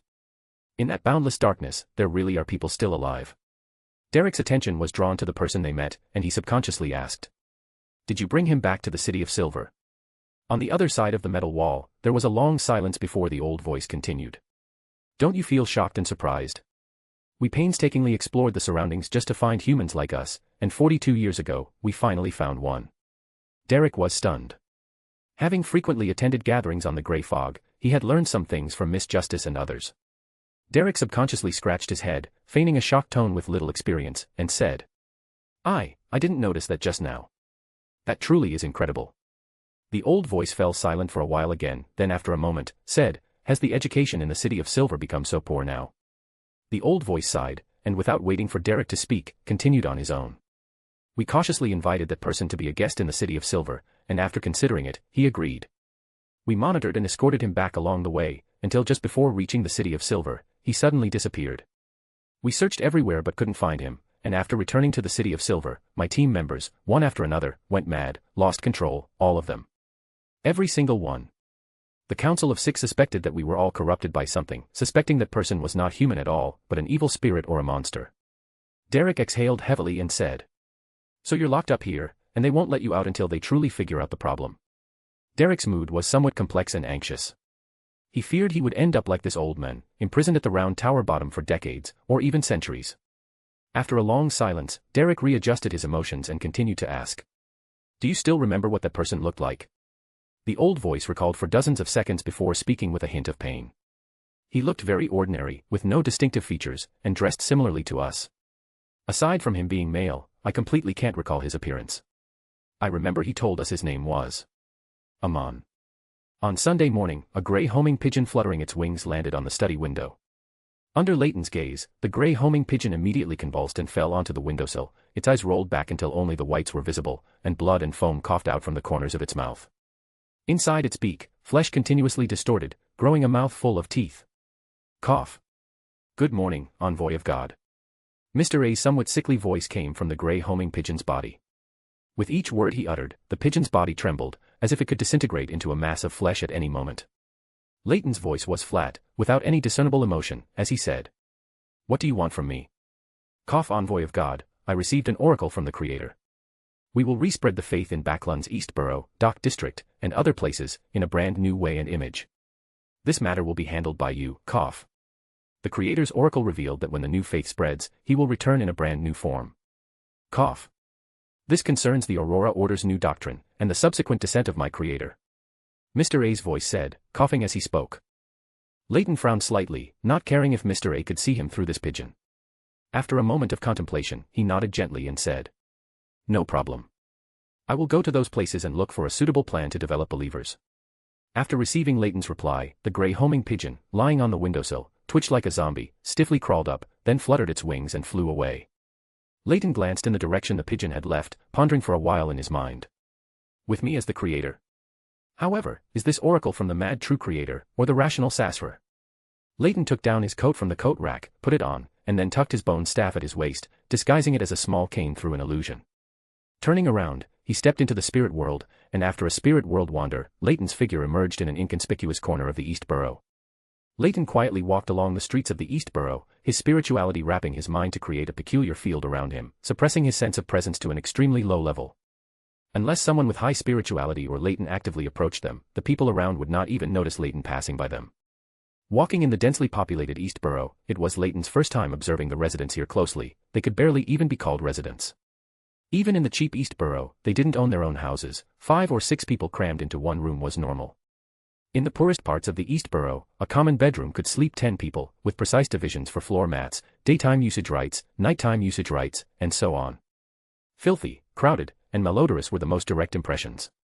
The people here worked to extreme exhaustion every day just to barely afford food to fill their stomachs, with no savings. If they lost their jobs for a few days, they would fall into an abyss from which it was difficult to rescue themselves. Leyton walked through many parts of the East Borough and also visited the Dock District, where workers gathered. Everything he saw was just a small microcosm of this era. Only by truly observing and contemplating would one realize how tragic the lives of the common people in this era were. Leyton's right hand gently rested on his left forearm, and he murmured to himself. This is the best of times, this is the worst of times. What do you plan to do? The common people here are so busy that they don't even have time to pray for their faith. All they can do is a casual, may it be with you. Sasra, who was residing in him, gave no response. Leyton smiled indifferently, shrugged, and turned to walk into the Workers' Association behind him. As Leyton arrived, a middle-aged man dressed as a worker, who had been waiting there, immediately approached him, bowing slightly in an inconspicuous manner, then lowered his voice and said, Envoy of God, Mr. A asked me to wait for you here. If I saw you arrive, I was to take you to him. Leyton nodded slightly, motioning for the other party to lead the way. Keeping half a step behind the other party, Leyton followed him deeper into the Workers' Association. From time to time, simply dressed dock porters or textile workers passed by. As Leyton surveyed the workers around him, observing their facial expressions and physical conditions, he spoke casually. Are you also a worker? How many believers are there here? The middle-aged man leading the way raised a hand to press down on his canvas hat, his eyes scanning the surroundings. Seeing that no one was paying attention to them, he deliberately lowered his voice. Yes, I was once a dock porter, one of the most inconspicuous people here. It wasn't until I listened to the Creator's teachings that I finally found liberation. More than a third of the people in the Workers' Association here have developed faith in my Creator. However, most can only be considered shallow believers. These people, immersed in their numb lives, find it difficult to even squeeze out time to listen to the doctrine and pray for their faith. Leyton watched the eloquent worker in front of him, nodded slightly, and remained silent. Perhaps due to Sasra residing within him, Leyton could clearly see the mark of the true Creator on him. In a sense, he could be considered a true Creator's blessed. Chapter 187 Banquet. Leyton followed behind him, walking up the stairs of the Workers' Association building. The stairwell was free of people passing by, and Leyton spoke to him again. "What's your name? You seem to be highly educated, quite different from most workers." "Julian Kane. I once had a decent family until our business encountered a setback. My father and mother both passed away, one after another, unable to cope with the immense disparity, spending their days in melancholy. As for me, because I dared not face death, and in order to survive, I could only come to Backlund to struggle. My former studies had long been abandoned, and in the end, I could only work as a laborer at the docks." When Julian spoke of his past, his tone was very flat. It was clear that his situation in Backlund was not good, and the pressure of life had long since worn away his former edges. Leyton controlled his tone and expression, showing neither sympathy nor disgust, speaking to him as someone of equal standing. "We can still pursue the future. Isn't this the meaning of our struggles for life?" Julian was clearly moved by these words, and a bright light, not belonging to the common people, shone in his eyes. A subtle curve appeared at the corner of his mouth, and his voice unconsciously rose a few octaves. "Yes, we still have a future. Every one of us still has a future. The great, Supreme Lord will give us guidance and lead us to that harmonious society where everyone is equal, without oppression and suffering. Just as he once led humanity out of the oppression of other races, the Lord will continue to lead us into a new era." Such fanatical words made Leyton's mouth twitch slightly, and a barely noticeable purple light flashed in his eyes. Leyton carefully observed the Aurora Order member who called himself Julian Kane. He did not possess the madness of most Aurora Order members. Leyton did not even see a trace of corruption on him. Clearly, those words just now were his heartfelt thoughts, the ideology instilled by the Aurora Order during this period. It seems the true Creator wants the red wind to sweep across this land. Leyton sighed inwardly, then continued, following the other's words. "The clash between the new era and the old era is bound to unfold in the form of war. Are you not afraid?" Julian Kane replied almost without hesitation. "I have faith, pure, supreme faith." Leyton said nothing else. Although Julian's demeanor was somewhat like a fanatical believer, it was already a significant improvement compared to the lunatics of the Aurora Order in the past. Julian led Leyton to a room in the corner of the third floor. "Knock." He knocked twice on the door, then turned the handle and opened the door. Julian stepped aside, gesturing with one hand, saying, "Envoy of God, Mr. A is waiting for you inside." Leyton nodded slightly and walked in. Julian did not follow but closed the door and stood guard in front of it. Mr. A was still wearing a long robe, his face morbidly pale, which, combined with his delicate features, gave him a Yandere-like beauty. "Envoy of God, have you already understood the situation of the common people in Backlund?" Mr. A's words were very assertive, as if this was not a question but a statement. Leyton nodded slightly, found a seat near the French window, and looked out at the East Borough through the translucent glass, saying, "How do you intend to spread the faith among the common people?" Mr. A walked over, also looking at the scenery outside the French window, and said, "Currently, our approach is to have believers who already worship our Lord form small groups, expanding outwards in the form of worker mutual aid teams, and developing newcomers to these small teams into new believers of our Lord. The common people need a tangible goal, a grand ideal, and some accessible benefits. The Aurora Order can control some gangs, some docks, and even some factories, providing stable work channels for workers, while also providing financial support for the spread of the faith." Leyton looked into the distance and offered his suggestion. Mr. A coughed twice, then said in a low voice, "This is Backlund. The Aurora Order cannot make too much noise here, it will subject us to suppression from all sides. Have you had contact with any of Backlund's wealthy individuals?" Leyton turned to Mr. A and asked. Mr. A nodded lightly. "I've had contact, but only with ordinary individuals. True wealthy people have traces of various forces behind them, and they frequently visit various venues, making it difficult to conceal their identities." Leyton sighed inwardly. The idea of leading a group of cultists to spread faith seemed somewhat absurd. He pondered for a while, then quickly came up with a solution. "I will provide you with information on some of Backlund's nobles and wealthy individuals later. You can screen them and select suitable people to develop into believers. Moreover, besides developing believers, you can completely create one or two wealthy identities yourselves. This will make many actions much more convenient, such as opening or acquiring factories. Then, he added with some concern. New believers should not be allowed to pray too frequently for now, and consuming beyonder characteristics should also avoid the secret supplicant pathway as much as possible. Leyton was somewhat worried that before Sasra regained his angel status, if these believers prayed frequently to the true Creator, they might be affected by the true Creator's madness. I understand. Mr. A did not ask for the reason for doing so, merely nodded faintly in response. Monday noon, at Earl Hall's residence in Empress Borough, a banquet was underway. Leyton obtained an invitation through the Aurora Orders channels, accompanying a member of the Air Pollution Investigation Committee. This member of the Air Pollution Investigation Committee was also one of the Aurora Orders' targets for spreading faith. Preliminary probing showed that he highly identified with the Aurora Order's new doctrine. As the banquet began, guests quickly started conversing in twos and threes. Leyton took a glass of red wine, found an inconspicuous corner, and quietly observed the crowd in the center of the banquet. Slowly savoring a sip of misty champagne, Leyton's gaze swept over everyone at the banquet, then his attention was drawn to Audrey, wearing a beige court gown, slowly walking towards him. Unsurprisingly, Audrey stopped in front of Leyton, a hint of surprise and delight appearing on her face, and bowed gracefully and naturally. "Good afternoon, sir." "Good afternoon, beautiful lady." Leyton smiled and raised the wine glass in his hand. "Inviting a lady who hasn't officially come of age to drink is not a gentlemanly act," Audrey said in a playful tone. "My apologies, that wasn't polite of me." Leyton said with a light chuckle, "This drink is my apology, and thank you for those little clothes you customized, my rabbit likes them very much." As he spoke, Leyton tilted his head slightly and poured the remaining half-glass of misty champagne into his stomach. Audrey's smiling expression remained unchanged. She subtly glanced around, confirming that no one was paying attention to them, then said in a friendly tone, "Mr. Tynes, that was just a joke, but it seems you don't really want to apologize, you just want to drink." "Haha, as expected of a spectator, so perceptive." Leyton's right hand, holding the wine glass, slightly raised a thumb. As they spoke, the two had already walked to the balcony, away from the bustling crowd in the center of the banquet. A golden retriever was quietly squatting there, its eyes very lively as it watched the crowd in the center of the banquet, but more of its attention remained on Leyton. The golden retriever affectionately approached Audrey and rubbed its head against Audrey's skirt. Leyton's gaze swept over the golden retriever, "Susie," and he said very naturally, "It is also a spectator, and it seems to be a very talented spectator." The golden retriever's face showed a human-like expression of surprise, its eyes wide as it stared at Leyton. Audrey let out a soft exclamation, quickly composed herself, and said, "Mr. Tynes, you can tell that Susie is a magical creature. And you can even guess that it's a spectator." Leyton nodded lightly, "My eyes can see more than what ordinary beyonders can see." After explaining why he could tell the golden retriever was a beyonder creature, Leyton shifted the topic and proposed a deal. "I want to obtain information on most of Backlund's nobles and wealthy individuals.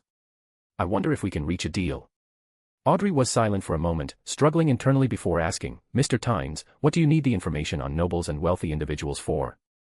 "You don't need to tell me everything, I just need to make an assessment before I can decide whether to agree to your request." Leyton nodded in agreement. "I need some identities that can operate openly, preferably noble or wealthy. This is preparation for spreading faith in the future." Leyton deliberately did not specify what faith or whose faith he intended to spread, letting Audrey guess intuitively. Audrey's first reaction was the Church of the God of Knowledge and Wisdom, but then she thought of Mr. Fool, whose figure shrouded in grey fog lingered in Audrey's mind. A hint of excitement flashed in Audrey's eyes. She calmed herself down, but her voice still couldn't hide her excitement as she said, "Is this the hidden spread of faith?" As she said this, Audrey's eyes also swept upwards, as if she wanted to see the place where Mr. Fool convened the Tarot Club by looking up. Chapter 188, Chapter 188 Little Son's Worry. After discussing with Miss Audrey, the final trade arrangement was that she would provide information, excluding that of major nobles and wealthy individuals, and in return, Leyton would provide Miss Audrey with some practical beyonder knowledge.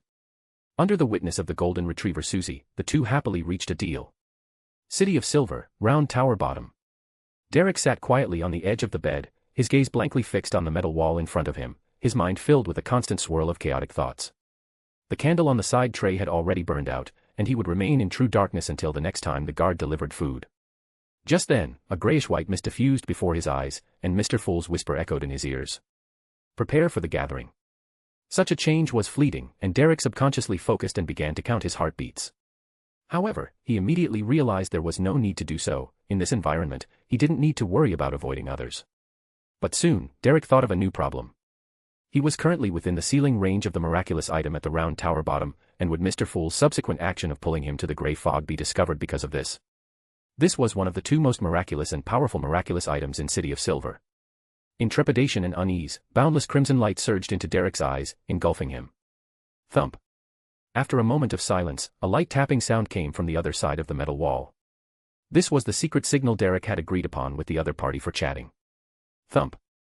After a while, not receiving a response from Derek, the other party tapped again. Leyton, who had finished the banquet and successfully concluded the transaction with Miss Audrey, returned to his rented house. In the study, Leyton glanced at the wall clock, confirming that it was almost 3 in the afternoon, and reclined in a relaxed posture on the armchair in the study. A crimson light suddenly surged into his vision, instantly engulfing Leyton's entire sight. By the time his vision recovered, the surroundings were already inside the grand, ancient palace on the grey fog. "Good afternoon, Mr. Fool." Miss Audrey was still the first member to stand up and bow. After receiving a response from Mr. Fool, Miss Audrey greeted each member in order: Hanged Man, the Sun, White Tower, the World, and Magician. As a telepathist, Miss Audrey keenly sensed that the Sun's mood was not high and that he was somewhat uneasy.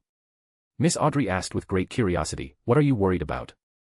The Sun's demeanor made Leyton guess that he had already encountered the former exploration team captain, who was parasitized by Amon. The Sun Derek did not hide anything and, with great apprehension, recounted in full how he had confessed to the chief and been sent to the round tower bottom for isolation, finally asking, "Respected Mr. Fool, will that miraculous item discover that I am attending the Tarot Club?" Klein, shrouded in grey fog, had a very complex inner monologue at this moment. "How would I know? I don't even know what it is. However, no powerful or strange force has attempted to invade yet." Klein bent his fingers and lightly tapped the edge of the bronze long table twice, saying in a relaxed manner, "Normally, it wouldn't discover it. But some miraculous items possess peculiar effects." Receiving an affirmative answer from Mr. Fool, Derek felt much more at ease. He hummed and said, "I also don't know what effects this miraculous item has. It's one of City of Silver's top secrets." At this point, he suddenly remembered the content of his conversation with the former exploration team captain and asked, "Have you heard of a person named Amon?" Amon. Klein only hesitated slightly, then all related memories surged forth. His gaze subtly swept over Leyton, who was sitting nearby. All the information about Amon had been told to him by Leyton. Thinking of Amon, Klein inevitably began to worry. Amon was destined to be his enemy, and he was only a Sequence 7, while the other party was a Sequence 1 angel. Leyton frowned slightly. Even though Derek had chosen a different approach from the original story, he still encountered Amon under the pull of fate. While Leyton was in thought, Hangman Alger frowned and asked in confusion, "Did your City of Silver encounter someone claiming to be Amon during your exploration of the surrounding areas? Or did you find similar records?" The Sun Derek nodded earnestly and said, "Yes, 42 years ago, an exploration team encountered someone claiming to be Amon in the deep darkness. After returning to City of Silver, they successively went mad and lost control, with only one remaining. He has been confined at the round tower bottom, right next to me. Perhaps he's also mad, and it's all just his delusion." Magician Furs fully exploited a novelist's imagination to propose a guess. Hangman Alger glanced at Mr. Fool at the very top, and seeing that he gave no hint, he boldly said, "Delusion is a possibility, but the name Amon wouldn't be imagined without a reason.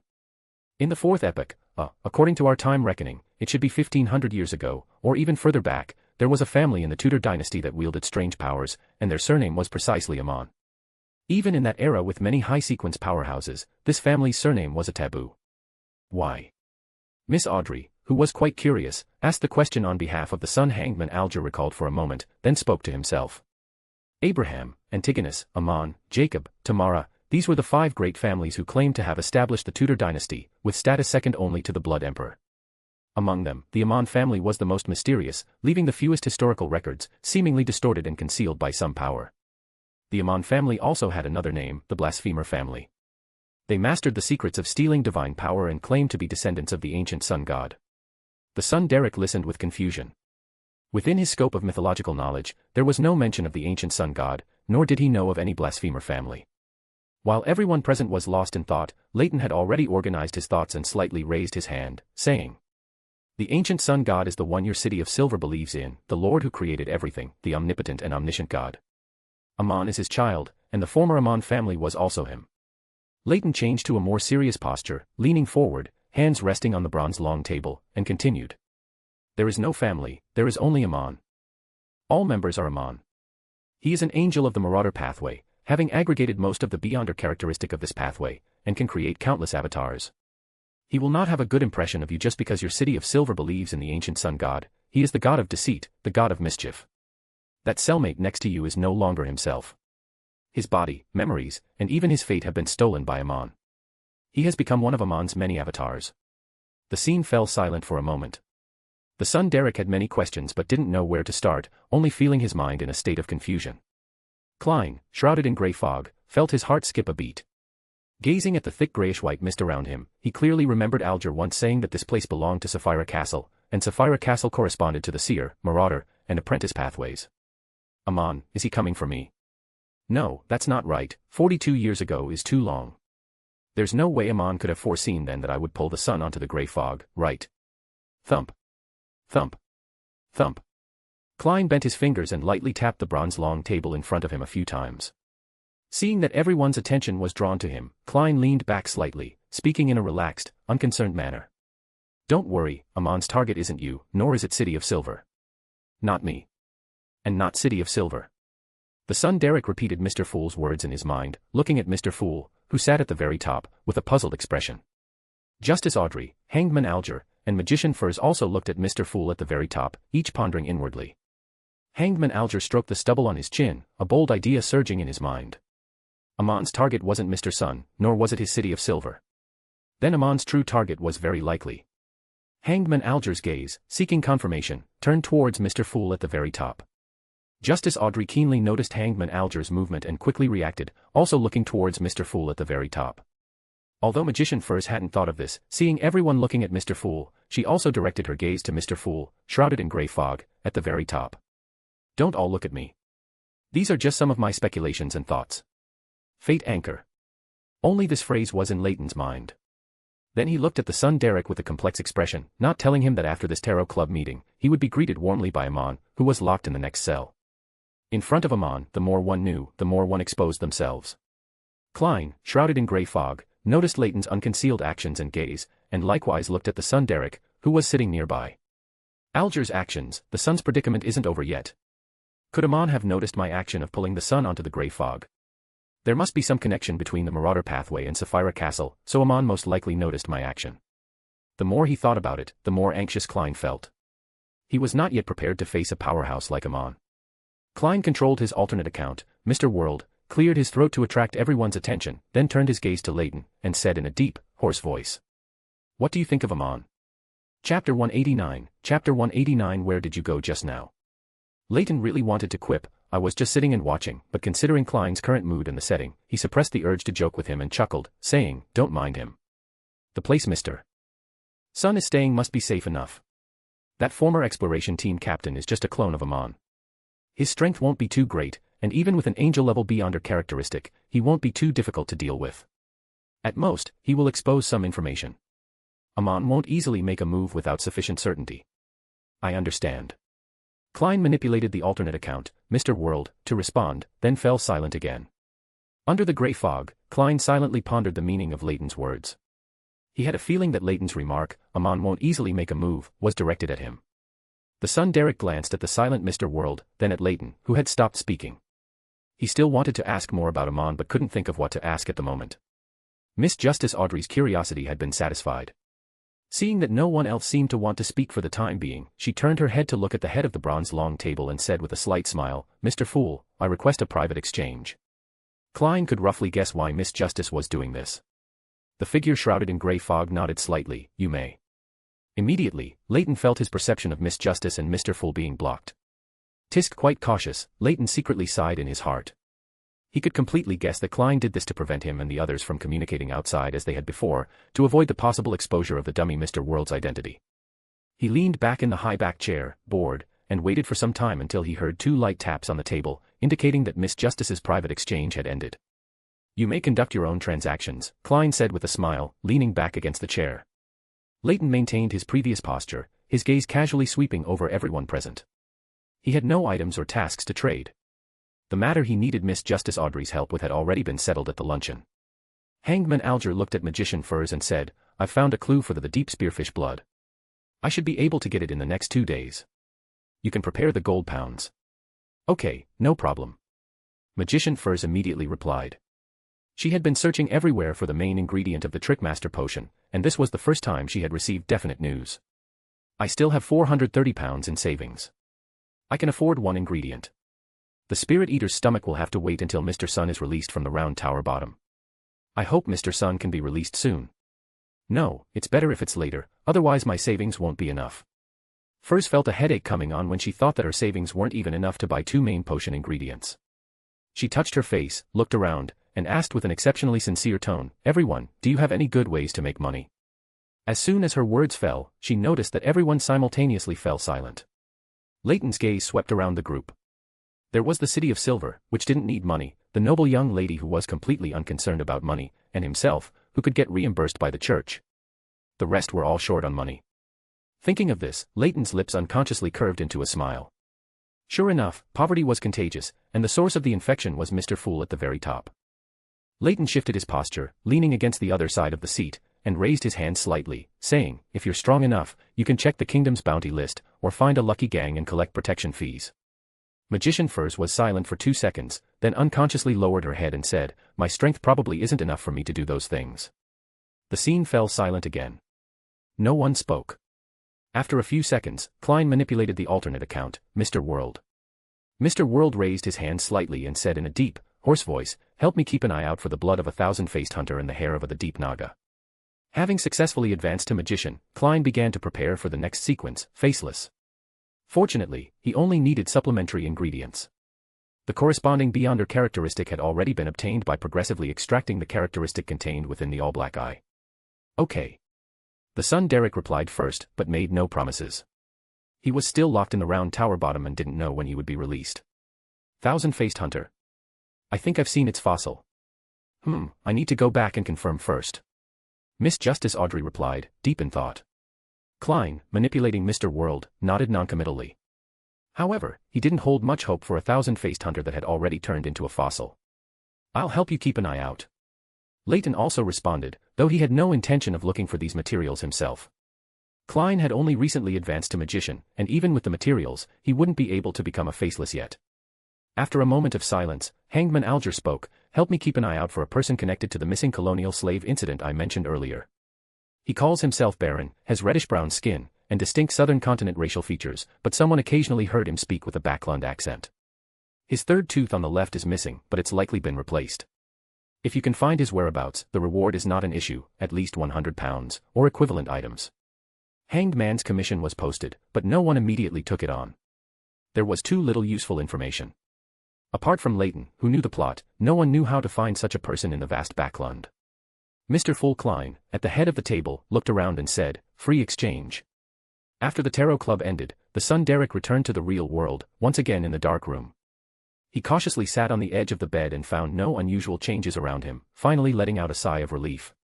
Thinking of the information Mr. Tower had given at the Tarot Club earlier, that the person he had been communicating with was no longer the former exploration team captain, but a clone of the one who called himself Amon, Derek felt a chill run down his spine. Derek stared intently at the metal wall where he had previously communicated with the other party, his breathing becoming cautious and light. He was afraid that Amon's avatar would suddenly cross the barrier of the metal wall and appear before him. "Are you thinking of such a scene?" An aged and ethereal voice came from the right side of Derek. As soon as the voice reached his ears, Derek instantly froze, his skin tightening, and every hair on his body standing on end. How did he get here? Where's the seal here? What about the effect of that mystical item? What should I do? Cold sweat continuously seeped from Derek's forehead. He instinctively wanted to turn his head to look, but his body's instinct prevented him from doing so. This was from the teachings in the City of Silver's Monster Common Sense course. When someone speaks behind you, do not turn around immediately. Derek raised his hands, clasped them in front of his chest, and summoned a holy, clear, brilliant, and pure warm light that descended from the sky. The summoned holy light illuminated the small, pitch-dark room. With the help of the light, Derek also clearly saw the appearance of the person he had been communicating with. It was a complete monster. Its head was split vertically, revealing a grayish-white, seemingly living, wriggling brain in the middle. From the cut surface of the brain, viscous liquid dripped down in thin strands, with maggots wriggling on them. The eyes, each on one side, were far apart. The bridge of the nose was split down the middle. The left half of the mouth was open in a grin, while the right half was tightly closed. The monster was naked, and its body was covered with crisscrossing dark red wounds. These wounds were all hideously split open, revealing rows of crimson teeth inside, all speaking the same sentence in unison. "Where did you just go?" Derek's pupils suddenly constricted. He instinctively wanted to summon another holy light. Before Derek could complete another holy light summoning, he was astonished to find that the holy light he had previously invoked suddenly thickened, becoming so brilliant that he couldn't help but want to close his eyes. Resisting the soreness and tearing sensation in his eyes, Derek tried hard to see what was happening. But he could only vaguely see that within the grand and resplendent pillar of light, something even purer and more concentrated separated, like a light person without facial features or clothing. This light person suddenly flickered and pounced onto the monster. All the mouths on the monster's body opened simultaneously, as if letting out shrill screams, yet eerily, no sound came out. The monster trembled violently, rapidly disintegrating and melting away in the light person's burning and illumination. When the monster was almost transparent, a phantom figure strangely appeared where the monster had been, a phantom figure wearing an ancient robe and a pointed soft hat. The moment this figure appeared, the son immediately thought of Amon, whom Mr. Tower had mentioned at the Tarot Club. This was the appearance of Amon's true body. As soon as Amon's figure emerged, the light person suddenly exploded, and Derek's vision instantly turned into a blank white. When his vision returned, he found himself, at some unknown point, already outside the room, in a corridor embedded with metal lamp holders, illuminated by a dim yellow light. Derek turned his head in a daze, looking towards the direction of the room he had been in, and saw a tall figure. In front of this figure, on Derek's original bed, specks of dawn-like light rapidly condensed onto a white leg bone, transforming it into a pure white, sharp straight sword. Next to the straight sword was a strange, translucent worm, about an inch long, with completely transparent segments and rings along its body. The tall figure, with his back to Derek, bent down and picked up the strange translucent worm. He then turned around and looked at Derek, who was watching him from the side. He sighed, almost. Chapter 190 Secret Ceremony. After Derek clearly saw the appearance of the tall figure in front of him, he was first stunned, then spoke with a pleasant surprise as if he had found a way out of a desperate situation.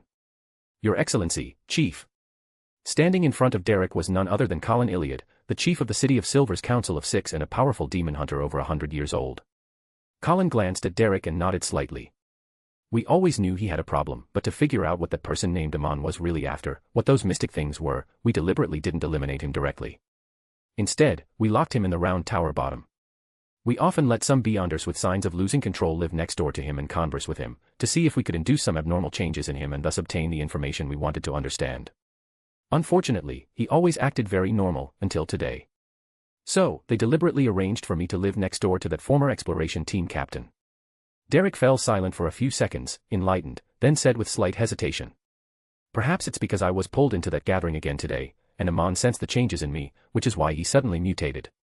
Amon. Colin's eyes narrowed slightly, then a complex dark green symbol appeared in each of his eyes, and he stared intently at Derek, saying, Tell me what you know. Derek nodded lightly and relayed all the information he had obtained from the Tarot Club. A member of the gathering told me that the former exploration team captain, his body, memory, and even his destiny have all been stolen by Amon. He has already become one of Amon's many avatars. He also said that Amon is a king of angels of the Marauder pathway, who has gathered most of the Beyonder characteristic of this pathway and possesses countless avatars. At this point, Derek paused and asked with some hesitation. Your Excellency, Chief, do you know what a king of angels is? Colin was silent for 2 seconds, and just as Derek thought he wouldn't answer the question, he spoke again. Legend has it that there were 8 kings of angels who served by the side of the Lord who created everything, the omnipotent and omniscient God. Derek was stunned. He hadn't expected the king of angels to refer to this meaning. Then he remembered that Mr. Tower had said at the Tarot Club that Amon was a descendant of the ancient sun god, and it suddenly seemed very reasonable. What are you thinking about? Colin noticed Derek's momentary distraction and asked. Derek did not hide anything and spoke directly. Amon is a child of the ancient sun god, and the ancient sun god is the Lord who created everything whom we believe in. However, the member who told me the news also warned me that Amon will not have a good impression of us just because the City of Silver believes in the ancient sun god. Colin's voice showed no emotion as he said. I understand. I have reached a consensus with the elders regarding your situation. You can go back now. Your life will return to normal from now on. Of course, necessary monitoring is indispensable. Derek was stunned and said, okay. He had even thought that he, too, would be locked in this round tower bottom for decades, just like that former exploration team captain. Colin had already turned and entered the room, picking up the pure white, sharp straight sword and examining it repeatedly. Derek took a deep breath and walked along the hallway towards the exit. Strolling back home, he closed the door and carefully observed his surroundings for a while, but found no so-called monitors. Perhaps they hadn't arrived yet, or they were better concealment. Derek pondered for a while, then sat on the edge of the bed and softly chanted the honorific name of Mr. Fool. The fool who does not belong to this era, you are the mysterious ruler above the grey fog, you are the king of yellow and black who wields good luck. I just encountered a terrifying incident, being imprisoned next door to me. Derek recounted the entire incident to Mr. Fool, and only then did his tense nerves finally relax. What followed was a wave of fatigue, so he simply lay down and quickly fell asleep. In the quiet and dim room, flashes of lightning occasionally illuminated everything, then disappeared into the darkness. In his deep sleep, Derek's right index finger suddenly twitched on its own, tapping leisurely on the bed surface. In the house at 15 Minsk Street, Backlund, Klein, who was contemplating the magician's acting principles and how he should digest the potion afterward, suddenly heard layers of illusory prayers in his ears. Klein got up, locked the door, took 4 counterclockwise steps, and arrived above the grey fog. In the magnificent, ancient palace above the grey fog, Klein sat on the high-backed chair belonging to the fool, extended his right hand, spread his spirituality, and touched the crimson star representing the sun. Suddenly, the prayers became clear, and Klein heard what the sun was narrating. Klein's attention was completely drawn to Amon's unusual movement, not caring that the sun had already been released from the round tower bottom by the chief of the City of Silver. He did not believe that Amon would be eliminated so easily. Amidst his surging thoughts, Klein looked at the scene of the sun's prayer, and his gaze suddenly froze in midair. A transparent, illusory figure was wrapped around the sun's body, which was too blurry to see clearly. He had hands and feet, but like a python, he distorted and coiled around the sun's body, his head propped up behind the sun's head.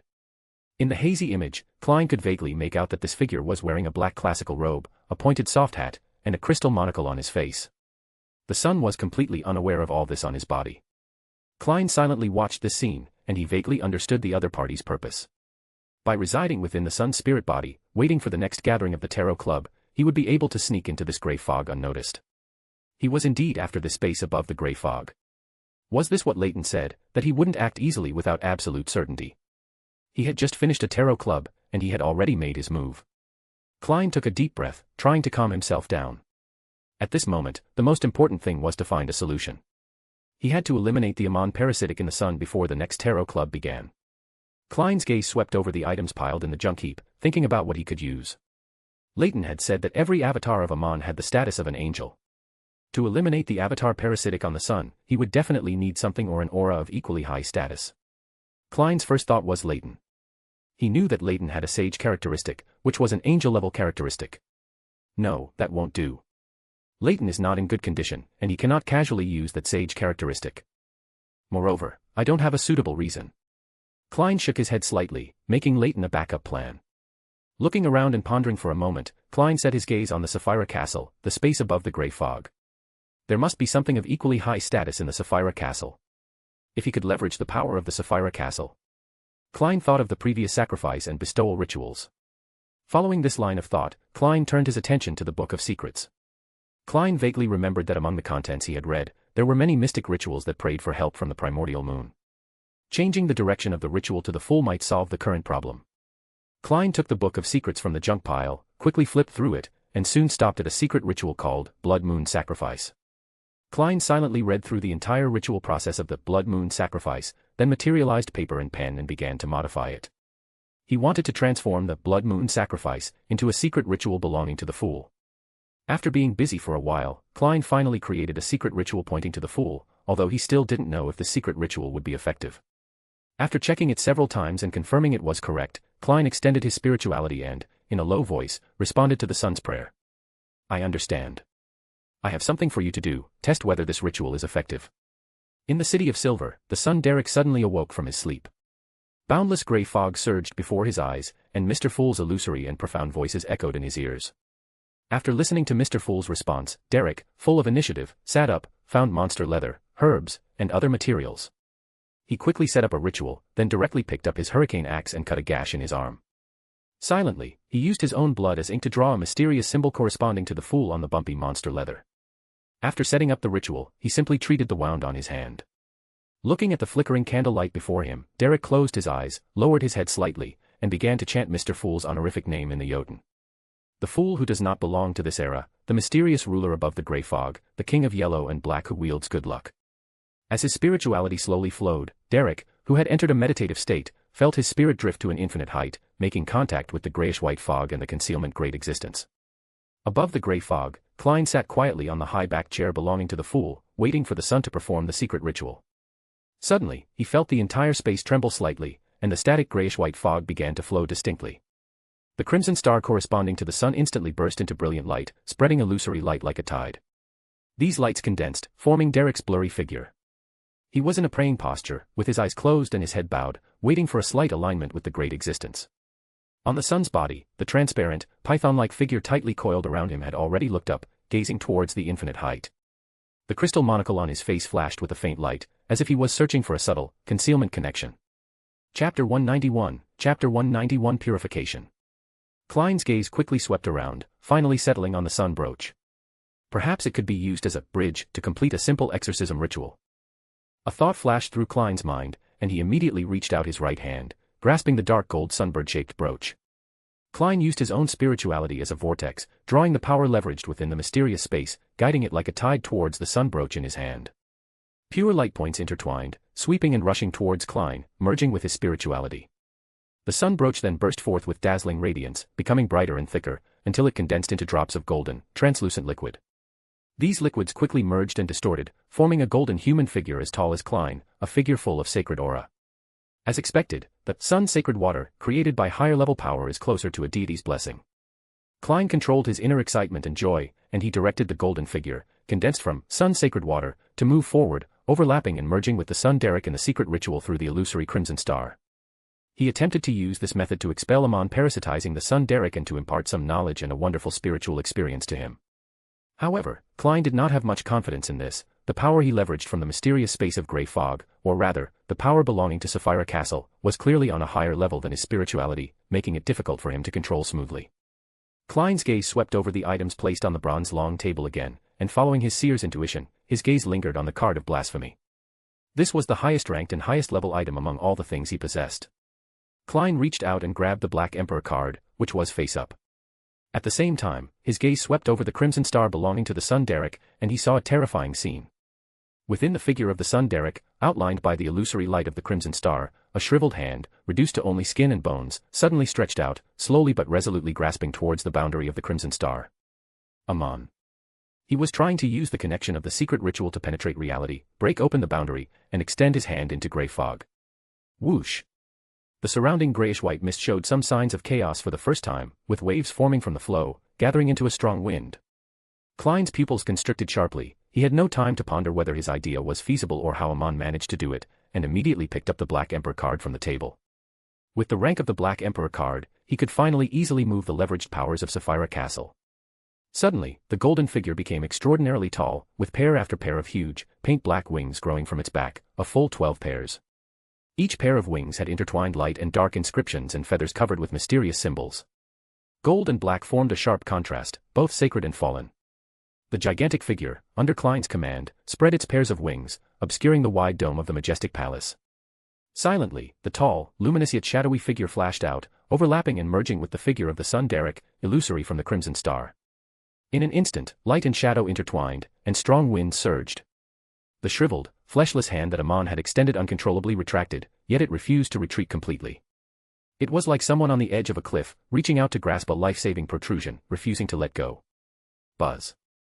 Amidst the illusory and complex sounds, light and darkness completely erupted, and the hand that Amon had extended through the sun Derek finally lost its support, sliding back sharply, continuously disintegrating and dissipating.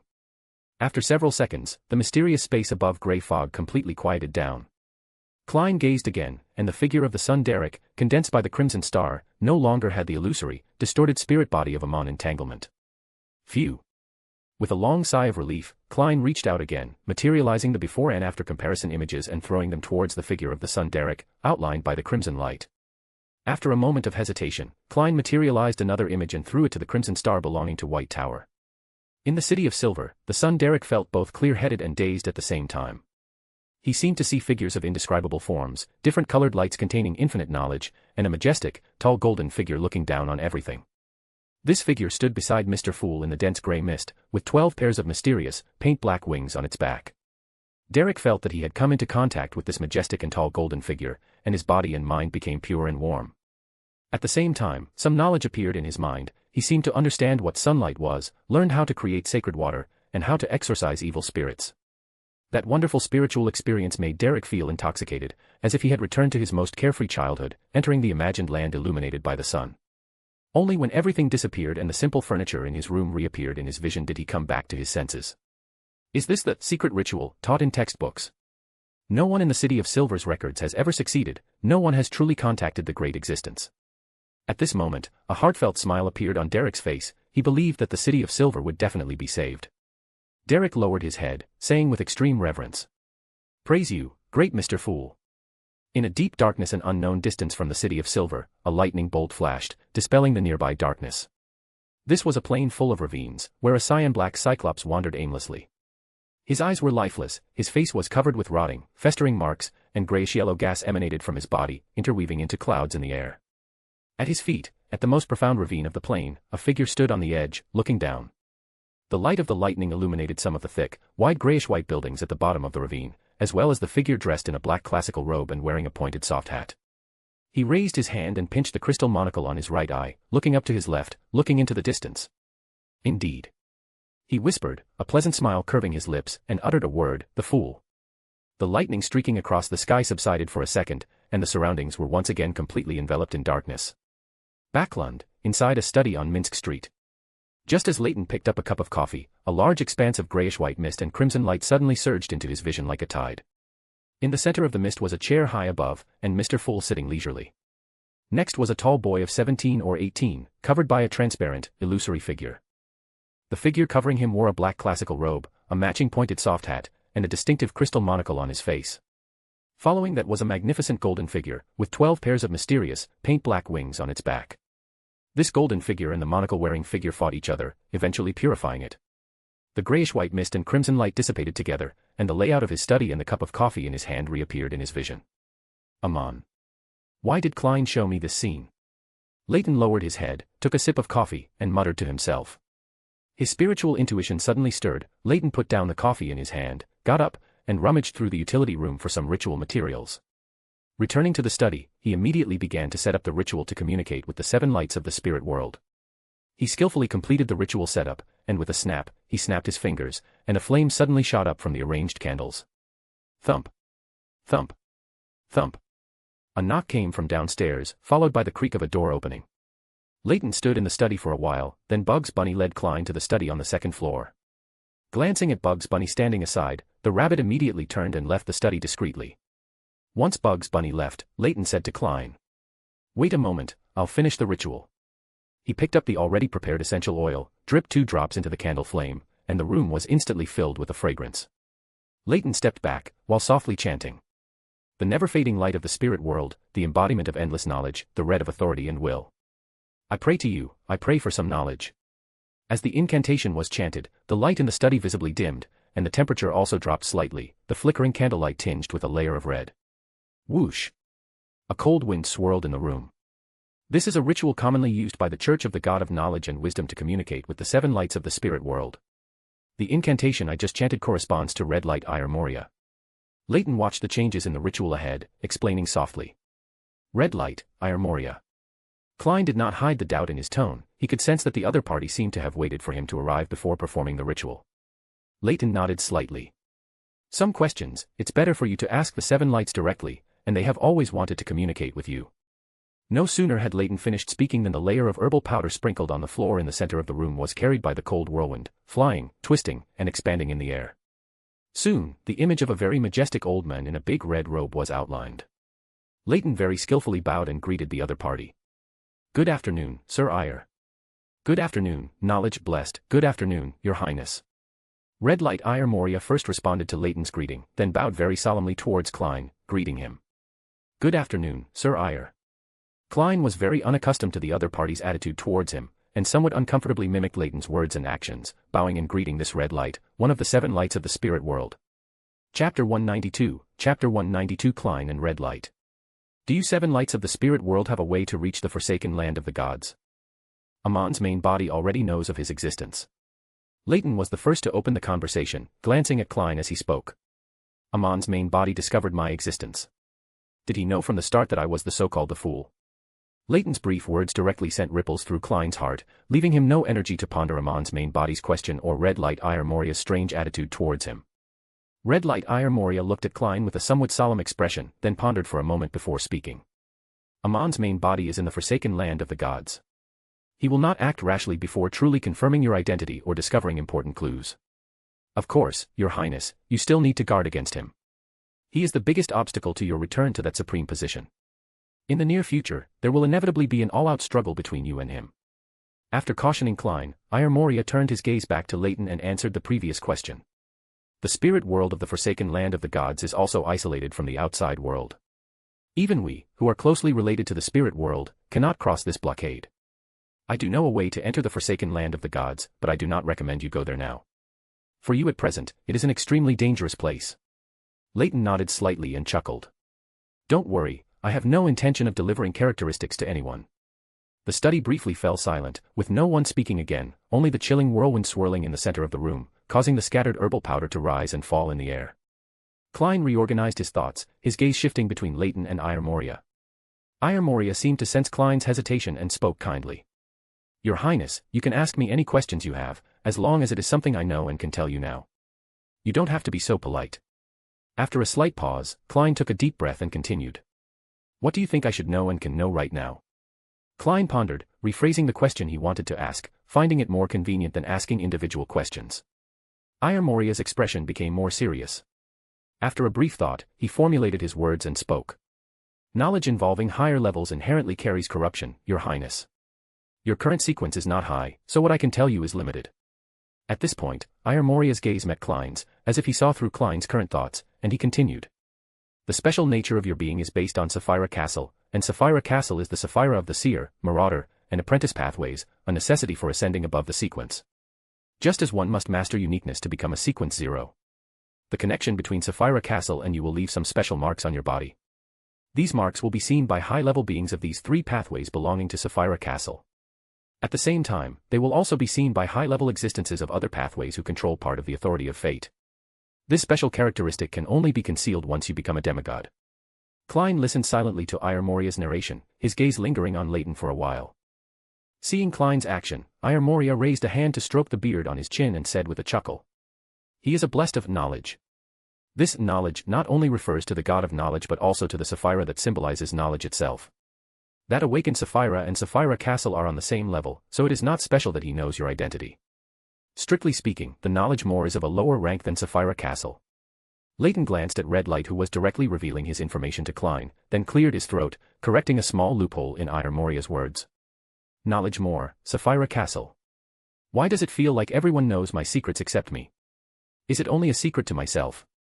After digesting the information provided by Ayar Moria, some of Klein's doubts were finally resolved, while even more questions arose. Why am I connected to Sapphira Castle, and what is the relationship between Sapphira Castle and my transmigration? Ayar Moria has no connection to Sapphira Castle, so his transmigration should be related to that knowledge Moor. What about Roselle's transmigration? Ayar Moria's authoritative voice sounded again. There is a saying in the extraordinary world, once your extraordinary pathway is determined, your enemies and friends are also determined accordingly. All angels of the Seer, Marauder, and Apprentice pathways will be your enemies. Klein's brows furrowed even deeper. Angels of 3 pathways, and I'm only a sequence 7. As he pondered, Klein looked at Leyton beside him. Leyton raised an eyebrow slightly and said. The knowledge Moor only has 2 pathways, Mystery Prior and Mystery Prior. I only have to face the god of steam and machinery. Why not Hidden Sage? Klein seized the moment to ask. Ayar Moria answered this question for Klein before Leyton could speak. The awakening of Hidden Sage is deeply connected to the knowledge Moor. This evil god has long been under the control of the knowledge Moor. If he were to act against the Hidden Sage, he would only become the next Hidden Sage. Leyton found the scene before him quite amusing. Ayar Moria, as one of the 7 lights of the spirit world, acted completely like a walking encyclopedia in front of Klein. Leyton looked at Klein's grim expression and reminded him with a chuckle. Don't think about such distant matters. After all, we aren't even demigods yet. Maintain your mindset well. Before becoming a demigod, it is the easiest stage to accumulate humanity. Thanks, I feel completely uncomforted. Klein retorted in a complaining tone. Do you know the magician's acting principles? The news he received today filled Klein with a sense of urgency. I must advance my sequence quickly, at least reach the sequence 4 demigod level as soon as possible to conceal the marks of Sapphira Castle on me. Leyton appeared to be reminiscing, and after a moment of thought, he said. I know 4 points. 1. Perform proactively, but do not perform without preparation. 2. Challenge the impossible, even if the final result is false. 3. Try to get applause from the audience. 4. Control the target's attention. Klein pondered for a moment. This was not much different from his own summary. Then, he turned to Ayar Moria, seeking confirmation. Ayar Moria nodded slightly and said in an authoritative voice. That's basically it. Everyone's acting is different, you need to find a way that suits you. In City of Silver, inside the chief's office at the top of the round tower. The chief of the Council of Six, Colin Iliad, stood by the window, gazing at City of Silver shrouded in darkness and lightning. The dim candlelight in the room illuminated his grizzled, messy hair, the distorted, hideous old scars on his face, the deep nasolabial folds on his face, and his eyes filled with worry. Seemingly sensing something, Colin turned and looked towards a dark corner, asking in a deep voice. Have you found anything? In the corner where Colin's gaze rested, a shadow stood up, casting a dark projection onto the wall, constantly twisting and swaying. Its voice, with a metallic friction, echoed in the room. After Derek Berg returned to his home, his behavior showed some abnormalities. Colin nodded slightly, unsurprised, and asked in a calm voice. What did he do? After transforming into a light person with the miraculous item at the round tower bottom, solving the out-of-control person and Amon's main body's clone, he had always suspected that the matter was not completely resolved. Derek's former exploration team captain had become Amon's main body's clone, and after having contact with Amon's main body's clone for so long, he suspected that Derek had also unknowingly become Amon's main body's clone. He did not know if today's events were a struggle between evil gods, a test, or an attempt to gain his trust. But he had to respond in a completely different way than before.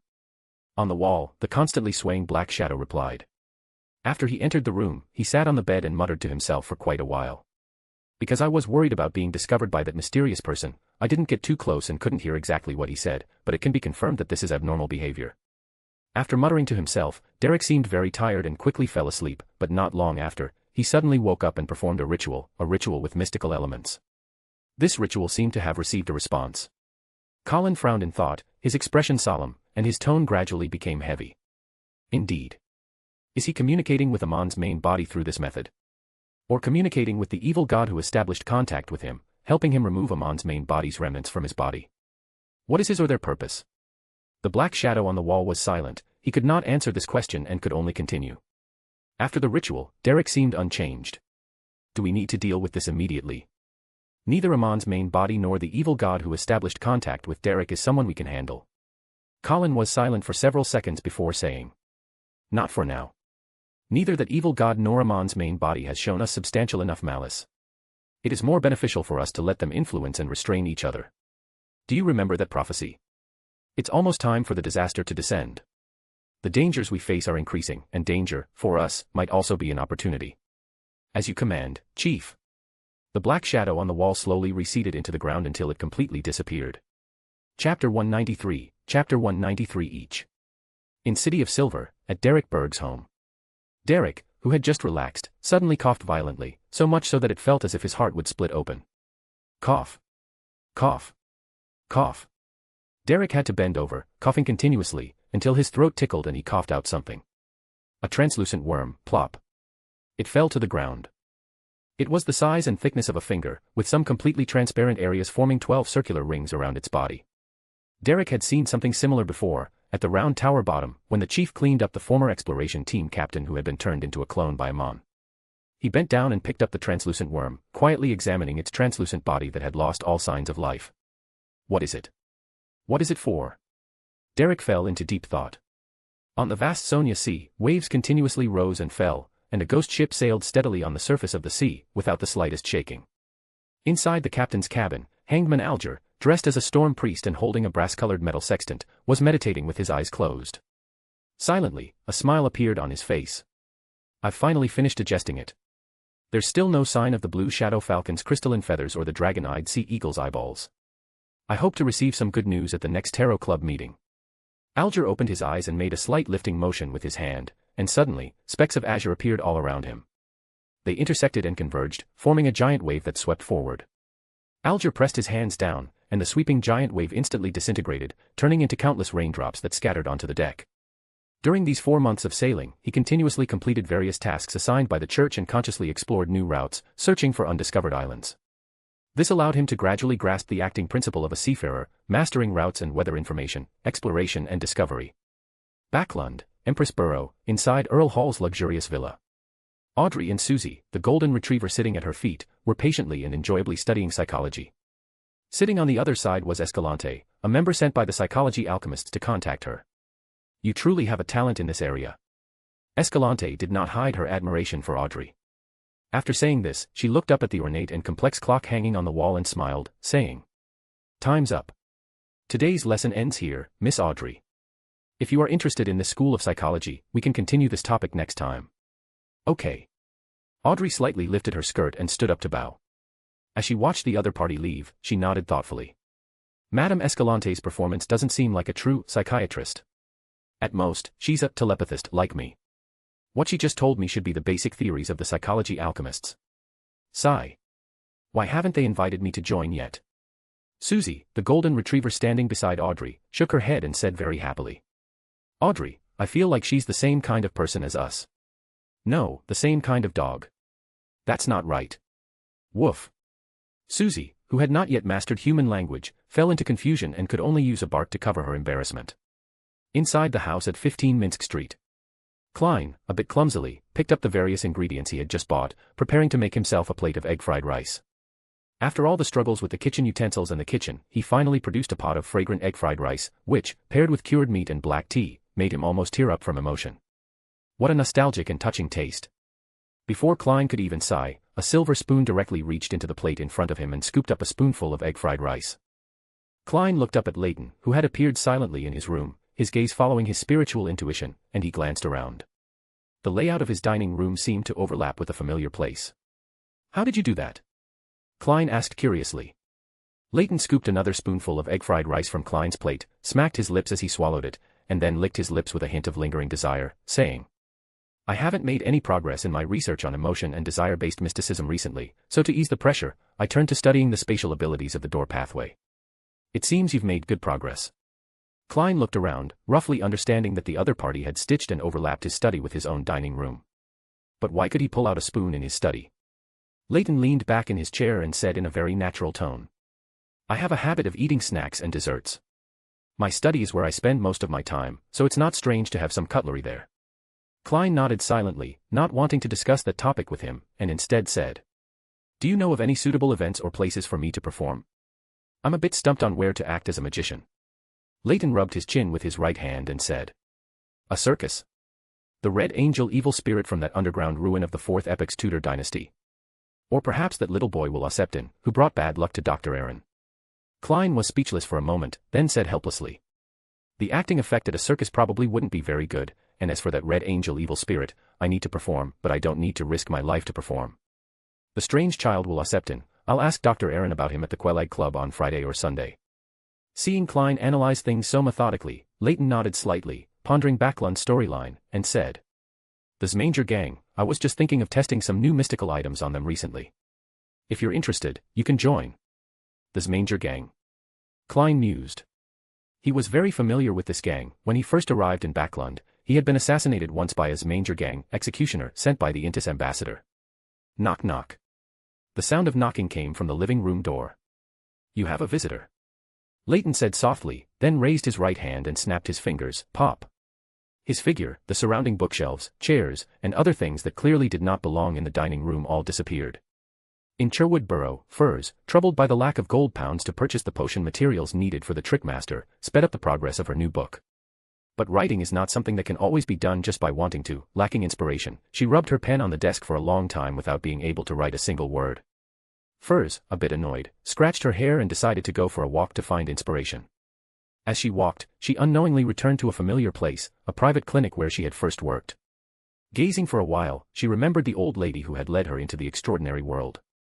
In a trance, she turned into the alley on the right and arrived at a nearby street. Furs remembered that the old lady lived in the house at 39, and she used to occasionally visit to deliver medicine or give injections, and even help with some daily chores. Furs walked under the plane trees that had few leaves left, slowly approaching the house at 39. As she recalled some past experiences, she gradually found some writing inspiration. Just then, she saw an old man in a thick woolen coat and a semi-tall black top hat standing in front of the house at 39, knocking on the door 3 times. After a few minutes, no one opened the door. The old man with azure eyes shook his head, turned, and prepared to leave. As he turned around, he saw Furs, who was standing not far away, looking in his direction. He quickly stepped forward, walking over, and said with a gentle yet eager smile, Beautiful lady, do you live in this neighborhood? Do you know Libero and Elisa? Furs said with some hesitation. I don't know if the Mrs. Elisa I know is the one you're looking for. She lived here for a long time, but she passed away 3 years ago. Passed away 3 years ago. What about Libero? The old man in front of her immediately pressed. Furs answered honestly, her husband passed away even earlier than her. Thank you, kind lady. I am Libero's brother. I have always lived in Jiangxi County. Because I hadn't received any letters from them for too long, I decided to come and see. Could you tell me about their experiences during those years? Could Mrs. Elisa's husband's brother be a descendant of the family she spoke of? A sense of caution rose in Furz's heart. She suppressed her thoughts and responded with a smile. No problem. The old man's azure eyes scanned the surroundings, then he pointed to his side and back. There's a good coffee shop there. Chapter 194, Chapter 194 Looking for someone. On Thursday morning, Leyton and Klein arrived together at a cheap cafe in the East Borough. Leyton's original plan was to find the Zmanger gang, while Klein was going to fulfill his appointment with his informant in the East Borough, Old Kohler. Leyton followed Klein into the cheap cafe and stopped in a corner. Before they arrived, an old man in a worn, thick jacket was already sitting there, having a piece of black bread with a cup of tea that barely tasted like tea. Klein sat directly opposite him, took out a stack of banknotes he had prepared in advance, and pushed them towards him. Old Kohler stared at them intently for a while before reaching out to take them, his hands trembling as he pulled them closer. He examined them repeatedly, even raising a hand to rub his eyes, not even noticing that Leyton had also sat down at the table, a smile forced onto his somewhat numb face as he said. At the dock, we move heavy goods, step on cold, dirty water, and do some troublesome cleaning, all for only about 1 soldi a day. Klein listened in silence, and after a few seconds, he asked, have you heard anything recently? Noticed any situations? Old Kohler carefully put away the money Klein had given him, then took another sip of the bland tea and said. Recently, a saying has spread from who knows where, asking why, since we believe in one of the 7 deities, we don't pray directly to the Creator at the source. It says he is within everyone, in all things, and has never truly passed away. By praying to him, we can attain salvation.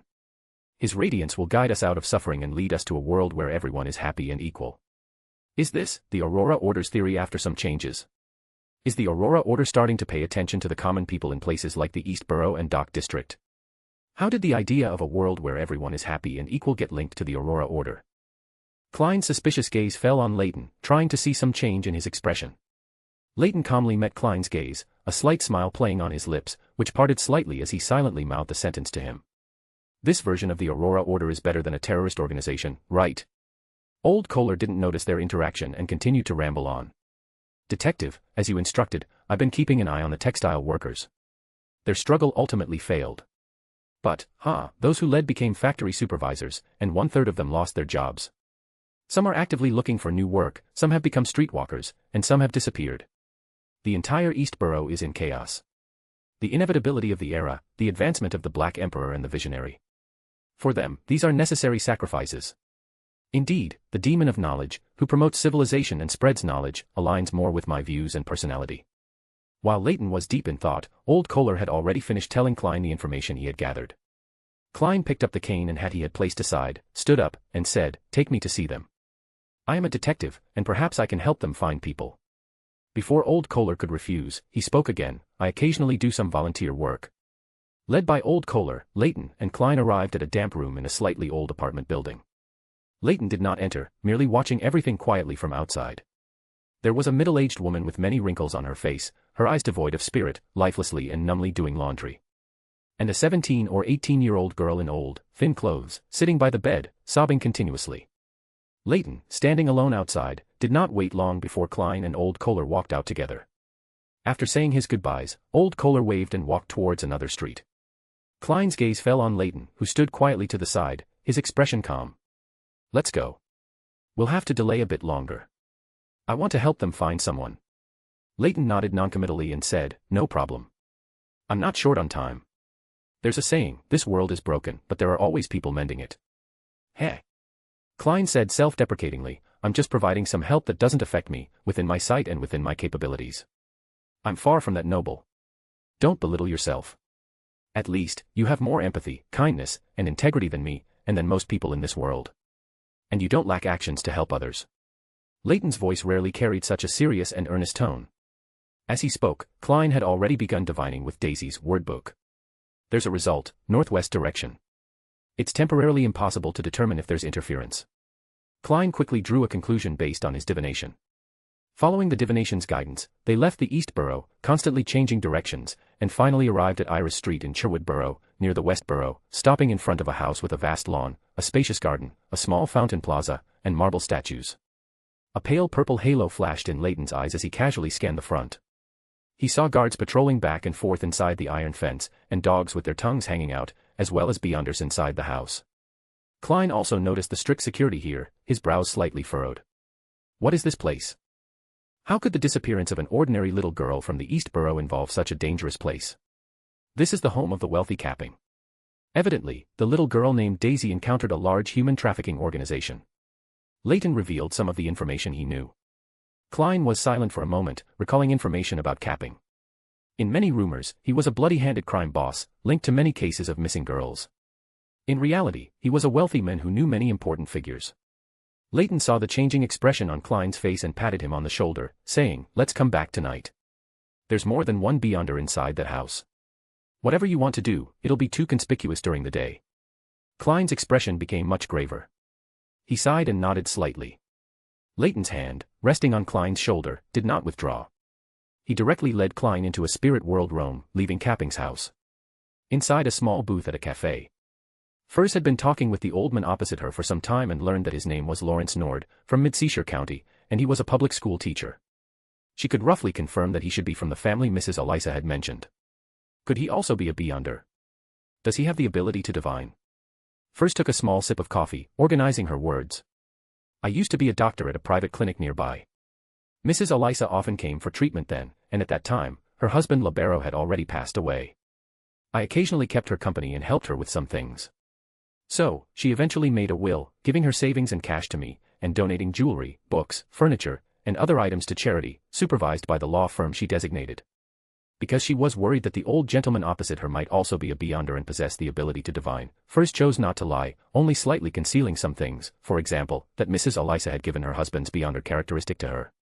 Lawrence reached out and pinched his forehead, saying, "That's truly a pity. Thank you for telling me, this has helped me understand some things. By the way, where are Libero and Elisa buried?" "Green Graveyard."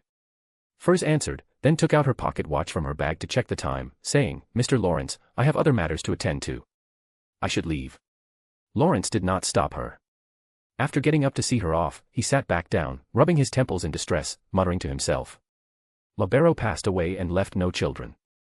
I wonder where Elisa put his beyonder characteristic.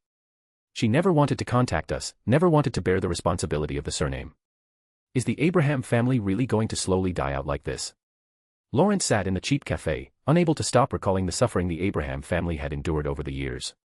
He had originally come to Backlund to find his two brothers, Libero and Sam. Now, he suddenly realized that he was the only member left of his father's branch of the Abraham family. He himself was already nearing 80, and all his children had perished in the disaster brought by Bodis, the saint of mysteries of the Aurora Order. Just recalling these things, the sorrow in his heart poured out uncontrollably. What truly pained him was seeing no hope for revenge, no dawn for the family's glory to be restored. Where does the future of the Abraham family truly lie? Lawrence picked up the coffee on the table and took a sip, then fell into a long silence. Chapter 195, Chapter 195 Preparation and Action. Furs, who had bid farewell to Lawrence and left, returned directly to her rented house, immediately entered her bedroom, and locked the door. She sat on the edge of the bed, adjusted her state, and then softly chanted the honorific name of the fool. The fool that doesn't belong to this era, the mysterious ruler above the grey fog, the king of yellow and black who wields good luck. I wish to pray to you and recount what happened to me today. I met the elder brother of the husband of the old lady who made me an apprentice. He is suspected to be a member of a certain family. Soon after Furs finished her prayer to Mr. Fool, boundless grey-white mist suddenly filled her vision, and a illusory yellowish-brown parchment fell from above. She saw the knowledge written on it, and the unease in her heart dissipated by more than half. With Mr. Fool's intervention, that old Mr. Lawrence would definitely not be able to obtain correct revelations from his divination. Furs quickly and sincerely expressed her gratitude to Mr. Fool, then got up and busied herself with preparing the ritual. She lit candles, then threw essential oils, hydrosols, herbal powders, and other items into the fire. When a clear, ethereal fragrance filled the room, a faint, illusory mist enveloped the entire altar. Furs quickly adjusted her body and mind according to the content recorded on the parchment, entered a state of meditation, and silently chanted the honorific name corresponding to the Fool over and over again. In a daze, Furs only felt herself floating back to the ancient and majestic palace above the grey fog, and saw Mr. Fool sitting high above, looking down on everything. Silently, a majestic and solemn angel appeared in Furs's vision. She saw the other party wrap herself in 12 pairs of dark black wings, layer upon layer. After an unknown amount of time, Furs suddenly woke up from this dazed state, with only 3 candles quietly burning before her eyes. Angel. Furs was somewhat lost in thought, momentarily even forgetting the step of ending the ritual. Above the grey fog, Klein temporarily put the matters of the Abraham family out of his mind. According to his original plan, he began to divine Daisy's whereabouts, leveraging the boost from the grey fog. Images flashed through his mind, some coherent, some disjointed, with no logical connection. He saw Daisy being gagged from behind with a handkerchief by a man wearing a thick jacket and a grey baseball cap, and forcibly dragged into a secluded alley. He saw Daisy being lifted by another man dressed similarly and thrown into a carriage waiting outside the alley. Daisy was in a daze, threatened by a sharp dagger, her ears filled with foul and intimidating words. The carriage drove into the luxurious villa where Capim resided. Daisy was locked in a small, dark room where female cries, screams, and curses occasionally echoed from outside.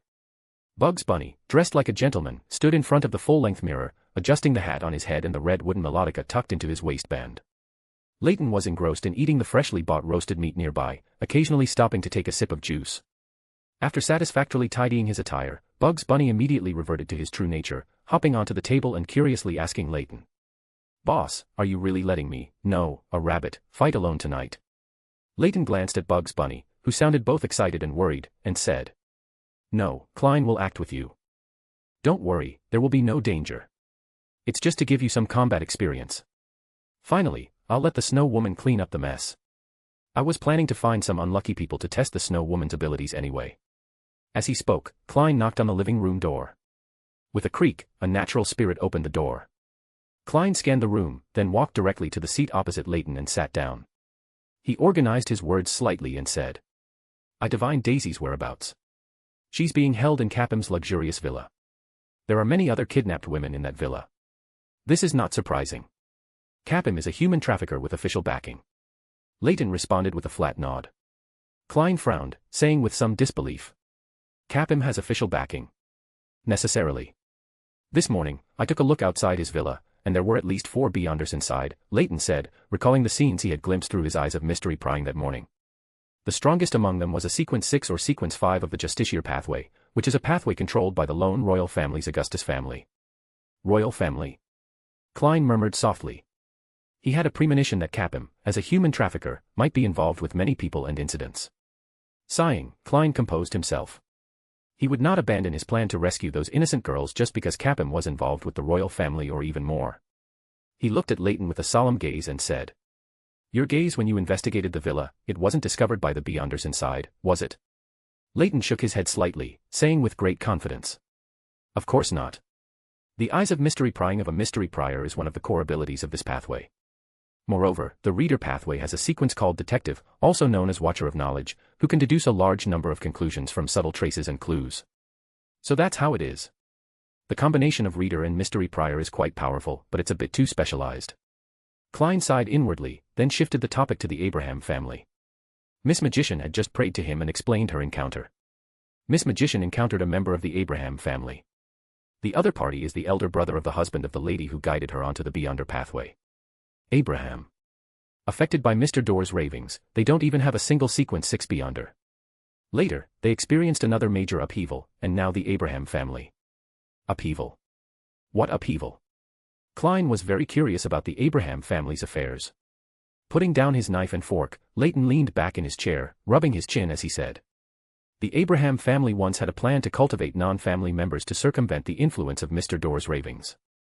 As a result, because the family members were too weak, and those apprentices they cultivated gradually grew stronger, they wanted to take control of the Abraham family in turn." Klein interjected, "Not bad, you've learned to answer quickly." Leyton reached out and speared a piece of roasted meat, putting it into his mouth. After a slight pause, he continued. "Among the apprentices cultivated by Abraham, one was tempted by the true creator and joined the Aurora Order. He incited a rebellion within the Abraham family, eventually gaining enough benefits to become a saint of mysteries of the Aurora Order. Klein listened in silence, ultimately only able to sigh with a sense of lament. Stimulated by the aroma of the roasted meat, Klein picked up the extra knife and fork on the dining table and speared a piece of roasted meat from the plate in front of Leyton, putting it into his mouth. It tastes pretty good. Why did you choose to cooperate with the Aurora Order? It's not that I chose to cooperate with the Aurora Order, but that he chose me. As he spoke, Leyton raised his left hand. At dusk, Cherwood Burrow, outside Capham's luxurious villa. Leyton and Klein waited for nightfall in an unoccupied room of a nearby house. Bugs Bunny, dressed in a custom black tailcoat, a tall black top hat, and a red bow tie around his neck, stood on the windowsill.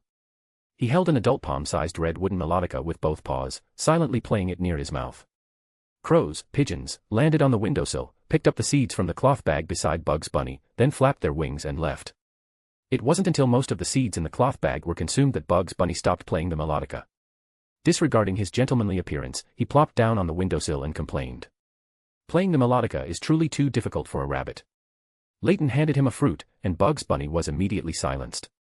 Klein, by the window on the other side, watched the pigeons, crows, and other birds summoned by Bugs Bunny scatter seeds around Capham's villa, and asked curiously. Can this melodica control animals? What are those seeds for? That melodica corresponds to the beast tamer sequence. As for those seeds. Bugs Bunny, while munching on the fruit, took over Leyton's words. They are deep sleep flower seeds that I've modified. They will grow and bloom in a very short time. When it gets dark, they can spread pollen, putting everyone in this area into a state of deep sleep. Klein nodded, then continued to watch Capham's villa until he saw someone walk out of the villa, hail a carriage, and prepare to go elsewhere. Klein looked at Leyton, who was playing with a figurine, and said, To be safe, I'll go into the villa and grab someone to help divine some specific details. Leyton merely glanced at Klein, then nodded without asking him how he planned to do it. Upon receiving the reply, Klein immediately opened the door and left, preparing to find another unoccupied room to transform himself into a spirit body by summoning himself and responding to himself, in order to control the person who had just come out of Capham's villa. Leyton scanned the room, walked a few steps to the center of the room, closed his eyes, and began to meditate, outlining the brass-colored ring in his mind, while simultaneously vibrating his spirituality and softly chanting. Spirit wandering in the void, upper realm being friendly to humans, the exclusive messenger of all times. A golden book, as if cast from gold, rapidly fell from the spirit world into reality. On its golden cover, a crack quickly appeared, tearing open a mouth. My dear master, is there something you summon me for? Chapter 196, Chapter 196 The show begins. Leyton directly reached out and took the book messenger into his hand, saying, Leave some of your paper for me. I'll use it to set up a ritual. Later, help me scatter all these papers around the spirit world area corresponding to that villa. As he spoke, Leyton had already started tearing off 1/3 of the blank paper from the book messenger. No more tearing. I'm going bald, I'm going bald. The book messenger fled from Leyton's hand as if for its life, wailing as it ran back into the spirit world. Leyton glanced at the direction the book messenger fled, then weighed the papers in his hand. That's probably enough. I'll let it go. He then spread all the papers flat on the floor of the room, took off the bone staff disguised as a cane hanging from his waist, and swiped it through the shadows in the room. The invisible shadows were torn open like a dark curtain, and a humanoid figure made of dark shadows took out a pile of materials from within the shadows. Leyton skillfully took out the materials he needed and mixed essential oils, hydrosols, herbal powders, and spiritual blood to create ink for ritual magic. He took out the ritual silver pen, dipped it in the prepared ink, and began to draw strange mystic symbols on the papers spread out on the ground. These symbols interconnected, forming a larger, complex pattern like layered wings. Snap. Leyton raised his hand and snapped his fingers. Then, with a whoosh, a whirlwind swept through the room, and the papers laid flat on the ground were carried into the air, swirling as they disappeared into the spirit world. Having made his preparations, Leyton looked up at the sky outside the window again. The once bright sky had already darkened, and the dim yellow streetlights around could be vaguely seen. Leyton walked over to Bugs Bunny, who was sprawled on the windowsill, and asked, Have those deep sleep flowers bloomed? They've started growing, but it will be a while before they bloom. The pollen of the deep sleep flower has a slight scent, so if they bloom now, they might be discovered by the people in that villa, Bugs Bunny explained with a solemn expression. Leyton, quite surprised, patted Bugs Bunny's head under his hat and said, Oh. You've improved. You're becoming more and more like a mature beyonder rabbit. Clatter. The door was pushed open from outside, and Klein walked in with a heavy expression. Capham indeed has support from people in the kingdom. I just caught someone leaving the villa and performed some divination. In the divination scene, I saw a lower house member who frequently appears in newspapers, and I saw someone referred to as a deputy director, which is a high-ranking official in the police department. This isn't too surprising news. Leyton nodded slightly, turned, and walked towards the room door, saying, "Let's go, we'll have dinner and then make our move when the night is quiet." This is Backlund. The royal family will quickly notice something is wrong and send support. At midnight, Capham's luxurious villa was still brightly lit. In the villa's garden, in wall cracks, and along the fence, faint purple deep sleep flowers quietly bloomed, dotting the area. A faint, calming fragrance with a soothing effect filled the villa and the surrounding area with the evening breeze. The guards, servants, and even the vicious dogs in the villa seemed to notice nothing, continuing their respective tasks. What's wrong with them? Why don't they notice such an obvious anomaly? Klein asked from the window, leaning against the sill, gazing at Capham's villa in front through the crimson moonlight. It's a psychological cue. The seeds scattered around the villa by birds all carry a psychological cue that weakens their sense of presence, Leyton said, standing on the other side of the window. Leyton looked straight ahead, his gaze piercing through the dark night of dim yellow lights, and saw the corresponding spirit world of this area. A golden book fell from the spirit world depths, and with a rustling sound, the book began to flip on its own. Pale yellow papers, drawn with strange symbols, were shaken off, scattering across this spirit world area. After doing all this, the book messenger quickly left the spirit world area.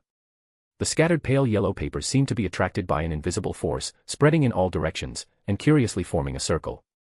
The strange symbols drawn on the paper seemed to come alive, beginning to twist and wriggle. Slowly, strange symbols began to emerge from the papers, like little worms, scurrying around the spirit world area, more and more of them, eventually forming a complex, exaggerated large net that ensnared the spirit world in this area. We can act now. Leyton patted Bugs Bunny, who was dozing on the windowsill. Wah. Boss, let me sleep a little longer. Bugs Bunny groggily pushed away Leyton's hand, rolled over on the windowsill, and smacked his lips twice. Klein glanced at the sleepy-eyed Bugs Bunny, then turned to Leyton, his eyes signaling, "Is this rabbit of yours reliable?" Shaking his head with a hint of exasperation, Leyton explained in a low voice, "He's just here to make up the numbers. You go ahead and act, I'll be your backup." Klein nodded lightly, took out holy night powder, scattered it around the room's walls, and sealed the room with a wall of spirituality.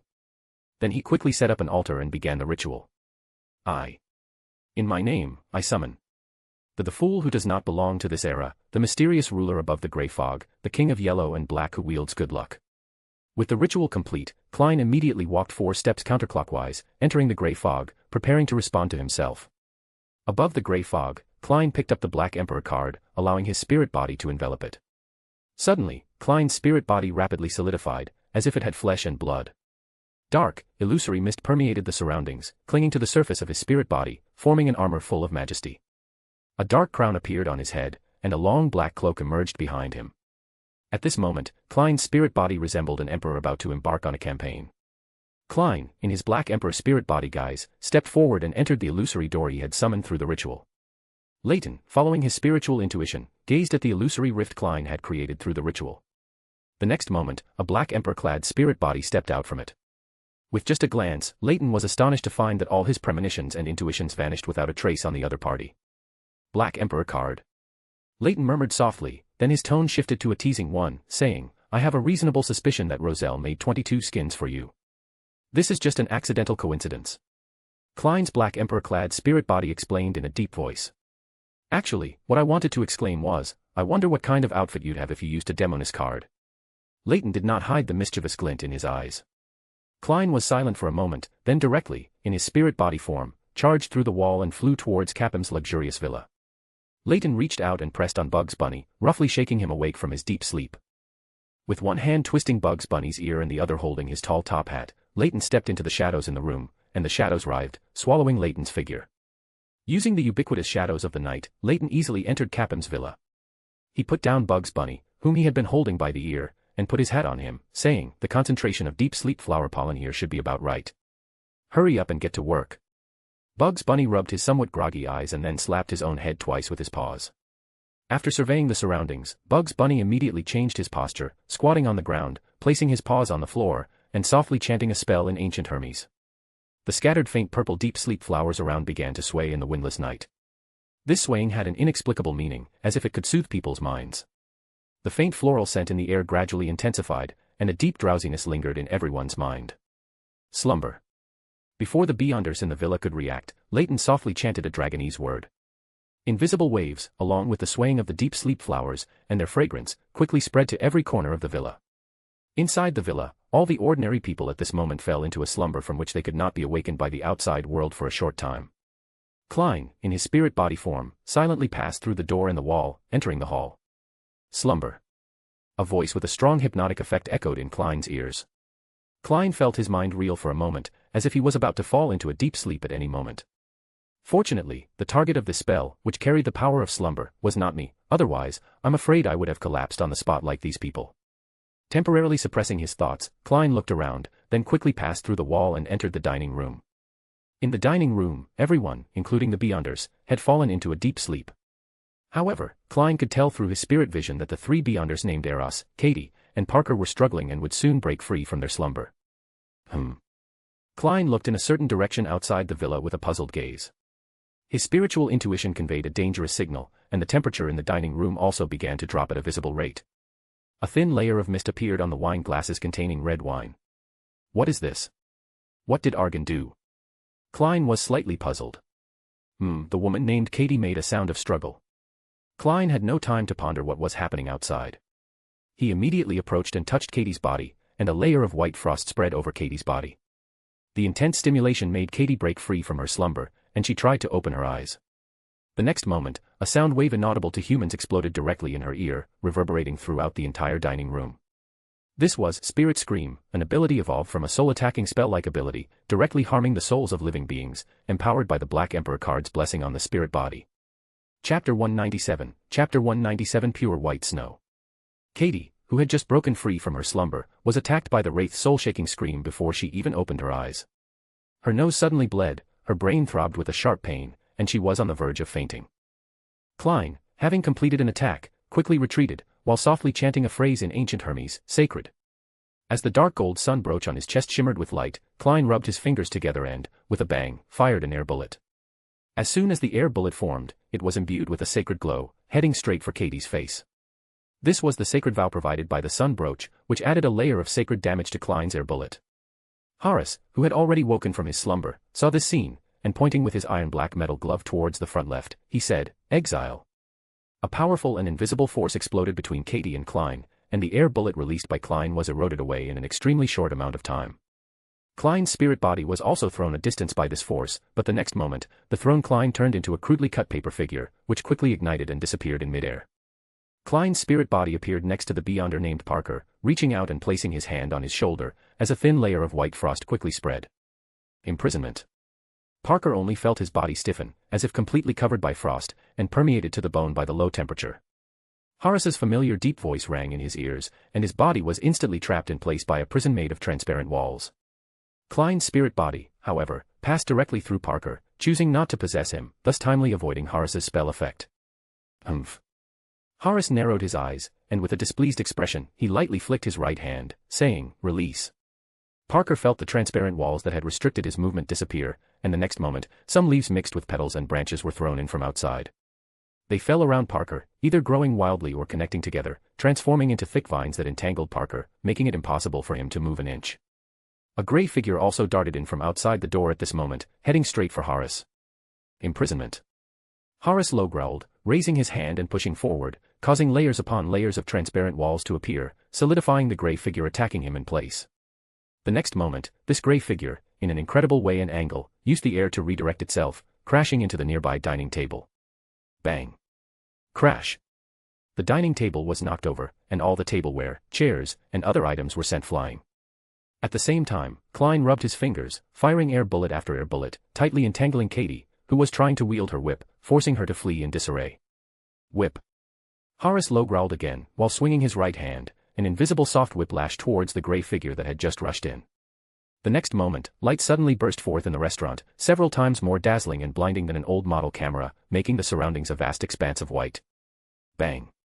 At the same time, sounds of breaking porcelain and wood echoed.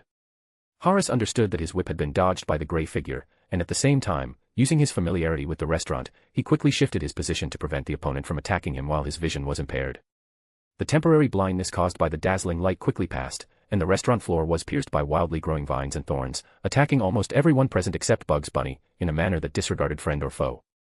Klein's spirit body form was completely unaffected by this, and after his vision recovered, he used the cover of these wildly growing vines and thorns to quickly approach Katie. Katie, who was frantically attacking the surrounding vines and thorns, hadn't even reacted when she felt a pair of invisible hands penetrate her back. What followed was a bone-deep chill, and in just a brief moment, Katie felt her entire body fall into a state of rigidity. No plant growth here. Horace, while dodging the vine attacks, had already put on his iron-black metal gloves and spoke solemnly. The wildly growing plants paused, then began to inexplicably wither and decay. He then looked at the strange ghost trying to possess Katie, pushed his palm forward again, and announced a new prohibition in ancient Hermes. No ghosts or wraiths here. Klein felt the black armor covering him shake, and an invisible force was strongly repelling him outwards. However, under the blessing of the Black Emperor card's authority, which elevated the spirit body's previous relative status, this direct existential influence was quickly suppressed. Horace narrowed his eyes, realizing that the attacking ghost was very strange, and to rescue Katie, who was about to be possessed, he had no choice but to issue a new prohibition. No flying or floating here. Suddenly, Klein felt his body grow heavy, and he directly fell from his state of possessing Katie to the ground. Katie quickly shuffled her legs, rolling twice to the side and front, creating distance between herself and the attacking ghost, while also drawing the pistol from her waist. Bang. Bang. 2 shots, each bullet tinged with a faint golden light. These were sacred bullets that restrained spirit bodies. The sacred bullets trailed 2 faint golden trajectories in the air, then struck a huge gray figure, which was a large gray lop-eared rabbit the size of a brown bear. The bullets hit it without making a single ripple. The next moment, the enlarged Bugs Bunny, in a brutal manner, transformed into a massive gray afterimage, charging towards Katie. Katie dodged to the side and back while swinging the whip that tortured spirit and soul. Imprisonment. Horace softly chanted in ancient Hermes, while raising his hand and pushing forward, creating viscous, extremely thick transparent liquid, intending to envelop the enlarged Bugs Bunny. Sacred. Sun. Klein also softly chanted the ancient Hermes words, and the dark gold sun bird-shaped brooch on his chest shimmered with light. Bugs Bunny was instantly imbued with the effects of the sacred vow and purification slash. Bugs Bunny's charging speed suddenly increased, and he brutally bypassed Horace's imprisonment, crashing into Katie, who was swinging her whip. With a muffled thud, Katie's body was directly sent flying backward, crashing into the wall behind her. Blood continuously gushed from her mouth and nose, and her body fell weakly, lying disheveled on the floor, motionless. Seizing this moment, Horace clenched his left fist and, with an authoritative voice, pronounced to Bugs Bunny. Death. His body merged with a peculiar power, and he crashed into the enlarged Bugs Bunny, leaving an afterimage, while his fist, in an irresistible and unavoidable manner, accurately struck Bugs Bunny's head.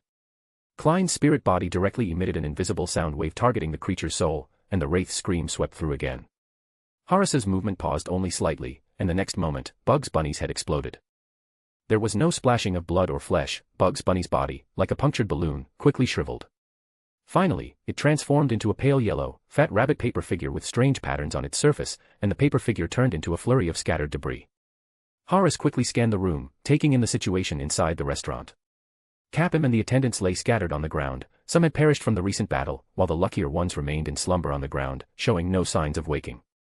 The strange fat rabbit figure had disappeared, and Katie lay on the ground. Though not yet dead, she was close to it.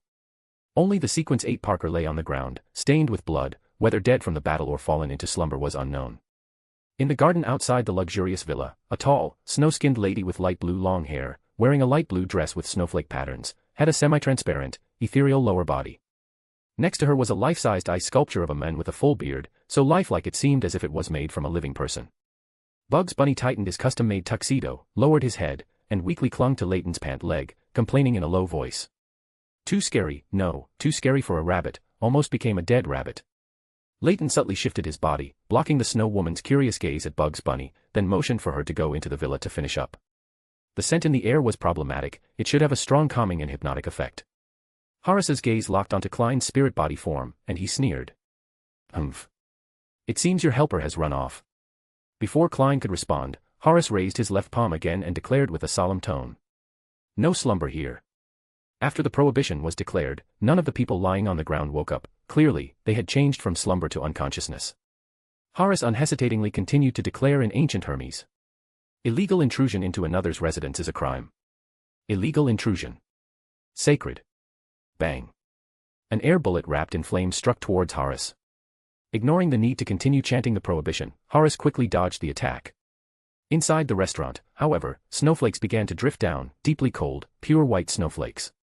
The temperature of the entire villa plummeted, and the walls, floor, and window panes were silently covered with a layer of white frost like tiny ice crystals. A transparent, ethereal figure, like a ghost, directly passed through layers of walls and entered the restaurant. The Snow Woman's figure appeared in Horace's and Klein's eyes, then became solid and vivid. Whoosh! A cold wind swept through the room, and a thin, transparent layer of ice crystals began to spread everywhere. Even the fire crows in the fireplace were not spared, gradually turning into an ice sculpture in the shape of a ball of flame. Klein watched the suddenly appearing Snow Woman warily. Even in his spirit-body state, he felt cold, and his thoughts were even stiffening. Horace also watched this suddenly appearing, excessively beautiful woman warily, doing his best to muster what little courage he had, and spoke in a hoarse, deep voice.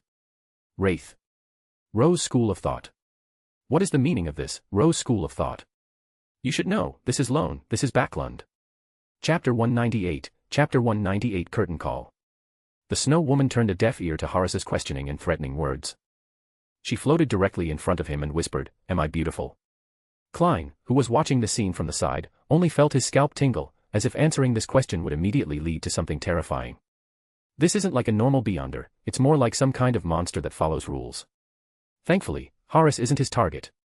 Horace also noticed something was off and chose not to answer or evade the Snow Woman's question. He raised his hand and pushed forward, announcing prohibitions in ancient Hermes. Ghosts and wraiths are forbidden here. Questioning is forbidden here. Flying and floating are forbidden here. Illegal intrusion into another's residence is a crime. Illegal intrusion into another's residence is a crime. Horace's continuous declarations paused. Sweat, as large as beans, began to seep from his forehead, sliding down his cheeks, and his spirituality showed signs of instability. Cough, cough. Klein, acting as an onlooker, felt a sense of unease. As the prohibitions continued to stack, he inexplicably felt a slight chill, not from the surrounding frost, but from an intuitive sense of unease. The Snow Woman was completely unmoved by Horace's actions and continued to repeat her question, "Am I beautiful?" Klein, whose spirit body had become heavy and landed on the ground, was already prepared to interrupt his descent and flee at any moment. After a slight pause, Horace calmed the dizziness in his body, then coldly scanned Klein and the suddenly appearing Snow Woman, and spoke again with authority. "The guilty shall be restricted." Klein suddenly found his body sealed as if by invisible shackles, and his movements immediately became stiff. However, Klein wasn't too worried. Firstly, Horace currently had no time to spare for him, and secondly, he still had the ability of flame jump to use, and if all else failed, he could directly leave this place. Klein, like a spectator member on the side, quietly watched the Snow Woman's movement slow down, and watched Horace speak again, like a judge, solemnly declaring, "Exile." An invisible, immense force suddenly appeared, constantly pushing back the Snow Woman's slowly approaching figure. Seizing this opportunity, Horace suddenly turned and fled outwards without looking back. The Snow Woman's figure gradually became transparent, then illusory, and vanished, seemingly pursuing Horace. Seeing the oppressive Snow Woman leave, Klein finally breathed a sigh of relief. Snap. He snapped his fingers, and a crimson flame shot up in the room, reigniting the fireplace that had been extinguished by the Snow Woman's arrival. Klein carefully placed the materials he had wrapped within his spirit body, one by one, and quickly arranged a ritual around the fireplace. Then, following the method he learned from Leyton, he meditated, outlining a brass-colored, incomplete ring composed of countless gears in his mind. As his spirituality rippled, an incomplete ring made of gears and chains materialized behind Klein. With the appearance of the ring, Klein immediately felt a connection established between himself and a certain place deep within the spirit world depths. At the same time, the library deep within the spirit world depths suddenly shook slightly. Mr. Hughes, seated in the library with an ancient book in his hand, looked up at the center of the library. There were 3 incomplete rings intertwined in a triangular destiny formation, seemingly affected by something, shaking slightly and causing the entire library to tremble. A faint blue glow brewed in Mr. Hughes's eyes, as if everything in this world could not escape his gaze. Lord of the Mysteries. As long as it's not Amon, it's all within my acceptable range. He murmured to himself, and specks of brass-colored light spread from Mr. Hughes, stabilizing the slightly shaking library. Klein scattered a handful of red crown balsam powder into the vigorously burning fireplace, then began to chant. Beloved of knowledge and wisdom, ancient guardian, I that understands the world, sage enthroned in the sky, guardian of reason and knowledge. I implore you. Implore the form of flame that burns all. As the incantation ended, the flames in the fireplace surged violently and began to spread outwards. Within the crimson flames, a faint blue layer appeared, and the surrounding flames were continuously absorbed, intertwining and twisting, restructuring into a flame creature very close to a human form. Klein's spirit body regained its lightness and floated back a distance, while softly chanting, "Sun." A clear, brilliant, and pure warm light descended into the dining room, dispelling the abnormal states of everyone lying on the ground, and they began to emerge from their unconsciousness. Seeing these people slowly regaining consciousness, Klein thoughtfully gave them a refreshing wraith scream. Capim, Parker, Katie, and others who had collapsed on the ground were startled awake by a stinging pain in their heads, with crimson blood flowing from their noses and the corners of their eyes. In their daze, what met their eyes was billowing thick smoke and wildly spreading crimson flames, as well as the floating figure of the ghost Klein in black emperor attire, possessing a strong sense of presence. Heh. Now for the final act of the performance. Good luck to you all. Klein said with a low, hoarse voice, full of playful mockery. Snap. He then snapped his fingers. The flames in the room suddenly surged upwards and burst, instantly filling the entire room like a grand fireworks display. Klein's spirit body, with a leisurely stroll, stepped into the layers of burning flames and then disappeared from the room. The rest of the people had not yet recovered, but the fiercely burning flames had already engulfed the entire villa at an incredible speed. A grotesque flame humanoid, like a pyromaniac demon, indiscriminately burned everything, whether human or object, as long as it appeared within its sight. As soon as Horace escaped the villa, he stumbled and fell awkwardly to the ground. He discovered in horror that his legs had been frozen into ice sculptures, and he could no longer lift or move them. His eyes widened abruptly, wanting to utter a prohibition, but no sound came out, and he even lost all sensation in his throat. Horace reached out to touch his neck. It was an icy cold touch, as if he were touching a block of ice. The snow woman's figure, wearing a light blue long dress with snowflake patterns, appeared in his eyes. This figure gradually became clear and magnified, until the snow woman's illusory, flickering figure walked out from it. The snow woman's lower body was a translucent, illusory spirit body, while her upper body had solidified flesh. She looked at Horace, who was sprawled awkwardly on the ground, and floated closer, saying, "Am I beautiful?" Horace's eyes widened, and he tried to say something in horror, but not a single word came out. Not getting the desired answer, the snow woman leaned down and gave Horace an intimate kiss. Leyton stood quietly in the shadows, watching a layer of white frost gradually cover Horace's body, watching his eyes go from fear to confusion, and finally become fixed. The snow woman released Horace, whom she had kissed, but by then, Horace had become a lifelike ice sculpture. Leyton took the bone staff, disguised as a cane, from his waist. He raised his hand and lightly brushed the end of the bone staff, and an arm-length cull of the spiritual flesh shot out. Under the snow woman's furious gaze, Leyton directly swung the cull of the spiritual flesh and chopped at Horace's ice sculpture. Almost without resistance, the ice sculpture was cut in half. Can frozen flesh still be considered flesh? Leyton murmured softly. He casually tossed the bone staff in his hand, to see if this flesh-eating bone staff would try to eat the other party. The surrounding temperature suddenly dropped significantly. The snow woman, whose collection had been destroyed, was angry. Stars rapidly appeared all around, densely packed and dazzling.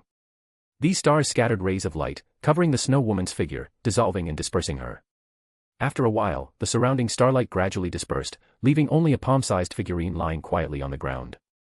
Leyton stepped forward and picked up the snow woman's figurine. The moment he touched it, an angry thought was transmitted into his mind. His lips twitched twice involuntarily, and then a layer of dazzling starlight appeared, instantly condensing into a translucent amber, directly sealing the snow woman's figurine within it. Crack! Crunch! Leyton turned his head to look. The bone staff had already begun to gnaw on Horace, who had been frozen into an ice sculpture, like chewing on hard candy, eating with great relish. Through flame jump, Klein quickly arrived at the entrance to the underground area. Aside from 2 ice sculptures, there were no guards here. Klein immediately realized that the strange ghost from before must have dealt with the guards here, including the beyonder named Belize. Somewhat worried that the girls imprisoned here might be accidentally harmed, Klein quickly went to the door. Bang, bang, bang. Air bullets struck the invisible wall, gradually dismantling the tightly closed effect. He destroyed all the locks around, flew into the dungeon, and guided by the divination vision he had received earlier, he quickly found the cell where Daisy was imprisoned. After confirming that she had not suffered too much harm and still had the ability to move, he dematerialized his body and merged into the iron door. Clang! Clang! Clang! The girls locked inside the iron doors only saw the iron doors on one side opening successively, as if an invisible ghost was running to unlock them. Clang! Clang! Clang! With another series of clangs, the iron doors on the other side were also all opened. The imprisoned girls watched the scene with trepidation. They had heard the sounds from outside earlier, and they wanted to escape, but they were also afraid. Finally, some of the girls who had only recently been abducted and had not yet undergone much training or harm bravely got up and went out, cautiously running all the way to the exit of the underground area. They eagerly rushed through the hallway, through the hall. The burning flames in the villa seemed to intentionally make way for them, and they finally escaped from this nightmare-like villa. It wasn't until they reached the street that Daisy and the other girls remembered to look back. In the fiercely burning villa, they vaguely saw a majestic figure standing upright on the rooftop, clad in full black armor and wearing a dark crown. Behind that figure, a cloak floated silently. Chapter 199 Epilogue. After watching the girls flee, Klein quickly scanned his surroundings and located Leyton. A cluster of flames shot up, instantly engulfing Klein's figure. The next moment, in an inconspicuous corner next to Leyton, a discarded matchstick suddenly flared up.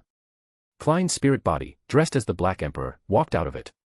His gaze lingered for a moment on Horace, who was frozen into an ice sculpture, and the bone staff gnawing on him, then quickly retracted. Leyton's eye swept across the night sky above, piercing through reality to probe the gap between the spirit world and reality. The vast net, outlined by countless wondrous symbols and influencing perception and judgment, had become almost transparent, looking as if it could vanish at any moment. After retracting his gaze, he softly said to Klein beside him, "If you want to do anything else, you need to hurry.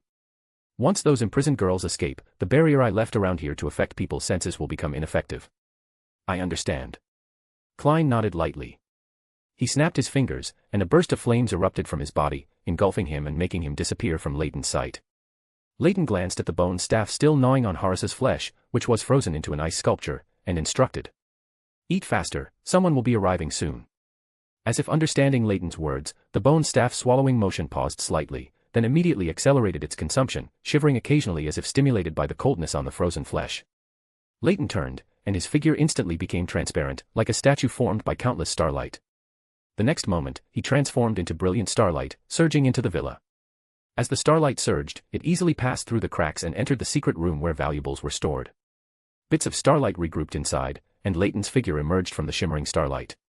After looking around the room, Leyton swept up all the easily portable jewelry, gold bars, deeds, and antiques. He found a larger safe in the room, put everything inside, and then took out a paper figure from his storage and threw it on top. Then, with a pale blue glow encircling his eyes, Leyton raised his hand and drew a symbolic door in the air, briefly opening the barrier between the spirit world and reality. He gently pushed forward, and the safe was pushed into the spirit world by Leyton. After doing all this, Leyton's figure once again transformed into surging starlight, returning to the villa's exterior, to the place where Horace had disappeared. Horace's ice-sculpted corpse, which had been lying on the ground, had vanished, leaving only an iron-black metallic glove and a bone staff lying on the ground, covered in a layer of white frost. Did this bone staff not leave any beyonder characteristic? Leyton asked Bugs Bunny, who was beside him. Bugs Bunny shook his head, pointing at the bone staff covered in white frost on the ground, and said, "No, it ate it before it could precipitate." Leyton nodded slightly. This bone staff had the ability to herd souls. Horace was likely completely consumed by the bone staff, flesh and soul included.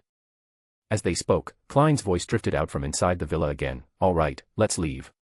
As soon as he finished speaking, Klein released his self-summoning, and his spirit body instantly vanished from its original spot. Bugs Bunny, beside him, was so surprised he forgot to close his mouth. "Boss, a ghost, he's a real ghost." Leyton ignored Bugs Bunny's fuss and picked up the bone staff and the iron-black glove from the ground. He threw the iron-black glove to Bugs Bunny, then approached and distorted Bugs Bunny's neck with his hand. The surrounding shadows rippled, covering Leyton and Bugs Bunny, who was clutched in his hand. In the blink of an eye, everything around them returned to normal, as if no one had ever appeared. Leyton and Bugs Bunny moved through the shadows, and in 5 or 6 seconds, they returned to the room they had been in earlier.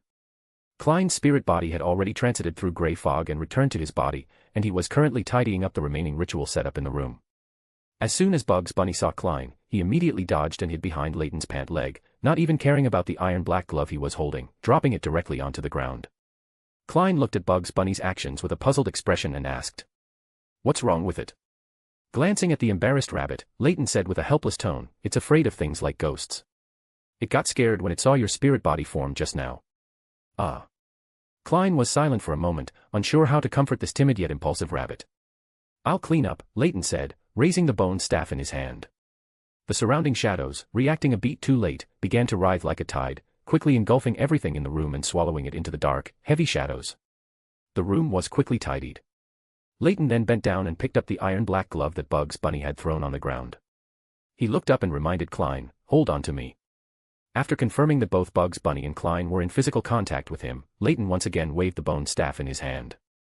The surrounding shadows writhed, engulfing and covering the figures of the two people and the rabbit. The room quickly quieted down, with only the bright yellow firelight shining through the glass window, barely illuminating the empty room, a room that seemed to have been untouched for a long time. About 10 seconds later, above Capham's villa, a phantom door suddenly tore open, covered in complex symbols. The door silently opened, and a handsome man in his 40s, dressed in a sharp suit, walked out. His demeanor was mature and elegant. His golden eyes swept around, quickly locking onto the main battleground, the dining room. Just as he was about to enter to check the situation, a strong gust of wind blew, and a figure rapidly approached. It was an old man in a black robe embroidered with storm symbols. He was the Church of the Lord of Storms Cardinal, the Archbishop of the Backlund Diocese, a snake, who held the title of Spellsinger of God. "Why are you here?" The Archbishop of the Church of the Lord of Storms, a snake, directly questioned him, his tone far from friendly. Beyonder incidents in Sherwood Borough were under the jurisdiction of Holy Wind Cathedral. Both his status and the fact that the other party had arrived before him gave him reason to question the other party in such an interrogative manner. The handsome man replied with a displeased expression. "I live nearby." The two said nothing more, simultaneously landing on the ground and glancing at the villa where the flames were still raging. A violent hurricane, carrying water vapor, swirled around and poured into the villa from all directions, continuously extinguishing the fire. Inside one of the villas, a fiery humanoid figure appeared. It seemed to be the culprit of this fire, still wantonly committing arson and resisting the wind-carrying water vapor. "Banish." The handsome man looked forward and spoke with authority. An invisible force directly tore through the void, pulling the projection of the flame demon into it, throwing it to an unknown location. The two demigod powerhouses walked all the way to the dining room, seeing many charred corpses. Their brows furrowed deeper and deeper. A snake, the Archbishop of the Church of the Lord of Storms, already had visible anger on his face. Until they reached the dining room, they saw the scene covered with tarot cards and the charred, distorted corpses in the dining room. Capham's corpse, covered in tarot cards, seemed to have had its face deliberately left clearer for easier identification. Capham's face was covered by two major arcana cards, the Emperor card, depicting a figure in armor wearing a crown, and the White Tower card, featuring a towering, cloud-piercing high tower. Almost simultaneously, Holy Wind Cathedral's Archbishop A Snake and the handsome man quickly turned and rushed out of the villa. They saw a majestic figure on the roof of the house next to the villa, covered in black armor, wearing a black crown, with a cape fluttering in the wind behind him. That figure nodded slightly towards them, then vanished from its spot. Almost simultaneously, a silver-white lightning bolt suddenly struck down, but it did not land, merely flickering in the air before disappearing. The lightning's light illuminated the surrounding area like daytime, revealing every detail. Spellsinger of God, A Snake retracted his gaze, his face grim, his anger undisguised in his tone. An illusion. A wraith or phantom. Not quite like true undead creatures. The handsome man with golden eyes looked at the spot where the Black Emperor's spirit form had vanished and said, "It's a phantom that exists between reality and illusion, not a mere illusion. If the user intends it, they can even use this phantom to accomplish certain things." However, the handsome man glanced at the direction of the dining room inside the villa, and continued. "This is the second similar case in the past 2 months." Spellsinger of God, A Snake asked in a deep voice. "When was the first time?" "That time the true creator tried to descend through a con artist." The handsome man very familiarly referred to the incident of Lenivus's death. Spellsinger of God, A Snake looked around and said, "Perhaps it's a newly emerged mysterious organization. Let's see what exactly happened here." Only then did the Punishers arrive at the scene. After using shadow traversal to get away from Capham's villa, Leyton directly led Klein and Bugs Bunny into the spirit world, roaming back to 15 Minsk Street. "The phantom I left was triggered just now." As soon as his figure appeared, Klein immediately said. Leyton nodded slightly, his tone flat, saying, "Normal." With such a big commotion, the lone authorities and the Church of the Lord of Storms people would definitely arrive immediately. "You scattered tarot cards at the scene." Klein sat directly on the living room sofa, exhaled a long breath, and then said, "Yes, I gave the summoned fiery humanoid the instruction not to burn the tarot cards and Capham's face. I hope it followed through. As long as there's still something to burn, it won't disobey orders." Chapter 200, Chapter 200 Summoning Spiritual Creatures. "Alright, now for the spoils." As he spoke, Leyton, holding the bone staff in his right hand, walked to the dimly lit kitchen area and waved his hand in midair. The dark shadow was cut open like a curtain, and after a series of writhing distortions, a dark figure formed. The figure merged seamlessly into the shadows, like a drop of water joining a river. After waiting for a while, the dark figure returned with a pile of previously stored items. Under Leyton's control, the dark figure placed all the items on the dining table in the restaurant, then transformed back into a shadow and merged into the surrounding darkness. Most of them were ritual materials that Leyton and Klein had each prepared earlier, and a few were spoils of war obtained from Capham's villa. Leyton didn't pay much attention to the remaining ritual materials. The true spoils of war were the Beyonder characteristic and some mystical items obtained from Barris, who was responsible for guarding the entrance to the underground area. He casually picked up the light blue translucent hexagonal prism, through which faint electric currents flickered, and tossed it to Klein, saying, "This is a Sequence 7 Interrogator Beyonder characteristic, from the Beyonder guarding the entrance to the underground area. The remaining mystical items were all crafted by an artisan and do not correspond to any characteristic, and they have a limited number of uses." Klein took the Beyonder characteristic and examined it carefully in his hand for a while. The faint electric currents flickering within the translucent hexagonal prism seemed to come from the depths of his consciousness. Interrogator. Klein mused, remembering Katie and Horace, with whom he had fought. They were most likely also Beyonders of this pathway. Leyton pointed to the iron-black glove at Bugs Bunny's feet and said, "That mystical item corresponds to a Sequence 5 disciplinary knight. The fellow who used it before was a Sequence 6 judge, and the other two you fought should also be of this pathway." Klein nodded lightly and said, "Most likely, yes. It's a pity we didn't get their Beyonder characteristics. It's fine, they're just some low sequence characteristics anyway. We've already got the big ones. That judge's soul has already been herded. Once I replace this herded soul later, I can give you the extracted characteristic," Leyton said, raising the bone staff in his hand. "No need, I already have enough spoils." Klein raised his right hand, which held the interrogator characteristic, and said, "What I want to herd is the Sequence 5 disciplinary knight characteristic. That's the most valuable thing, more valuable than everything else combined," Leyton explained with a light chuckle. Only then did Klein nod in agreement, finding a small iron box to put the interrogator characteristic into, sealing it off from the outside with a wall of spirituality. Feeling the feedback from the magician potion within him, he knew that tonight's performance was beginning to ferment. "I looted some of Capim's valuables, but to leave quickly, I threw them directly into the spirit world. It will take some time to find them. Once found, I'll still need to find a middleman to cash them in, so the amount I actually get will likely be heavily discounted," Leyton said, estimating the approximate value of the valuables he had taken in his mind. Klein stared at Leyton, saying in a rather incredulous tone, "You also looted some money on the side? Why are you so skilled at this sort of thing? After dividing it equally, we should each get around 1 to 2,000 pounds. Time was too short, so not much could be taken." As Leyton spoke, Klein's voice gradually trailed off. Klein silently swallowed the words he hadn't finished saying. 1 to 2,000 pounds was a huge sum for him. Even before Sequence 5, he wouldn't have to worry about potion materials, but saving a bit more money to buy suitable mystical items was still very necessary. Time to say goodbye for now. I need to find a suitable spirit world creature to help me retrieve the safe I threw into the spirit world. Bidding Klein farewell, Leyton then took Bugs Bunny and returned to his rented house, once again by means of spirit world wandering. Watching Leyton's figure disappear into the living room, Klein changed from sitting on the sofa to leaning back on it.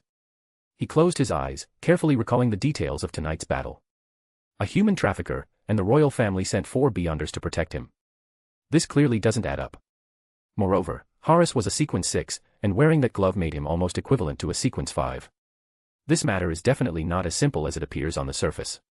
Returning to his rented house, Leyton placed the bone staff and the iron-black glove aside. He quickly went to the study and, according to his memory, found the book containing knowledge about spirit world creatures. I remember it was this book. It records a type of spirit world creature that is good at finding items and is greedy for money. While recalling the content he had accidentally seen before, he instructed Bugs Bunny. "Go get me some gold coins, preferably a few of each type." "Okay." Bugs Bunny immediately hopped off to the nearby storage room to search. Whoosh. Pages were constantly being flipped, and soon, Leyton found the information about the spirit world creature he was looking for. Nefrit, this is a gentle spirit world creature, covered in black fur, with a light yellow and long snout. It has a special preference for all treasures. They are very good at finding things. The more valuable, the easier they are to find. Treasures are their favorite food. The more valuable, the more delicious they are to them. After noting down the information about Nefrit, Leyton immediately went to the utility room to find the materials needed for the ritual to summon spirit world creatures. He quickly set up a ritual, scattering herbal powder and psychedelic essential oil into the lit candles. As the scent of herbs and psychedelics filled the room, Leyton began to chant the incantation he had prepared in ancient Hermes. "In my name, I summon. Spirit wandering in the upper realm, black figure fond of wealth, friendly creature named Nefrit." With a whoosh, a cold wind swept through the room. Leyton's own spirituality began to flow away. Under the restraint of the ritual, Leyton's flowing spirituality tore open a passage to the spirit world in the void. Leyton's incantation was transmitted to the spirit world along with the connection, awaiting a response from a suitable spirit world creature. Wah! A clear cry came from the other side of the passage. Immediately, a black figure swiftly leaped out. Under Leyton's gaze, it directly leaped into the floor, revealing only a small head and its light yellow snout. Leyton looked at the little creature he had summoned with the incantation, carefully observed it, and after confirming it was the Nefrit he was looking for, he immediately approached. However, as soon as Leyton took a step forward, the little creature immediately retreated warily. The further Leyton approached, the further it retreated. Slightly helpless, Leyton stopped and clapped his hands, signaling Bugs Bunny to come in with a small bag of gold coins. This Nefrit instantly became energetic, its entire body transforming into a black shadow and rushing towards Bugs Bunny. Bugs Bunny instinctively swatted at the charging black shadow with a paw. Nefrit's small body was sent flying backward, hitting the wall, and its entire body passed directly through the wall as if falling into water. Bugs Bunny stared blankly at his small paw. He was a little confused whether he had become stronger or if the dark figure that had just attacked him was too weak. While Bugs Bunny was still in a daze, the small bag he was holding in his other paw suddenly became heavy and slipped directly from his grasp.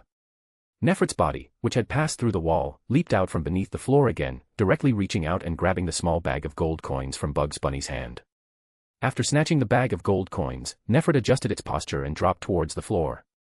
However, it collided with a layer of starlight barrier, making itself dizzy. The next moment, the small bag of gold coins in Nefrit's hand was snatched back by Bugs Bunny. Nefrit wanted to snatch the gold coins back, but was again blocked by a layer of starlight barrier. It changed direction again, but still hit the starlight barrier. The small Nefrit kept changing directions and bumping into the starlight barrier. Wah! Wah!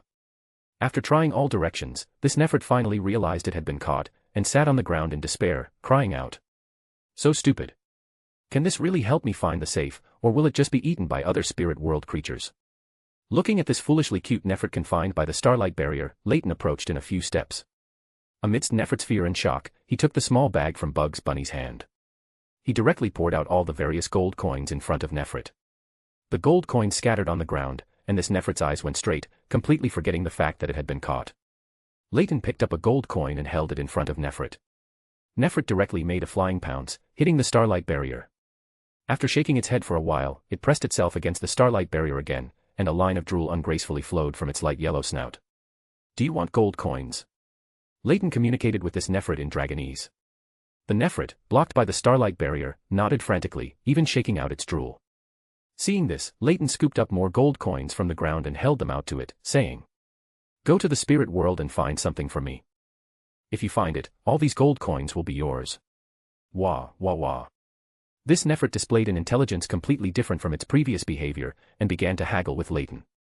Ultimately, this Nefrit successfully tripled its reward, but it would only receive the remaining payment once it found the safe for Leyton.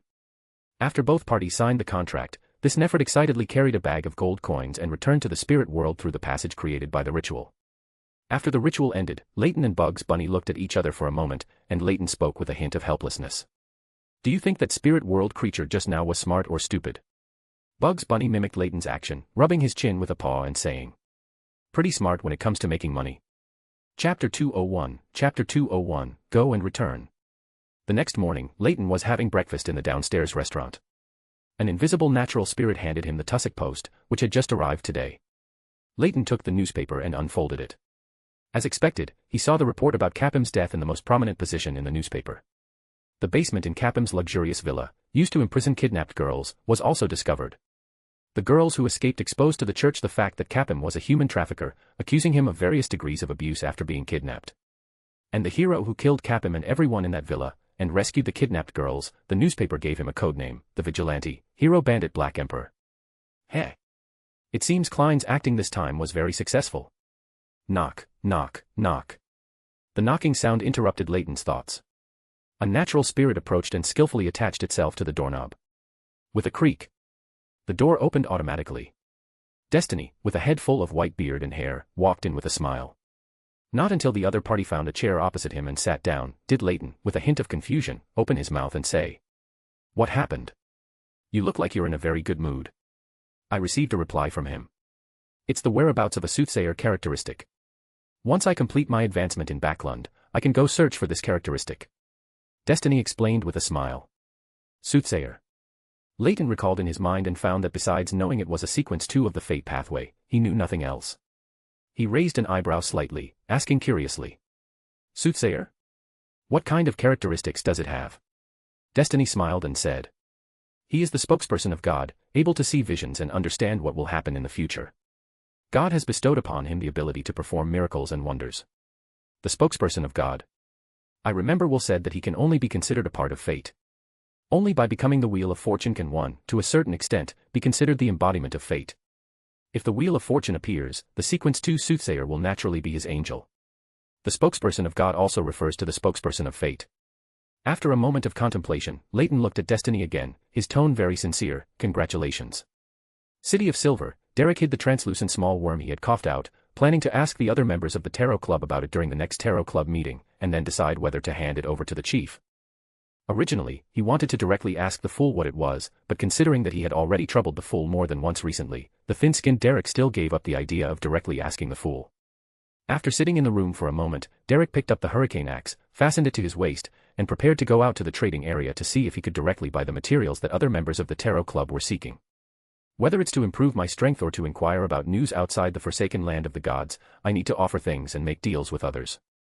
While pondering the questions he needed to ask everyone at the next Tarot Club meeting, Derek unknowingly walked to the training ground located on the edge of City of Silver. This is where the exploration teams stop and quarantine after returning. Only after being quarantined for a certain period and confirmed safe are they allowed to return home. This is the experience City of Silver has explored and summarized over more than 2,000 years. It's not complicated, but it's practical enough. Looking at the training ground illuminated by dim yellow torches, Derek originally wanted to turn around and leave, but he hesitated in his heart whether to go in and take a look.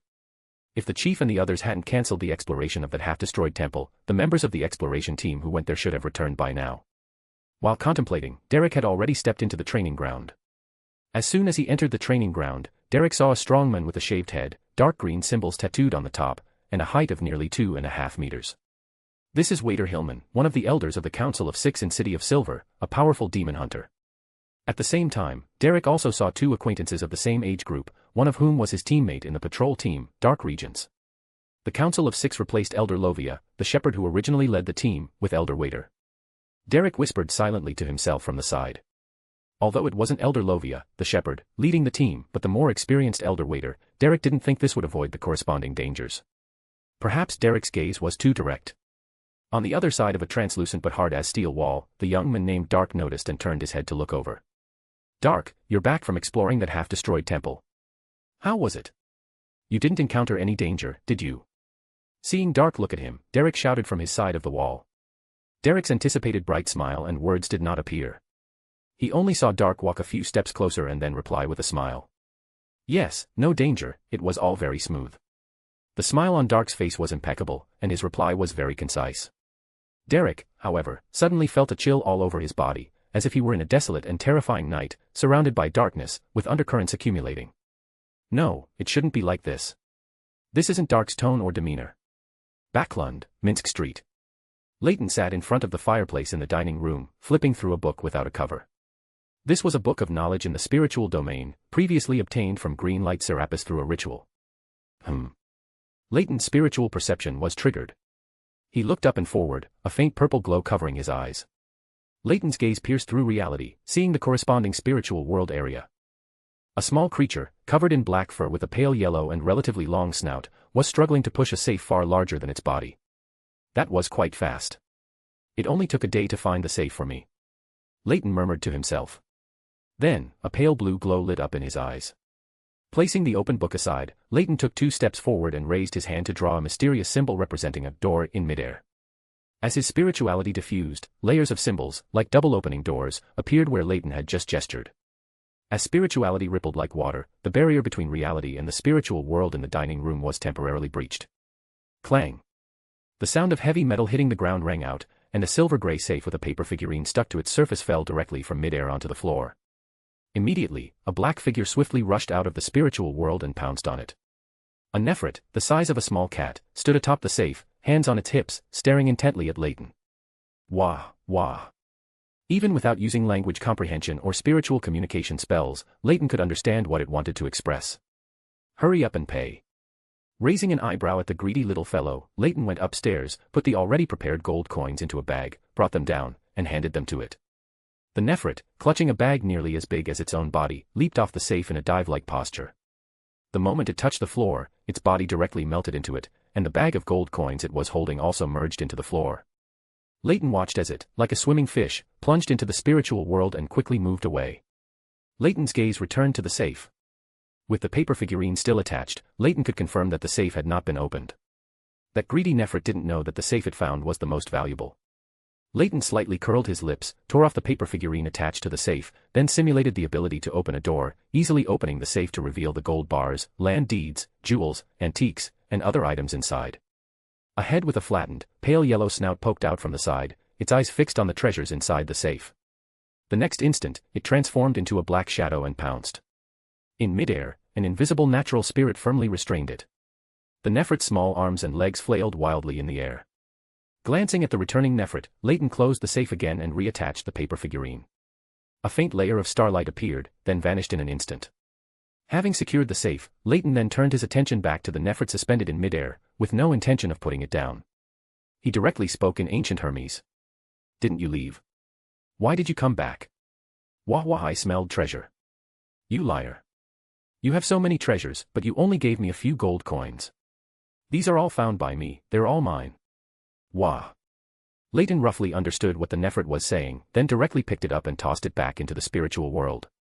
The little fellow, persistent, drilled its way back, crashing headfirst into the safe, shaking its head and whimpering, then changed direction and crashed into the safe again. A bit smart, but not much. Tiny specks of starlight swirled in Leyton's palm, rapidly forming a slowly rotating cluster of stardust. He raised his hand and pushed forward. The slowly swirling stardust transformed into brilliant rays of starlight, directly striking the Nefrit's small body, carrying it back into the spiritual world.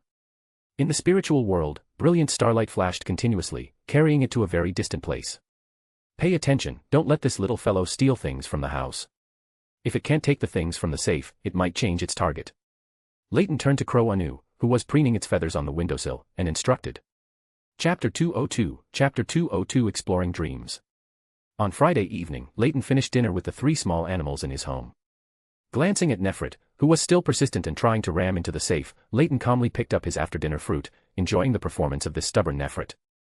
This Nefrit, for reasons unknown, after being discovered repeatedly while sneaking in and then being thrown back into the spirit world, actually took a green gem he found somewhere and tried to bribe Anu, who was in charge of security in the house. Then he was tied up by Anu and brought before Leyton. Since he paid, Leyton did not directly throw him back into the spirit world. Since he paid, he was considered a tenant here. Dong. Dong. A knock on the door sounded, and Nefrit, who was still ramming the safe, immediately jumped into the water and burrowed into the spirit world. Creak. The door opened automatically. Klein walked in, holding a black cane and the master key, wearing a semi-tall top hat. "I'm going to find Dr. Aaron and enter his dream to figure out how the nightmare related to Will came about. Are you interested?" Klein directly stated his plan for the evening.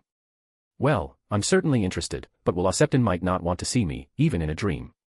Leyton mused for a moment, then pulled out a folded paper figure from his pocket and handed it to Klein. "Take this with you. After you enter the dream, if no accidents occur, I can follow the connection and let my consciousness wander into the dream you are in." "Okay." Klein took the paper figure from Leyton, glanced at it, and put it into his jacket pocket. Hillston Borough, Birmingham Road. Klein used the master key to open a door on the wall, then silently entered Dr. Aaron and his wife's bedroom. Slumber. Klein quickly took out a slumber charm, chanted the incantation, and made Dr. Aaron's wife fall into a true slumber. Then he sat down on the chair in front of the dressing table, took out another prepared dream charm, and softly uttered an ancient Hermes word. Crimson. The dream charm in Klein's hand began to burn with a deep, tranquil blackness. This blackness, driven by Klein's will, spread out and enveloped Dr. Aaron and Klein himself.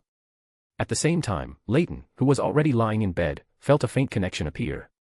Understanding that this was the feedback from the paper figure Klein carried, Leyton immediately adjusted his state and quickly entered a sleep state through meditation.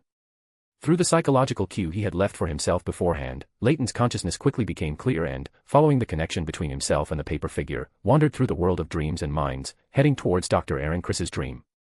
Following the sensation, Leyton arrived at a boundless, deep black place, where there was only a solitary oval light sphere. Leyton immediately spread his spirituality and touched the somewhat illusory and hazy light sphere. The next moment, the surrounding world suddenly inverted and distorted. Leyton's consciousness descended onto a pale yellow paper figure. After adapting to the paper figure's body, Leyton directly controlled the paper figure to float out of Klein's pocket and land on his shoulder.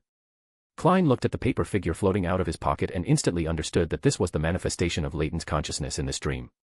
Although he didn't understand why it was in the form of a paper figure, Klein still gently nodded towards the paper figure, allowing it to land on his shoulder. Leyton curiously surveyed the surroundings. A desolate, pitch-black plain, with a towering black spire in front, around which a huge silver-white long snake of fate was coiled. Leyton's gaze curiously looked towards the giant snake of fate above, wanting to see whether it was a manifestation of Will himself or Ouroboros. The silver-white giant snake of fate lowered its body, its crimson eyes coldly and emotionlessly staring at everything. Before it, all things seemed small and equal. The owner of this dream, Dr. Aaron, did not pay attention to this silver-white giant snake of fate, he merely followed the dream's progression forward. Klein, with the small paper figure, followed Dr. Aaron, passed through an old wooden door, and entered the interior of the tower. The interior layout of the tower was extremely chaotic, some stairs went up, some went down, and the hall, library, bedroom, and various rooms were either normal or inverted. Endless chaos, the embodiment of fate. Two phrases describing the key of light suddenly popped into Leyton's mind. Dr. Aaron's steps did not stop. After passing through door after door and wall after wall, a figure curled up in a corner appeared ahead. Noticing Dr. Aaron's arrival, the figure quickly propped himself up and hopped closer on one leg. As he approached, his image finally appeared completely in Leyton's eyes. A boy around 10 years old, with a somewhat naive and sturdy appearance. His face showed obvious fear, and he held a deck of tarot cards in his hand. His eyes, as black as ink, stared intently at Dr. Aaron with a mix of surprise, joy, fear, and panic, saying, "Dr. Aaron, a snake of fate wants to eat me." But his voice, to Leyton's ears, became, "What are you doing here? You know me?" Leyton asked in surprise, wanting to speak. But the next moment, the little boy screamed, and the image of the snake of fate was reflected in his eyes. Whoosh! The dream instantly shattered, and Leyton's consciousness fell back into the world of dreams and minds. Sighing helplessly, Leyton returned to his body. His consciousness returned to his body, and Leyton woke up, but he had no intention of getting out of bed. Instead, he remained in his current posture and fell into a deep sleep. The next morning, Leyton received a letter from Frank, roughly explaining his research progress and complaining about the book messenger's limitation of only being able to send letters, not items. Leyton was also a bit helpless. He couldn't possibly expect a book to transport items. He casually picked up the pen on the table and wrote a reply to Frank. "Frank, could you please ask the captain if he can help me transfer a batch of valuables? I don't have channels for that, and it's not easy to sell them in Backlund. Also, please keep an eye out for clues regarding the crystallized feathers of the blue shadow falcon and the eyeballs of the dragon eye sea eagle. You just need to keep an eye out, no need to actively search. Additionally, I've recently developed several ritualistic magic spells for maintaining a stable environment. You might need them when cultivating different crops at sea. I've put them on the paper at the back. Your friend currently in Backlund, Al."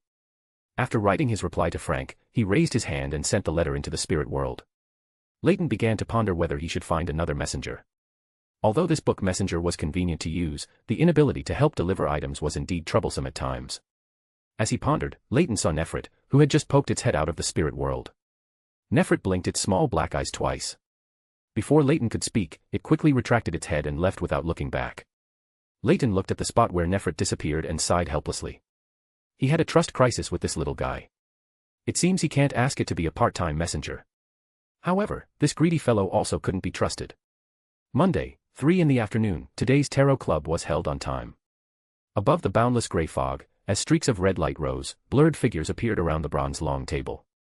Above the gray fog, the first sound was still Miss Justice's familiar, cheerful greeting. "Good afternoon, Mr. Fool." "Good afternoon." Everyone greeted each other. The son Derek did not hide his somewhat anxious emotions, but he also did not directly state his problem. He knew very well that the opening period was for Mr. Fool to read the Roselle diary.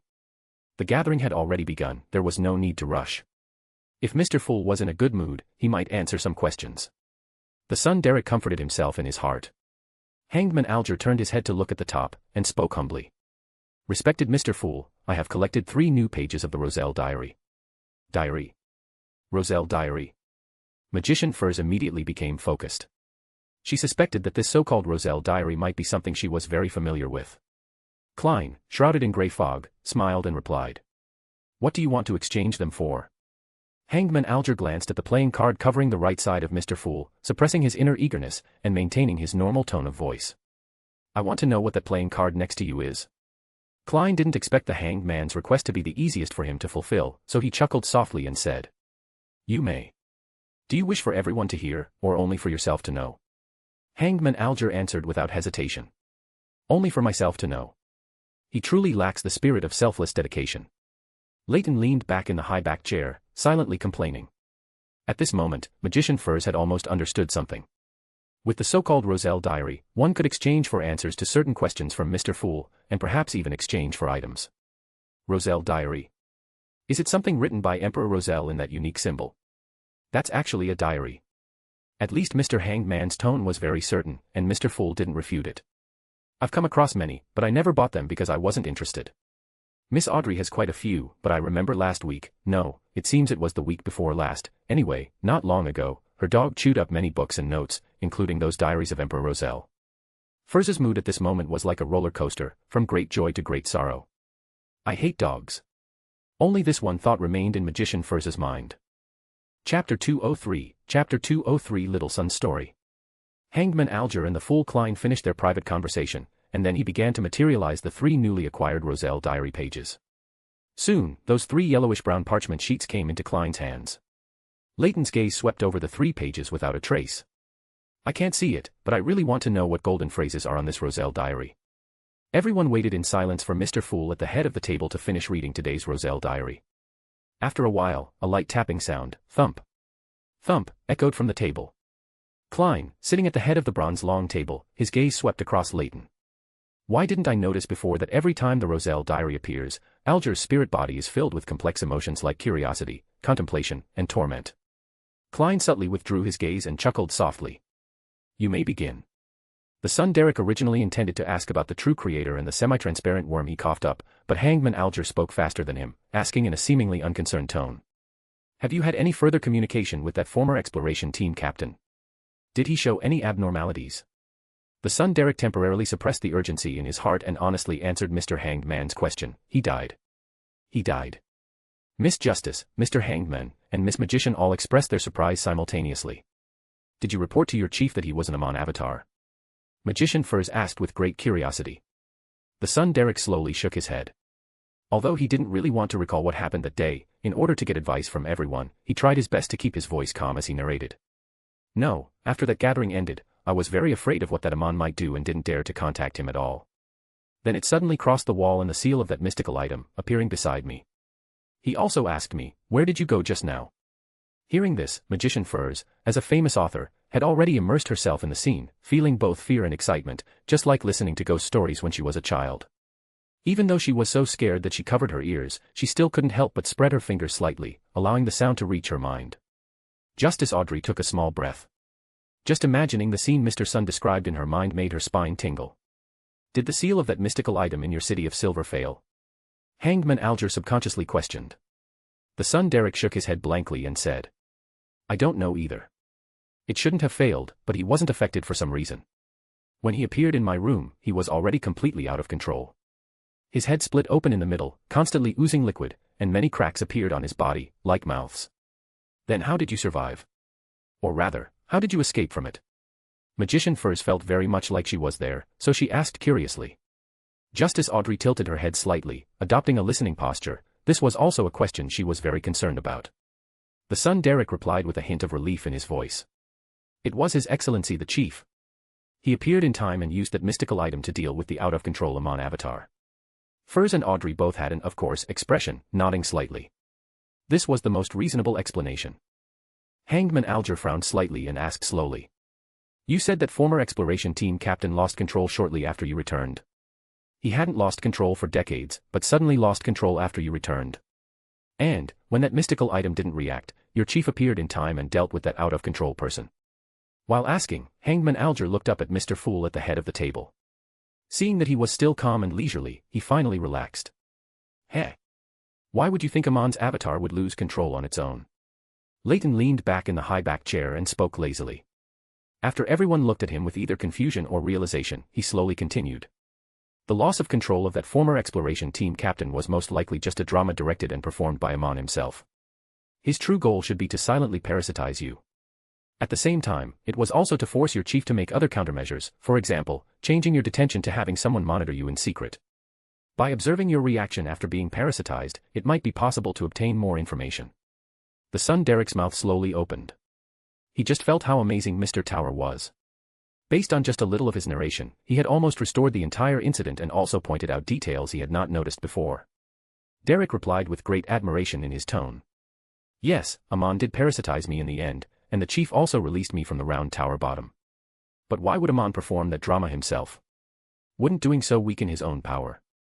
Upon hearing Derek say that he was indeed parasitized by Amon, Alger, Furs, and Audrey all tensed up in an instant.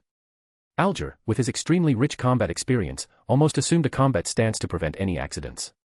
He saw the calm reactions of tower and world, then looked back at Mr. Fool at the head of the bronze long table, and only then did he relax. Rubbing the stubble on his chin, he pondered and began to answer the son's question. It's very simple.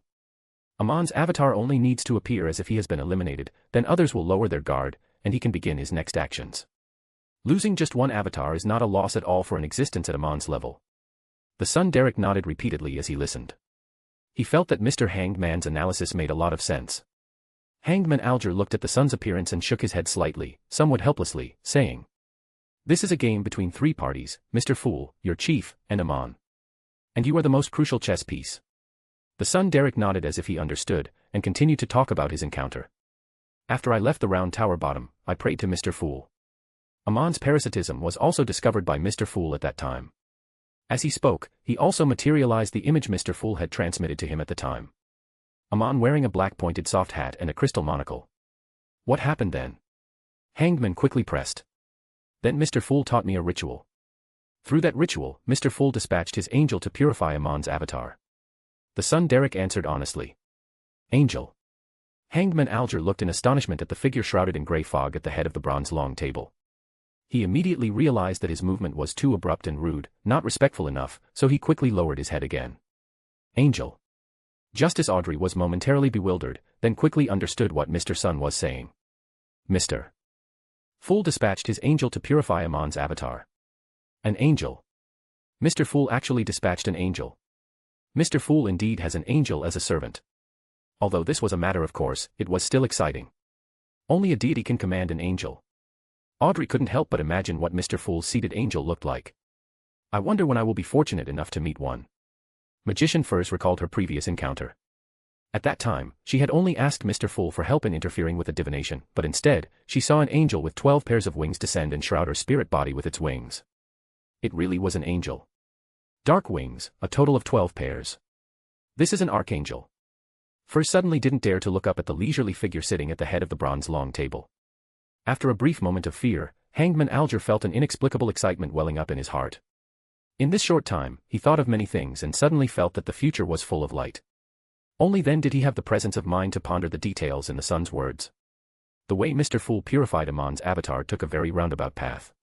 Is it that he needs to overcome many obstacles to influence the real world? Or is there something special about the forsaken land of the gods?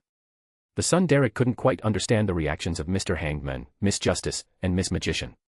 In his opinion, it was perfectly normal for a great existence to have angels serving him. He waited for a moment, and only after everyone had composed themselves did he speak again. After Amon's avatar was purified, I coughed up a small worm, exactly like the one that fell when Amon's avatar was dealt with in the dungeon before. Do you know what it is? As he spoke, Derek, with the help of the Fool Klein, also materialized the appearance of that semi-transparent worm. Justice Audrey and Magician Furs looked over curiously, and then both shook their heads. In their knowledge of mysticism, they had never seen or heard of anything related. After a brief silence, Leyton spoke up. This is a worm of time. Without waiting for the son and the others to ask questions, Leyton then explained some relevant information. This is the vessel Amon uses to create avatars. Worm of Time is also the name for the Marauder Pathway Sequence 1. Worm of Time. Amon's avatar's vessel. The son Derek murmured softly to himself, seemingly having many of his doubts resolved. Then he looked at Leyton, who was sitting next to him, and asked curiously. What can it be used for? I mean, a dead one. It can be used to make some advanced talismans or disposable mystical items, but you can only pray to Mr. Fool for them. Of course, Amon can too, if you want to say goodbye to this world. Leyton explained the uses of the Worm of Time to the son, and at the end, he even made a small joke. The son Derek nodded solemnly in response. Ah. I understand, thank you, Mr. Tower. Chapter 204, What We Saw in the Spirit World. The son Derek then steered the conversation towards the exploration team, his tone inevitably tinged with worry. The City of Silver still organized an exploration of that temple, but the leader is an Elder Lovia. It's another elder, Leyton, who is a powerful demon hunter and a very experienced elder. Several people I know are on this exploration team, but they've all undergone some changes in personality. They were corrupted by the true creator. The hangman Alger said with an unwavering, certain tone. Leyton frowned slightly, then relaxed.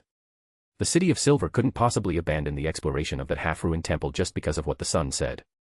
Changing the elder leading the team already showed that the City of Silver had a great deal of trust in what the sun said. Justice Audrey couldn't help but glance at the top of the bronze long table. She remembered very clearly that Mr. Fool's Blessed had once disrupted the descent of this evil god. Really? Derek asked back, seemingly unwilling to believe that conclusion. The hangman Alger said, his tone unwavering. Describe their changes in detail. They feel like the same people, but they're very different from before. Optimism has turned into gloom, and bright smiles have become polite smiles. Derek recounted all the abnormalities he had discovered, finally adding. I don't know if it's my illusion. My cognition tells me they are still themselves, but when facing them, an inexplicable panic arises in my heart. It's as if only their outer shell remains, and their insides have long since been replaced by someone else. The hangman Alger deliberated before speaking. The situation might be more serious than you imagine. Being corrupted is the best possible outcome. If they have already genuinely believed in the true creator, then that's the real trouble, they cannot be saved. Frowning and pondering for a moment, Leyton also believed that the members of the exploration team were most likely already corrupted. He then stated his deduction. The true creator is a true god who presides over the domain of fallen, possessing partial authority over domains such as fallen, defilement, and mutation. If your feelings are not wrong, those exploration team members might have already undergone mutation. Then what should I do? The chief and the others don't seem to trust me very much. The son Derek asked anxiously. Magician Furs couldn't help but sigh. For your chief, there's no difference between Amon, the true creator, and Mr. Fool. They can't distinguish which side is benevolent and which is malicious. As Furs spoke, she cautiously glanced at Mr. Fool at the very top. She felt that her previous statement, lumping Amon, the true creator, and Mr. Fool together, was a bit presumptuous. Seeing that Mr. Fool wasn't angered by this, she breathed a sigh of relief and admonished herself inwardly, I must not say such disrespectful things in the future. Leyton pondered for 2 seconds and said. Your chief must be paying some attention to those exploration team members. They won't be able to cause too much trouble. More importantly now, you should try your best to gain your chief's trust. At the very least, you need him to classify Mr. Fool, who established contact with you, into a category that is more friendly and can be trusted to a certain extent. This will be more beneficial for you and for the City of Silver. Then what should I do? The son Derek urgently pressed. Leyton frowned and pondered for a while before carefully speaking. My suggestion is not to show too much. Just do what you want to do and what you should do. Facing a mysterious great existence, any of your actions will be overinterpreted by your chief. The son Derek nodded earnestly, although he didn't fully understand. That worm of time, you can completely use it to gain some trust from your chief. The hangman spoke at this moment. You just need to find an opportunity for a member of the exploration team to show the most complete abnormality and have a conflict with him, and then hand over the worm of time. Then describe some vague processes yourself, making it all appear as a conflict between Amon and the true creator, leading to both being exposed, and in this process, it was Mr. Fool who protected you. Leyton listened, frowning, and interrupted the hangman Alger's narration. Doing so is meaningless. The City of Silver wouldn't be completely unaware of Derek being parasitized and the exploration team being corrupted. They have lived in the dangerous forsaken land of the gods for over 1,000 years. Alger was somewhat annoyed that his words were interrupted, but above the grey fog, in front of Mr. Fool, he didn't show it too obviously. He just frowned, his expression clearly displeased. Leyton resumed his lazy posture, leaning back in the high-backed chair, and turned to the son Derek, saying, What you truly need to pay attention to is Amon, not the true creator. He will not actively do anything to your City of Silver. In fact, if not for his problematic state, he would even protect you. But Amon is different. Amon's goal is very clear, there is something on you that attracts him. Amon's avatars are more numerous than you think. The City of Silver definitely still has his avatars. Leyton's last sentence made Derek's face turn pale, and the relief he felt from having escaped Amon earlier vanished. Derek's gaze of appeal turned to the very top, towards Mr. Fool shrouded in grey fog. Klein sighed inwardly. He understood what Amon's clear goal was, himself above the grey fog, or more precisely, the space above this grey fog. However, Amon shouldn't parasitize the sun again. I can observe his parasitism at any time and purify it. Moreover, the City of Silver is not weak, parasites appearing in some important personnel or important occasions can most likely be discovered.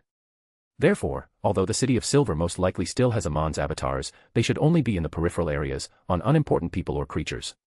Having understood the general situation, Klein relaxed, leaned back slightly against the chair, and lightly tapped the edge of the bronze long table twice.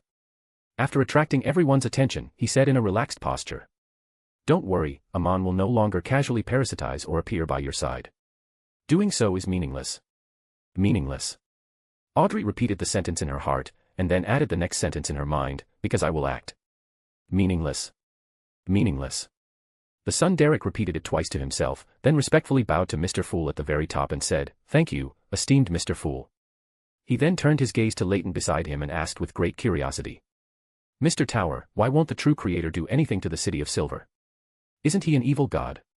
Leyton was about to speak when he caught sight of Klein's small world avatar at the very bottom, moving slightly, seemingly about to speak. Leyton simply swallowed the words he was about to say. He was curious what Klein would say. The gloomy world cleared his throat, then said in a hoarse voice, "Because his goal is outside the forsaken land of the gods. Compared to your City of Silver, he is more anxious to break free from his own madness. In the relatively distant past, the true creator was the righteous God everyone believed in. The current 7 churches were all concealment organizations at that time." What? Justice Audrey's lips parted slightly. Mr. World's words just now had completely overturned her occult knowledge. How is that possible? The hangman subconsciously retorted, but quickly fell silent. He subtly glanced at Mr. Fool at the very top. The other party seemed to tacitly approve of World's words. This is blasphemy, isn't it? Magician Furs, who wasn't a devout believer, immediately reacted that World's words were blasphemous. Leyton glanced at Mr. World at the very bottom, met his gloomy gaze, parted his lips slightly, then closed them again. He silently complained to the other party, "You really are learning on the fly." The son silently watched everyone's reactions. His understanding of the true gods was incomplete, all coming from his previous transaction with everyone. But now it seemed that the information he received in that previous transaction wasn't particularly complete either. Seeing that everyone had been silent for a long time, the son awkwardly spoke again. "Then how should those exploration team members corrupted by the true creator be dealt with? Hand them over to your chief along with that worm of time. He will handle it," the gloomy world said in a hoarse voice. Klein also realized that the hanged man's experiences were not very useful for the City of Silver in the forsaken land of the gods, easily leading to errors in judgment. So, he offered a plan based on his understanding of the City of Silver.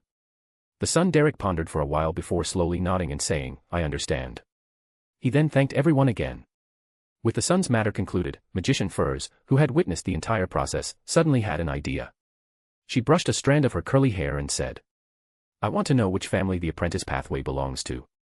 I'm willing to exchange one chapter from Spirit World Travels for it. Although it's considered the ravings of a lunatic, based on my several experiences entering and exiting the spirit world, many descriptions within it are true." Spirit World Journeys. Klein leaned back slightly, controlling his small world avatar, and answered before the hanged man Alger could. "I know the answer, and I can give you some relevant information for free." "Okay." Furs suppressed her joy and responded with a calm voice. Then, World asked in a deep, muffled voice, "Do you wish to hear the answer alone, or can everyone hear it?" Magician Furs considered for a few seconds, then, to everyone else's surprise, said, "Just say it like this." World showed no expression, seemingly indifferent to this, and said in a low, hoarse voice. In the 4th epoch, the apprentice pathway was controlled by the Abraham family. Later, it flowed into the Tamara family, with whom they had long-term alliances. In the 5th epoch, which is the current epoch, Theosophy Order also has the potion formulas for apprentice and trick master. It is widely believed to be related to the Abraham and Tamara families. Of course, some also suspect that Theosophy Order is actually a disguise of the Demonist sect. Considering that Miss Magician had already met a member of the Abraham family, Klein added a bit more. It is said that the Abraham family has long suffered from a bloodline curse, and they have to disperse their residences to avoid danger. Chapter 205, Chapter 205 Doomsday Prophecy. The transaction portion concluded swiftly, and the gathering moved into the exchange phase where everyone shared their insights. Justice Audrey surveyed the surroundings with interest, a faint smile playing on her lips, and said, "Last week, an interesting case occurred in Backlund. The protagonist was known as Black Emperor, the hero bandit." As she spoke, Audrey's gaze flickered towards Mr. Fool in the dense grey fog. Receiving no feedback, Audrey paused before continuing. The victim was the wealthy Capim. Many rumors identified him as Backlund's biggest human trafficker. Black Emperor, the rogue knight, infiltrated his villa, dealt with everyone inside, and rescued numerous innocent young girls imprisoned in the dungeon. When Capim's body was discovered, it was covered with a deck of tarot cards, with Emperor and Tower on his face. At this point, Audrey consciously glanced at Leyton, who used Tower as his codename, but she couldn't discern any reaction from him. Hangman Alger keenly caught the phrase, human trafficker, and then thoughtfully turned to the head of the bronze long table, humbly asking, Mr. Fool, is Capim related to the missing colonial slaves incident? Klein, shrouded in the dense grey fog, was slightly taken aback. He hadn't expected Mr. Hangman to ask such a question. Upon careful consideration, Hanged Man's guess was not impossible. Capim's villa had 4 beyonders, which in itself was abnormal. Moreover, after Horace used the mystical item, he was equivalent to a sequence 5. Klein vaguely felt that these matters could be connected. After a moment of contemplation, he chuckled lightly and said, My blessed made a small, insignificant contribution to this matter. Indeed. Justice Audrey and Magician Furs exclaimed in their hearts simultaneously. Hangman Alger, meanwhile, pondered the exact connection between Capim, the human trafficker, and the missing slave incident. Seeing that the topic had shifted to Capim, Klein continued in a leisurely tone, he acquired 2 beyonder characteristic from this incident and hopes to sell them as soon as possible. Those 2 characteristics correspond to the interrogator of sequence 7 and the judge of sequence 6, respectively. Interrogator. Isn't that the arbiter pathway controlled by the lone royal family? Is judge the name of a later sequence? Most likely sequence 6. Is Capim backed by the lone royal family or the military, or some ancient noble? It could also be the Abraham family from Fainapotter. Hangman frowned slightly, feeling increasingly that the missing slave incident was not as simple as it appeared on the surface. As a noble, Justice Audrey had some understanding of the arbiter pathway. She also had similar thoughts to Hangman Magician Furs, however, was puzzled by the term beyonder characteristic. She looked towards the head of the bronze long table and asked, somewhat perplexed, Mr. Fool, what are beyonder characteristics? Hearing Furs's confusion, Audrey, sitting nearby, proactively offered, Mr. Fool, may I answer this question? The corresponding remuneration will be given directly to you by her. She was somewhat worried that Mr. Fool might not want to repeat what he had already said, so she volunteered to answer Furs. No problem. A calm and indifferent reply came from the figure shrouded in grey fog. Audrey silently breathed a sigh of relief, then turned to Furs and said, What kind of remuneration are you willing to offer for this answer?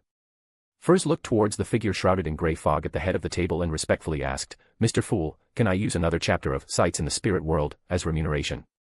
You may. Klein, leaning back in his high-backed chair, responded in a nonchalant tone. Thank you, Mr. Fool. Furs revealed a very pleasant smile. She intuitively felt that she was about to access some secret, high-level knowledge. Audrey, seeing that Furs had already reached a deal with Mr. Fool, felt happy for her friend, then said with a faint smile, In the extraordinary world, there is such a law. Within similar pathways, the total amount of beyonder characteristics is conserved. It will not increase or decrease, it will only transfer from one thing to another, transforming from one form to another. Therefore, after a beyonder dies, the characteristics brought by the potion they consumed will be precipitated. This is equivalent to the main ingredient of a potion of the corresponding sequence. When combined with the corresponding supplementary ingredients, a complete potion can be formulated. The remnants of a beyonder who lost control are an exception. They have too many hidden dangers and can only be used as items. After a beyonder dies, their characteristics will precipitate, equivalent to the main ingredient of a potion. At that moment, Furs felt as if lightning had flashed through her mind. She suddenly understood many things. The relic Mrs. Elisa gave her was her own beyonder characteristic.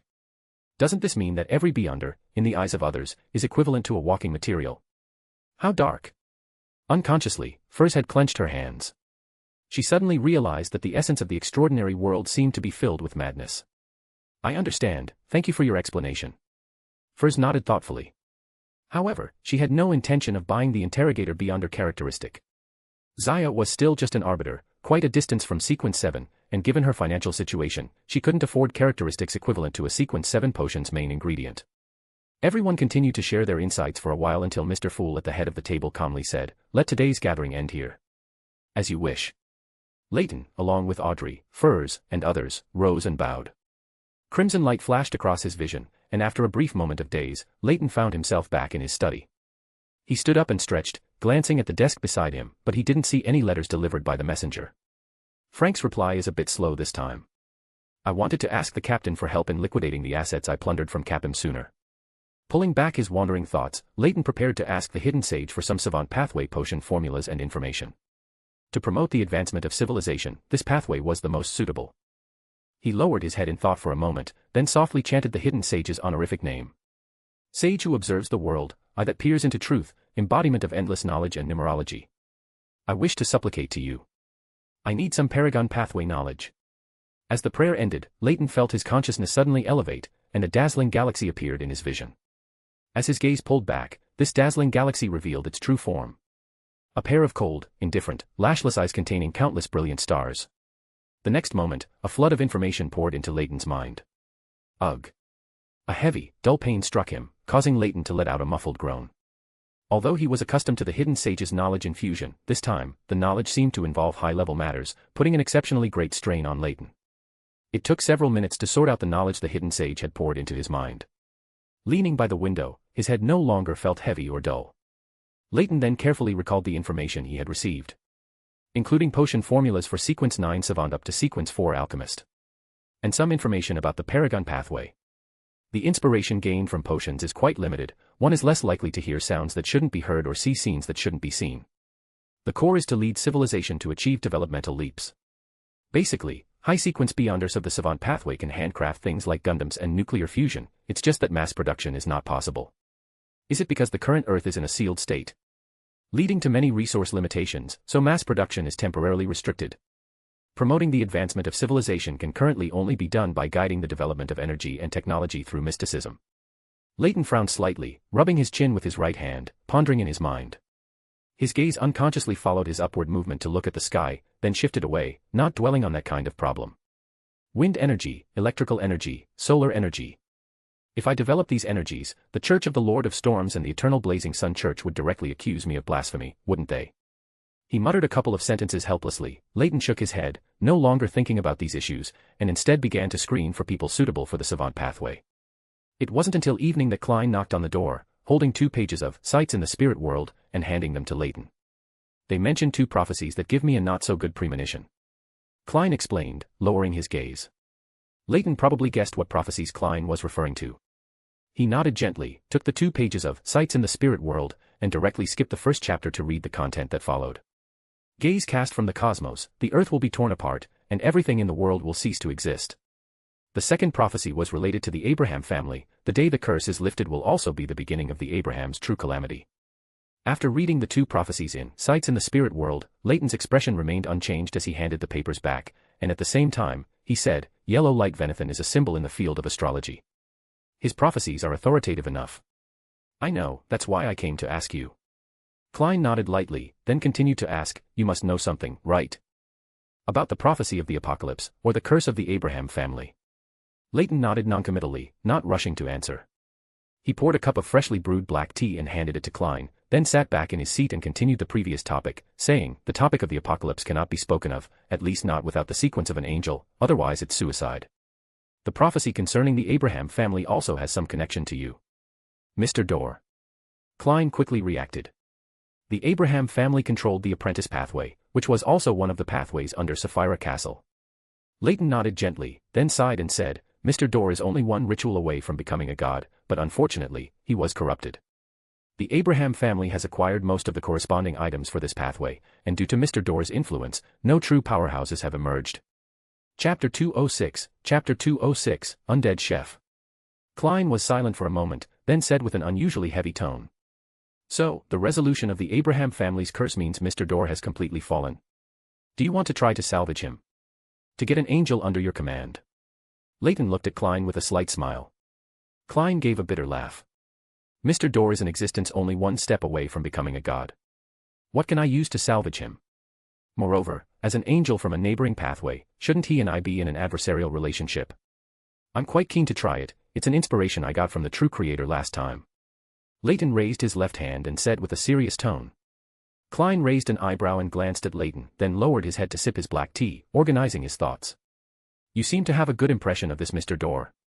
It's hard not to feel admiration for Mr. Dorr, and besides, the apocalypse is coming soon. Any high-end combat power is incredibly precious," Leyton said with a sigh. Klein lowered his head slightly, bringing the black tea to his lips. His curiosity made him want to press for questions about the apocalypse, so he could only relieve his curiosity by drinking tea. "Do you want to stay for dinner?" Leyton raised his hand and pointed towards the kitchen. Inside, kitchen utensils and ingredients were floating around in midair, chopping vegetables, starting fires, putting things into pots, everything was done smoothly and naturally, step by step. Klein suppressed the twitching of his mouth and, driven by curiosity, quietly activated his spirit vision. Then he saw a pot-bellied undead and several natural spirits skillfully busy working together in the kitchen. Taking a deep breath, Klein half-jokingly said, "Have you transitioned from exploiting small animals to exploiting the undead?" Leyton proudly praised his new chef. "This is someone I finally managed to find, an undead who hasn't forgotten his professional skills from his life. His cooking is quite good, definitely worth a try. He's an undead, and he still remembers how to cook." Klein felt that an undead who could cook was somewhat absurd. Leyton smiled and pointed to his eyes, saying, "As long as the chef's instinct is still there, for everything else, you can just directly instill knowledge." An undead chef, that is indeed somewhat appealing. Klein was also curious about the food made by an undead, so he nodded gently, accepting the dinner invitation. Sitting at the dining table, Leyton began to chat idly with Klein. Leyton wanted to get to know the inventor of the bicycle, Leopard, through Klein, so he initiated the topic. "Do you know anyone who is particularly excellent or talented in mechanics?" Klein was slightly stunned. The first person who came to his mind was his sister, Melissa Moretti. She had always loved studying machinery, and his old pocket watch had been repaired by her. Klein tentatively asked, "What do you want to do?" Leyton raised an eyebrow in confusion. It was just an inventor, why was Klein's expression so odd? After a brief moment of thought, he chuckled and said, "I want to cultivate some beyonders of the savant pathway, mainly to make them inventors, to promote social progress, and they can also work part-time as artisans for me." Promote social progress. Klein repeated the phrase. A beyonder who mingled with evil gods and was on a maritime bounty list, saying such a thing always made him feel a bit out of place. Leyton explained the fundamental reason why he wanted to cultivate beyonders of the savant pathway. "Promoting civilization and spreading knowledge, this is my mission, and what I want to do." Roselle's industrial revolution only went halfway, the remaining part was limited by energy. "I want the industrial revolution to continue." "I see, so you have a way to solve the energy problem?" Klein asked with great curiosity. If the industrial revolution could be further advanced, it would be beneficial for most people in this era. Leyton leaned lazily against the back of the chair, saying with a helpless tone, "No, even if I wanted to, the Church of the Lord of Storms and the Eternal Blazing Sun Church wouldn't agree. But who can say what will happen in the future? Perhaps someday the authority of the sun and storm will be reclaimed by the true creator." "That's a good idea," Klein said comfortingly, then brought the topic back to people with mechanical talent. "I know an inventor named Leopard. He's trying to invent a bicycle, and I even invested in his research. If you're interested, I can introduce you to." "Really? Then I can inject capital into him. This is a surefire business, and later I can give him a savant potion. As an inventor, he won't be able to resist the temptation of becoming a savant." Leyton naturally showed a look of sudden enlightenment and said with a joyful tone. Klein didn't react much to this but was very curious about Leyton's latter statement. Is there anything special about a savant? Why can't an inventor resist the temptation of becoming a savant? Leyton straightened his posture slightly, raised his hand slightly, and spoke in a lecturing manner. "This pathway provides very limited inspiration, they won't easily hear sounds they shouldn't hear or see sights they shouldn't see. So, as long as they don't seek death, the probability of losing control is very small. The savant potion only brings the beyonder characteristics of memory, comprehension, learning, and practical abilities, a rough understanding of mysticism, and a greater proficiency in things like aqua regia, nitroglycerin, and complex gear mechanisms. The core ability is to awaken memories, allowing them to recall all knowledge they have seen. Anything they have seen, they will not forget." Klein nodded slightly. This was not much different from what he had learned through Roselle's diary, and it was even more detailed. "So, do you want your sister, Melissa Moretti, to become a beyonder?" Leyton looked at Klein and asked the question he had wanted to ask earlier. The scene fell silent for a moment. Klein looked at Leyton with some hesitation and said, "Was that the purpose of you suddenly bringing up this topic?" "No, it really wasn't." Leyton waved his hands repeatedly and explained.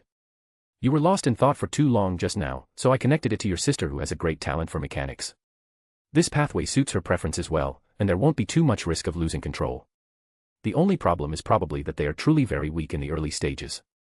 Klein stared intently at Leyton, wanting to confirm if what he had just said was true. After struggling for a while, Klein decided to go back and perform a divination on the grey fog before giving an answer. Clink. A gold coin shot out in front of Klein, and he instinctively reached out to catch it. Here, usually at times like this, a seer would choose to have a divination of fate. Leyton threw out a gold coin and said with a somewhat Chinibu tone. Klein felt his face darken with black lines, suppressing the urge to throw the gold coin at the other person's face. He nodded gently and said, "I will consider it." If the topic of the apocalypse hadn't come up just now, I would have preferred them to live out their lives happily as ordinary people. Actually, on the sequence pathway, as long as you don't go to higher levels, you can completely become an elite in a certain industry and live out your life with a better standard of living. Leyton offered his different understanding. Klein tilted his head slightly, looking out the window, and said in a calm and helpless voice. Once one becomes a Beyonder, under the influence of the characteristics, the probability of actively or passively encountering various Beyonder events will greatly increase. But don't you have me? And don't forget, when Beyonder events occur, what is the death rate for ordinary people, and what is the death rate for Beyonders? Leyton retorted. The two fell silent again until the undead chef in the kitchen brought out the prepared dishes, one by one, filling the air with their fragrant aromas. City of Silver.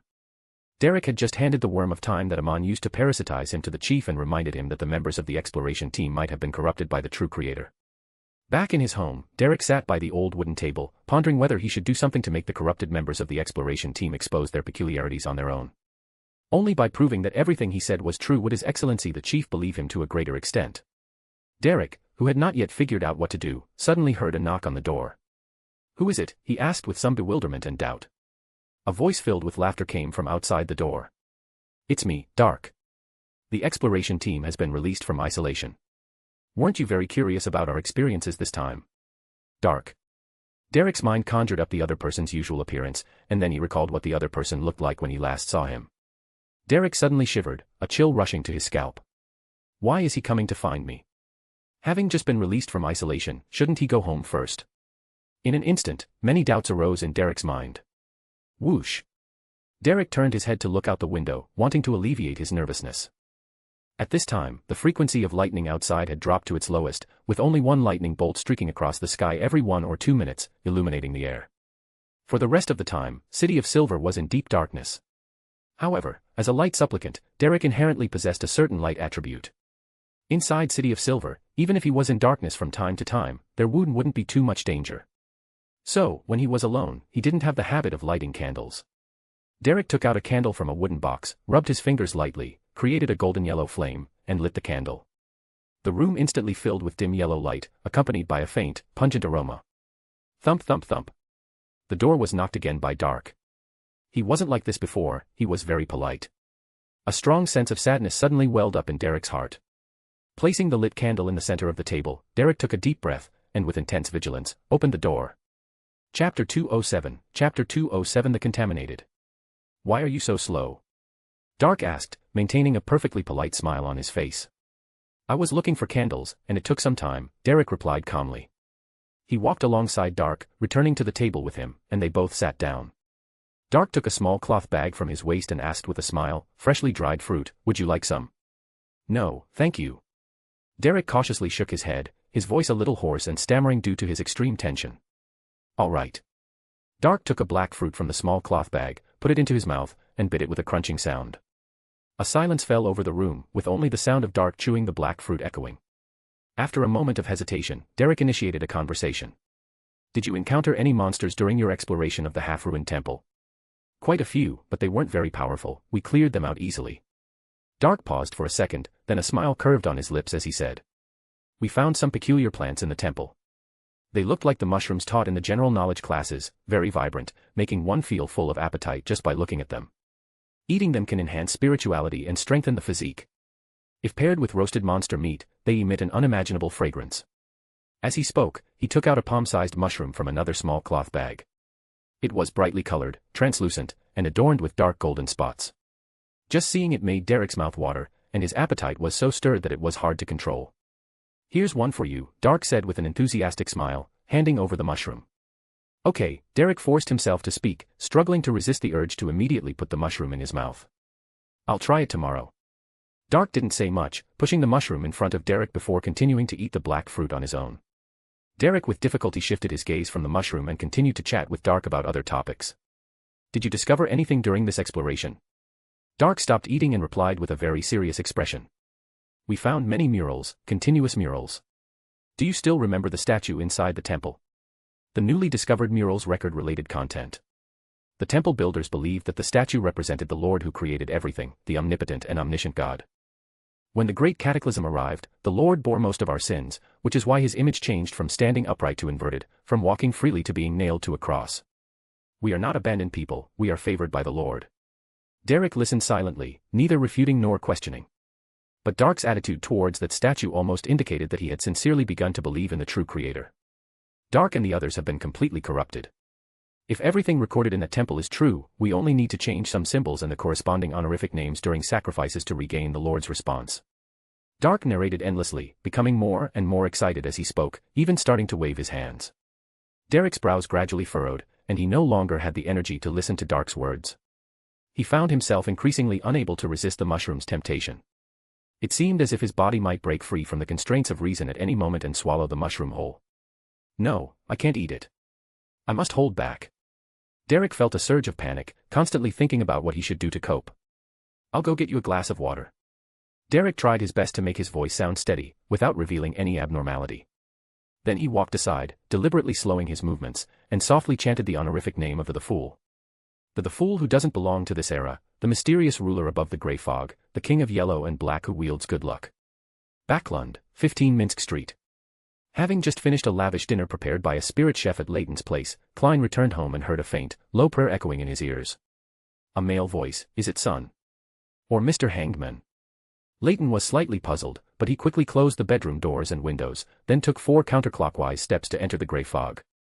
Derek, while pouring water, silently chanted Mr. Fool's honorific name twice, but received no immediate feedback.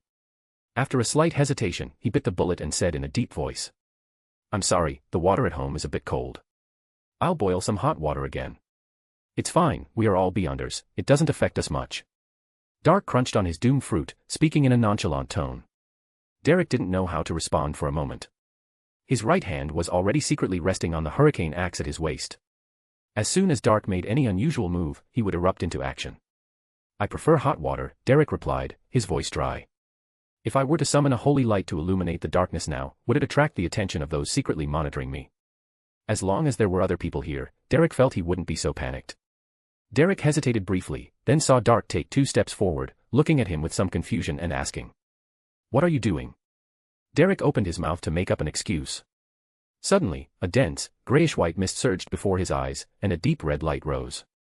He saw the true appearance of his room at that moment. Dark's expression suddenly turned grim, with streaks of fresh red visible in his blue eyes.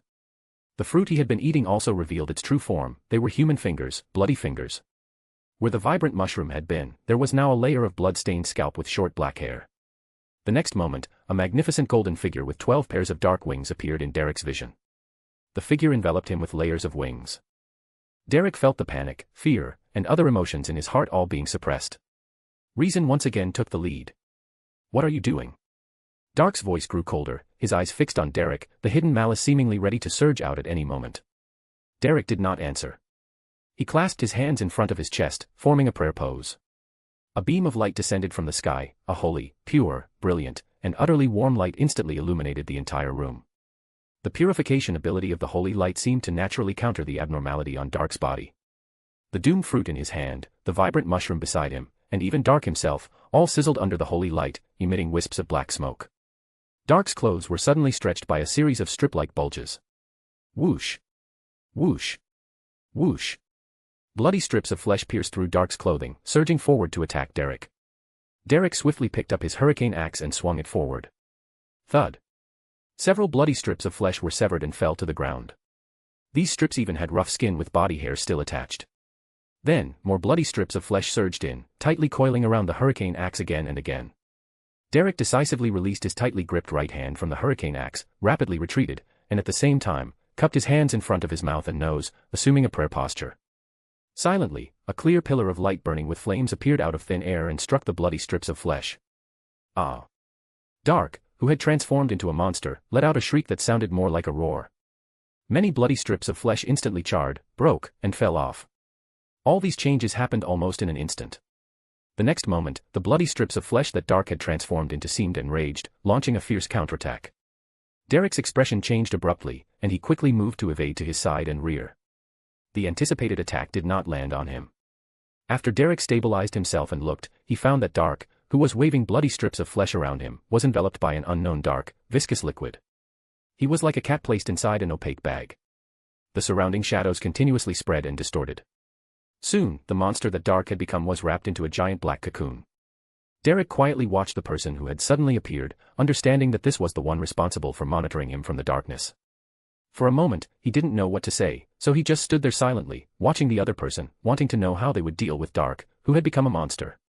The monitor scanned the scene in the room, seeing the scattered pale fingers and blood-stained scalp with short black hair, and couldn't help but gasp.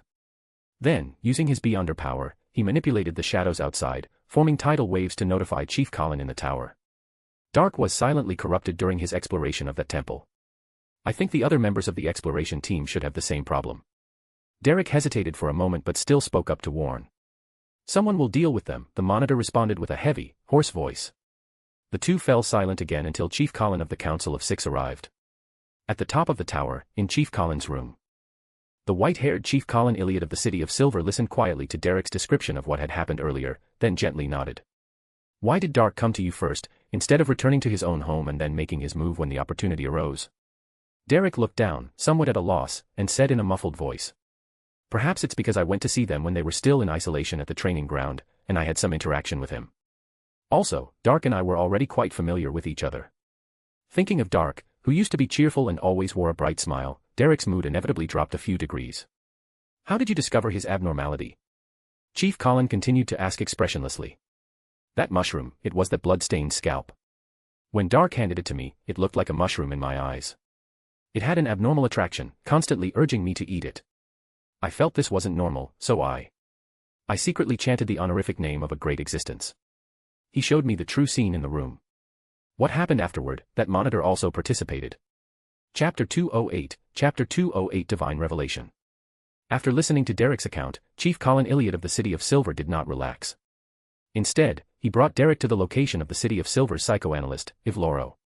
Derek instinctively called out, Lady Ivloro, as he looked at the clear-faced woman in a black dress with her hair tied in a long braid, sitting opposite him. Ivloro smiled and nodded. After Derek sat down opposite her, she gently asked, Is there anything you'd like to say? Derek instinctively looked up and suddenly noticed that her eyes had turned into pale golden vertical pupils at some point. His thoughts instantly blurred, and Derek seemed to enter a state of somnambulism. Ivloro's pale golden vertical pupils quietly gazed at the young man before her, like an emotionless spectator. The next moment, within those pale golden vertical pupils, circles of faint light emerged, forming a vortex and constructing a maze. In a daze, Derek felt as if he was floating, surrounded by endless darkness and countless vivid colors. Derek, who should have remained in this dazed state, suddenly woke up. He saw the inexplicably flickering candlelight and Lady Ivloro, with her pale golden eyes, sitting opposite him. Ivloro looked at the young man who had fallen into a hypnotic state and gently asked, What have you done during this period? Derek maintained his previous state and calmly replied, I saw Dark at the training ground, and when I talked to him, I found that he was not quite right, not the same as I remembered him to be. At the last gathering, I sought help from the others. They told me that Dark had been corrupted by the true creator. I told Chief Colin about this. Ivloro glanced at Chief Colin beside her and continued to press, Was this your own choice, or their suggestion? They believe that the City of Silver can solve this level of problem. And the true creator's target is not the City of Silver, not the forsaken land of the gods, but the outside world.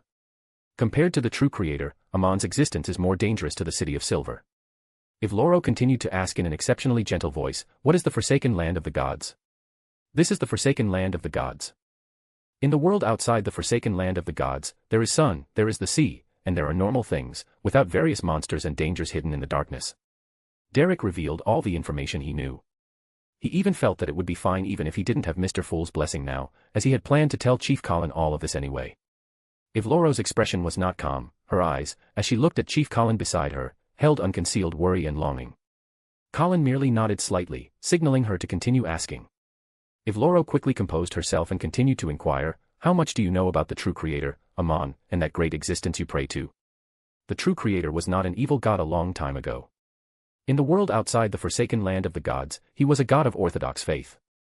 Later, he became an evil god, and the orthodox faith also shifted to the other 7 gods. A member at the gathering said that the true creator's state is not right, which is why he is dangerous.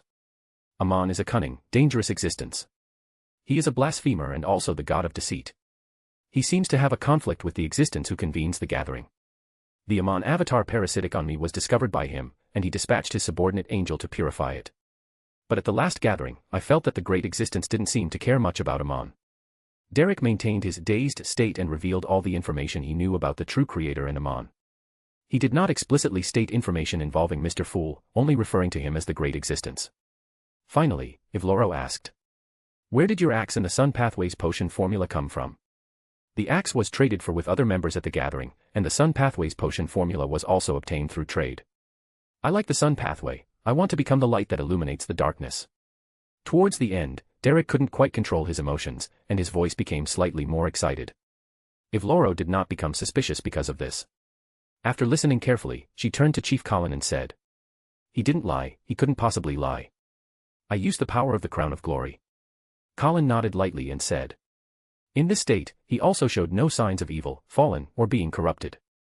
After speaking, Colin got up and left the room, saying to the shadow in the corner outside, "Derek can be allowed to leave at any time. For now, consider him safe, but always pay attention to his state when he performs prayers or certain rituals. Although Derek is safe, the one who established contact with him may not be. The relationship between him and Amon, the true creator, is most likely hostile. That level of struggle is also a crisis for our city of Silver." "Yes, Chief Colin," a respectful voice came from within the shadows. When the hypnotic state ended, Lady Ivloro gently reminded Derek that he could leave. Chief Colin and the others should temporarily trust Mr. Fool. Although there will still be observers, this is just a necessary precaution. In the East Borough of Backlund, within a basement resembling a temple, Mr. A, dressed in a hooded black robe, knelt quietly before the inverted giant statue of a god. He tilted his ear, seemingly listening to something. After a brief pause, Mr. A suddenly raised both hands, snapped off his right index finger, and put the bloody digit into his mouth to chew. With a click sound, Mr. A's throat moved twice, and the digit was swallowed into his stomach. His body suddenly trembled, and then he extended his still bleeding right hand, using the blood to write words on the ground. Upstairs from this basement, Leyton and Yulian were discussing matters concerning the Workers' Mutual Aid Organization. Suddenly, Leyton, as if sensing something, looked down at the floor in front of the car, a faint purple glow swirling in his eyes, but it quickly dissipated. Restraining his curiosity to peek, Leyton turned his gaze and said with a light chuckle, "It seems a divine oracle has descended." Divine oracle. Yulian's eyes widened abruptly, his surprise and excitement evident in his gaze. Leyton nodded slightly, then quickly moved past the topic, saying, "Do you have any plans to merge the various scattered workers' mutual aid groups into an organization similar to a workers' association that truly belongs to the workers?" A flicker of emotion crossed Yulian's eyes, then he shook his head and said, "Although the workers' association is manipulated by those nobles and wealthy individuals, it is also recognized by the kingdom and the church. Other similar organizations cannot gain official recognition. The foundation of the Workers' Association is the workers, and the main body is also the workers. As long as the workers recognize you, that's enough." Leyton shook his head slightly, offering a different perspective. Envoy of God is right. Moreover, the lone royal family would be very happy to see such conflicts between the working class and the wealthy and nobles, as long as they remain within their tolerable limits. This is also one of the reasons they tacitly allow us to proselytize widely among the lower-class residents of Backlund. Mr. A had left the basement at some point and arrived upstairs. As he pushed the door open, he continued to add to Leyton's previous statement.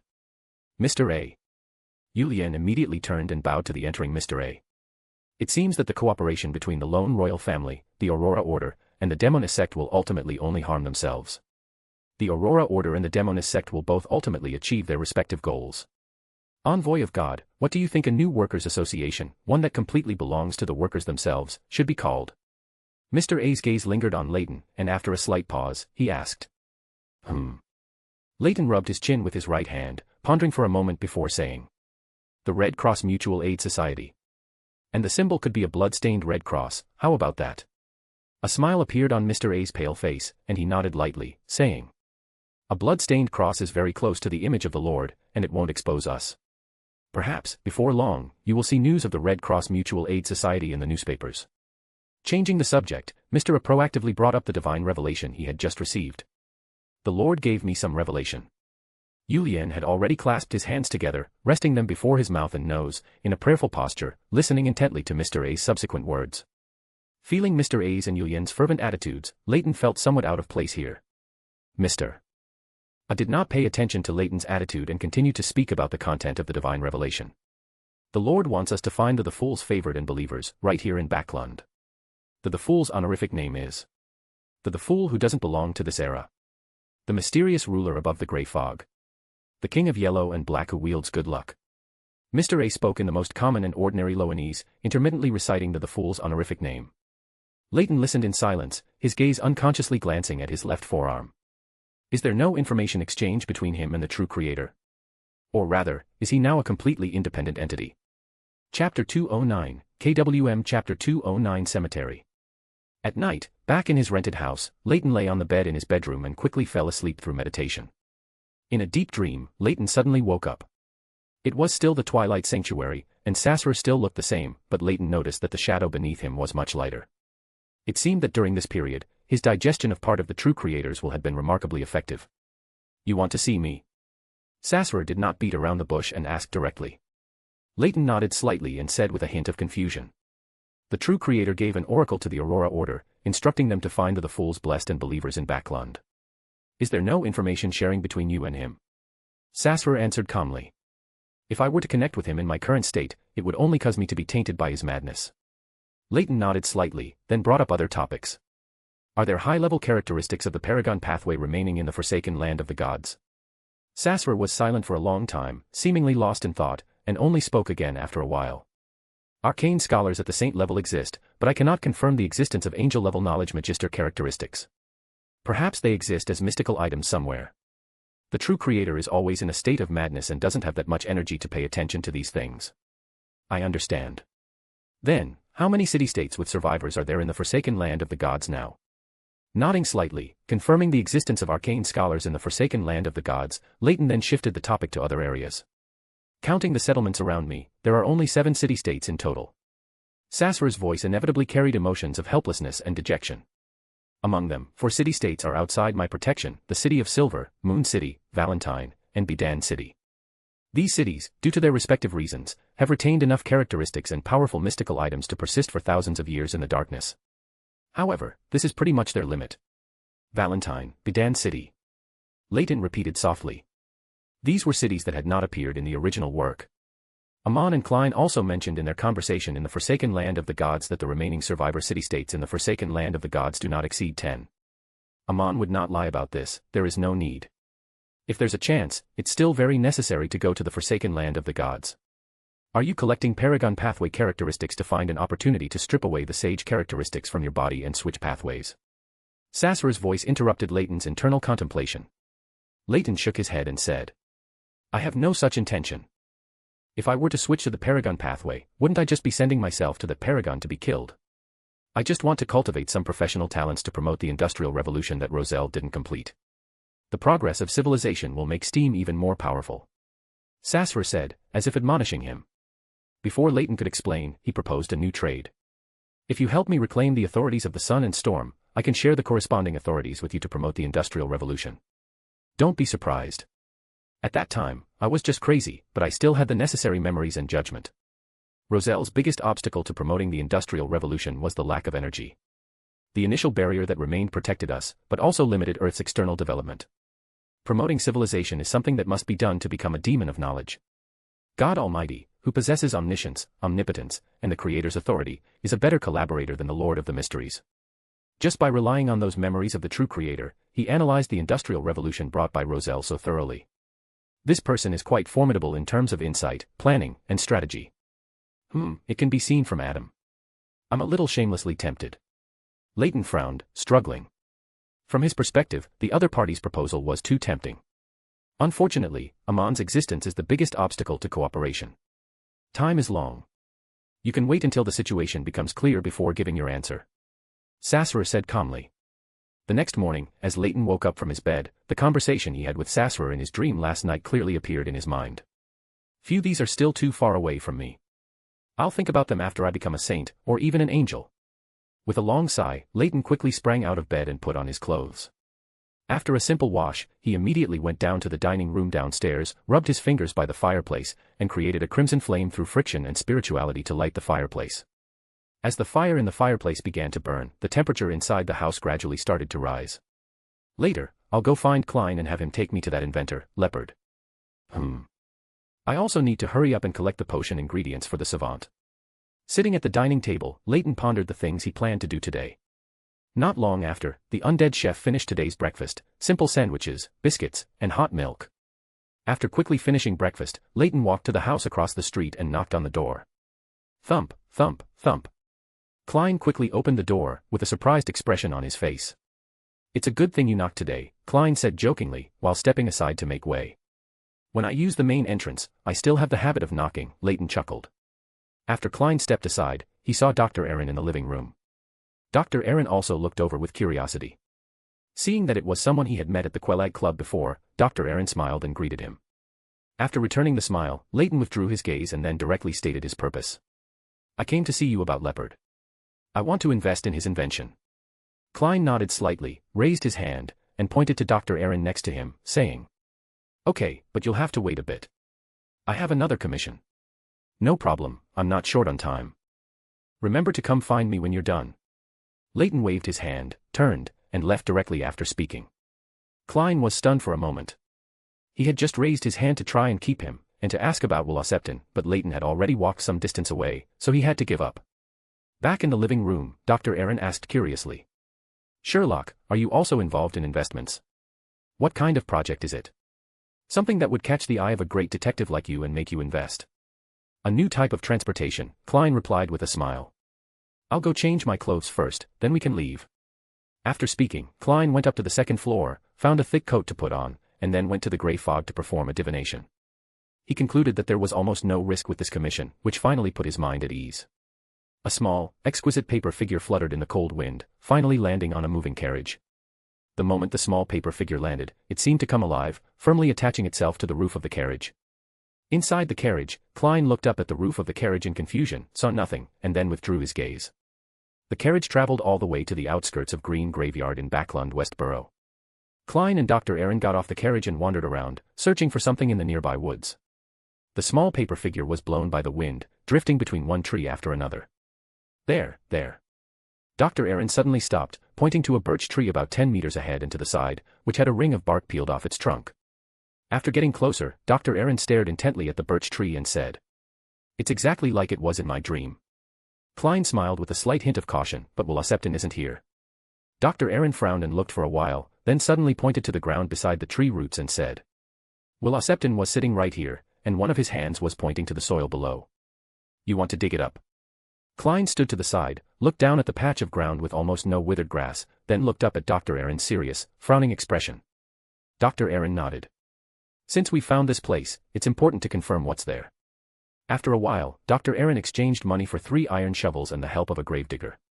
The 3 began to dig. They didn't dig too deep before revealing what was beneath the soil, a highly decomposed child's corpse. Clang! The iron shovel fell from Dr. Aaron's hand. He pointed at the corpse's legs, his lips mumbling for a long time before he finally spoke in a high-pitched voice. "Wields. He is Wields. Wields is dead.